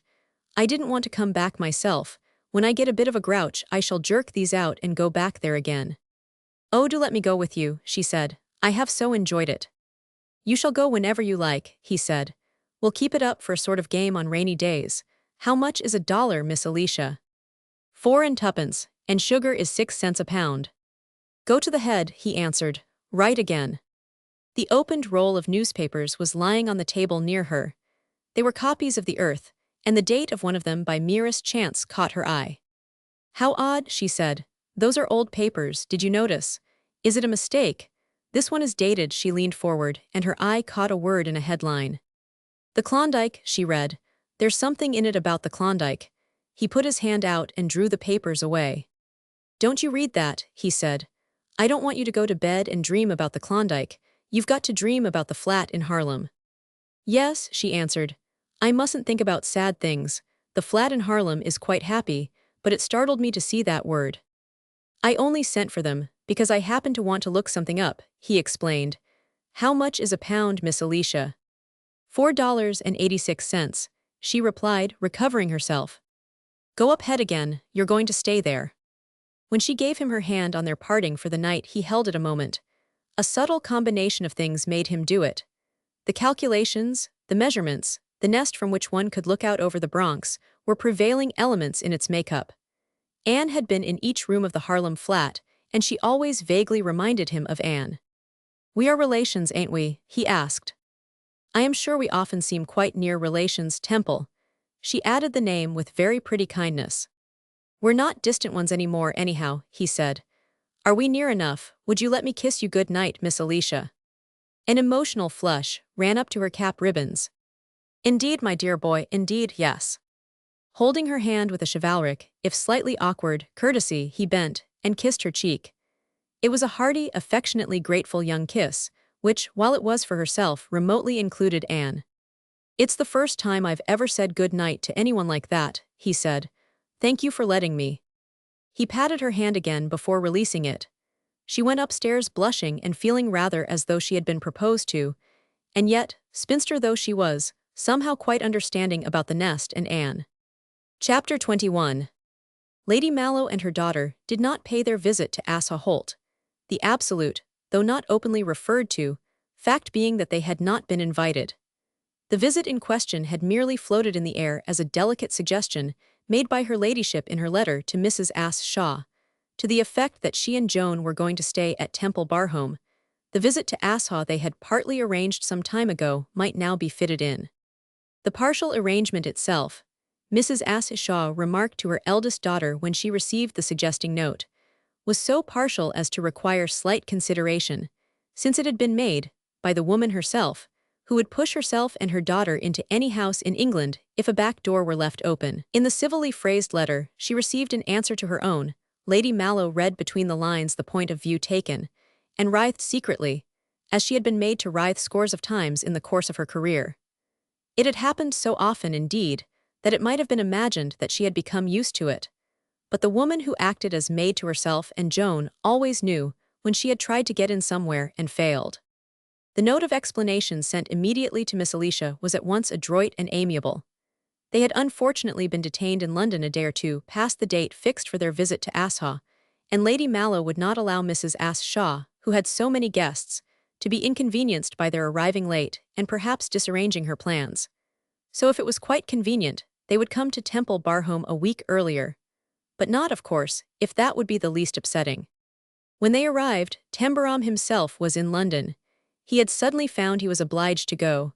The business which called him was something which could not be put off. He expected to return at once. It was made very easy for him when he made his excuses to Palliser, who suggested that he might even find himself returning by the same train with his guests, which would give him opportunities. If he was detained, Miss Alicia could take charge of the situation. They would quite understand when she explained. Captain Palliser foresaw for himself some quiet entertainment in his own meeting with the visitors. Lady Mallow always provided a certain order of amusement for him, and no man alive objected to finding interest and even a certain excitement in the society of Lady Joan. It was her chief characteristic that she inspired in a man a vague, even if slightly irritated, desire to please her in some degree, to lead her on to talk in her sometimes brilliant, always heartlessly unsparing, fashion, perhaps to smile her shade of a bitter smile, gave a man something to do, especially if he was bored. Palliser anticipated a possible chance of repeating the dialogue of the ladies, not, however, going into the Temple Barhome part of it. When one finds a man whose idle life has generated in him the curiosity which is usually called feminine, it frequently occupies him more actively than he is aware or will admit. A fashionable male gossip is a curious development. Palliser was, upon the whole, not aware that he had an intense interest in finding out the exact reason why Lady Mallow had not failed utterly in any attempt to drag her daughter to this particular place, to be flung headlong, so to speak, at this special man. Lady Mallow one could run and read, but Lady Joan was in this instance unexplainable. And as she never deigned the slightest concealment, The story of the dialogue would no doubt cause her to show her hand. She must have a hand, and it must be one worth seeing. It was not he, however, who could either guess or understand. The following would have been his summing up of her: flaringly handsome girl, brought up by her mother to one end. Bad temper to begin with. Girl who might, if she lost her head, get into some frightful mess. Meets a fascinating devil in the first season. A regular Romeo and Juliet passion blazes up, all for love and the world well lost. All London looking on. Lady Mallow frantic and furious. Suddenly the fascinating devil ruined for life, done for, bolts, gets killed, Lady Mallow triumphant. Girl dragged about afterward like a beautiful young demon in chains. Refuses all sorts of things, behaves infernally. Nobody knows anything else. Nobody did know, Lady Mallow herself did not. From the first year in which Joan had looked at her with child consciousness, she had felt that there was antagonism in the deeps of her eyes. No mother likes to recognize such a thing, and Lady Mallow was a particularly vain woman. The child was going to be an undeniable beauty, and she ought to adore the mother who was to arrange her future. Instead of which, she plainly disliked her. By the time she was 3 years old, the antagonism had become defiance and rebellion. Lady Mallow could not even indulge herself in the satisfaction of showing her embryo beauty off, and thus preparing a reputation for her. She was not cross or tearful, but she had the temper of a little devil. She would not be shown off. She hated it, and her bearing dangerously suggested that she hated her handsome young mother. No effects could be produced with her.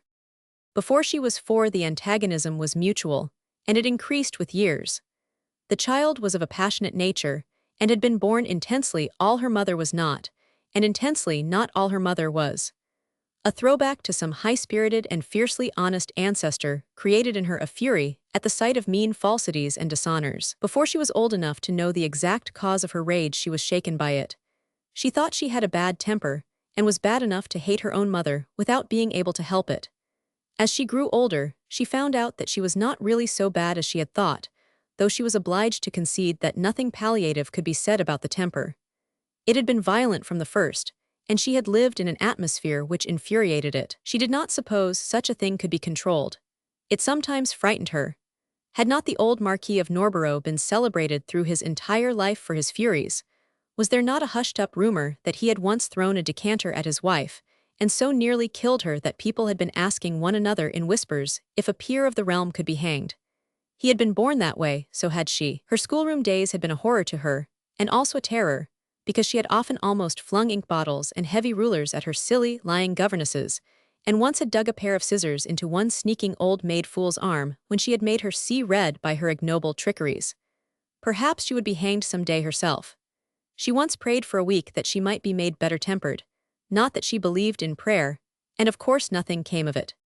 Every year she lived, she raged more furiously at the tricks she saw played by her mother and everyone who surrounded her. The very servants were greater liars and pilferers than any other servants. Her mother was always trying to get things from people which they did not want to give her. She would carry off slights and snubs as though they were actual tributes, if she could gain her end. The girl knew what the meaning of her own future would be. Since she definitely disliked her daughter, Lady Mallow did not mince matters when they were alone. She had no money, she was extremely good-looking. She had a certain number of years in which to fight for her own hand among the new debutantes who were presented every season. Her first season over, the next season other girls would be fresher than she was, and newer to the men who were worth marrying. Men like novelty. After her second season, the debutantes would seem fresher still by contrast. Then people would begin to say, she was presented 4 or 5 years ago. After that it would be all struggle. Every season it would be worse. It would become awful. Unmarried women over 35 would speak of her as though they had been in the nursery together. Married girls with a child or so would treat her as though she were a maiden aunt. She knew what was before her. Beggary stared them both in the face if she did not make the most of her looks and waste no time. And Joan knew it was all true, and that worse, far worse things were true also. She would be obliged to spend a long life with her mother in cheap lodgings. A faded, penniless, unmarried woman, railed at, taunted, sneered at, forced to be part of humiliating tricks played to enable them to get into debt, and then to avoid paying what they owed. Had she not seen one horrible old woman of their own rank, who was an example of what poverty might bring one to? An old harpy who tried to queen it over her landlady in an actual back street, and was by turns fawned upon and disgustingly, your ladyship, or outrageously insulted by her landlady. Then that first season. Dear, dear God. That first season when she met Jem.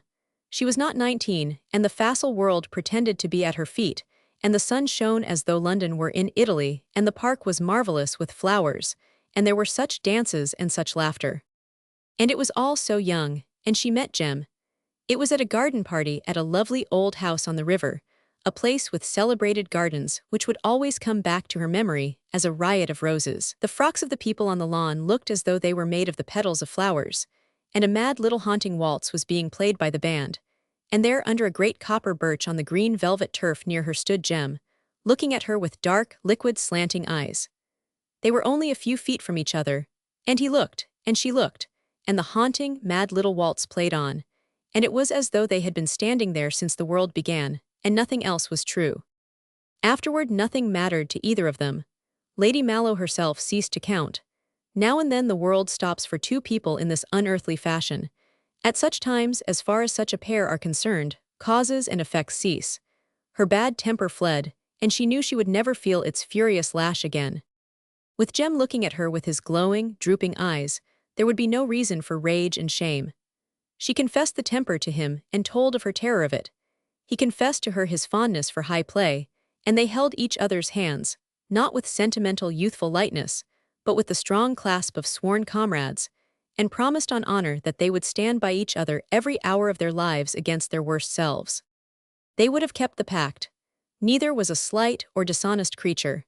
The phase of life through which they passed is not a new one, but it is not often so nearly an omnipotent power as was their 3 months' dream. It lasted only that length of time. Then came the end of the world. Joan did not look fresh in her second season, and before it was over men were rather afraid of her. Because she was so young, the freshness returned to her cheek, but it never came back to her eyes. What exactly had happened, or what she thought, it was impossible to know. She had delicate, black brows, and between them appeared two delicate, fierce lines. Her eyes were of a purplish gray, the color of thunder, a snubbed admirer had once said. Between their black lashes they were more deeply thunder-colored. Her life with her mother was a thing not to be spoken of. To the desperate girl's agony of rebellion against the horror of fate, Lady Mallow's taunts and beratings were devilish. There was a certain boudoir in the house in Hill Street, which was to Joan like the question chamber of the Inquisition. Shut up in it together, the two went through scenes which in their cruelty would have done credit to the Middle Ages. Lady Mallow always locked the door to prevent the unexpected entrance of a servant, but servants managed to hover about it, because her ladyship frequently forgot caution so far as to raise her voice at times, as ladies are not supposed to do.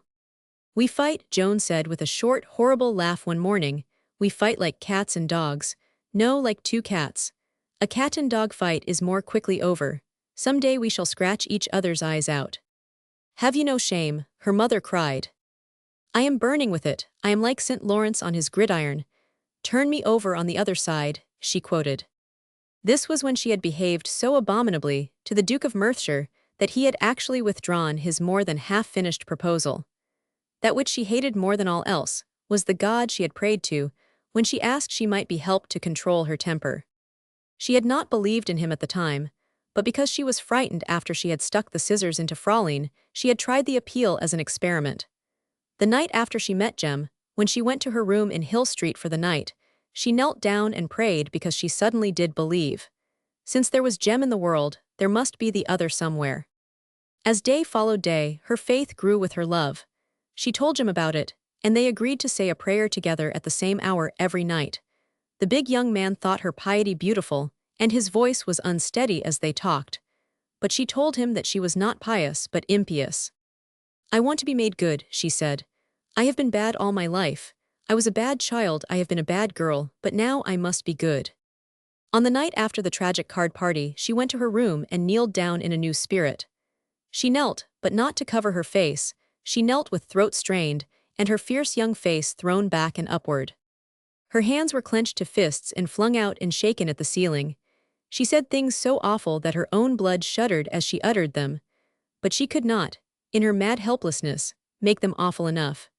She flung herself on the carpet at last, her arms outstretched like a creature crucified face downward on the cross. "I believed in you," she gasped. "The first moment you gave me a reason I believed. I did. We both said our prayer to you every night like children. And you've done this.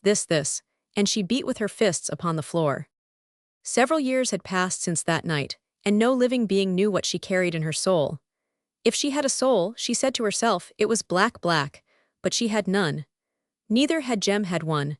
When the earth and stones had fallen upon him, it had been the end, as it would have been if he had been a beetle. This was the guest who was coming to the house, where Miles Hugo smiled from his frame in the picture gallery. The house which would today have been Jem's, if Tembarom had not inherited it. Tembarom returned some 24 hours after Miss Alicia had received his visitors for him. He had been going into, absorbing things in London. His thoughts during his northward journey were puzzled and discouraged ones. He sat in the corner of the railway carriage and stared out of the window without seeing the springtime changes in the flying landscape. The price he would have given for a talk with Anne would not have been easy to compute. Her head, her level little head, and her way of seeing into things and picking out facts without being rattled by what didn't really count, would have been worth anything. The day itself was a discouraging one, with heavy threatenings of rain which did not fall. The low clouds were piles of dark purple gray, and when the sun tried to send lances of ominous yellow light through them, strange and lurid effects were produced, and the heavy purple-gray masses rolled together again. He wondered why he did not hear low rumblings of thunder. He went to his room at once when he reached home. He was late, and Pearson told him that the ladies were dressing for dinner. Pearson was in waiting with everything in readiness for the rapid performance of his duties. Tembarom had learned to allow himself to be waited upon. He had in fact done this for the satisfying of Pearson, whose respectful unhappiness would otherwise have been manifest despite his efforts to conceal it. He dressed quickly and asked some questions about Strangeways. Otherwise Pearson thought he seemed preoccupied. He only made one slight joke. "You'd be a first-rate dresser for a quick-change artist, Pearson," he remarked. On his way to the drawing-room he deflected from the direct path, turning aside for a moment to the picture gallery, because for a reason of his own, he wanted to take a look at Miles Hugo. He took a look at Miles Hugo oftener than Miss Alicia knew. The gallery was dim and gloomy enough, now closing in the purple-gray twilight. He walked through it without glancing at the pictures until he came to the tall boy in the satin and lace of Charles Roman II period. He paused there only for a short time, but he stood quite near the portrait and looked hard at the handsome face. "Gee," he exclaimed under his breath, "it's queer, gee." Then he turned suddenly round toward one of the big windows. He turned because he had been startled by a sound, a movement. Someone was standing before the window. For a second's space, the figure seemed as though it was almost one with the purple-gray clouds that were its background. It was a tall young woman, and her dress was of a thin material of exactly their color, dark gray and purple at once. The wearer held her head high and haughtily. She had a beautiful, stormy face, and the slender black brows were drawn together by a frown. Tembarom had never seen a girl as handsome and disdainful. He had indeed never been looked at as she looked at him when she moved slightly forward. He knew who it was. It was the Lady Joan girl, and the sudden sight of her momentarily rattled him. "You quite gave me a jolt," he said awkwardly, and knowing that he said it like a mutt. "I didn't know anyone was in the gallery." "What are you doing here?" she asked. She spoke to him as though she were addressing an intruding servant. There was emphasis on the word you. Her intention was so evident that it increased his feeling of being rattled. To find himself confronting deliberate ill nature of a superior and finished kind was like being spoken to in a foreign language.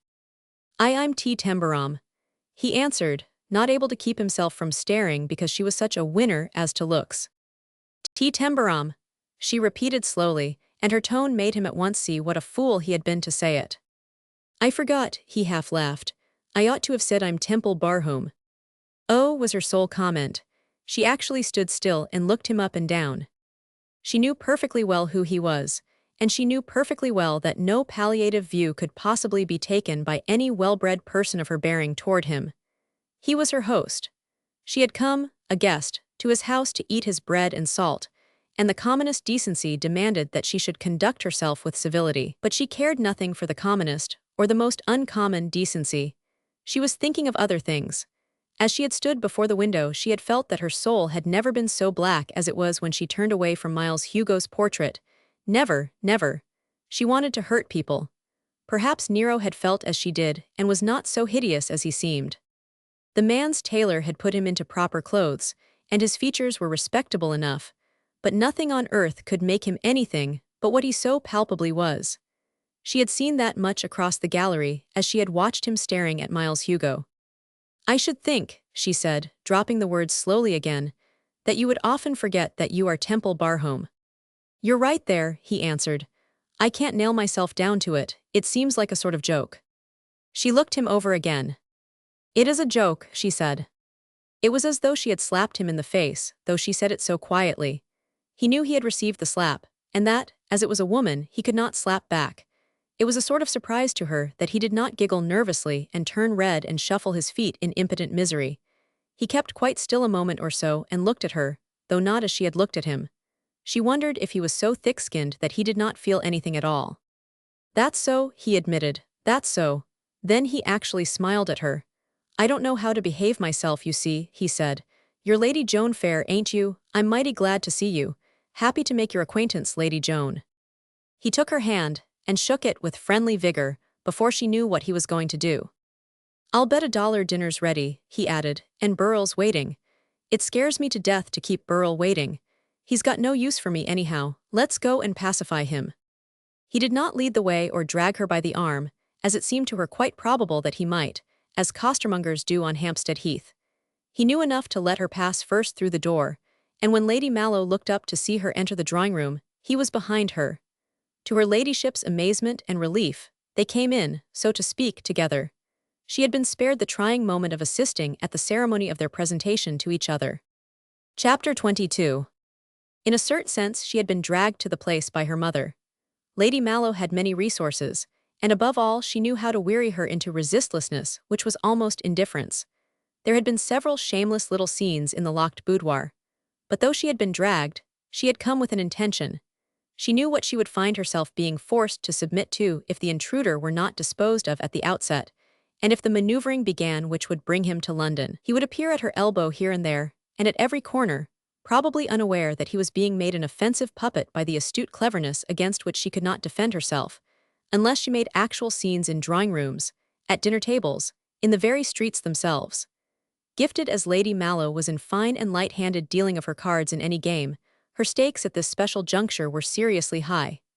Joan knew what they were, and that she was in a mood touched with desperation. The defenselessly new and ignorant Temple Barhome was to her mind a direct intervention of Providence, and it was only Joan herself who could rob her of the benefits and reliefs he could provide. With regard to Lady Joan, though Palliser's quoted New Yorkism, "wipe up the earth," was unknown to her, the process she had in mind when she left London for Lancashire would have been well covered by it.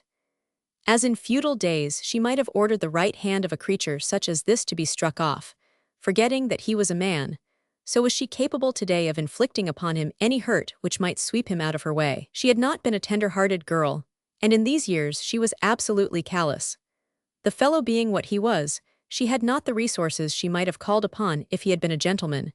He would not understand the chills and slights of good manners. In the country he would be easier to manage than in town, especially if attacked in his first timidity before his new grandeurs.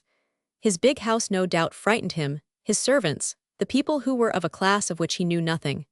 When Palliser told his story she saw new openings. He would stand in servile awe of her and of others like her. He would be afraid of her, to begin with, and she could make him more so. But though she had come to alarm him so that he would be put to absolute flight, she had also come for another reason. She had never seen Temple Barhome, and she had discovered before they had known each other a week that it was Jem's secret passion. He had loved it with a slighted and lonely child's romantic longing.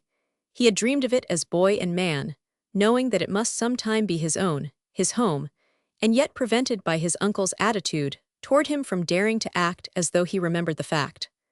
Old Mr. Temple Barhome's special humor had been that of a man guarding against presumption. Jem had not intended to presume, but he had been snubbed with relentless cruelty even for boyish expressions of admiration, and he had hid his feeling in his heart until he poured it out to Joan. Today it would have been his. Together, they would have lived in it and loved every stone of it, every leaf on every great tree, every wild daffodil nodding in the green grass. Most people, God be thanked, can forget. The wise ones train themselves beyond all else to forgetting.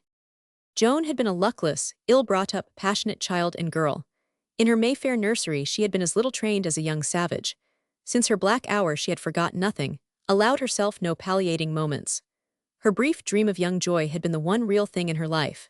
She absolutely had lain awake at night and reconstructed the horror of Jem's death, had lived it over again, writhing in agony on her bed, and madly feeling that by so doing she was holding her love close to her life. And the man who stood in the place Jem had longed for, the man who sat at the head of his table, was this thing. That was what she felt him to be, and every hurt she could do him, every humiliation which should write large before him his presumption and grotesque unfitness, would be a blow struck for Jem, who could never strike a blow for himself again. It was all senseless, but she had not want to reason. Fate had not reasoned in her behalf. She watched Tembarom under her lids at the dinner table. He had not wriggled or shuffled when she spoke to him in the gallery. He did neither now, and made no obvious efforts to seem unembarrassed. He used his knife and fork in odd ways, and he was plainly not used to being waited upon. More than once she saw the servants restrain smiles. She addressed no remarks to him herself, and answered with chill indifference such things as he said to her. If conversation had flagged between him and Mr. Palford because the solicitor did not know how to talk to him, it did not even reach the point of flagging with her, because she would not talk and did not allow it to begin.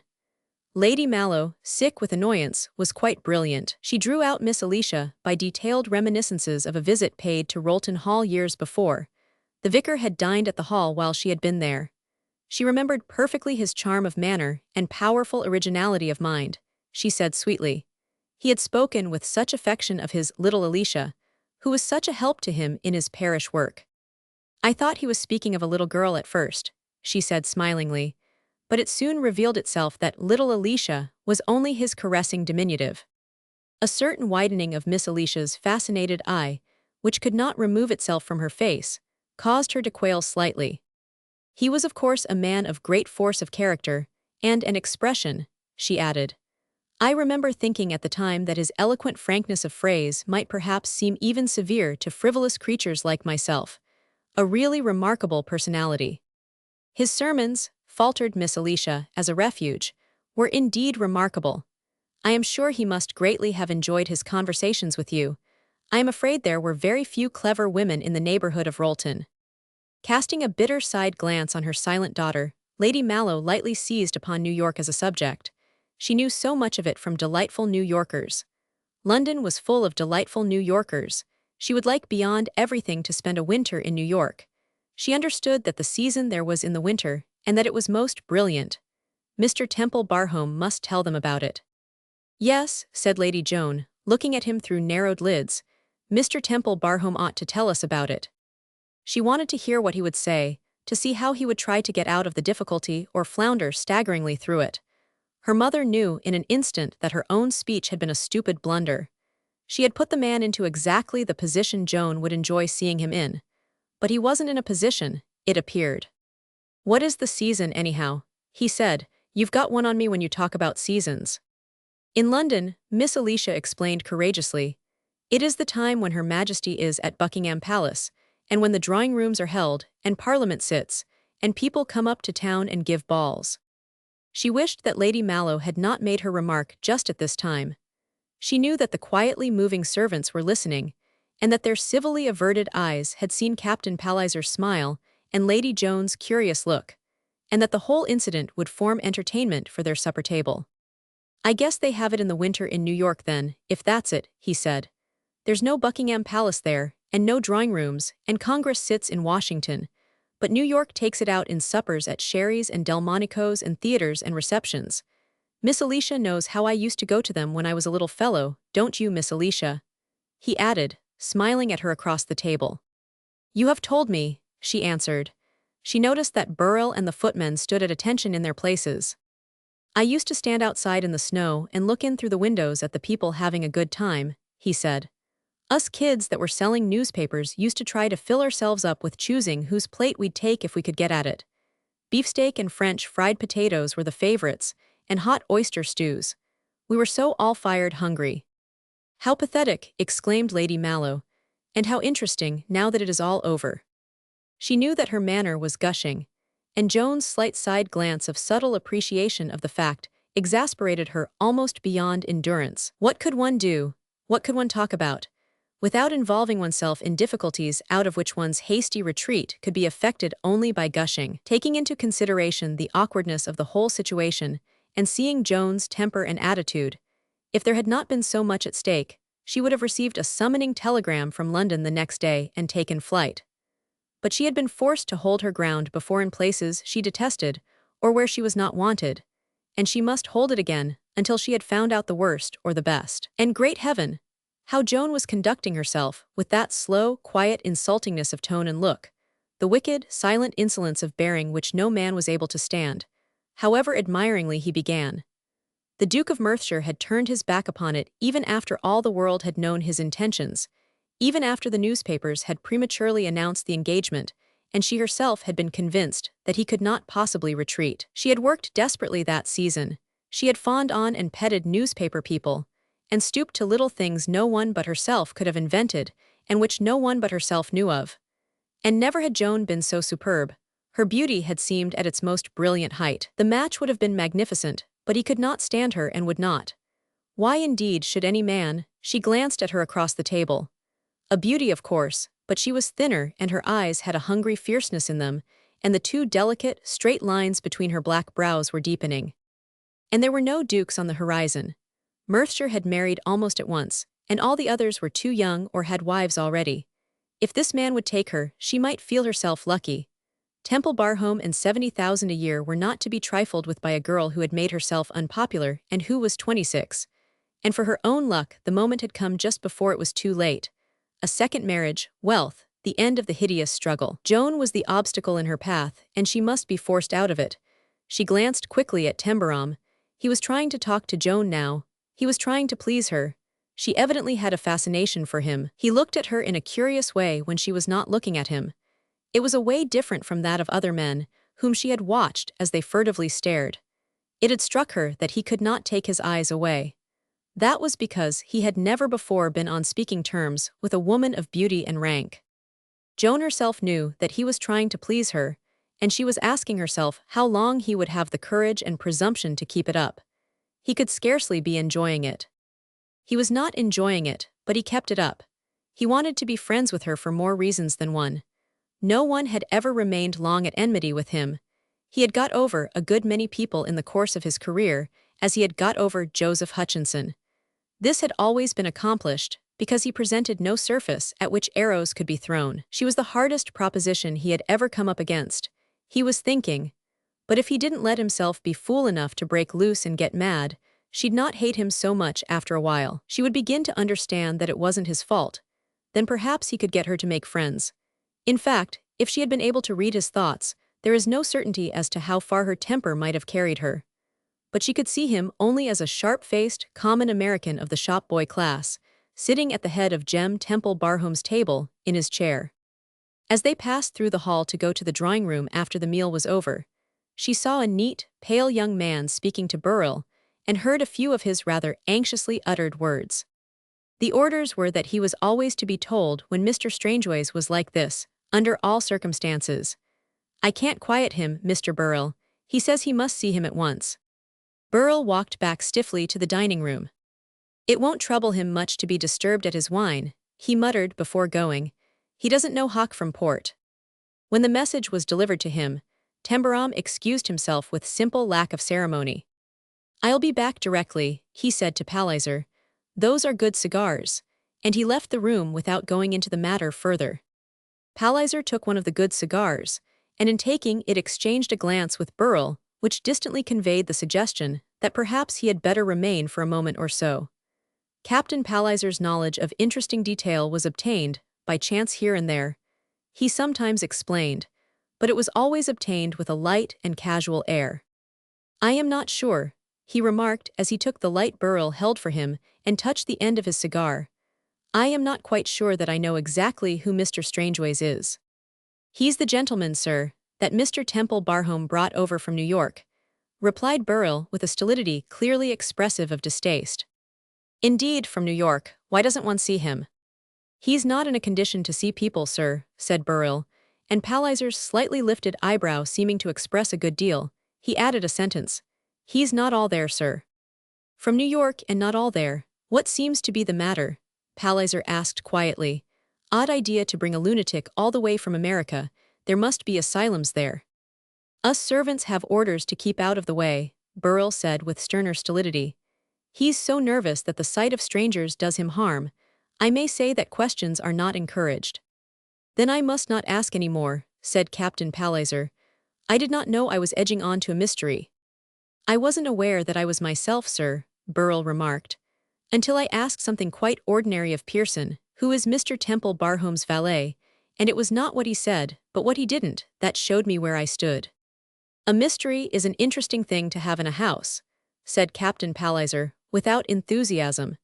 He smoked his cigar as though he was enjoying its aroma, and even from his first remark, he had managed not to seem to be really quite addressing himself to Burrell. He was certainly not talking to him in the ordinary way. His air was rather that of a gentleman overhearing casual remarks in which he was only vaguely interested. Before Burrell left the room, however, and he left it under the impression that he had said no more than civility demanded, Captain Palliser had reached the point of being able to deduce a number of things from what he, like Pearson, had not said. Chapter 23. The man who in all England was most deeply submerged in deadly boredom was, the old Duke of Stone said with wearied finality, himself. He had been a sinful young man of finished taste in 1820. He had cultivated these tastes, which were for literature and art and divers other things, in the most richly alluring foreign capitals until finding himself becoming an equally sinful and finished elderly man, he had decided to marry. After the birth of her 4 daughters, his wife had died and left them on his hands, developing at that time a tendency to rheumatic gout, and a daily increasing realization of the fact that the resources of a poor dukedom may be hopelessly depleted by an expensive youth passed brilliantly in Vienna, Paris, Berlin, and London. When it was endurable, he found it expedient to give up what he considered the necessities of life, and to face existence in the country in England. It is not imperative that one should enter into detail. There was much, and it covered years during which his 4 daughters grew up and he grew down, as he called it. If his temper had originally been a bad one, it would doubtless have become unbearable. As he had been born an amiable person, he merely sank into the boredom which threatens extinction. His girls bored him, his neighbors bored him, Stone Hover bored him, Lancashire bored him. England had always bored him except at abnormal moments. I read a great deal, I walk when I can. This he wrote once to a friend in Rome. When I am too stiff with rheumatic gout, I drive myself about in a pony chaise and feel like an ant in a bath chair. I have so far escaped the actual chair itself. It perpetually rains here, I may mention, so I don't get out often. You who gallop on white roads in the sunshine and hear Italian voices and vowels, figure to yourself your friend trundling through damp, lead-colored Lancashire lanes, and being addressed in the Lancashire dialect. But so am I driven by necessity that I listen to it gratefully. I want to hear village news from villagers. I have become a gossip. It is a wonderful thing to be a gossip. It assists one to get through one's declining years. Do not wait so long as I did before becoming one. Begin in your roseate middle age. An attack of gout more severe than usual had confined him to his room for some time after the arrival of the new owner of Temple Barhome. He had, in fact, been so far indisposed that a week or 2 had passed before he had heard of him. His favorite nurse had been chosen by him, because she was a comfortable village woman whom he had taught to lay aside her proper awe and talk to him about her own affairs and her neighbors when he was in the mood to listen. She spoke the broadest possible dialect. He liked dialect, having learned much in his youth from mellow-eyed Neapolitan and Tuscan girls, and she had never been near a hospital, but had been trained by the bedsides of her children and neighbors. If I were a writing person, she would become literature, impinging upon Miss Mitford's Tales of Our Village, Miss Austen's Varieties, and the young Bront woman's Wuthering Heights. Mon Dieu, what a resource it would be to be a writing person, he wrote to the Roman friend. To his daughters he said, "She brings back my tenderest youth. When she pokes the fire in the twilight and lumbers about the room, making me comfortable, I lie in my bed and watch the flames dancing on the ceiling and feel as if I were 6 and had the measles. She tucks me in, my dears, she tucks me in, I assure you. Sometimes I feel it quite possible that she will bend over and kiss me." She had tucked him in luxuriously in his armchair by the fire on the first day of his convalescence, and as she gave him his tray, with his beef tea and toast, he saw that she contained anecdotal information of interest, which tactful encouragement would cause to flow. "Now that I am well enough to be entertained, Brattle," he said, "tell me what has been happening." "A gradely lot, your grace," she answered, "but not so much I stone hover as I Temple Barhome. He's coom." Then the Duke vaguely recalled rumors he had heard sometime before his indisposition. "The new Mr. Temple Barhome. He's an American, isn't he? The lost heir who had to be sought for high and low, principally low, I understand." The beef tea was excellently savory, the fire was warm, and relief from 2 weeks of pain left a sort of nirvana of peace. Rarely had the Duke passed a more delightfully entertaining morning. There was a richness in the Temple Barhome situation, as described in detail by Mrs. Brattle, which filled him with delight. His regret that he was not a writing person intensified itself. Americans had not appeared upon the horizon in Miss Mitford's time, or in Miss Austen's, or in the Brontes, the type not having entirely detached itself from that of the Red Indian. It struck him, however, that Miss Austen might have done the best work with this affair if she had survived beyond her period. Her finely demure and sly sense of humor would have seen and seized upon its opportunities. Stark moorland life had not encouraged humor in the Brontes, and village patronage had not roused in Miss Mitford a sense of ironic contrasts. Yes, Jane Austen would have done it best. That the story should be related by Mrs. Brattle gave it extraordinary flavor. No man or woman of his own class could have given such a recounting, or revealed so many facets of this jewel of entertainment. He and those like him could have seen the thing only from their own amused, outraged, bewildered, or cynically disgusted point of view. Mrs. Brattle saw it as the villagers saw it, excited, curious, secretly hopeful of undue lavishness from a chap as had niver had brass before and wants to chuck it away for brag's sake. Or somewhat alarmed at the possible neglecting of customs and privileges by a person ignorant of memorial benefactions. She saw it as the servants saw it, secretly disdainful, outwardly respectful, waiting to discover whether the sacrifice of professional distinction would be balanced by liberties permitted, and lavishness of remuneration and largesse. She saw it also from her own point of view, that of a respectable cottage dweller, whose great-great-grandfather had been born in a black-and-white timbered house in a green lane, and who knew what were gentry ways, and what nature of being could never even remotely approach the assumption of them. She had seen Tembarom more than once, and summed him up by no means ill-naturedly. "He's not such a bad-looking chap. He is na short-legged or turn-up-nosed, and that's summat. He can stride along, and he looks healthy eno for a' he's thin. A thin chap niver looks as common as a fat un. If he were pudgy, it 'ud be a lot more age in him." "I think, perhaps," amiably remarked the Duke, sipping his beef tea, "that you had better not call him a chap, Brattle. The late Mr. Temple Barhome was never referred to as a chap exactly, was he?" Mrs. Brattle gave vent to a sort of internal-sounding chuckle. She had not meant to be impertinent, and she knew her charge was aware that she had not, and that he was neither being lofty or severe with her.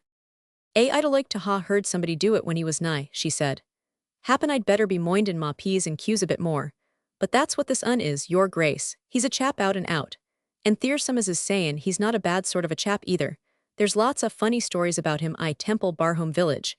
He goes into cottages now and then, and though a fool could see he does none know his place, nor other people's, he's downright open-handed. And he makes folk laugh. He took a lot o' New York papers, why big pictures in 'em, to little Tumma's Hibblethwaite. And what does tha think he did one rainy day?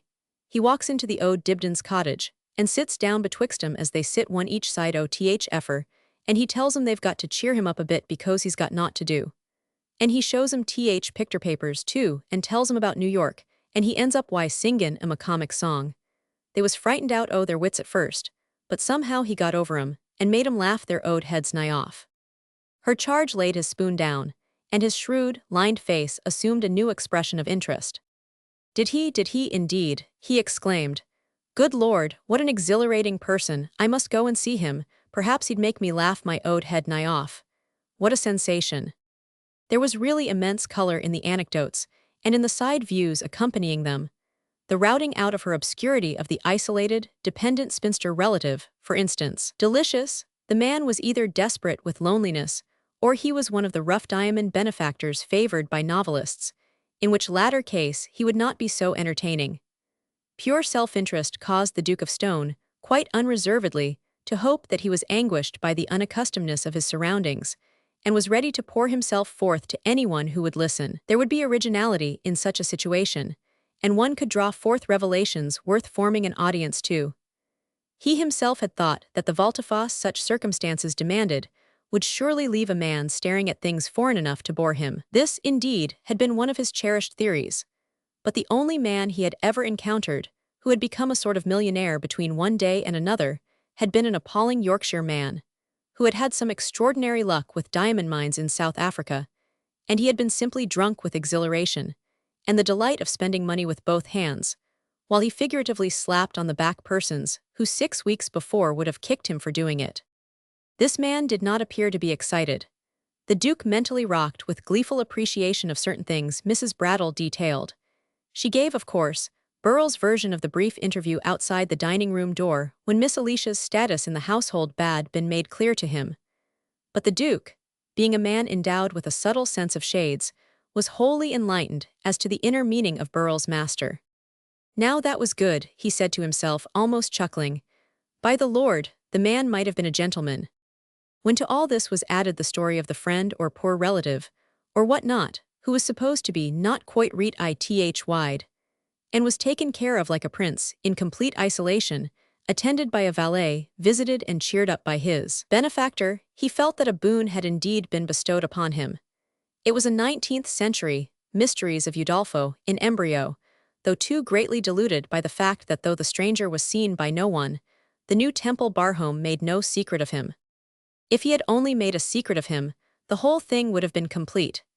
There was of course in the situation a discouraging suggestion that Temple Barhome might turn out to be merely the ordinary noble character bestowing boons. I will burn a little candle to the Virgin and offer up prayers that he may not. That sort of thing would have no cachet whatever and would only depress me, thought his still sufficiently sinful grace. When, Brattle, do you think I shall be able to take a drive again? He asked his nurse. Brattle was not prepared to say upon her own responsibility, but the doctor would tell him when he came in that afternoon. I feel astonishingly well, considering the sharpness of the attack, her patient said. Our little talk has quite stimulated me. When I go out, there was a gleam in the eye he raised to hers. I am going to call at Temple Barhome. I knowed Thaw would, she commented with maternal familiarity. I do not believe Thaw could keep away. And through the rest of the morning, as he sat and gazed into the fire, she observed that he several times chuckled gently and rubbed his delicate, chill, swollen-knuckled hands together. A few weeks later, there were some warm days, and his Grace chose to go out in his pony carriage. Much as he detested the suggestion of the aunt in the bath chair, he had decided that he found the low, informal vehicle more entertaining than a more imposing one, and the desperation of his desire to be entertained can be comprehended only by those who have known its parallel.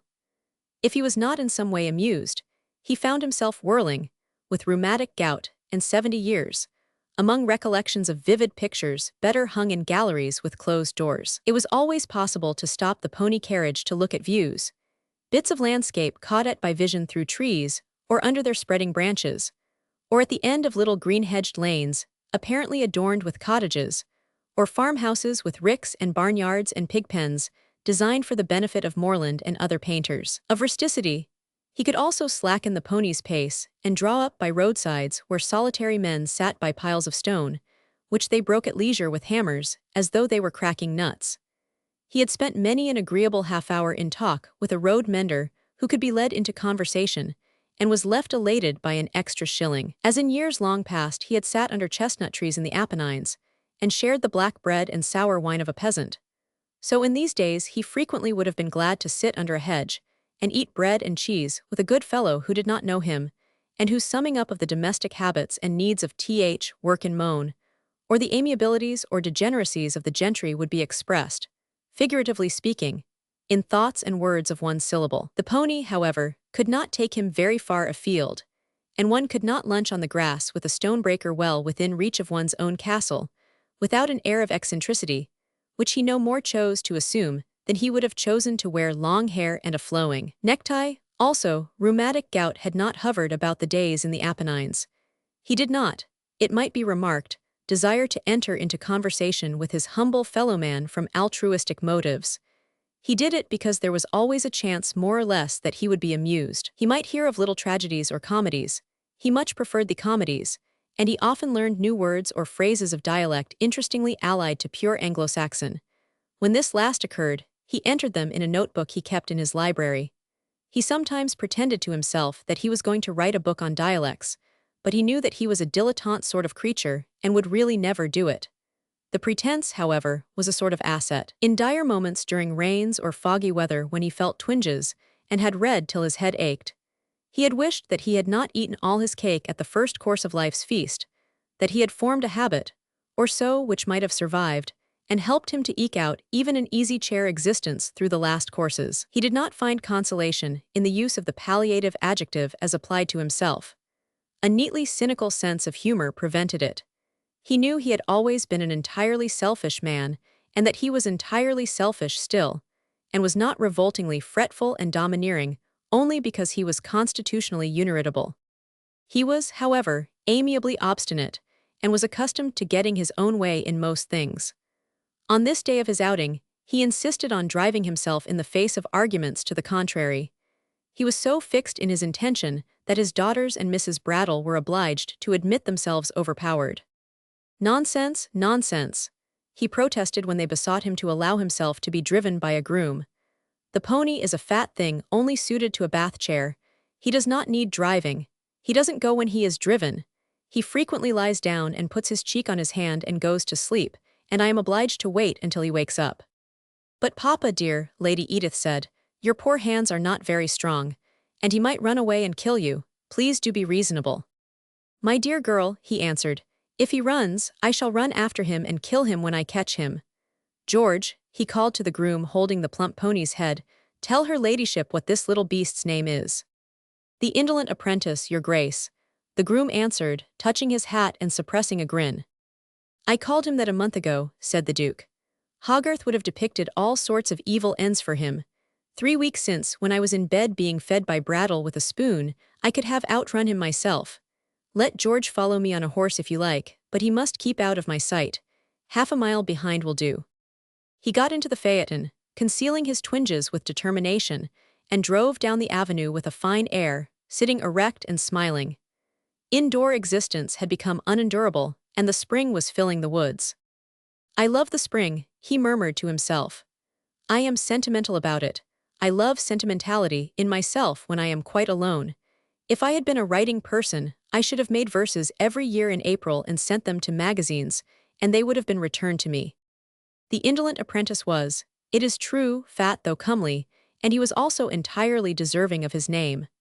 Like his Grace of Stone, however, he had seen other and livelier days, and now and then he was beset by recollections. He was still a rather high, though slow, stepper, the latter from fixed preference.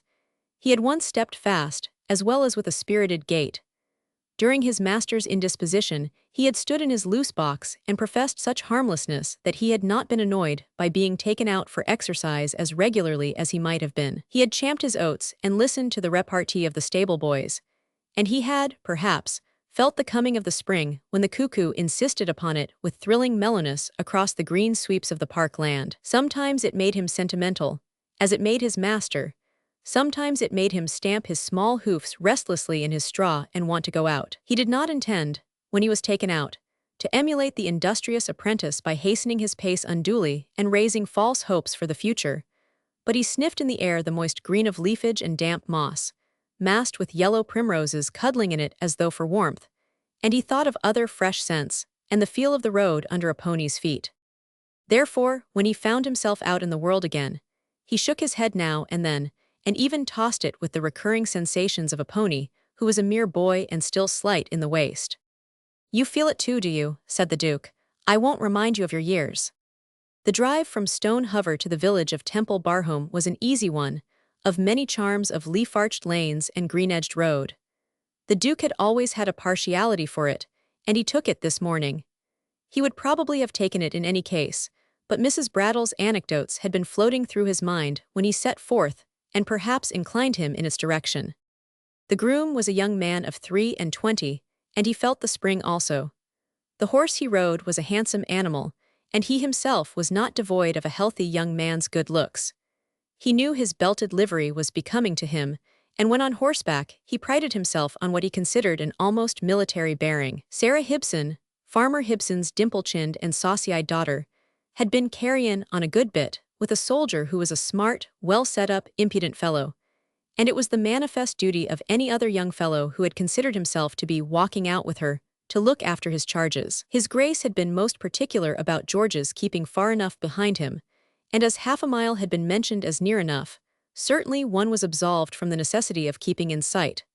Why should not one turn into the lane which ended at Hibson's farmyard, and drop into the dairy, and have it out? Why, Sarah?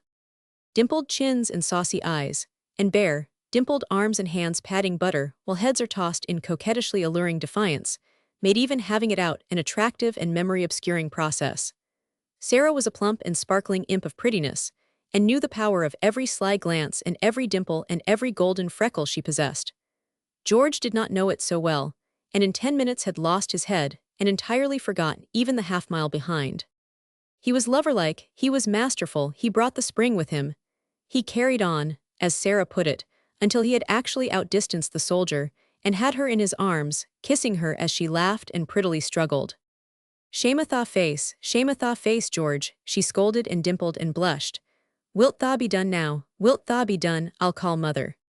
And at that very moment mother came without being called, running, red of face, heavy-footed and panting, with her cap all on one side. Duke's run away, Duke's run away, she shouted. Joe seed him, pony got frightened at summat, and what art doin' here, George bind? Get o' thy horse and gallop, if he's killed, tha arty a ruined man. There was an odd turn of chance in it, the Duke thought afterward. Though friskier than usual, the indolent apprentice had behaved perfectly well until they neared the gates of Temple Barhome, which chanced to be open because a cart had just passed through.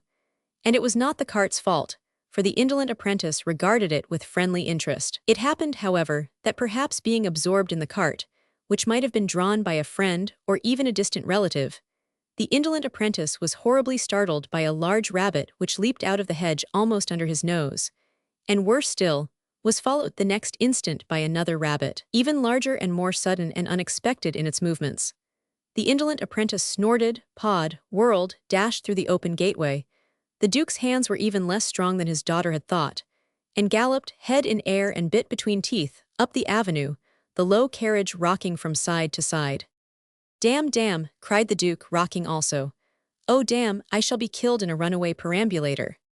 And ridiculous as it was, things surged through his brain, and once, though he laughed at himself bitterly afterward, he gasped, ah, Helles, as he almost whirled over a jagged tree stump, gallop and gallop and gallop, off the road and through trees, and back again onto the sward, and gallop and jerk and jolt and jerk, and he was nearing the house, and a long-legged young man ran down the steps, pushing aside footmen, and was ahead of the drunken little beast of a pony, and caught him just as the phaeton overturned, and shot his Grace safely though not comfortably in a heap upon the grass.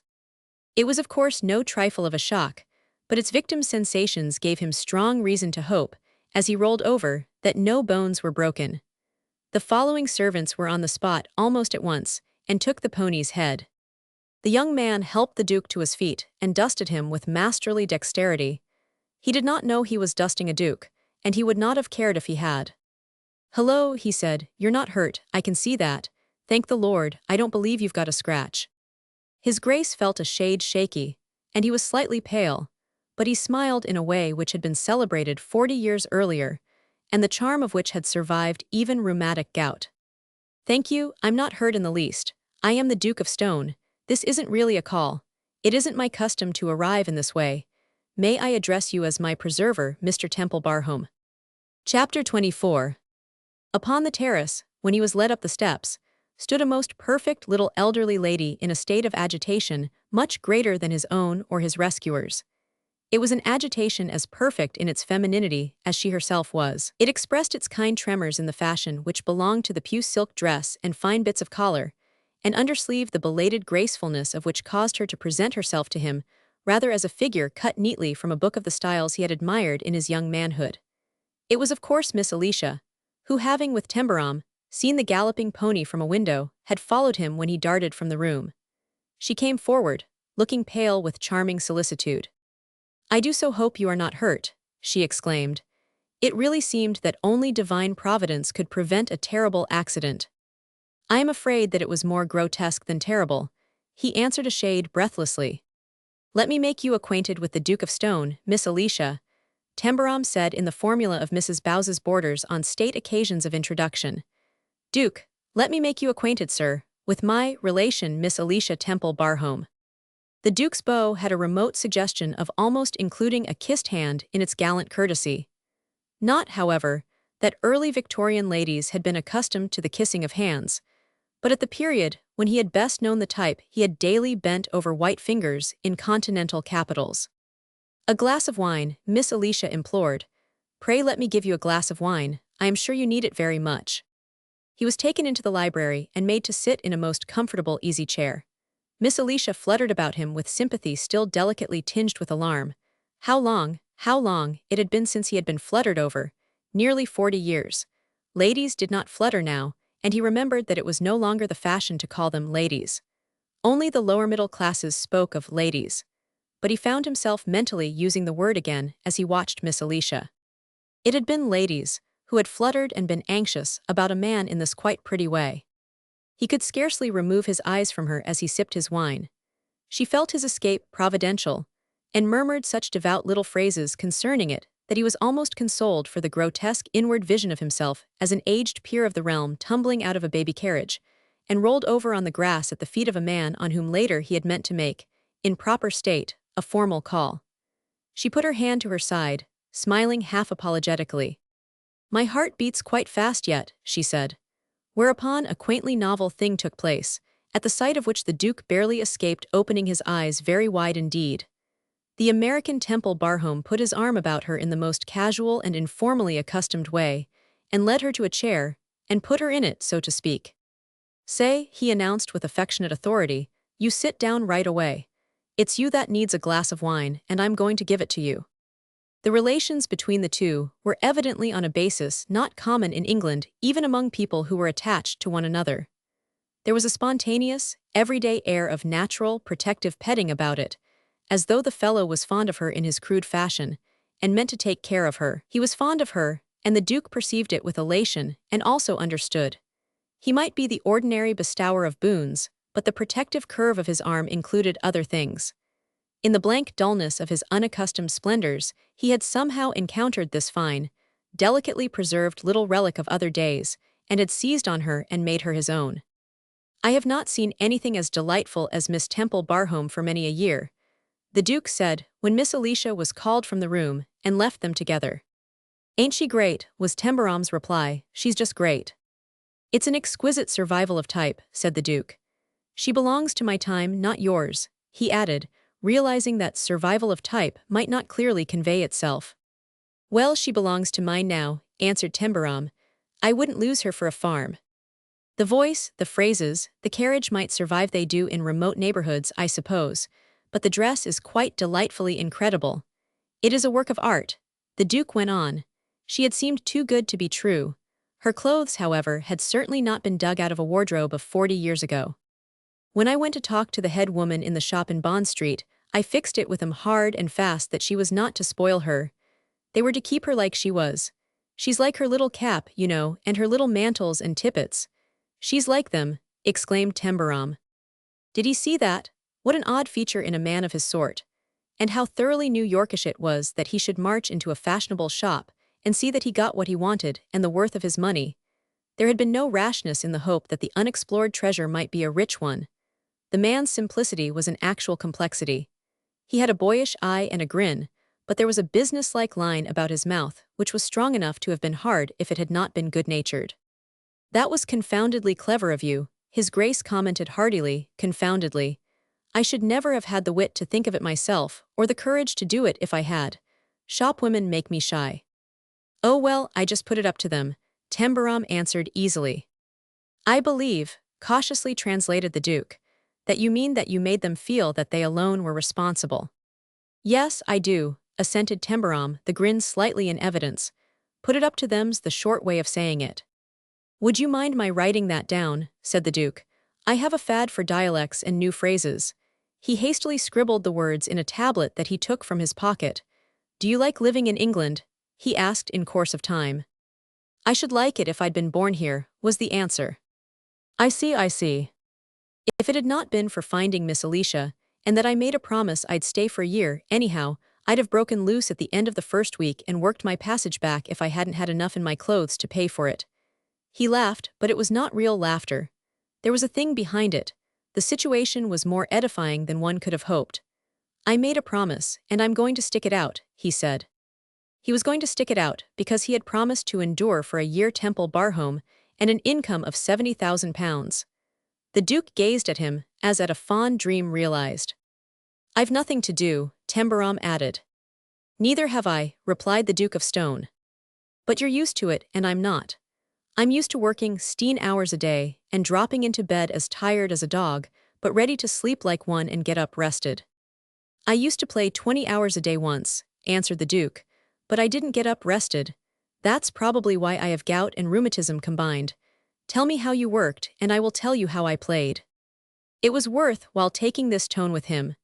It had been worth while taking it with the chestnut-gathering peasants in the Apennines, sometimes even with a stonebreaker by an English roadside. And this one was of a type more unique and distinctive than any other. A fellow who, with the blood of Saxon kings and Norman nobles in his veins, had known nothing but the street life of the crudest city in the world, who spoke a sort of argot, who knew no parallels of the things which surrounded him in the ancient home he had inherited, and in which he stood apart, a sort of semi-sophisticated savage. The Duke applied himself with grace and finished ability to drawing him out. The questions he asked were all seemingly those of a man of the world, charmingly interested in the superior knowledge of a foreigner of varied experience. His method was one which engaged the interest of Tembarom himself. He did not know that he was not only questioned, but, so to speak, delicately cross-examined, and that before the end of the interview the Duke of Stone knew more of him, his past existence and present sentiments, than even Miss Alicia knew after their long and intimate evening talks. The Duke, however, had the advantage of being a man and of cherishing vivid recollections of the days of his youth, which, unlike as it had been to that of Tembarom, furnished a degree of solid foundation upon which go to build conjecture. A young man of his age, his Grace reflected astutely, has always just fallen out of love, is falling into it, or desires vaguely to do so. 10 years later there would perhaps be blank spaces, lean years during which he was not in love at all, but at his particular period there must be a young woman somewhere. I wonder if she is employed in one of the department stores he spoke of, and how soon he hopes to present her to us. His conversation has revealed so far, to use his own rich simile, neither hide nor hair of her. On his own part, he was as ready to answer questions as to ask them. In fact, he led Tembarom on to asking. "I will tell you how I played" had been meant. He made a human document of the history he enlarged, he brilliantly diverged, he included, he made pictures, and found Tembarom's point of view or lack of it gave spice and humor to relations he had thought himself tired of. To tell familiar anecdotes of courts and kings, to a man who had never quite believed that such things were realities, who almost found them humorous when they were casually spoken of, was edification indeed. The novel charm lay in the fact that his class in his country did not include them as possibilities. Peasants in other countries, ploughmen, shopkeepers, labourers in England, all these at least they knew of, and counted them in as factors in the lives of the rich and great. But this dear young man. "What's a crown like? I'd like to see one. How much do you guess such a thing would cost in dollars? Did not Miss Temple Barhome take you to see the regalia in the Tower of London?" "I am quite shocked," said the Duke. He was, in fact, a trifle disappointed. With the puce dress and undersleeves and little fringes, she ought certainly to have rushed with her pupil to that seat of historical instruction on their first morning in London, immediately after breakfasting on toast and bacon and marmalade and eggs. She meant me to go, but somehow it was put off. She almost cried on our journey home when she suddenly remembered that we'd forgotten it after all. I am sure she said it was a wasted opportunity, suggested his Grace. Yes, that was what hit her so hard. She'd never been to London before, and you couldn't make her believe she could ever get there again, and she said it was ungrateful to Providence to waste an opportunity. She's always mighty anxious to be grateful to Providence, bless her. "She regards you as Providence," remarked the Duke, enraptured. With a touch here and there, the touch of a master, he had gathered the whole little story of Miss Alicia, and had found it of a whimsical exquisiteness and humor. "She's a lot too good to me," answered Tembarom. "I guess women as nice as her are always a lot too good to men. She's a kind of little old angel. What makes me mad is to think of the fellows that didn't get busy and marry her 35 years ago." "Were there, many of 'em?" the Duke inquired. "Thousands of 'em, though most of 'em never saw her. I suppose you never saw her then. If you had, you might have done it." The Duke, sitting with an elbow on each arm of his chair, put the tips of his fine, gouty fingers together, and smiled with a far-reaching inclusion of possibilities. "So I might," he said, "so I might, my loss entirely, my abominable loss." They had reached this point of the argument when the carriage from Stonehover arrived. It was a stately barouche, the coachman and footman of which, equally with its big horses, seemed to have hastened to an extent which suggested almost panting breathlessness. It contained Lady Edith and Lady Celia, both pale, and greatly agitated by the news which had brought them horrified from Stonehover without a moment's delay. They both ascended in haste, and swept in such alarmed anxiety up the terrace steps, and through the hall to their father's side, that they had barely a polite gasp for Miss Alicia, and scarcely saw Tembarom at all. "Dear papa," they cried when he revealed himself in his chair in the library, intact and smiling. "How wicked of you, dear, how you have frightened us." "I begged you to be good, dearest," said Lady Edith, almost in tears. "Where was George? You must dismiss him at once." Really. "He was half a mile away, obeying my orders," said the Duke. "A groom cannot be dismissed for obeying orders. It is the pony who must be dismissed, to my great regret, or else we must overfeed him until he is even fatter than he is and cannot run away." Were his arms and legs and his ribs and collarbones and head quite right? Was he sure that he had not received any internal injury when he fell out of the pony carriage? They could scarcely be convinced, and as they hung over and stroked and patted him, Tembarom stood aside and watched them with interest. They were the girls he had to please Anne by getting next to, giving himself a chance to fall in love with them, so that she'd know whether they were his kind or not. They were nice-looking, and had a way of speaking that sounded rather swell, but they weren't ace-high to a little slim, red-headed thing that looked at you like a baby and pulled your heart up into your throat. "Don't poke me any more, dear children. I am quite sound," he heard the Duke say. "In Mr. Temple Barhome you behold the preserver of your parent. Filial piety is making you behave with shocking ingratitude." They turned to Tembarom at once with a pretty outburst of apologies and thanks. Lady Celia wasn't, it is true, a looker, with her narrow shoulders and rather long nose, but she had an air of breeding, and the charming color of which Palliser had spoken, returning to Lady Edith's cheeks, illuminated her greatly. They both were very polite, and made many agreeably grateful speeches, but in the eyes of both, there lurked a shade of anxiety, which they hoped to be able to conceal. Their father watched them with a wicked pleasure. He realized clearly their well-behaved desire to do and say exactly the right thing and bear themselves in exactly the right manner, and also their awful uncertainty before an entirely unknown quantity. Almost any other kind of young man suddenly uplifted by strange fortune, they might have known some parallel for, but a newsboy of New York. All the New Yorkers they had met or heard of had been so rich and grand as to make them feel themselves, by contrast, mere country paupers, quite shivering with poverty and huddling for protection in their barely clean rags. So what was there to go on? But how dreadful not to be quite right, precisely right, in one's approach, quite familiar enough, and yet not a shade too familiar, which of course would appear condescending.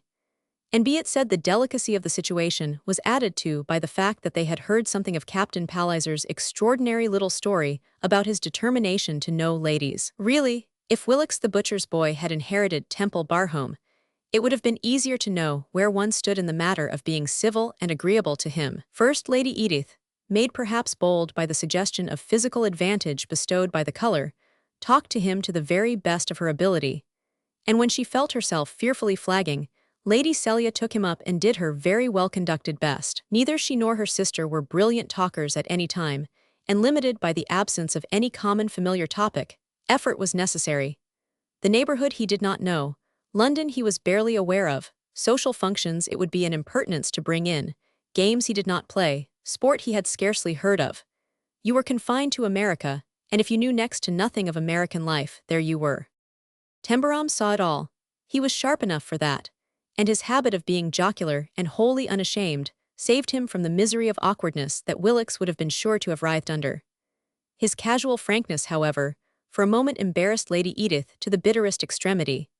When you are trying your utmost to make a queer person oblivious to the fact that his world is one unknown to you, it is difficult to know where do you stand when he says, "It's mighty hard to talk to a man who doesn't know a thing that belongs to the kind of world you've spent your life in, ain't it? But don't you mind me a minute. I'm glad to be talked to anyhow by people like you. When I don't catch on, I'll just ask. No man was ever electrocuted for not knowing, and that's just where I am. I don't know, and I'm glad to be told. Now, there's one thing. Burrell said, 'Your ladyship' to you, I heard him. Ought I to say it, or oughtn't I?" "Oh no," she answered, but somehow without distaste in the momentary stare he had startled her into. "Burrell is. He's a servant," he aided encouragingly. "Well, I've never been a butler, but I've been somebody's servant all my life, and mighty glad of the chance. This is the first time I've been out of a job." What nice teeth he had. What a queer, candid, unresentful creature. What a good sort of smile. And how odd that it was he who was putting her more at her ease by the mere way in which he was saying this almost alarming thing. By the time he had ended, it was not alarming at all, and she had caught her breath again. She was actually sorry when the door opened, and Lady Joan Fair came in, followed almost immediately by Lady Mallow and Captain Palliser, who appeared to have just returned from a walk and heard the news. Lady Mallow was most sympathetic. Why not, indeed? The Duke of Stone was a delightful, cynical creature, and Stone Hover was, despite its ducal poverty, a desirable place to be invited to if you could manage it. Her ladyship's method of fluttering was not like Miss Alicia's, its character being wholly modern, but she fluttered, nevertheless. The Duke, who knew all about her, received her amiabilities with appreciative smiles, but it was the splendidly handsome, hungry-eyed young woman with the line between her black brows who engaged his attention. On the alert, as he always was, for a situation, he detected one at once when he saw his American address her. She did not address him, and scarcely deigned a reply when he spoke to her.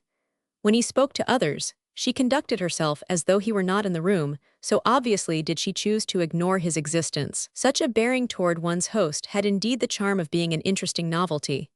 And what a beauty she was, with her lovely, ferocious eyes, and the small, black head poised on the exquisite long throat, which was on the verge of becoming a trifle too thin. Then, as in a flash, he recalled between one breath and another the quite fiendish episode of poor Jem Temple Barhome, and she was the girl. Then he became almost excited in his interest. He saw it all. As he had himself argued must be the case, this poor fellow was in love, but it was not with a lady in the New York department stores. It was with a young woman who would evidently disdain to wipe her feet upon him. How thrilling! As Lady Mallow and Palliser and the others chattered, he watched him, observing his manner. He stood the handsome creature's steadily persistent rudeness very well. He made no effort to push into the talk when she coolly held him out of it. He waited without external uneasiness or spasmodic smiles. If he could do that despite the inevitable fact that he must feel his position uncomfortable, he was possessed of fiber. That alone would make him worth cultivating. And if there were persons who were to be made uncomfortable, why not cut in and circumvent the beauty somewhat and give her a trifle of unease? It was with the light and adroit touch of accustomedness to all orders of little situations that his grace took the matter in hand, with a shade, also, of amiable malice. He drew Tembarom adroitly into the center of things. He knew how to lead him to make easily the odd, frank remarks which were sufficiently novel to suggest that he was actually entertaining. He beautifully edged Lady Joan out of her position. She could not behave ill to him. He was far too old, he said to himself, leaving out the fact that a Duke of Stone is a too respectable personage to be quite waved aside. Tembarom began to enjoy himself a little more. Lady Celia and Lady Edith began to enjoy themselves a little more also. Lady Mallow was filled with admiring delight. Captain Palliser took in the situation and asked himself questions about it. On her part, Miss Alicia was restored to the happiness any lack of appreciation of her dear boy touchingly disturbed. In circumstances such as these, he appeared to the advantage, which in a brief period would surely reveal his wonderful qualities. She clung so to his wonderful qualities, because in all the 3-volumed novels of her youth the hero, debarred from early advantages and raised by the turn of fortune's wheel to splendor, was transformed at once into a being of the highest accomplishments and the most polished breeding, and ended in the 3rd volume a creature before whom emperors paled. And how more than charmingly cordial his Grace's manner was when he left them. "Tomorrow," he said, "if my daughters do not discover that I have injured some more than vital organ, I shall call to proffer my thanks with the most immense formality. I shall get out of the carriage in the manner customary in respectable neighborhoods, not roll out at your feet. Afterward you will, I hope, come and dine with us. I am devoured by a desire to become more familiar with the earth. Chapter 25. It was Lady Mallow who perceived the moment when he became the fashion. The Duke of Stone called with the immense formality he had described, and his visit was neither brief nor dull. A little later Tembarom with his guests dined at Stone Hover, and the dinner was further removed from dullness than any one of numerous past dinners, always noted for being the most agreeable the neighborhood afforded. The Duke managed his guest as an impresario might have managed his tenor, though this was done with subtly concealed methods. He had indeed a novelty to offer which had been discussed with much uncertainty of point of view. He presented it to an only languidly entertained neighborhood as a trouvaille of his own choice. Here was drama, here was atmosphere, here was charm verging in its character upon the occult. You would not see it if you were not a collector of such values. Nobody will be likely to see him as he is unless he is pointed out to them, was what he said to his daughters. But being bored to death, we are all bored. Once adroitly assisted to suspect him of being alluring, most of them will spring upon him and clasp him to their wearied breasts. I haven't the least idea what will happen afterward. I shall in fact await the result with interest. Being told Palliser's story of the ladies, he listened, holding the tips of his fingers together and wearing an expression of deep interest slightly baffled in its nature. It was Lady Edith who related the anecdote to him. Now, he said, it would be very curious and complicating if that were true, but I don't believe it is. Palliser, of course, likes to tell a good story. I shall be able to discover in time whether it is true or not, but at present I don't believe it.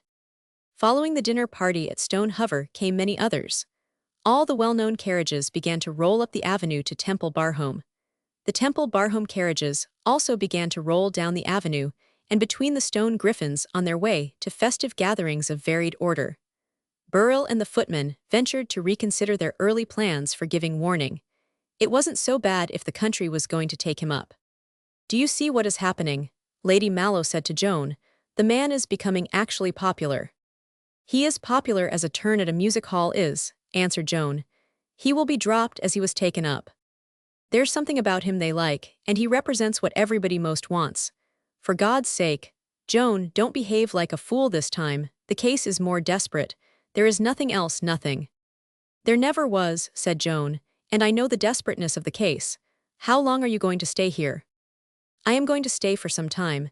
They are not conventional people. It can be managed very well. We are relatives. Will you stay? Inquired Joan in a low voice, until they ask you to remove yourself. Lady Mallow smiled an agreeably subtle smile. Not quite that, she answered. Miss Alicia would never have the courage to suggest it.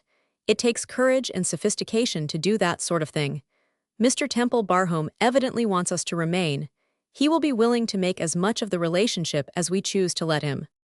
Do you choose to let him make as much of it as will establish us here for weeks, or months? Joan asked, her low voice shaking a little. That will depend entirely upon circumstances.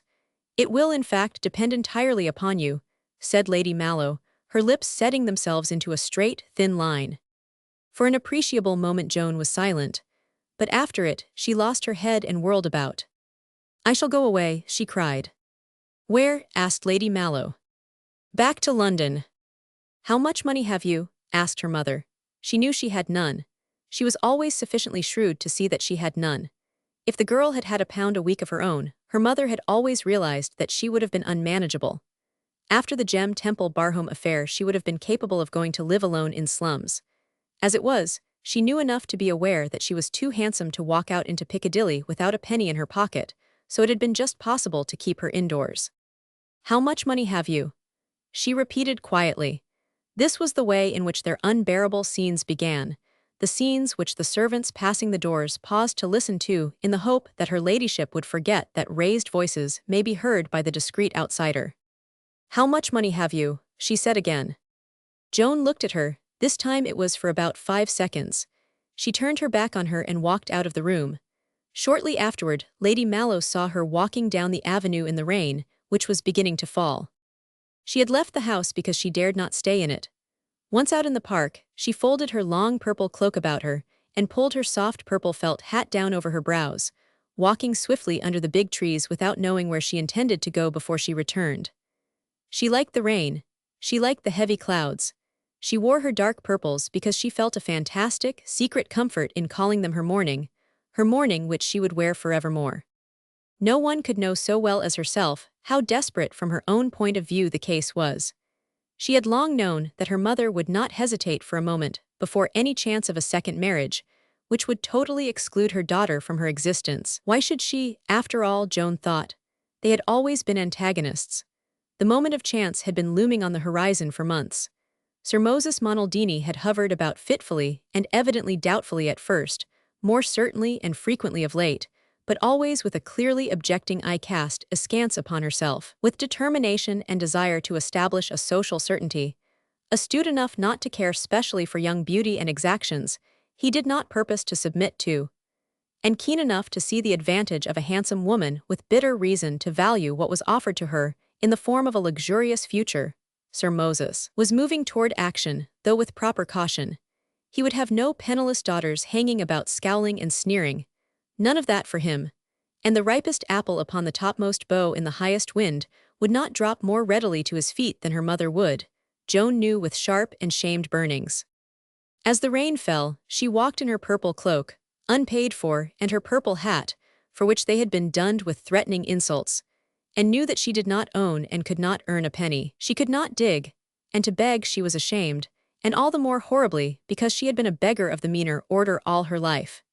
It made her sick to think of the perpetual visits they had made where they were not wanted, of the times when they had been politely bundled out of places, of the methods which had been used to induce shopkeepers to let them run up bills. For years her mother and she had been walking advertisements of smart shops because both were handsome, wore clothes well, and carried them where they would be seen and talked about.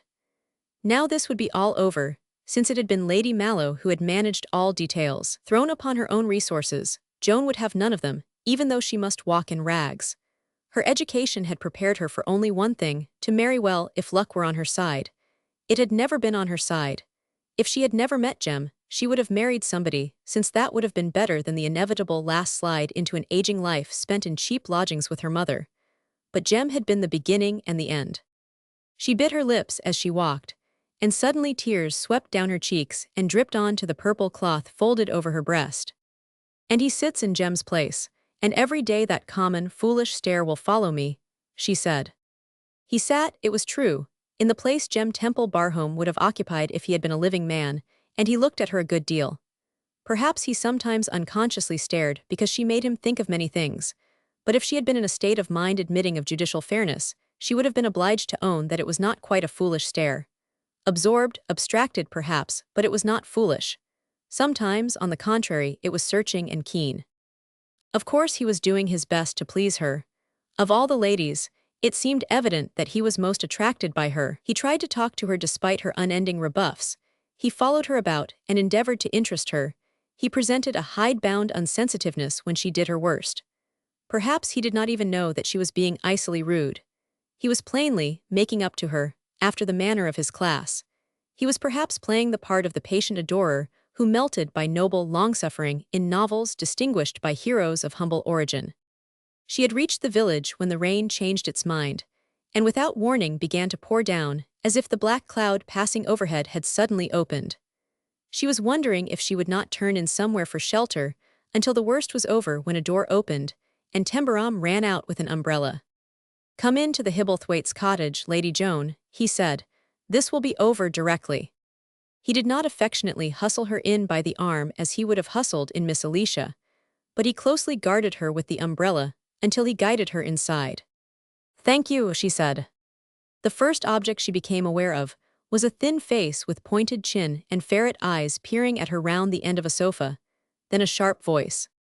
"Tack off her cloak and shake rain off it and wash us," it said. "Mother and Aunt Susan's out. Let him unbutton it for thee." "I can unbutton it myself, thank you," said Lady Joan. Tembarom took it when she had unbuttoned it. He took it from her shoulders before she had time to stop him. Then he walked into the tiny wash us and shook it thoroughly. He came back and hung it on a chair before the fire. Thomas was leaning back in his pillows and gazing at her. "I know tha name," he said. He told me, with a jerk of the head toward Tembarom. Did he? Replied Lady Joan without interest. A flaringly illustrated New York paper was spread out upon his sofa. He pushed it aside and pulled the shabby atlas toward him. It fell open at a map of North America, as if through long habit. Sit thee down, he ordered. Tembarom had stood watching them both. I guess you'd better not do that, he suggested to Thomas. Why not? Said the boy sharply. She's when she was goin' to marry. It's same as if he'd married her. If she were his widder, she'd want to talk about him. Widders a lose wants to talk. Why shouldn't she? Women's women. He'd wanted to talk about her. Who is he? Asked Joan with stiff lips. The Tembarom as to be here if he was na. Joan turned to Tembarom. Do you come here to talk to this boy about him? She said. How dare you? Thomas's eyes snapped. His voice snapped also. He knew next to nowt about him till I told him, he said. Then he came to ax me things and foind out more. He knows as much as I do now. Us sits here and talks him over. Lady Joan still addressed Tembarom. What interest can you have in the man who ought to be in your place? She asked. What possible interest? Well, he answered awkwardly, because he ought to be, I suppose. Ain't that reason enough? He had never had to deal with women who hated him and who were angry, and he did not know exactly what to say. He had known very few women, and he had always been good-natured with them, and won their liking in some measure. Also, there was in his attitude toward this particular woman a baffled feeling that he could not make her understand him. She would always think of him as an enemy and believe he meant things he did not mean. If he had been born and educated in her world, he could have used her own language. But he could use only his own, and there were so many things he must not say for a time at least. Do you not realize, she said, that you are presuming upon your position, that you and this boy are taking liberties? Thomas broke in wholly without compunction. I've taken liberties on my life, he stated, and I'm goin' to tack 'em till I die. There ony things I can tack lyin' here crippled, and I'm goin' to tack 'em. Stop that, Thomas, said Tembarom with friendly authority. She doesn't catch on and you don't catch on either. You're both of you way off, stop it. I thought happen she could tell me things I didn't know, protested Thomas, throwing himself back on his pillows. If she canna, and if she wunnot, she wunnot. Get out why thee, he said to Joan. I do not want thee about place. Say, said Tembarom, shut up. I am going, said Lady Joan and turned to open the door. The rain was descending in torrents, but she passed swiftly out into its deluge walking as rapidly as she could. She thought she cared nothing about the rain, but it dashed in her face and eyes, taking her breath away, and she had need of breath when her heart was beating with such fierceness. If she were his widder, the boy had said. Even chance could not let her alone at one of her worst moments. She walked faster and faster because she was afraid Tembarom would follow her, and in a few minutes she heard him splashing behind her, and then he was at her side, holding the umbrella over her head. You're a good walker, he said, but I'm a sprinter. I trained running after streetcars and catching the L in New York.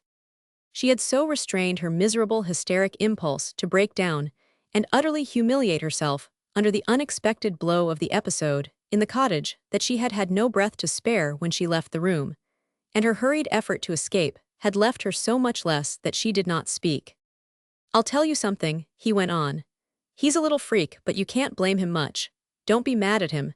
He's never moved from that corner since he was born, I guess, and he's got nothing to do or to think of but just hearing what's happening outside. He's sort of crazy curious, and when he gets hold of a thing that suits him he just holds on to it till the last bell rings.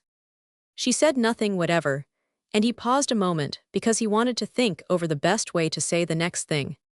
Mr. James Tembarom, he ventured it with more delicacy of desire not to seem to take liberties than she would have credited him with, saw his mother sitting with him in her arms at the cottage door a week or so after he was born. He stopped at the gate and talked to her about him, and he left him a sovereign. He's got it now. It seems a fortune to him. He's made a sort of idol of him. That's why he talks like he does. I wouldn't let it make me mad if I were you. He did not know that she could not have answered him if she would, that she felt that if he did not stop she might fling herself down upon the wet heather and wail aloud. You don't like me, he began after they had walked a few steps farther. You don't like me. This was actually better. It choked back the sobs rising in her throat. The stupid shock of it, his tasteless foolishness, helped her by its very folly to a sort of defense against the disastrous wave of emotion she might not have been able to control. She gathered herself together. "It must be an unusual experience," she answered. "Well, it is sort of," he said, but in a manner curiously free from fatuous swagger. "I've had luck that way. I guess it's been because I'd got to make friends so as I could earn a living. It seems sort of queer to know that someone's got a grouch against me that I can't get away with." She looked up the avenue to see how much farther they must walk together, since she was not a sprinter, and could not get away from him. She thought she caught a glimpse through the trees of a dog-cart driven by a groom, and hoped she had not mistaken, and that it was driving in their direction. "It must, indeed," she said, "though I am not sure I quite understand what a grouch is." "When you've got a grouch against a fellow," he explained impersonally, "you want to get at him. You want to make him feel like a mutt, and a mutt's the worst kind of a fool. You've got one against me."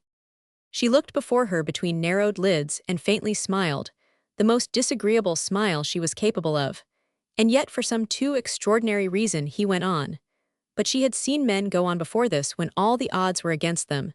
Sometimes their madness took them this way. "I knew there was a lot against me when I came here," he persisted. "I should have been a fool if I hadn't.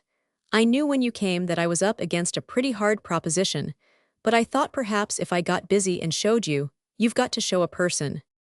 "Showed me what?" she asked contemptuously. "Showed you, well, me," he tried to explain. "You?" "And that I wanted to be friends," he added candidly. Was the man mad? Did he realize nothing? Was he too thick of skin even to see? "Friends, you and I." The words ought to have scorched him, pachyderm though he was. "I thought you'd give me a chance, a sort of chance." She stopped short on the avenue. "You did." She had not been mistaken. The dog-cart had rounded the far-off curve and was coming toward them, and the man went on talking. "You felt every minute that I was in a place that didn't belong to me. You know that if the man that it did belong to was here, you'd be here with him. You felt as if I'd robbed him of it, and I'd robbed you. It was your home, yours. You hated me too much to think of anything else. Suppose there was a way I could give it back to you, make it your home again." His voice dropped and was rather unsteady. The fool, the gross, brutal, vulgar, hopeless fool. He thought this was the way to approach her, to lead her to listen to his proposal of marriage. Not for a second did she guess that they were talking at cross purposes. She did not know that as he kept himself steady under her contemptuousness, he was thinking that Anne would have to own that he had been up against it hard, and plenty while the thing was going on. "I'm always up against it when I'm talking to you," he said. "You get me rattled. There's things I want to talk about and ask you. Suppose you give me a chance, and let us start out by being sort of friends." "I am staying in your house," she answered in a deadly voice, "and I cannot go away because my mother will not let me. You can force yourself upon me if you choose, because I cannot help it. But understand once for all that I will not give you your ridiculous chance, and I will not utter one word to you when I can avoid it." He was silent for a moment, and seemed to be thinking rather deeply. She realized now that he saw the nearing dog-cart. "You won't? Then it's up to me," he said. Then with a change of tone, he added, "I'll stop the cart and tell the man to drive you to the house. I'm not going to force myself on you, as you call it. It'd be no use. Perhaps it'll come all right in the end." He made a sign to the groom, who hastened his horse's pace and drew up when he reached them. "Take this lady back to the house," he said. The groom, who was a new arrival, began to prepare to get down and give up his place. "You needn't do that," said Tembarom. "Won't you get up and take the reins, sir?" the man asked uncertainly. "No, I can't drive. You'll have to do it, I'll walk." And to the groom's amazement, they left him standing under the trees looking after them. "It's up to me," he was saying. "The whole darn thing's up to me." Chapter 26.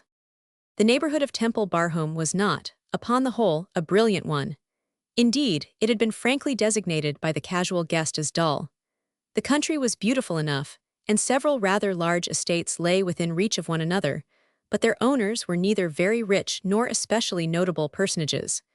They were of extremely good old blood, and were of established respectability. None of them, however, was given to entertaining house parties made up of the smart and dazzlingly sinful world of fashion, said by moralists, to be composed entirely of young and mature beauties, male and female, capable of supplying at any moment enlivening detail for the divorce court.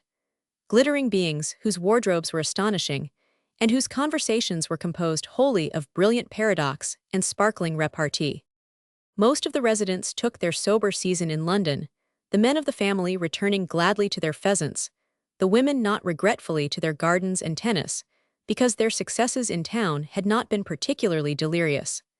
The guests who came to them were generally as respectable and law-abiding as themselves, and introduced no iconoclastic diversions. For the greater portion of the year, in fact, diners out were of the neighborhood and met the neighborhood, and were reduced to discussing neighborhood topics, which was not, on the whole, a fevered joy. The Duke of Stone was, perhaps, the one man who might have furnished topics. Privately it was believed, and in part known, that he at least had had a brilliant, if not wholly unreprehensible, past. He might have introduced enlivening elements from London, even from Paris, Vienna, Berlin, and Rome, but the sobering influence of years of rheumatic gout and a not entirely sufficing income prevented activities, and his opinions of his social surroundings were vaguely guessed to be those of a not too lenient critic. I do not know anything technical or scientific about Ditchwater. He had expressed himself in the bosom of his family. I never analyzed it, but analyzers, I gather, consider it dull. If anything could be duller than Ditchwater, I should say it was Stone Hover and its surrounding neighborhood. He had also remarked at another time, if our society could be enriched by some of the characters who form the house parties and seem, in fact, integral parts of all country society in modern problem or even unproblem novels, how happy one might be, how edified and amused. A wicked lady or so of high, or extremely low, rank, of immense beauty and coruscating brilliancy, a lovely creature, male or female, whom she is bent upon undoing. "Dear papa," protested Lady Celia. "Reproach me, dearest, reproach me as severely as you please. It inspires me. It makes me feel like a wicked, dangerous man, and I have not felt like one for many years. Such persons as I describe form the charm of existence, I assure you. A ruthless adventuress with any kind of good looks would be the making of us. Several of them, of different types, a handsome villain, and a few victims unknowing of their fate, would cause life to flow by like a peaceful stream." Lady Edith laughed an unseemly little laugh. Unseemly, since filial regret at paternal obliquity should have restrained it. "Papa, you are quite horrible," she said. "You ought not to make your few daughters laugh at improper things." "I would make my daughters laugh at anything so long as I must doom them to Stone Hover, and Lady Pevensey and Mrs. Stoughton and the rector, if one may mention names," he answered. "To see you laugh revives me by reminding me that once I was considered a witty person. Quite so. Some centuries ago, however, about the time when things were being rebuilt after the flood. In such circumstances, it cannot be found amazing that a situation such as Temple Barhome presented should provide rich food for conversation, supposition, argument, and humorous comment. Tembarom himself, after the Duke had established him, furnished an unlimited source of interest. His household became a perennial fount of quiet discussion. Lady Mallow and her daughter were the members of it who met with the most attention. They appeared to have become members of it rather than visitors. Her ladyship had plainly elected to extend her stay even beyond the period to which a fond relative might feel entitled to hospitality. She had been known to extend visits before with great cleverness, but this one assumed an established aspect. She was not going away, the neighborhood decided, until she had achieved that which she had come to accomplish. The present unconventional atmosphere of the place naturally supported her, and how probable it seemed, taking into consideration Captain Palliser's story, that Mr. Temple Barhome wished her to stay. Lady Joan would be obliged to stay also, if her mother intended that she should. But the poor American, there were some expressions of sympathy, though the situation was greatly added to by the feature. The poor American was being treated by Lady Joan as only she could treat a man. It was worth inviting the whole party to dinner or tea or lunch merely to see the two together. The manner in which she managed to ignore him and be scathing to him without apparently infringing a law of civility, and the number of laws she sometimes chose to sweep aside when it was her mood to do so, were extraordinary. If she had not been a beauty, with a sort of mystic charm for the male creature, surely he would have broken his chains. But he did not. What was he going to do in the end? What was she going to do? What was Lady Mallow going to do if there was no end at all? He was not as unhappy-looking a lover as one might have expected, they said. He kept up his spirits wonderfully. Perhaps she was not always as icily indifferent to him as she chose to appear in public. Temple Barhome was a great estate, and Sir Moses Monaldini had been mentioned by rumor. Of course there would be something rather strange and tragic in it if she came to Tembarom as its mistress in such singular circumstances. But he certainly did not look depressed or discouraged, so they talked it over as they looked on. "How they gossip, how delightfully they gossip," said the Duke. "But it is such a perfect subject, they have never been so enthralled before. Dear young man, how grateful we ought to be for him." One of the most discussed features of the case was the Duke's own cultivation of the central figure. There was an actual oddity about it. He drove from Stonehover to Tembarom repeatedly. He invited Tembarom to the castle and had long talks with him, long, comfortable talks in secluded, delightful rooms or under great trees on a lawn. He wanted to hear anecdotes of his past, to draw him on to giving his points of view. When he spoke of him to his daughters, he called him Tembarom, but the slight derision of his earlier tone modified itself. "That delightful young man will shortly become my closest intimate," he said. "He not only keeps up my spirits, but he opens up vistas. Vistas after a man's 72nd birthday. At times I could clasp him to my breast." "I like him first-rate," Tembarom said to Miss Alicia. "I liked him the minute he got up laughing like an old sport when he fell out of the pony carriage. As he became more intimate with him, he liked him still better. Obscured though it was by airy, elderly persiflage, he began to come upon a background of stability and points of view wholly to be relied on in his new acquaintance. It had evolved itself out of long and varied experience, with the aid of brilliant mentality. The old peer's reasons were always logical. He laughed at most things, but at a few he did not laugh at all. After several of the long conversations, Tembarom began to say to himself that this seemed like a man you need not be afraid to talk things over with, things you didn't want to speak of to everybody. "Seems to me," he said thoughtfully to Miss Alicia, "he's an old fellow you could tie to. I've got on to one thing when I've listened to him. He talks all he wants to and laughs a lot, but he never gives himself away. He wouldn't give another fellow away either if he said he wouldn't. He knows how not to." There was an afternoon on which during a drive they took together the Duke was enlightened as to several points which had given him cause for reflection. Among others, the story beloved of Captain Palliser and his audiences. "I guess you've known a good many women," Tembarom remarked on this occasion after a few minutes of thought. "Living all over the world as you've done, you'd be likely to come across a whole raft of them one time and another." "A whole raft of them one time and another," agreed the Duke. "Yes. You've liked them, haven't you?" "Immensely, sometimes a trifle disastrously. Find me a more absolutely interesting object in the universe than a woman, any woman, and I will devote the remainder of my declining years to the study of it," answered his Grace. He said it with a decision which made Tembarom turn to look at him, and after his look, decide to proceed. "Have you ever known a bit of a slim thing?"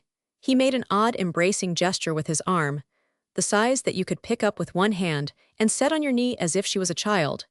The Duke remained still, knowing this was only the beginning and pricking up his ears as he took a rapid kaleidoscopic view of all the ladies in the neighborhood and as hastily waved them aside. "A bit of a thing that some way seems to mean it all to you, and moves the world." The conclusion was one which brought the incongruous touch of maturity into his face. Not one of the ladies. The Duke was mentally summing the matter up. Certainly not Lady Joan, after all, not, I think, even the young person in the department store. He leaned back in his corner, the better to inspect his companion directly. "You have, I see," he replied quietly. "Once I myself did." He had cried out, "Ah, Hellas," though he had laughed at himself when he seemed facing his ridiculous tragedy. "Yes," confessed Tembarom. "I met her at the boarding house where I lived. Her father was a Lancashire man and an inventor. I guess you've heard of him. His name is Joseph Hodgson." The whole country had heard of him, more countries, indeed, than one had heard. He was the man who was going to make his fortune in America because Tembarom had stood by him in his extremity. He would make a fortune in America and another in England and possibly several others on the continent. He had learned to read in the village school, and the girl was his daughter. "Yes," replied the Duke. "I don't know whether the one you knew had that quiet little way of seeing right straight into a thing, and making you see it too," said Tembarom. "She had," answered the Duke, and an odd expression wavered in his eyes because he was looking backward across 40 years which seemed 100. "That's what I meant by moving the world," Tembarom went on. "You know she's right, and you've got to do what she says if you love her." "And you always do," said the Duke, always and forever, there are very few, they are the elect. Tembarom took it gravely. I said to her once that there wasn't more than one of her in the world because there couldn't be enough to make two of that kind. I wasn't joshing either, I meant it. It's her quiet little voice and her quiet, babified eyes that get you where you can't move. And it's something else you don't know anything about. It's her never doing anything for herself, but just doing it because it's the right thing for you. The Duke's chin had sunk a little on his breast, and looking back across the 100 years, he forgot for a moment where he was. The one he remembered had been another man's wife, a little angel brought up in a convent by white-souled nuns, passed over by her people to an elderly Vorian of great magnificence, and she had sent the strong, laughing, impassioned young English peer away before it was too late, and with the young eyes of her looking upward at him in that way which saw straight into a thing, and with that quiet little voice. So long ago. So long ago. Ah, Hellas, he sighed unconsciously. What did you say? Asked Tembarom. The Duke came back. I was thinking of the time when I was 9 and 20, he answered. It was not yesterday nor even the day before. The one I knew died when she was 24. Died, said Tembarom. Good Lord, he dropped his head and even changed color. A fellow can't get onto a thing like that, it seems as if it couldn't happen. Suppose, he caught his breath hard and then pulled himself up. Nothing could happen to her before she knew that I've proved what I said, just proved it, and done every single thing she told me to do. I am sure you have, the Duke said. It's because of that I began to say this. Tembarom spoke hurriedly that he might thrust away the sudden dark thought. You're a man, and I'm a man, far away ahead of me as you are, you're a man, too. I was crazy to get her to marry me and come here with me, and she wouldn't. The Duke's eyes lighted anew.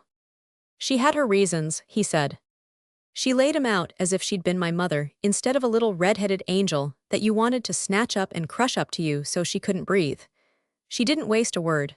She just told me what I was up against. She'd lived in the village with her grandmother, and she knew. She said I'd got to come and find out for myself what no one else could teach me.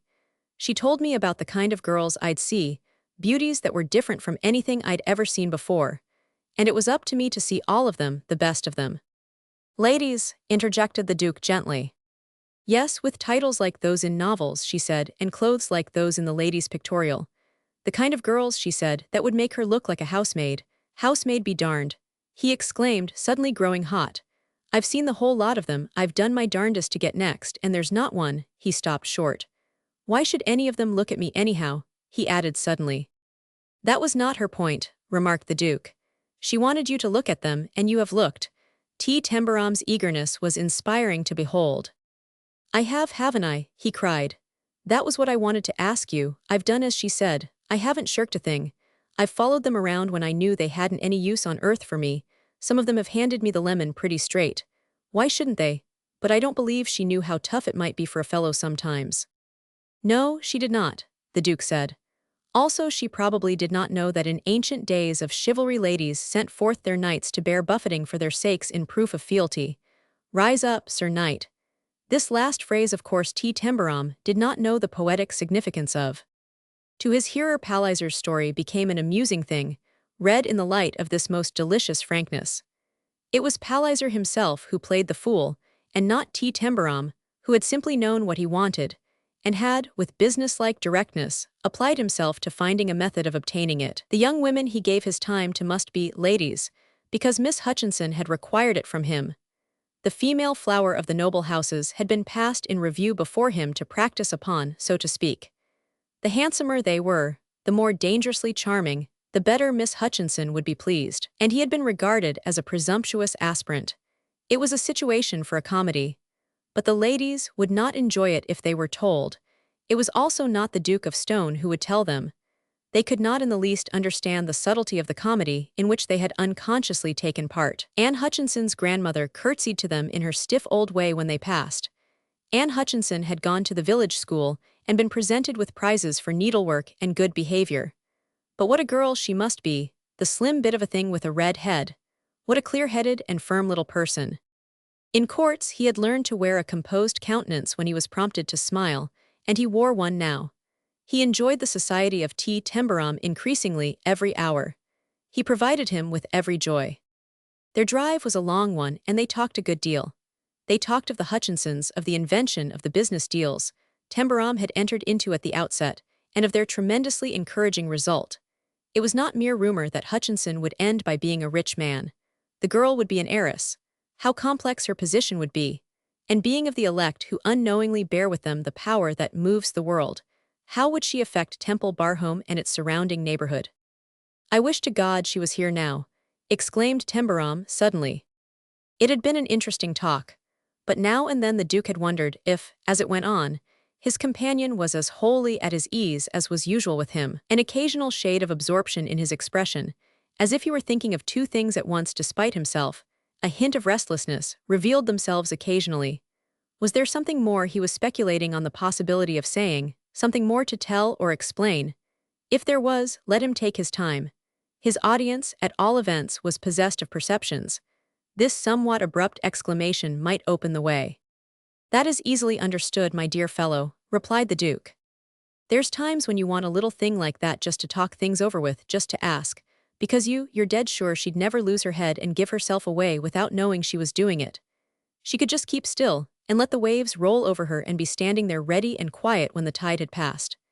It's the keeping your mouth shut that's so hard for most people, the not saying a darn thing, whatever happens, till just the right time. Women cannot often do it," said the Duke. "Very few men can." "You're right," Tembarom answered, and there was a trifle of anxiety in his tone. "There's women, just the best kind that you daren't tell a big thing to. Not that they'd mean to give it away, perhaps they wouldn't know when they did it, but they'd feel so anxious they'd get. Rattled," put in the Duke, and knew who he was thinking of. He saw Miss Alicia's delicate, timid face as he spoke. Tembarom laughed. "That's just it," he answered. "They wouldn't go back on you for worlds, but well, you have to be careful with them." "He's got something on his mind," mentally commented the Duke. "He wonders if he will tell it to me. And there's times when you'd give half you've got to be able to talk a thing out and put it up to someone else for a while. I could do it with her. That's why I said I wish to God that she was here." "You have learned to know how to keep still," the Duke said. "So have I. We learned it in different schools, but we have both learned." As he was saying the words, he thought he was going to hear something. When he had finished saying them, he knew that he would without a doubt. Tembarom made a quick move in his seat. He lost a shade of color and cleared his throat as he bent forward, casting a glance at the backs of the coachman and footman on the high seat above them. "Can those fellows hear me?" he asked. "No," the Duke answered, "if you speak as you are speaking now." "You are the biggest man about here," the young man went on. "You stand for everything that English people care for, and you were born knowing all the things I don't. I've been carrying a big load for quite a while, and I guess I'm not big enough to handle it alone, perhaps. Anyhow, I want to be sure I'm not making fool mistakes. The worst of it is that I've got to keep still if I'm right, and I've got to keep still if I'm wrong. I've got to keep still anyhow. I learned to hold my tongue in places where, if I had not held it, I might have plunged nations into bloodshed," the Duke said. "Tell me all you choose." As a result of which, by the time their drive had ended and they returned to Stone Hover, he had told him, and the Duke sat in his corner of the carriage with an unusual light in his eyes and a flush of somewhat excited color on his cheek. "You're a queer fellow, Tembarom," he said when they parted in the drawing room after taking tea. "You exhilarate me, you make me laugh. If I were an emotional person, you would at moments make me cry. There's an affecting uprightness about you. You're rather a fine fellow too, 'pon my life." Putting a waxen, gout-knuckled old hand on his shoulder and giving him a friendly push which was half a pat, he added, "You are, by God." And after his guest had left him, the Duke stood for some minutes gazing into the fire with a complicated smile and the air of a man who finds himself quaintly enriched. "I have had ambitions in the course of my existence, several of them," he said, "but even in overvaulting moments never have I aspired to such an altitude as this, to be, as it were, part of a melodrama. One feels that one scarcely deserves it." Chapter 27. Mr. Tembarom seems in better spirits, Lady Mallow said to Captain Palliser as they walked on the terrace in the starlight dusk after dinner. Captain Palliser took his cigar from his mouth and looked at the glowing end of it. "Has it struck you that he has been in low spirits?" he inquired speculatively. "One does not usually connect him with depression." "Certainly not with depression. He's an extraordinary creature. One would think he would perish from lack of the air he is used to breathing, New York air." "He is not perishing. He's too shrewd," returned Palliser. He mayn't exactly like all this, but he's getting something out of it. He is not getting much of what he evidently wants most. I am out of all patience, said Lady Mallow. Her acquaintance with Palliser had lasted through a number of years. They argued most matters from the same basis of reasoning. They were at times almost candid with each other. It may be acknowledged, however, that of the two Lady Mallow was the more inclined to verge on self-revelation. This was of course because she was the less clever and had more temper. Her temper she had, now and then, owned bitterly to herself, had played her tricks. Captain Palliser's temper never did this. It was Lady Mallow's temper which spoke now, but she did not in the least mind his knowing that Joan was exasperating her beyond endurance. He knew the whole situation well enough to be aware of it without speech on her part. He had watched similar situations several times before. Her manner toward him is, to resort to New York colloquialisms, the limit, Palliser said quietly. Is it your idea that his less good spirits have been due to Lady Joan's ingenuities? They are ingenious, you know. They are devilish, exclaimed her mother.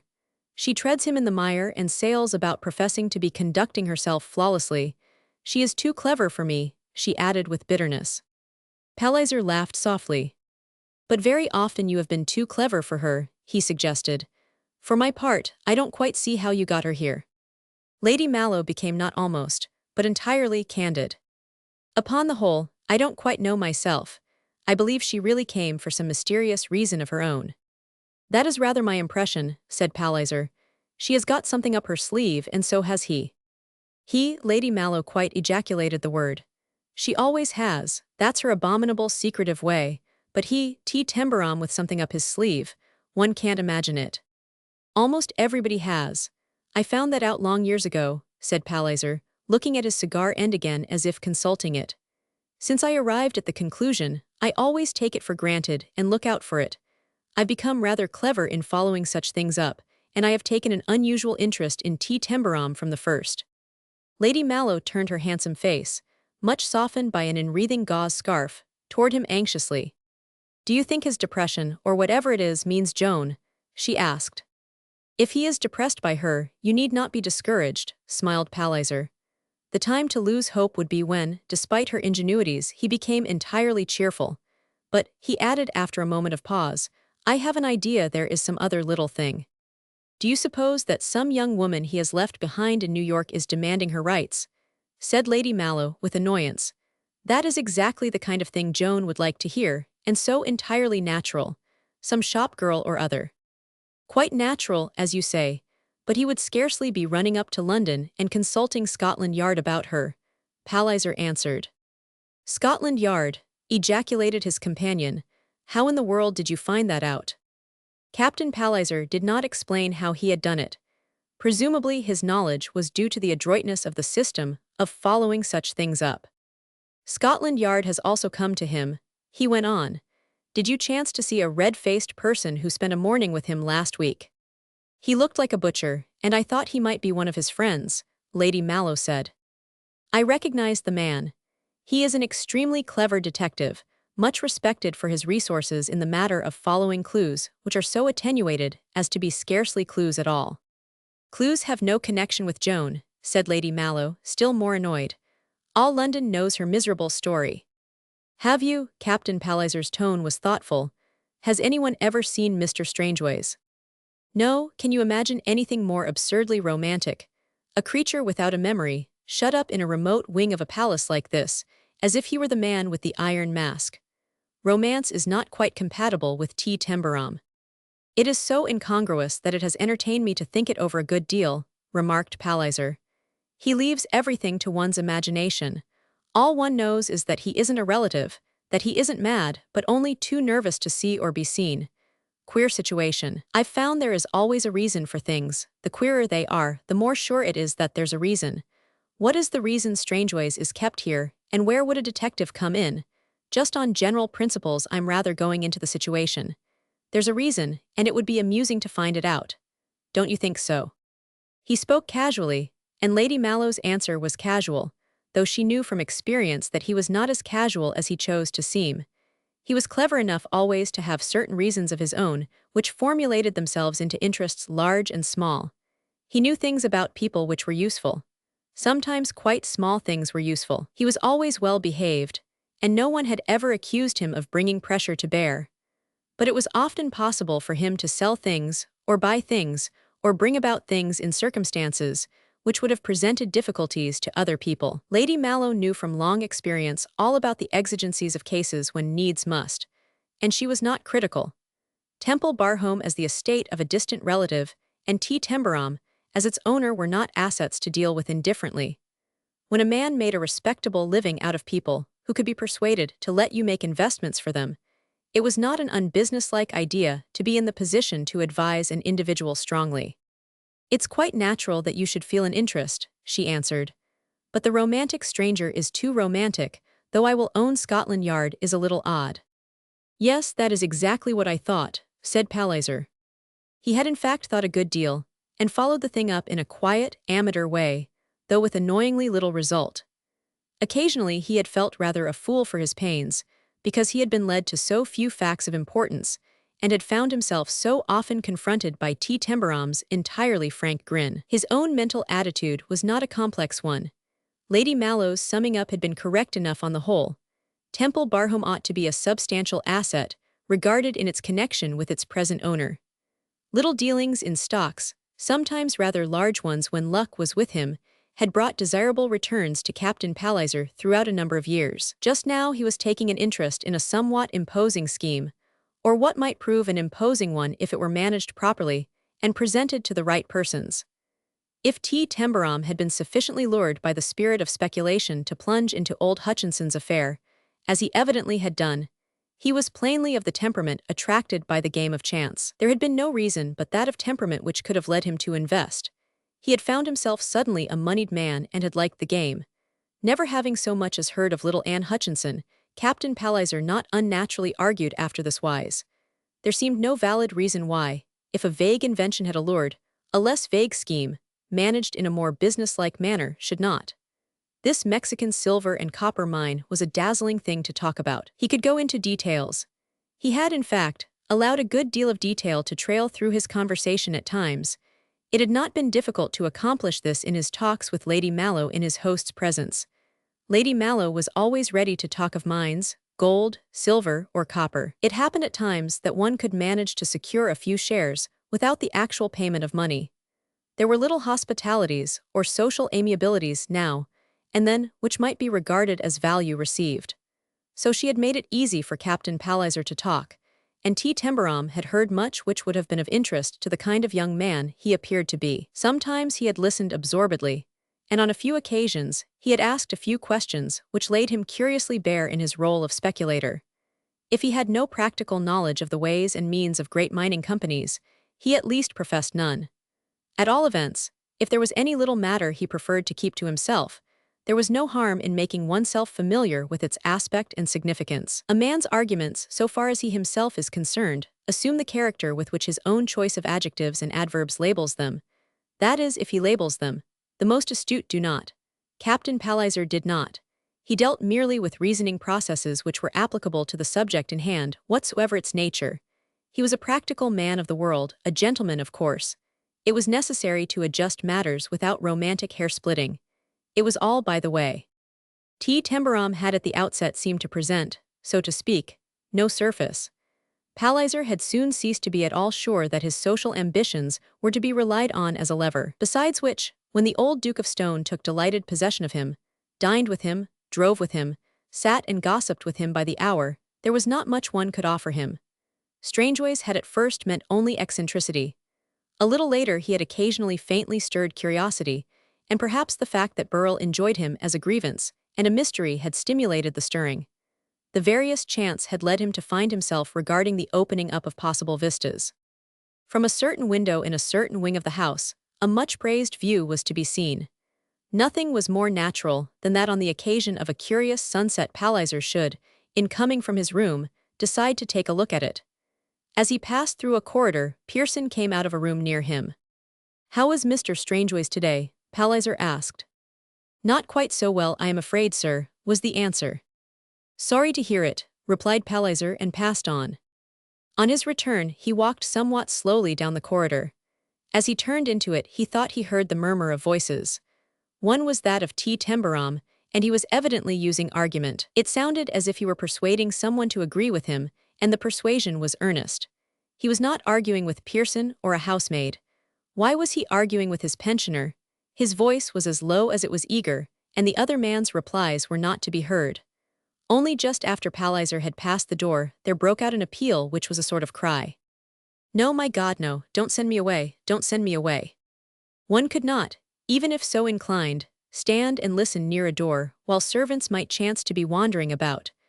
Palliser went on his way with a sense of having been slightly startled. "He wants to get rid of him, and the fellow is giving him trouble," he said to himself. That voice is not American, not in the least.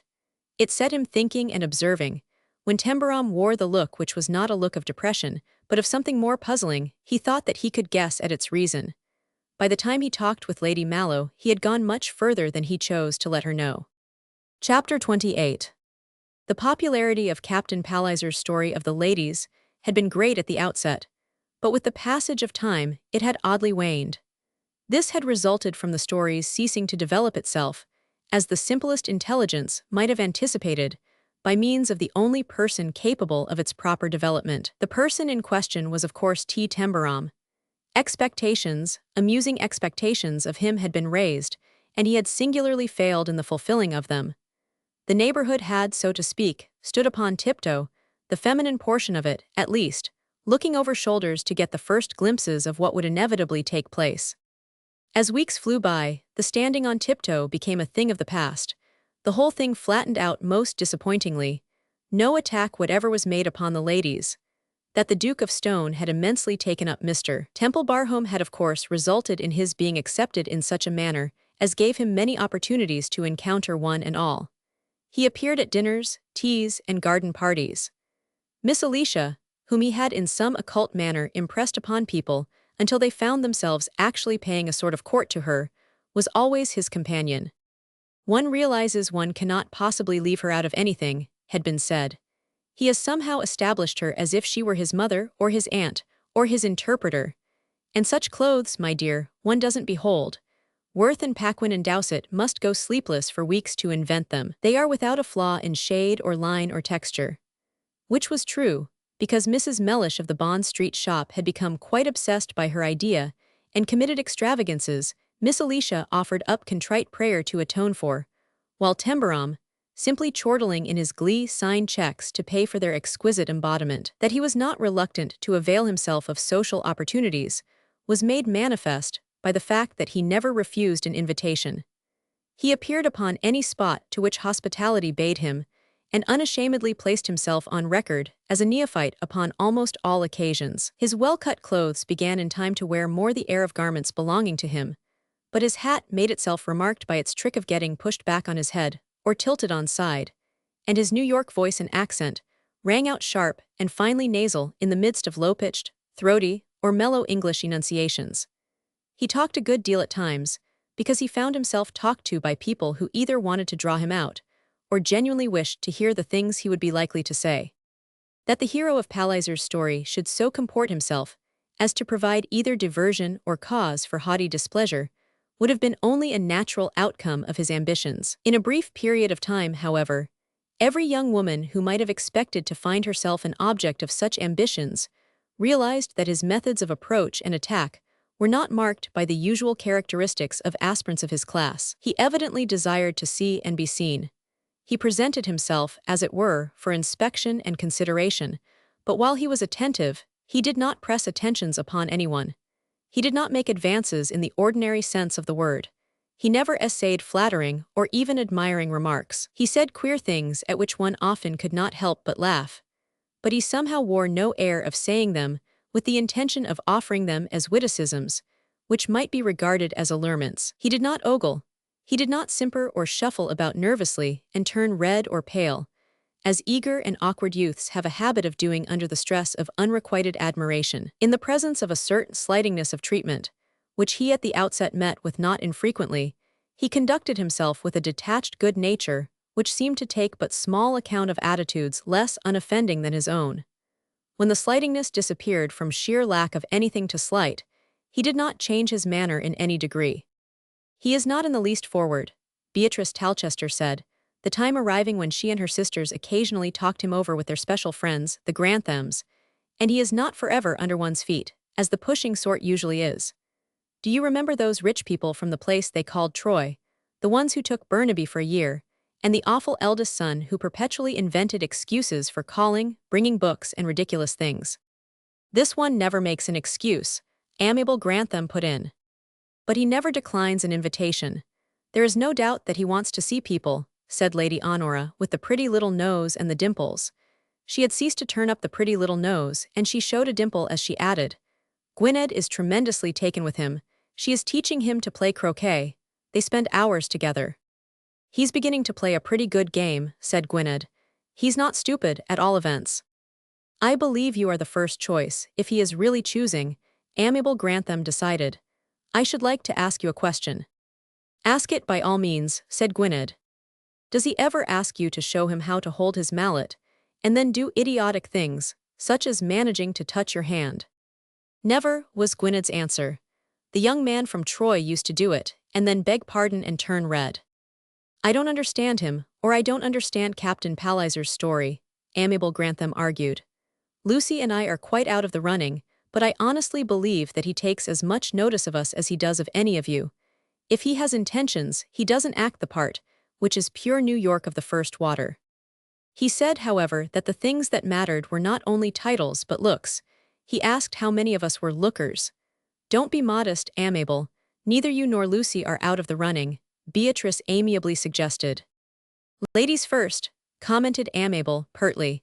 There was no objection to being supported in one's suspicion that, after all, one was a looker. There may be a sort of explanation. Honora put the idea forward somewhat thoughtfully. Captain Palliser insists that he is much shrewder than he seems. Perhaps he is cautious, and is looking us all over before he commits himself. He is a Temple Barhome, after all, said Gwynedd with boldness. He's rather good-looking. He has the nicest white teeth and the most cheering grin I ever saw, and he's as rich as grease is, as I heard a housemaid say one day. I'm getting quite resigned to his voice, or it is improving, I don't know which. If he only knew the mere ABC of ordinary people like ourselves, and he committed himself to me, I wouldn't lay my hand on my heart and say that one might not think him over. I told you she was tremendously taken with him, said her sister. It's come to this. But, said Lady Gwynedd, he is not going to commit himself to any of us, incredible as it may seem. The one person he stares at sometimes is Joan Fair, and he only looks at her as if he were curious and wouldn't object to finding out why she treats him so outrageously. He isn't annoyed, he's only curious. He's been adored by salesladies in New York, said Honora, and he can't understand it. He's been liked, amiable Grantham summed him up. He's a likable thing, he's even rather a dear. I've begun to like him myself. I hear you are learning to play croquet, the Duke of Stone remarked to him a day or so later. How do you like it? Lady Gwynedd Talchester is teaching me, Tembarom answered. I'd learn to iron shirtwaists if she would give me lessons. She's one of the two that have dimples, he added, reflection in his tone. I guess that'll count, shouldn't you think it would? Miss Hutchinson, queried the Duke. Tembarom nodded. Yes, it's always her, he answered without a ray of humor. I just want to stack 'em up. You are doing it, the Duke replied with a slightly twisted mouth. There were, in fact, moments when he might have fallen into fits of laughter, while Tembarom was seriousness itself. I must, however, call your attention to the fact that there is sometimes in your manner a hint of a businesslike pursuit of a fixed object which you must beware of. The Lady Gwynedds might not enjoy the situation if they began to suspect. If they decided to flout you, to throw you down, I ought to say, where would little Miss Hutchinson be? Tembarom looked startled and disturbed. Say, he exclaimed, do I ever look that way? I must do better than that. Anyhow, it ain't all put on. I'm doing my stunt, of course, but I like them. They're mighty nice to me when you consider what they're up against. And those two with the dimples, Lady Gwynedd and Lady Honora, are just peaches. Any fellow might. He stopped and looked serious again. That's why they'd count, he added. They were having one of their odd long talks under a particularly splendid copper beech, which provided the sheltered out-of-door corner His Grace liked best. When they took their seats together in this retreat, it was mysteriously understood that they were settling themselves down to enjoyment of their own, and must not be disturbed. When I am comfortable and entertained, Moffat, the house steward, had quoted his master as saying, You may mention it if the castle is in flames, but do not annoy me with excitement and flurry. Ring the bell in the courtyard and call up the servants to pass buckets, but until the lawn catches fire, I must insist on being left alone. What dear Papa talks to him about, and what he talks about to dear Papa, Lady Celia had more than once murmured in her gently remote, high-nosed way, I cannot possibly imagine. Sometimes when I have passed them on my way to the croquet lawn, I have really seen them both look as absorbed as people in a play. Of course it is very good for Papa. It has had quite a marked effect on his digestion. But isn't it odd? I wish, Lady Edith remarked almost wistfully, that I could get on better with him myself conversationally. But I don't know what to talk about, and it makes me nervous. Their father, on the contrary, found in him unique resources, and this afternoon it occurred to him that he had never so far heard him express himself freely on the subject of Palliser. If led to do so, he would probably reveal that he had views of Captain Palliser of which he might not have been suspected, and the manner in which they would unfold themselves would more than probably be illuminating. The Duke was, in fact, serenely sure that he required neither warning nor advice, and he had no intention of offering either. He wanted to hear the views. Do you know, he said as he stirred his tea, I've been thinking about Palliser, and it has occurred to me more than once that I should like to hear just how he strikes you. What I got on to first was how I struck him, answered Tembarom with a reasonable air. That was dead easy. There was no hint of any vaunt of superior shrewdness. His was merely the level-toned manner of an observer of facts in detail. He has given you an opportunity of seeing a good deal of him, the Duke added. What do you gather from him, unless he has made up his mind that you shall not gather anything at all? A fellow like that couldn't fix it that way, however much he wanted to, Tembarom answered again reasonably. Just his trying to do it would give him away. You mean you have gathered things? Oh, I've gathered enough, though I didn't go after it. It hung on the bushes. Anyhow, it seemed to me that way. I guess you run up against that kind everywhere. There's stacks of them in New York, different shapes and sizes. If you met a man of his particular shape and size in New York, how would you describe him? The Duke asked. I should never have met him when I was there. He wouldn't have come my way. He'd have been on Wall Street, doing high-class bucket shop business, or he'd have had a swell office selling copper mines. Any old kind of mine that's going to make 10 million a minute, the sort of deal he's in now. If he'd been the kind I might have run up against, he added with deliberation, he wouldn't have been as well-dressed or as well-spoken. He'd have been either flashy or down at heel. You'd have called him a crook. The Duke seemed pleased with his tea as, after having sipped it, he put it down on the table at his side. A crook, he repeated. I wonder if that word is altogether American. It's not complimentary, but you asked me, said Tembarom. But I don't believe you asked me because you thought I wasn't on to him. Frankly speaking, no, answered the Duke. Does he talk to you about the mammoth mines and the rubber forests? Say that's where he wins out with me, Tembarom replied admiringly. He gets in such fine work that I switch him onto it whenever I want cheering up. It makes me sorter forget things that worry me just to see a man act the part right up to the top notch the way he does it. The very way his clothes fit, the style he's got his hair brushed, and that swell, careless lounge of his, are half of the makeup. You see, most of us couldn't mistake him for anything else, but just what he looks like. A gentleman visiting round among his friends, and a million miles from wanting to butt in with business. The thing that first got me interested was watching how he slid in the sort of guff he wanted you to get worked up about and think over. Why, if I'd been what I look like to him, he'd have had my pile long ago, and he wouldn't be loafing round here anymore. What do you think you look like to him? His host inquired. I look as if I'd eat out of his hand, Tembarom answered, quite unbiased by any touch of wounded vanity. Why shouldn't I? And I'm not trying to wake him up either. I like to look that way to him and to his sort. It gives me a chance to watch and get wise to things. He's a high school education in himself. I like to hear him talk. I asked him to come and stay at the house so that I could hear him talk. Did he introduce the mammoth mines in his first call? The Duke inquired. Oh, I don't mean that kind of talk. I didn't know how much good I was going to get out of him at first. But he was the kind I hadn't known, and it seemed like he was part of the whole thing, like the girls with title that Anne said I must get next to, and an easy way of getting next to the mankind was to let him come and stay. He wanted to, all right. I guess that's the way he lives when he's down on his luck, getting invited to stay at places. Like Lady Mallow, he added, quite without prejudice. You do sum them up, don't you? Smiled the Duke. Well, I don't see how I could help it, he said impartially. They're printed in 64-point blackface, seems to me. What is that? The Duke inquired with interest. He thought it might be a new and desirable bit of slang. I don't know that one. Biggest type there is, grinned Tembarom. It's the kind that's used for headlines. That's newspaper office talk. Ah, technical, I see. What, by the way, is the smallest lettering called? His Grace followed up. Brilliant, answered Tembarom. You, remarked the Duke, are not printed in 64-point blackface so far as they are concerned. You are not even brilliant. They don't find themselves able to sum you up. That fact is one of my recreations. I'll tell you why, Tembarom explained with his clearly unprejudiced air. There's nothing much about me to sum up anyhow. I'm too sort of plain sailing and ordinary. I'm not making for anywhere they'd think I'd want to go.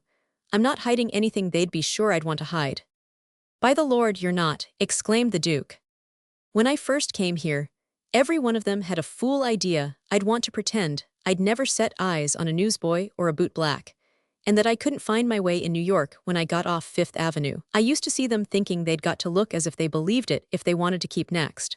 When I just let out and showed I didn't care a darn and hadn't sense enough to know that it mattered, it nearly made them throw a fit. They had to turn round and fix their faces all over again and act like it was interesting. That's what Lady Mallow calls it. She says it's so interesting. It is, commented the Duke. Well, you know that, but she doesn't. Not on your life. I guess it makes her about sick to think of it and have to play that it's just what you'd want all your men friends to have done.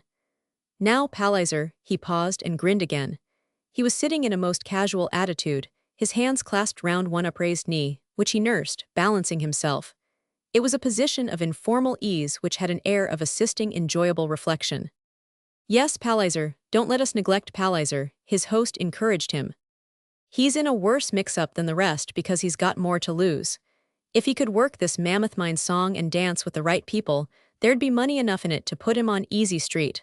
That's where he's aiming for. The company's just where it has to have a boost. It's just got to. If it doesn't, there'll be a bust-up that may end in fitting out a high-toned promoter or so in a striped yellow and black jersey suit, and set him to breaking rocks or playing with oakum.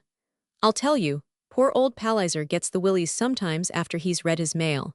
He turns the color of ecru baby Irish. That's a kind of lace I got a dressmaker to tell me about when I wrote up receptions and dances for the Sunday Earth. Ecru baby Irish, that's Palliser's color after he's read his letters. I dare say the fellow's in a devil of a mess, if the truth were known, the Duke said. And here's T.T., handmade and hand-painted for the part of the kind of sucker he wants. T. Tembarom's manner was almost sympathetic in its appreciation. I can tell you I'm having a real good time with Palliser.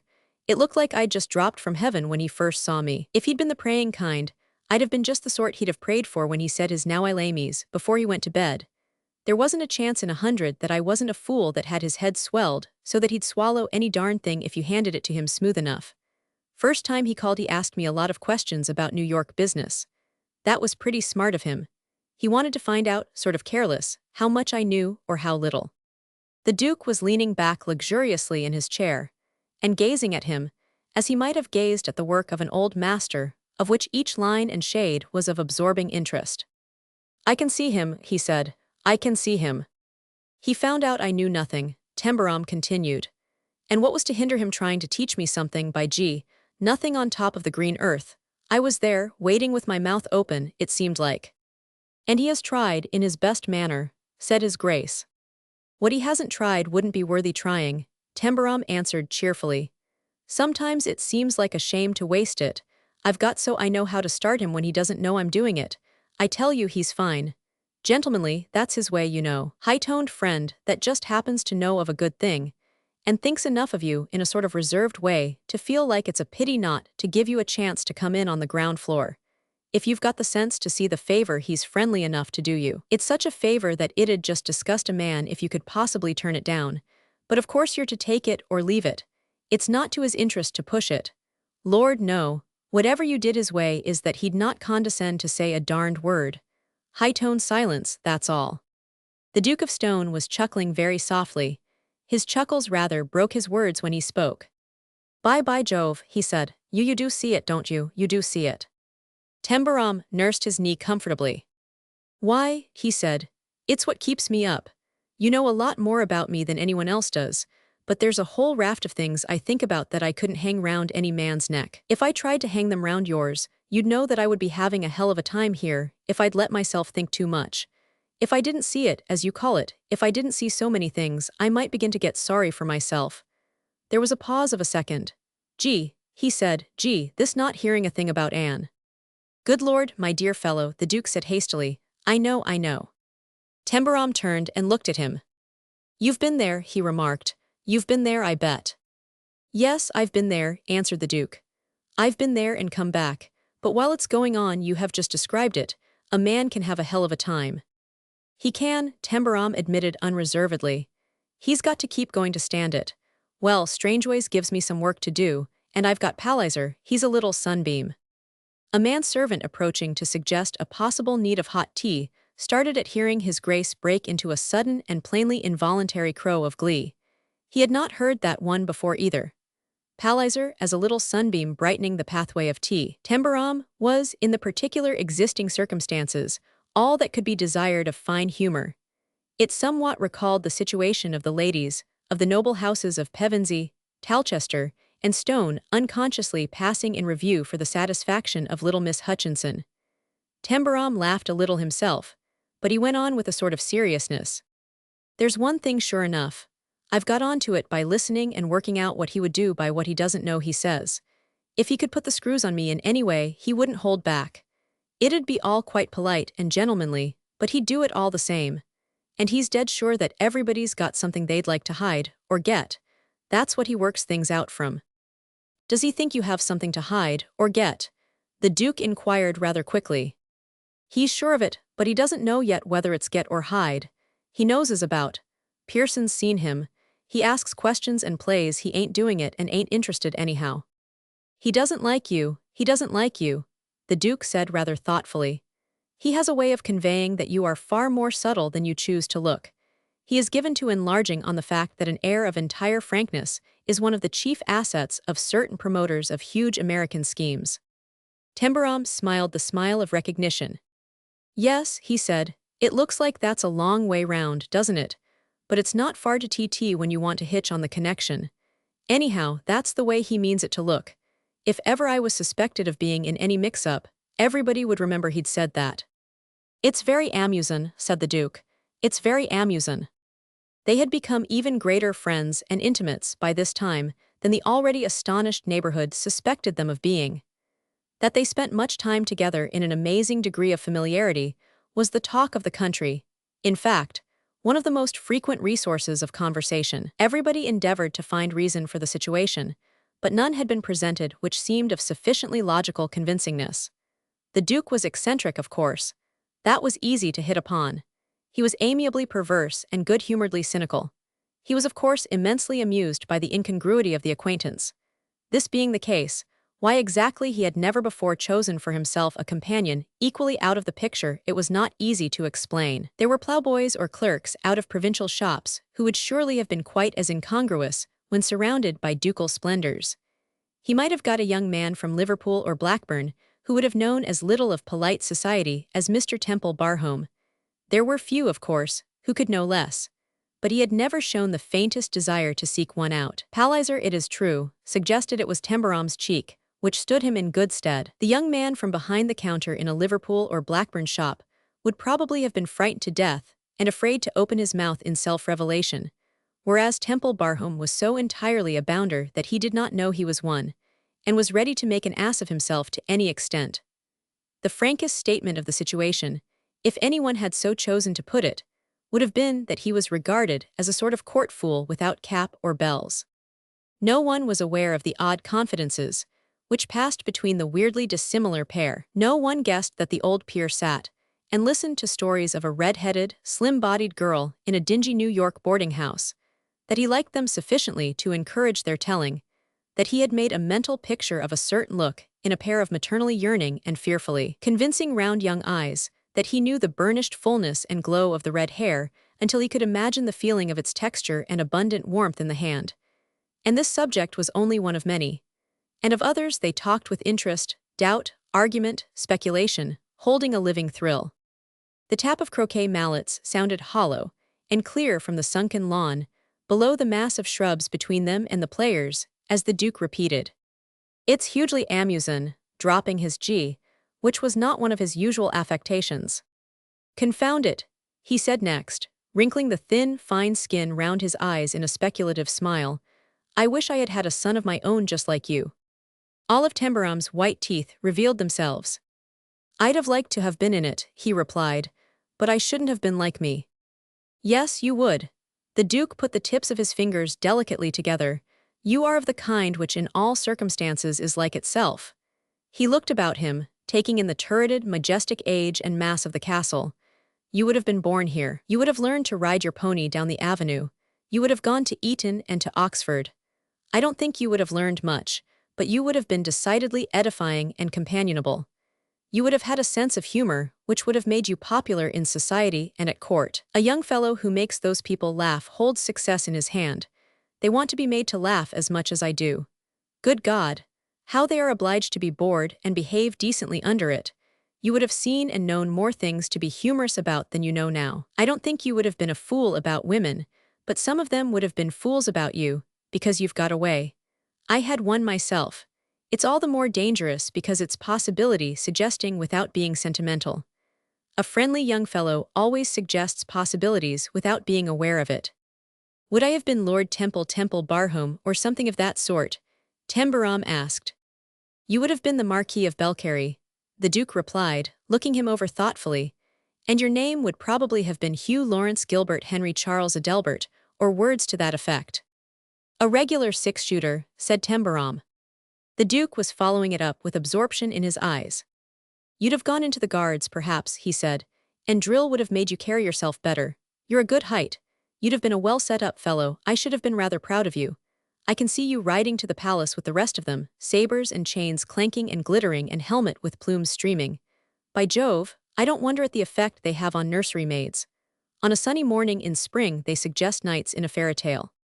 I should have liked it all right if I hadn't been born in Brooklyn, grinned Tembarom. But that starts you out in a different way.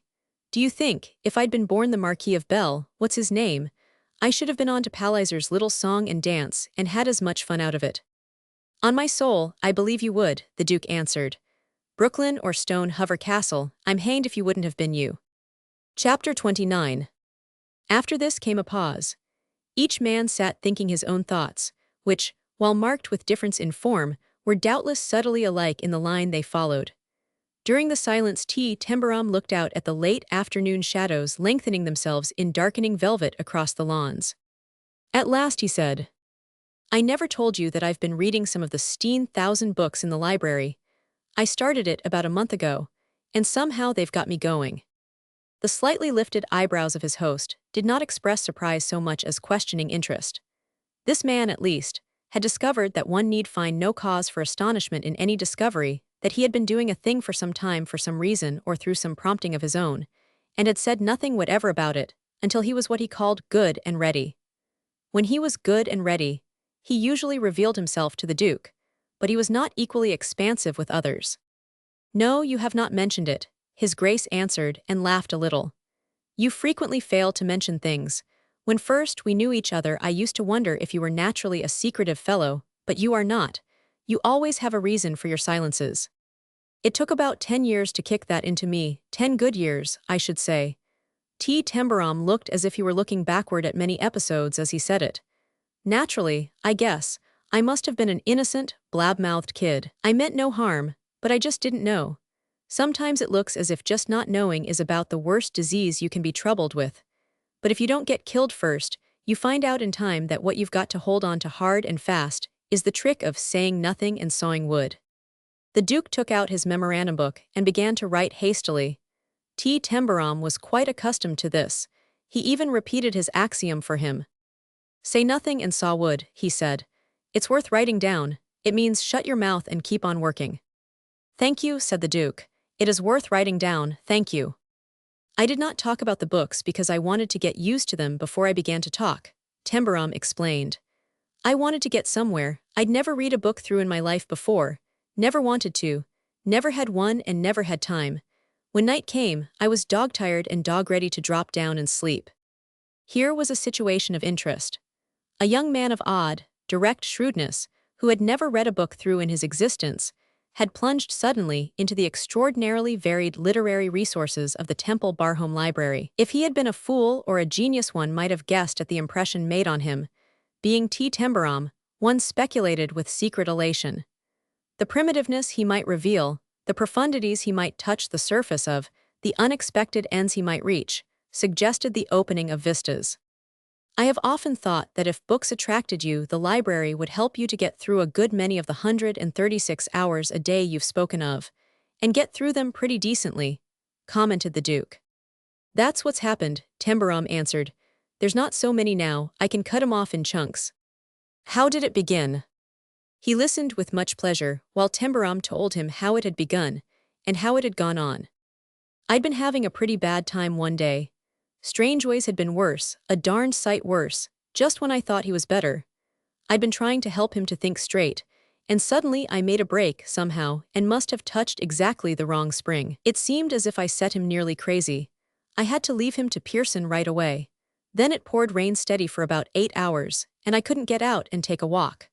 Then I went wandering into the picture gallery and found Lady Joan there, looking at Miles Hugo, and she ordered me out, or blamed near it. You are standing a good deal, said the Duke. Yes, I am, but so is she. He set his hard young jaw and nursed his knee, staring once more at the velvet shadows. The girl in the book I picked up, he began. The first book, his host inquired. Tembarom nodded. The very first. I was smoking my pipe at night, after everyone else had gone to bed, and I got up and began to wander about and stare at the names of the things on the shelves. I was thinking over a whole raft of things, a whole raft of them, and I didn't know I was doing it until something made me stop and read a name again. It was a book called Goodbye, Sweetheart, Goodbye, and it hit me straight. I wondered what it was about, and I wondered where old Tembarom had fished up a thing like that. I never heard he was that kind. He was a cantankerous old brute, said the Duke of Stone with candor, but he chanced to be an omnivorous novel reader. Nothing was too sentimental for him in his later years. I took the thing out and read it. Tembarom went on, uneasily, the emotion of his first novel reading stirring him as he talked. It kept me up half the night, and I hadn't finished it then. I wanted to know the end. Benisons upon the books of which one wants to know the end, the Duke murmured. Tembarom's interest had plainly not terminated with the end. Its freshness made it easily revived. There was a hint of emotional indignation in his relation of the plot. It was about a couple of fools who were dead stuck on each other dead. There was no mistake about that, it was all real. But what do but work up a fool quarrel about nothing and break away from each other? There was a lot of stuff about pride. Pride be damned. How's a man going to be proud and put on airs when he loves a woman? How's a woman going to be proud and stick out about things when she loves a man? At least, that's the way it hit me. That's the way it hit me once, remarked his grace. There is only once, said Tembarom doggedly. Occasionally, said his host, occasionally. Tembarom knew what he meant. The fellow went away and neither of them would give in. It's queer how real it was when you read it. You were right there looking on and swallowing hard every few minutes, though you were as mad as hops. The girl began to die slow and lay there day after day, longing for him to come back and knowing he wouldn't. At the very end, when there was scarcely a breath left in her, a young fellow who was crazy about her himself, and always had been, put out after the hard-headed fool to bring him to her anyhow. The girl had about given in then, and she lay and waited hour after hour, and the youngster came back by himself. He couldn't bring the man he'd gone after. He found him getting married to a nice girl he didn't really care a darn for. He'd sort of set his teeth and done it, just because he was all in and down and out and a fool. The girl just dropped her head back on the pillow and lay there dead. What do you think of that? Quite fiercely. I guess it was sentimental all right, but it got you by the throat. Goodbye, sweetheart, goodbye, his grace quoted. First-class title, we are all sentimental, and that was the first, was it? Yes, but it wasn't the last. I began to read the others. I've been reading them ever since. I tell you, for a fellow that knows nothing, it's an easy way of finding out a lot of things. You find out what different kinds of people there are, and what different kinds of ways. If you've lived in one place and been up against nothing but earning your living, you think that's all there is of it, that it's the whole thing. But it isn't, by gee. His air became thoughtful. I've begun to kind of get on to what all this means, glancing about him, to you people, and how a fellow like T.T. must look to you. I've always sort of guessed, but reading a few dozen novels has helped me to see why it's that way. I've yelled right out laughing over it many a time. That fellow called Thackeray, I can't read his things right straight through, but he's an eye-opener. You have tried nothing but novels. His enthralled hearer inquired. Not yet, I shall come to the others in time. I'm sort of hungry for these things about people. It's the ways they're different that gets me going. There was one that stirred me all up, but it wasn't like that first one. It was about a man, he spoke slowly, as if searching for words and parallels. Well, I guess he was one of the early savages here. It read as if they were like the first Indians in America, only stronger and fiercer. When Palford was explaining things to me, he'd jerk in every now and then something about coming over with the conqueror or being here before the conqueror. I didn't know what it meant. I found out in this book I'm telling about. It gave me the whole thing so that you saw it. Here was this little country, with no one in it but these first savage fellows it'd always belonged to. They thought it was the world. There was a humorous sense of illumination in his half-laugh. It was their New York by jings, he put in. Their little old New York that they'd never been outside of. And then first one lot slams in, and then another, and tries to take it from them. Julius Caesar was the first Mr. Butinsky, and they fought like hell. They were fighters from Fightersville anyhow. They fought each other, took each other's castles and lands and wives and jewelry, just any old thing they wanted. The only jails were private ones meant for their particular friends. And a man was hung only when one of his neighbors got mad enough at him, and then he had to catch him first and run the risk of being strung up himself, or have his head chopped off and stuck up on a spike somewhere for ornament. But fight, good Lord, they were at it day and night. Did it for fun, just like folks go to the show. They didn't know what fear was, never heard of it. They'd go about shouting and bragging and swaggering with their heads hanging half off. And the one in this book was the bulliest fighter of the lot. I guess I don't know how to pronounce his name. It began with H. Was it Hereward the Wake by chance? Exclaimed his auditor. Hereward the last of the English. That's the man, cried Tembarom. An engaging ruffian and thief and murderer, and a touching one also, commented the Duke. You liked him. He really wanted to know. I like the way he went after what he wanted to get, and the way he fought for his bit of England. By gee, when he went rushing into a fight, shouting and boasting and swinging his sword, I got hot in the collar. It was his England. What was old Bill doing there anyhow, darn him? Those chaps made him swim in their blood before they let him put the thing over. Good business. I'm glad they gave him all that was coming to him hot and strong. His sharp face had reddened, and his voice rose high and nasal. There was a look of roused blood in him. Are you a fighter from Fightersville? The Duke asked, far from unstirred himself. These things had become myths to most people, but here was Broadway in the midst of them, unconsciously suggesting that it might not have done ill in the matter of swinging brain-biter itself. The modern entity slipped back again through the lengthened links of bygone centuries. Back until it became T. Tembarom once more, casual though shrewd, ready and jocular. His eyes resumed their dry New York humor of expression as they fixed themselves on his wholly modern questioner. I'll fight, he said, for what I've got to fight for, but not for a darn thing else. Not a darn thing. But you would fight, smiled the Duke, grimly. Did you happen to remember that blood like that has come down to you? It was some drop of it which made you hot in the collar over that engaging savage roaring and slashing about him for his bit of England. Tembarom seemed to think it out interestedly. No, I did not, he answered. But I guess that's so, I guess it's so. Great Jakes, think of me perhaps being sort of kin to fellows just like that. Some way you couldn't help liking him. He was always making big breaks and bellowing out the wake. In season and out of season, but the way he got there just got there. He was oddly in sympathy with the early savages here, and as understandingly put himself into their places as he had put himself into Galton's. His New York comprehension of their berserker furies was apparently without limit. Strong partisan, as he was of the last of the English, however, he admitted that William of Normandy had gotten some good work, though it wasn't square. He was a big man, he ended. If he hadn't been the kind he was, I don't know how I should have stood it when the Hereward fellow knelt down before him and put his hands between his and swore to be his man. That's the way the book said it. I tell you that must have been tough as hell. From goodbye, sweetheart, to Hereward the last of the English, was a far cry, but he had gathered a curious collection of ideas by the way, and with characteristic everyday reasoning had linked them to his own experiences. The women in the Hereward book made me think of Lady Joan, he remarked suddenly. Torfreda, the Duke asked. He nodded quite seriously. She had ways that reminded me of her, and I kept thinking they must both have had the same look in their eyes, sort of fierce and hungry. Torfreda had black hair and was a winner as to looks, but people were afraid of her and called her a witch. Hereward went mad over her, and she went mad over him. That part of it was way out of sight, it was so fine. She helped him with his fights and told him what to do, and tried to keep him from drinking and bragging. Whatever he did, she never stopped being crazy about him. She mended his men's clothes, and took care of their wounds, and lived in the forest with him when he was driven out. That sounds rather like Miss Hutchinson, his host suggested, though the parallel between a Harlem flat and an English forest in the 11th century is not exact. I thought that too, Tembarom admitted. Anne would have done the same things, but she'd have done them in her way. If that fellow had taken his wife's advice, he wouldn't have ended with his head sticking on a spear. Another lady, if I remember rightly, said the Duke. He left her, the fool, Tembarom answered.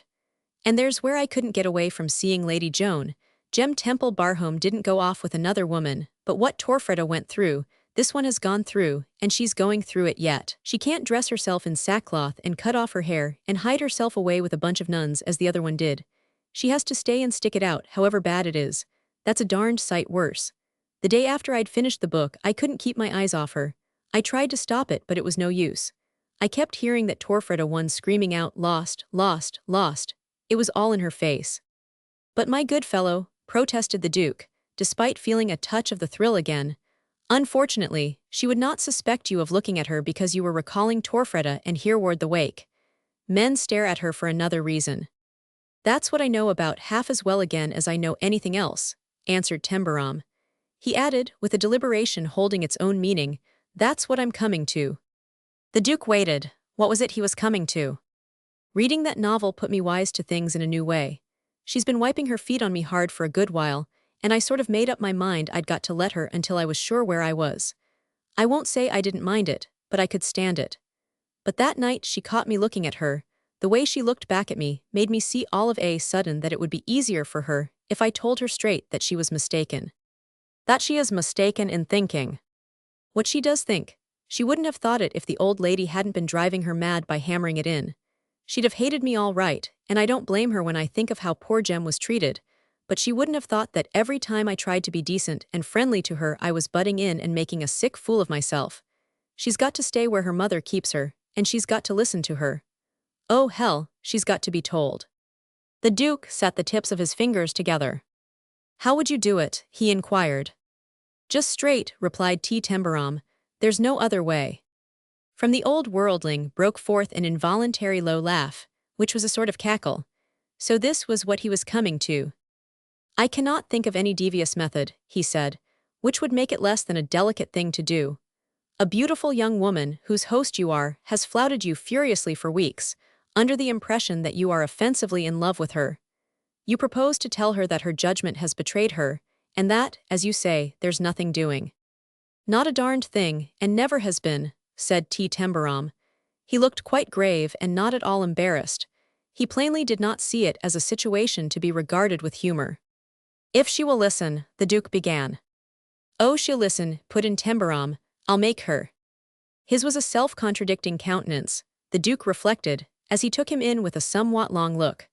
One did not usually see a face built up of boyishness and maturity, simpleness which was baffling, and a good nature which could be hard. At the moment, it was both of these last at one and the same time. I know something of Lady Joan, and I know something of you, he said, but I don't exactly foresee what will happen.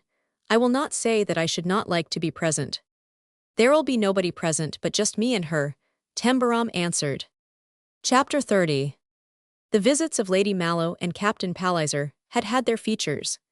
Neither of the pair had come to one of the most imposing places in Lancashire to live a life of hermit-like seclusion and dullness. They had arrived with the intention of availing themselves of all such opportunities for entertainment as could be guided in their direction by the deftness of experience. As a result, there had been hospitalities at Temple Barhome such as it had not beheld during the last generation at least.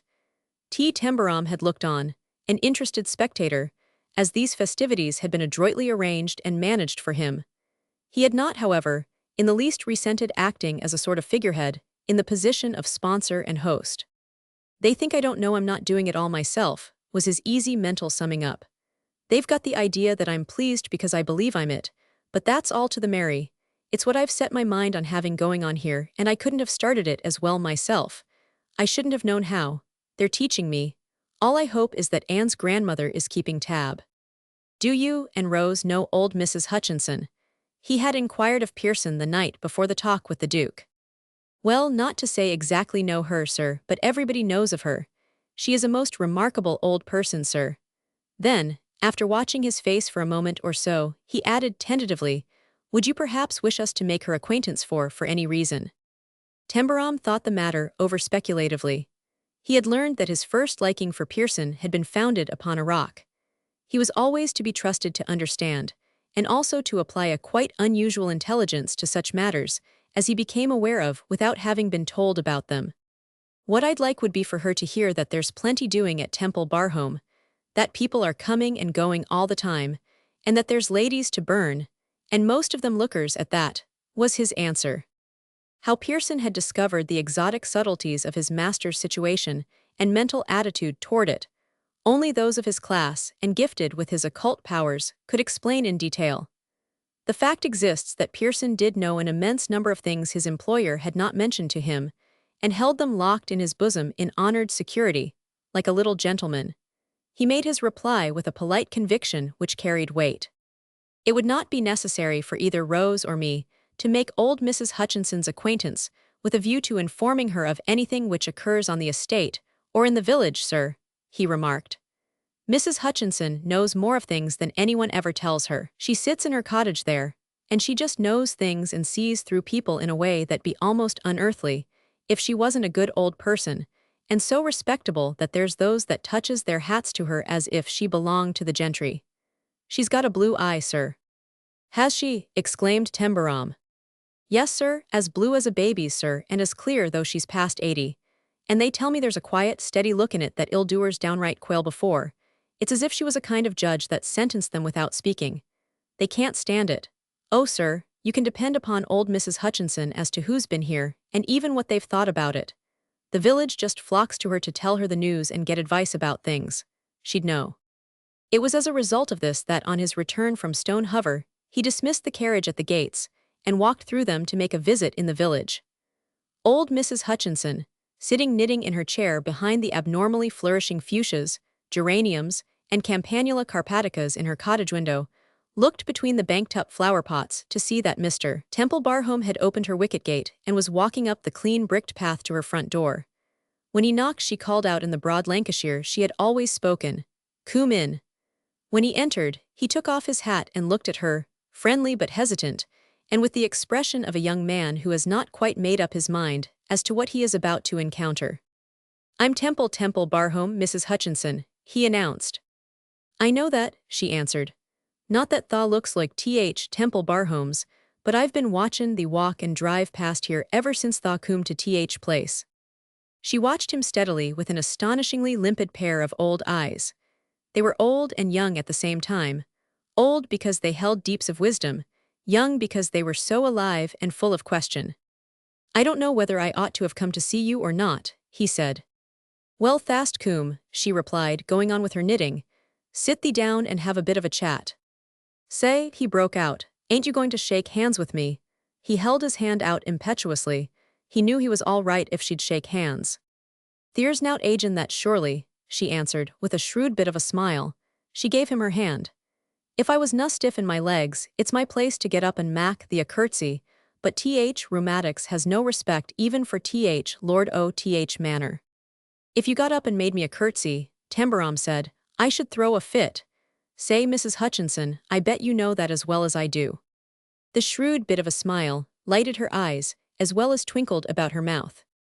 Sit thee down, she said again. So he sat down, and looked at her as straight as she looked at him. Tha'd give a good bit, she said presently, over her flashing needles, to know how much little Anne's told me about thee.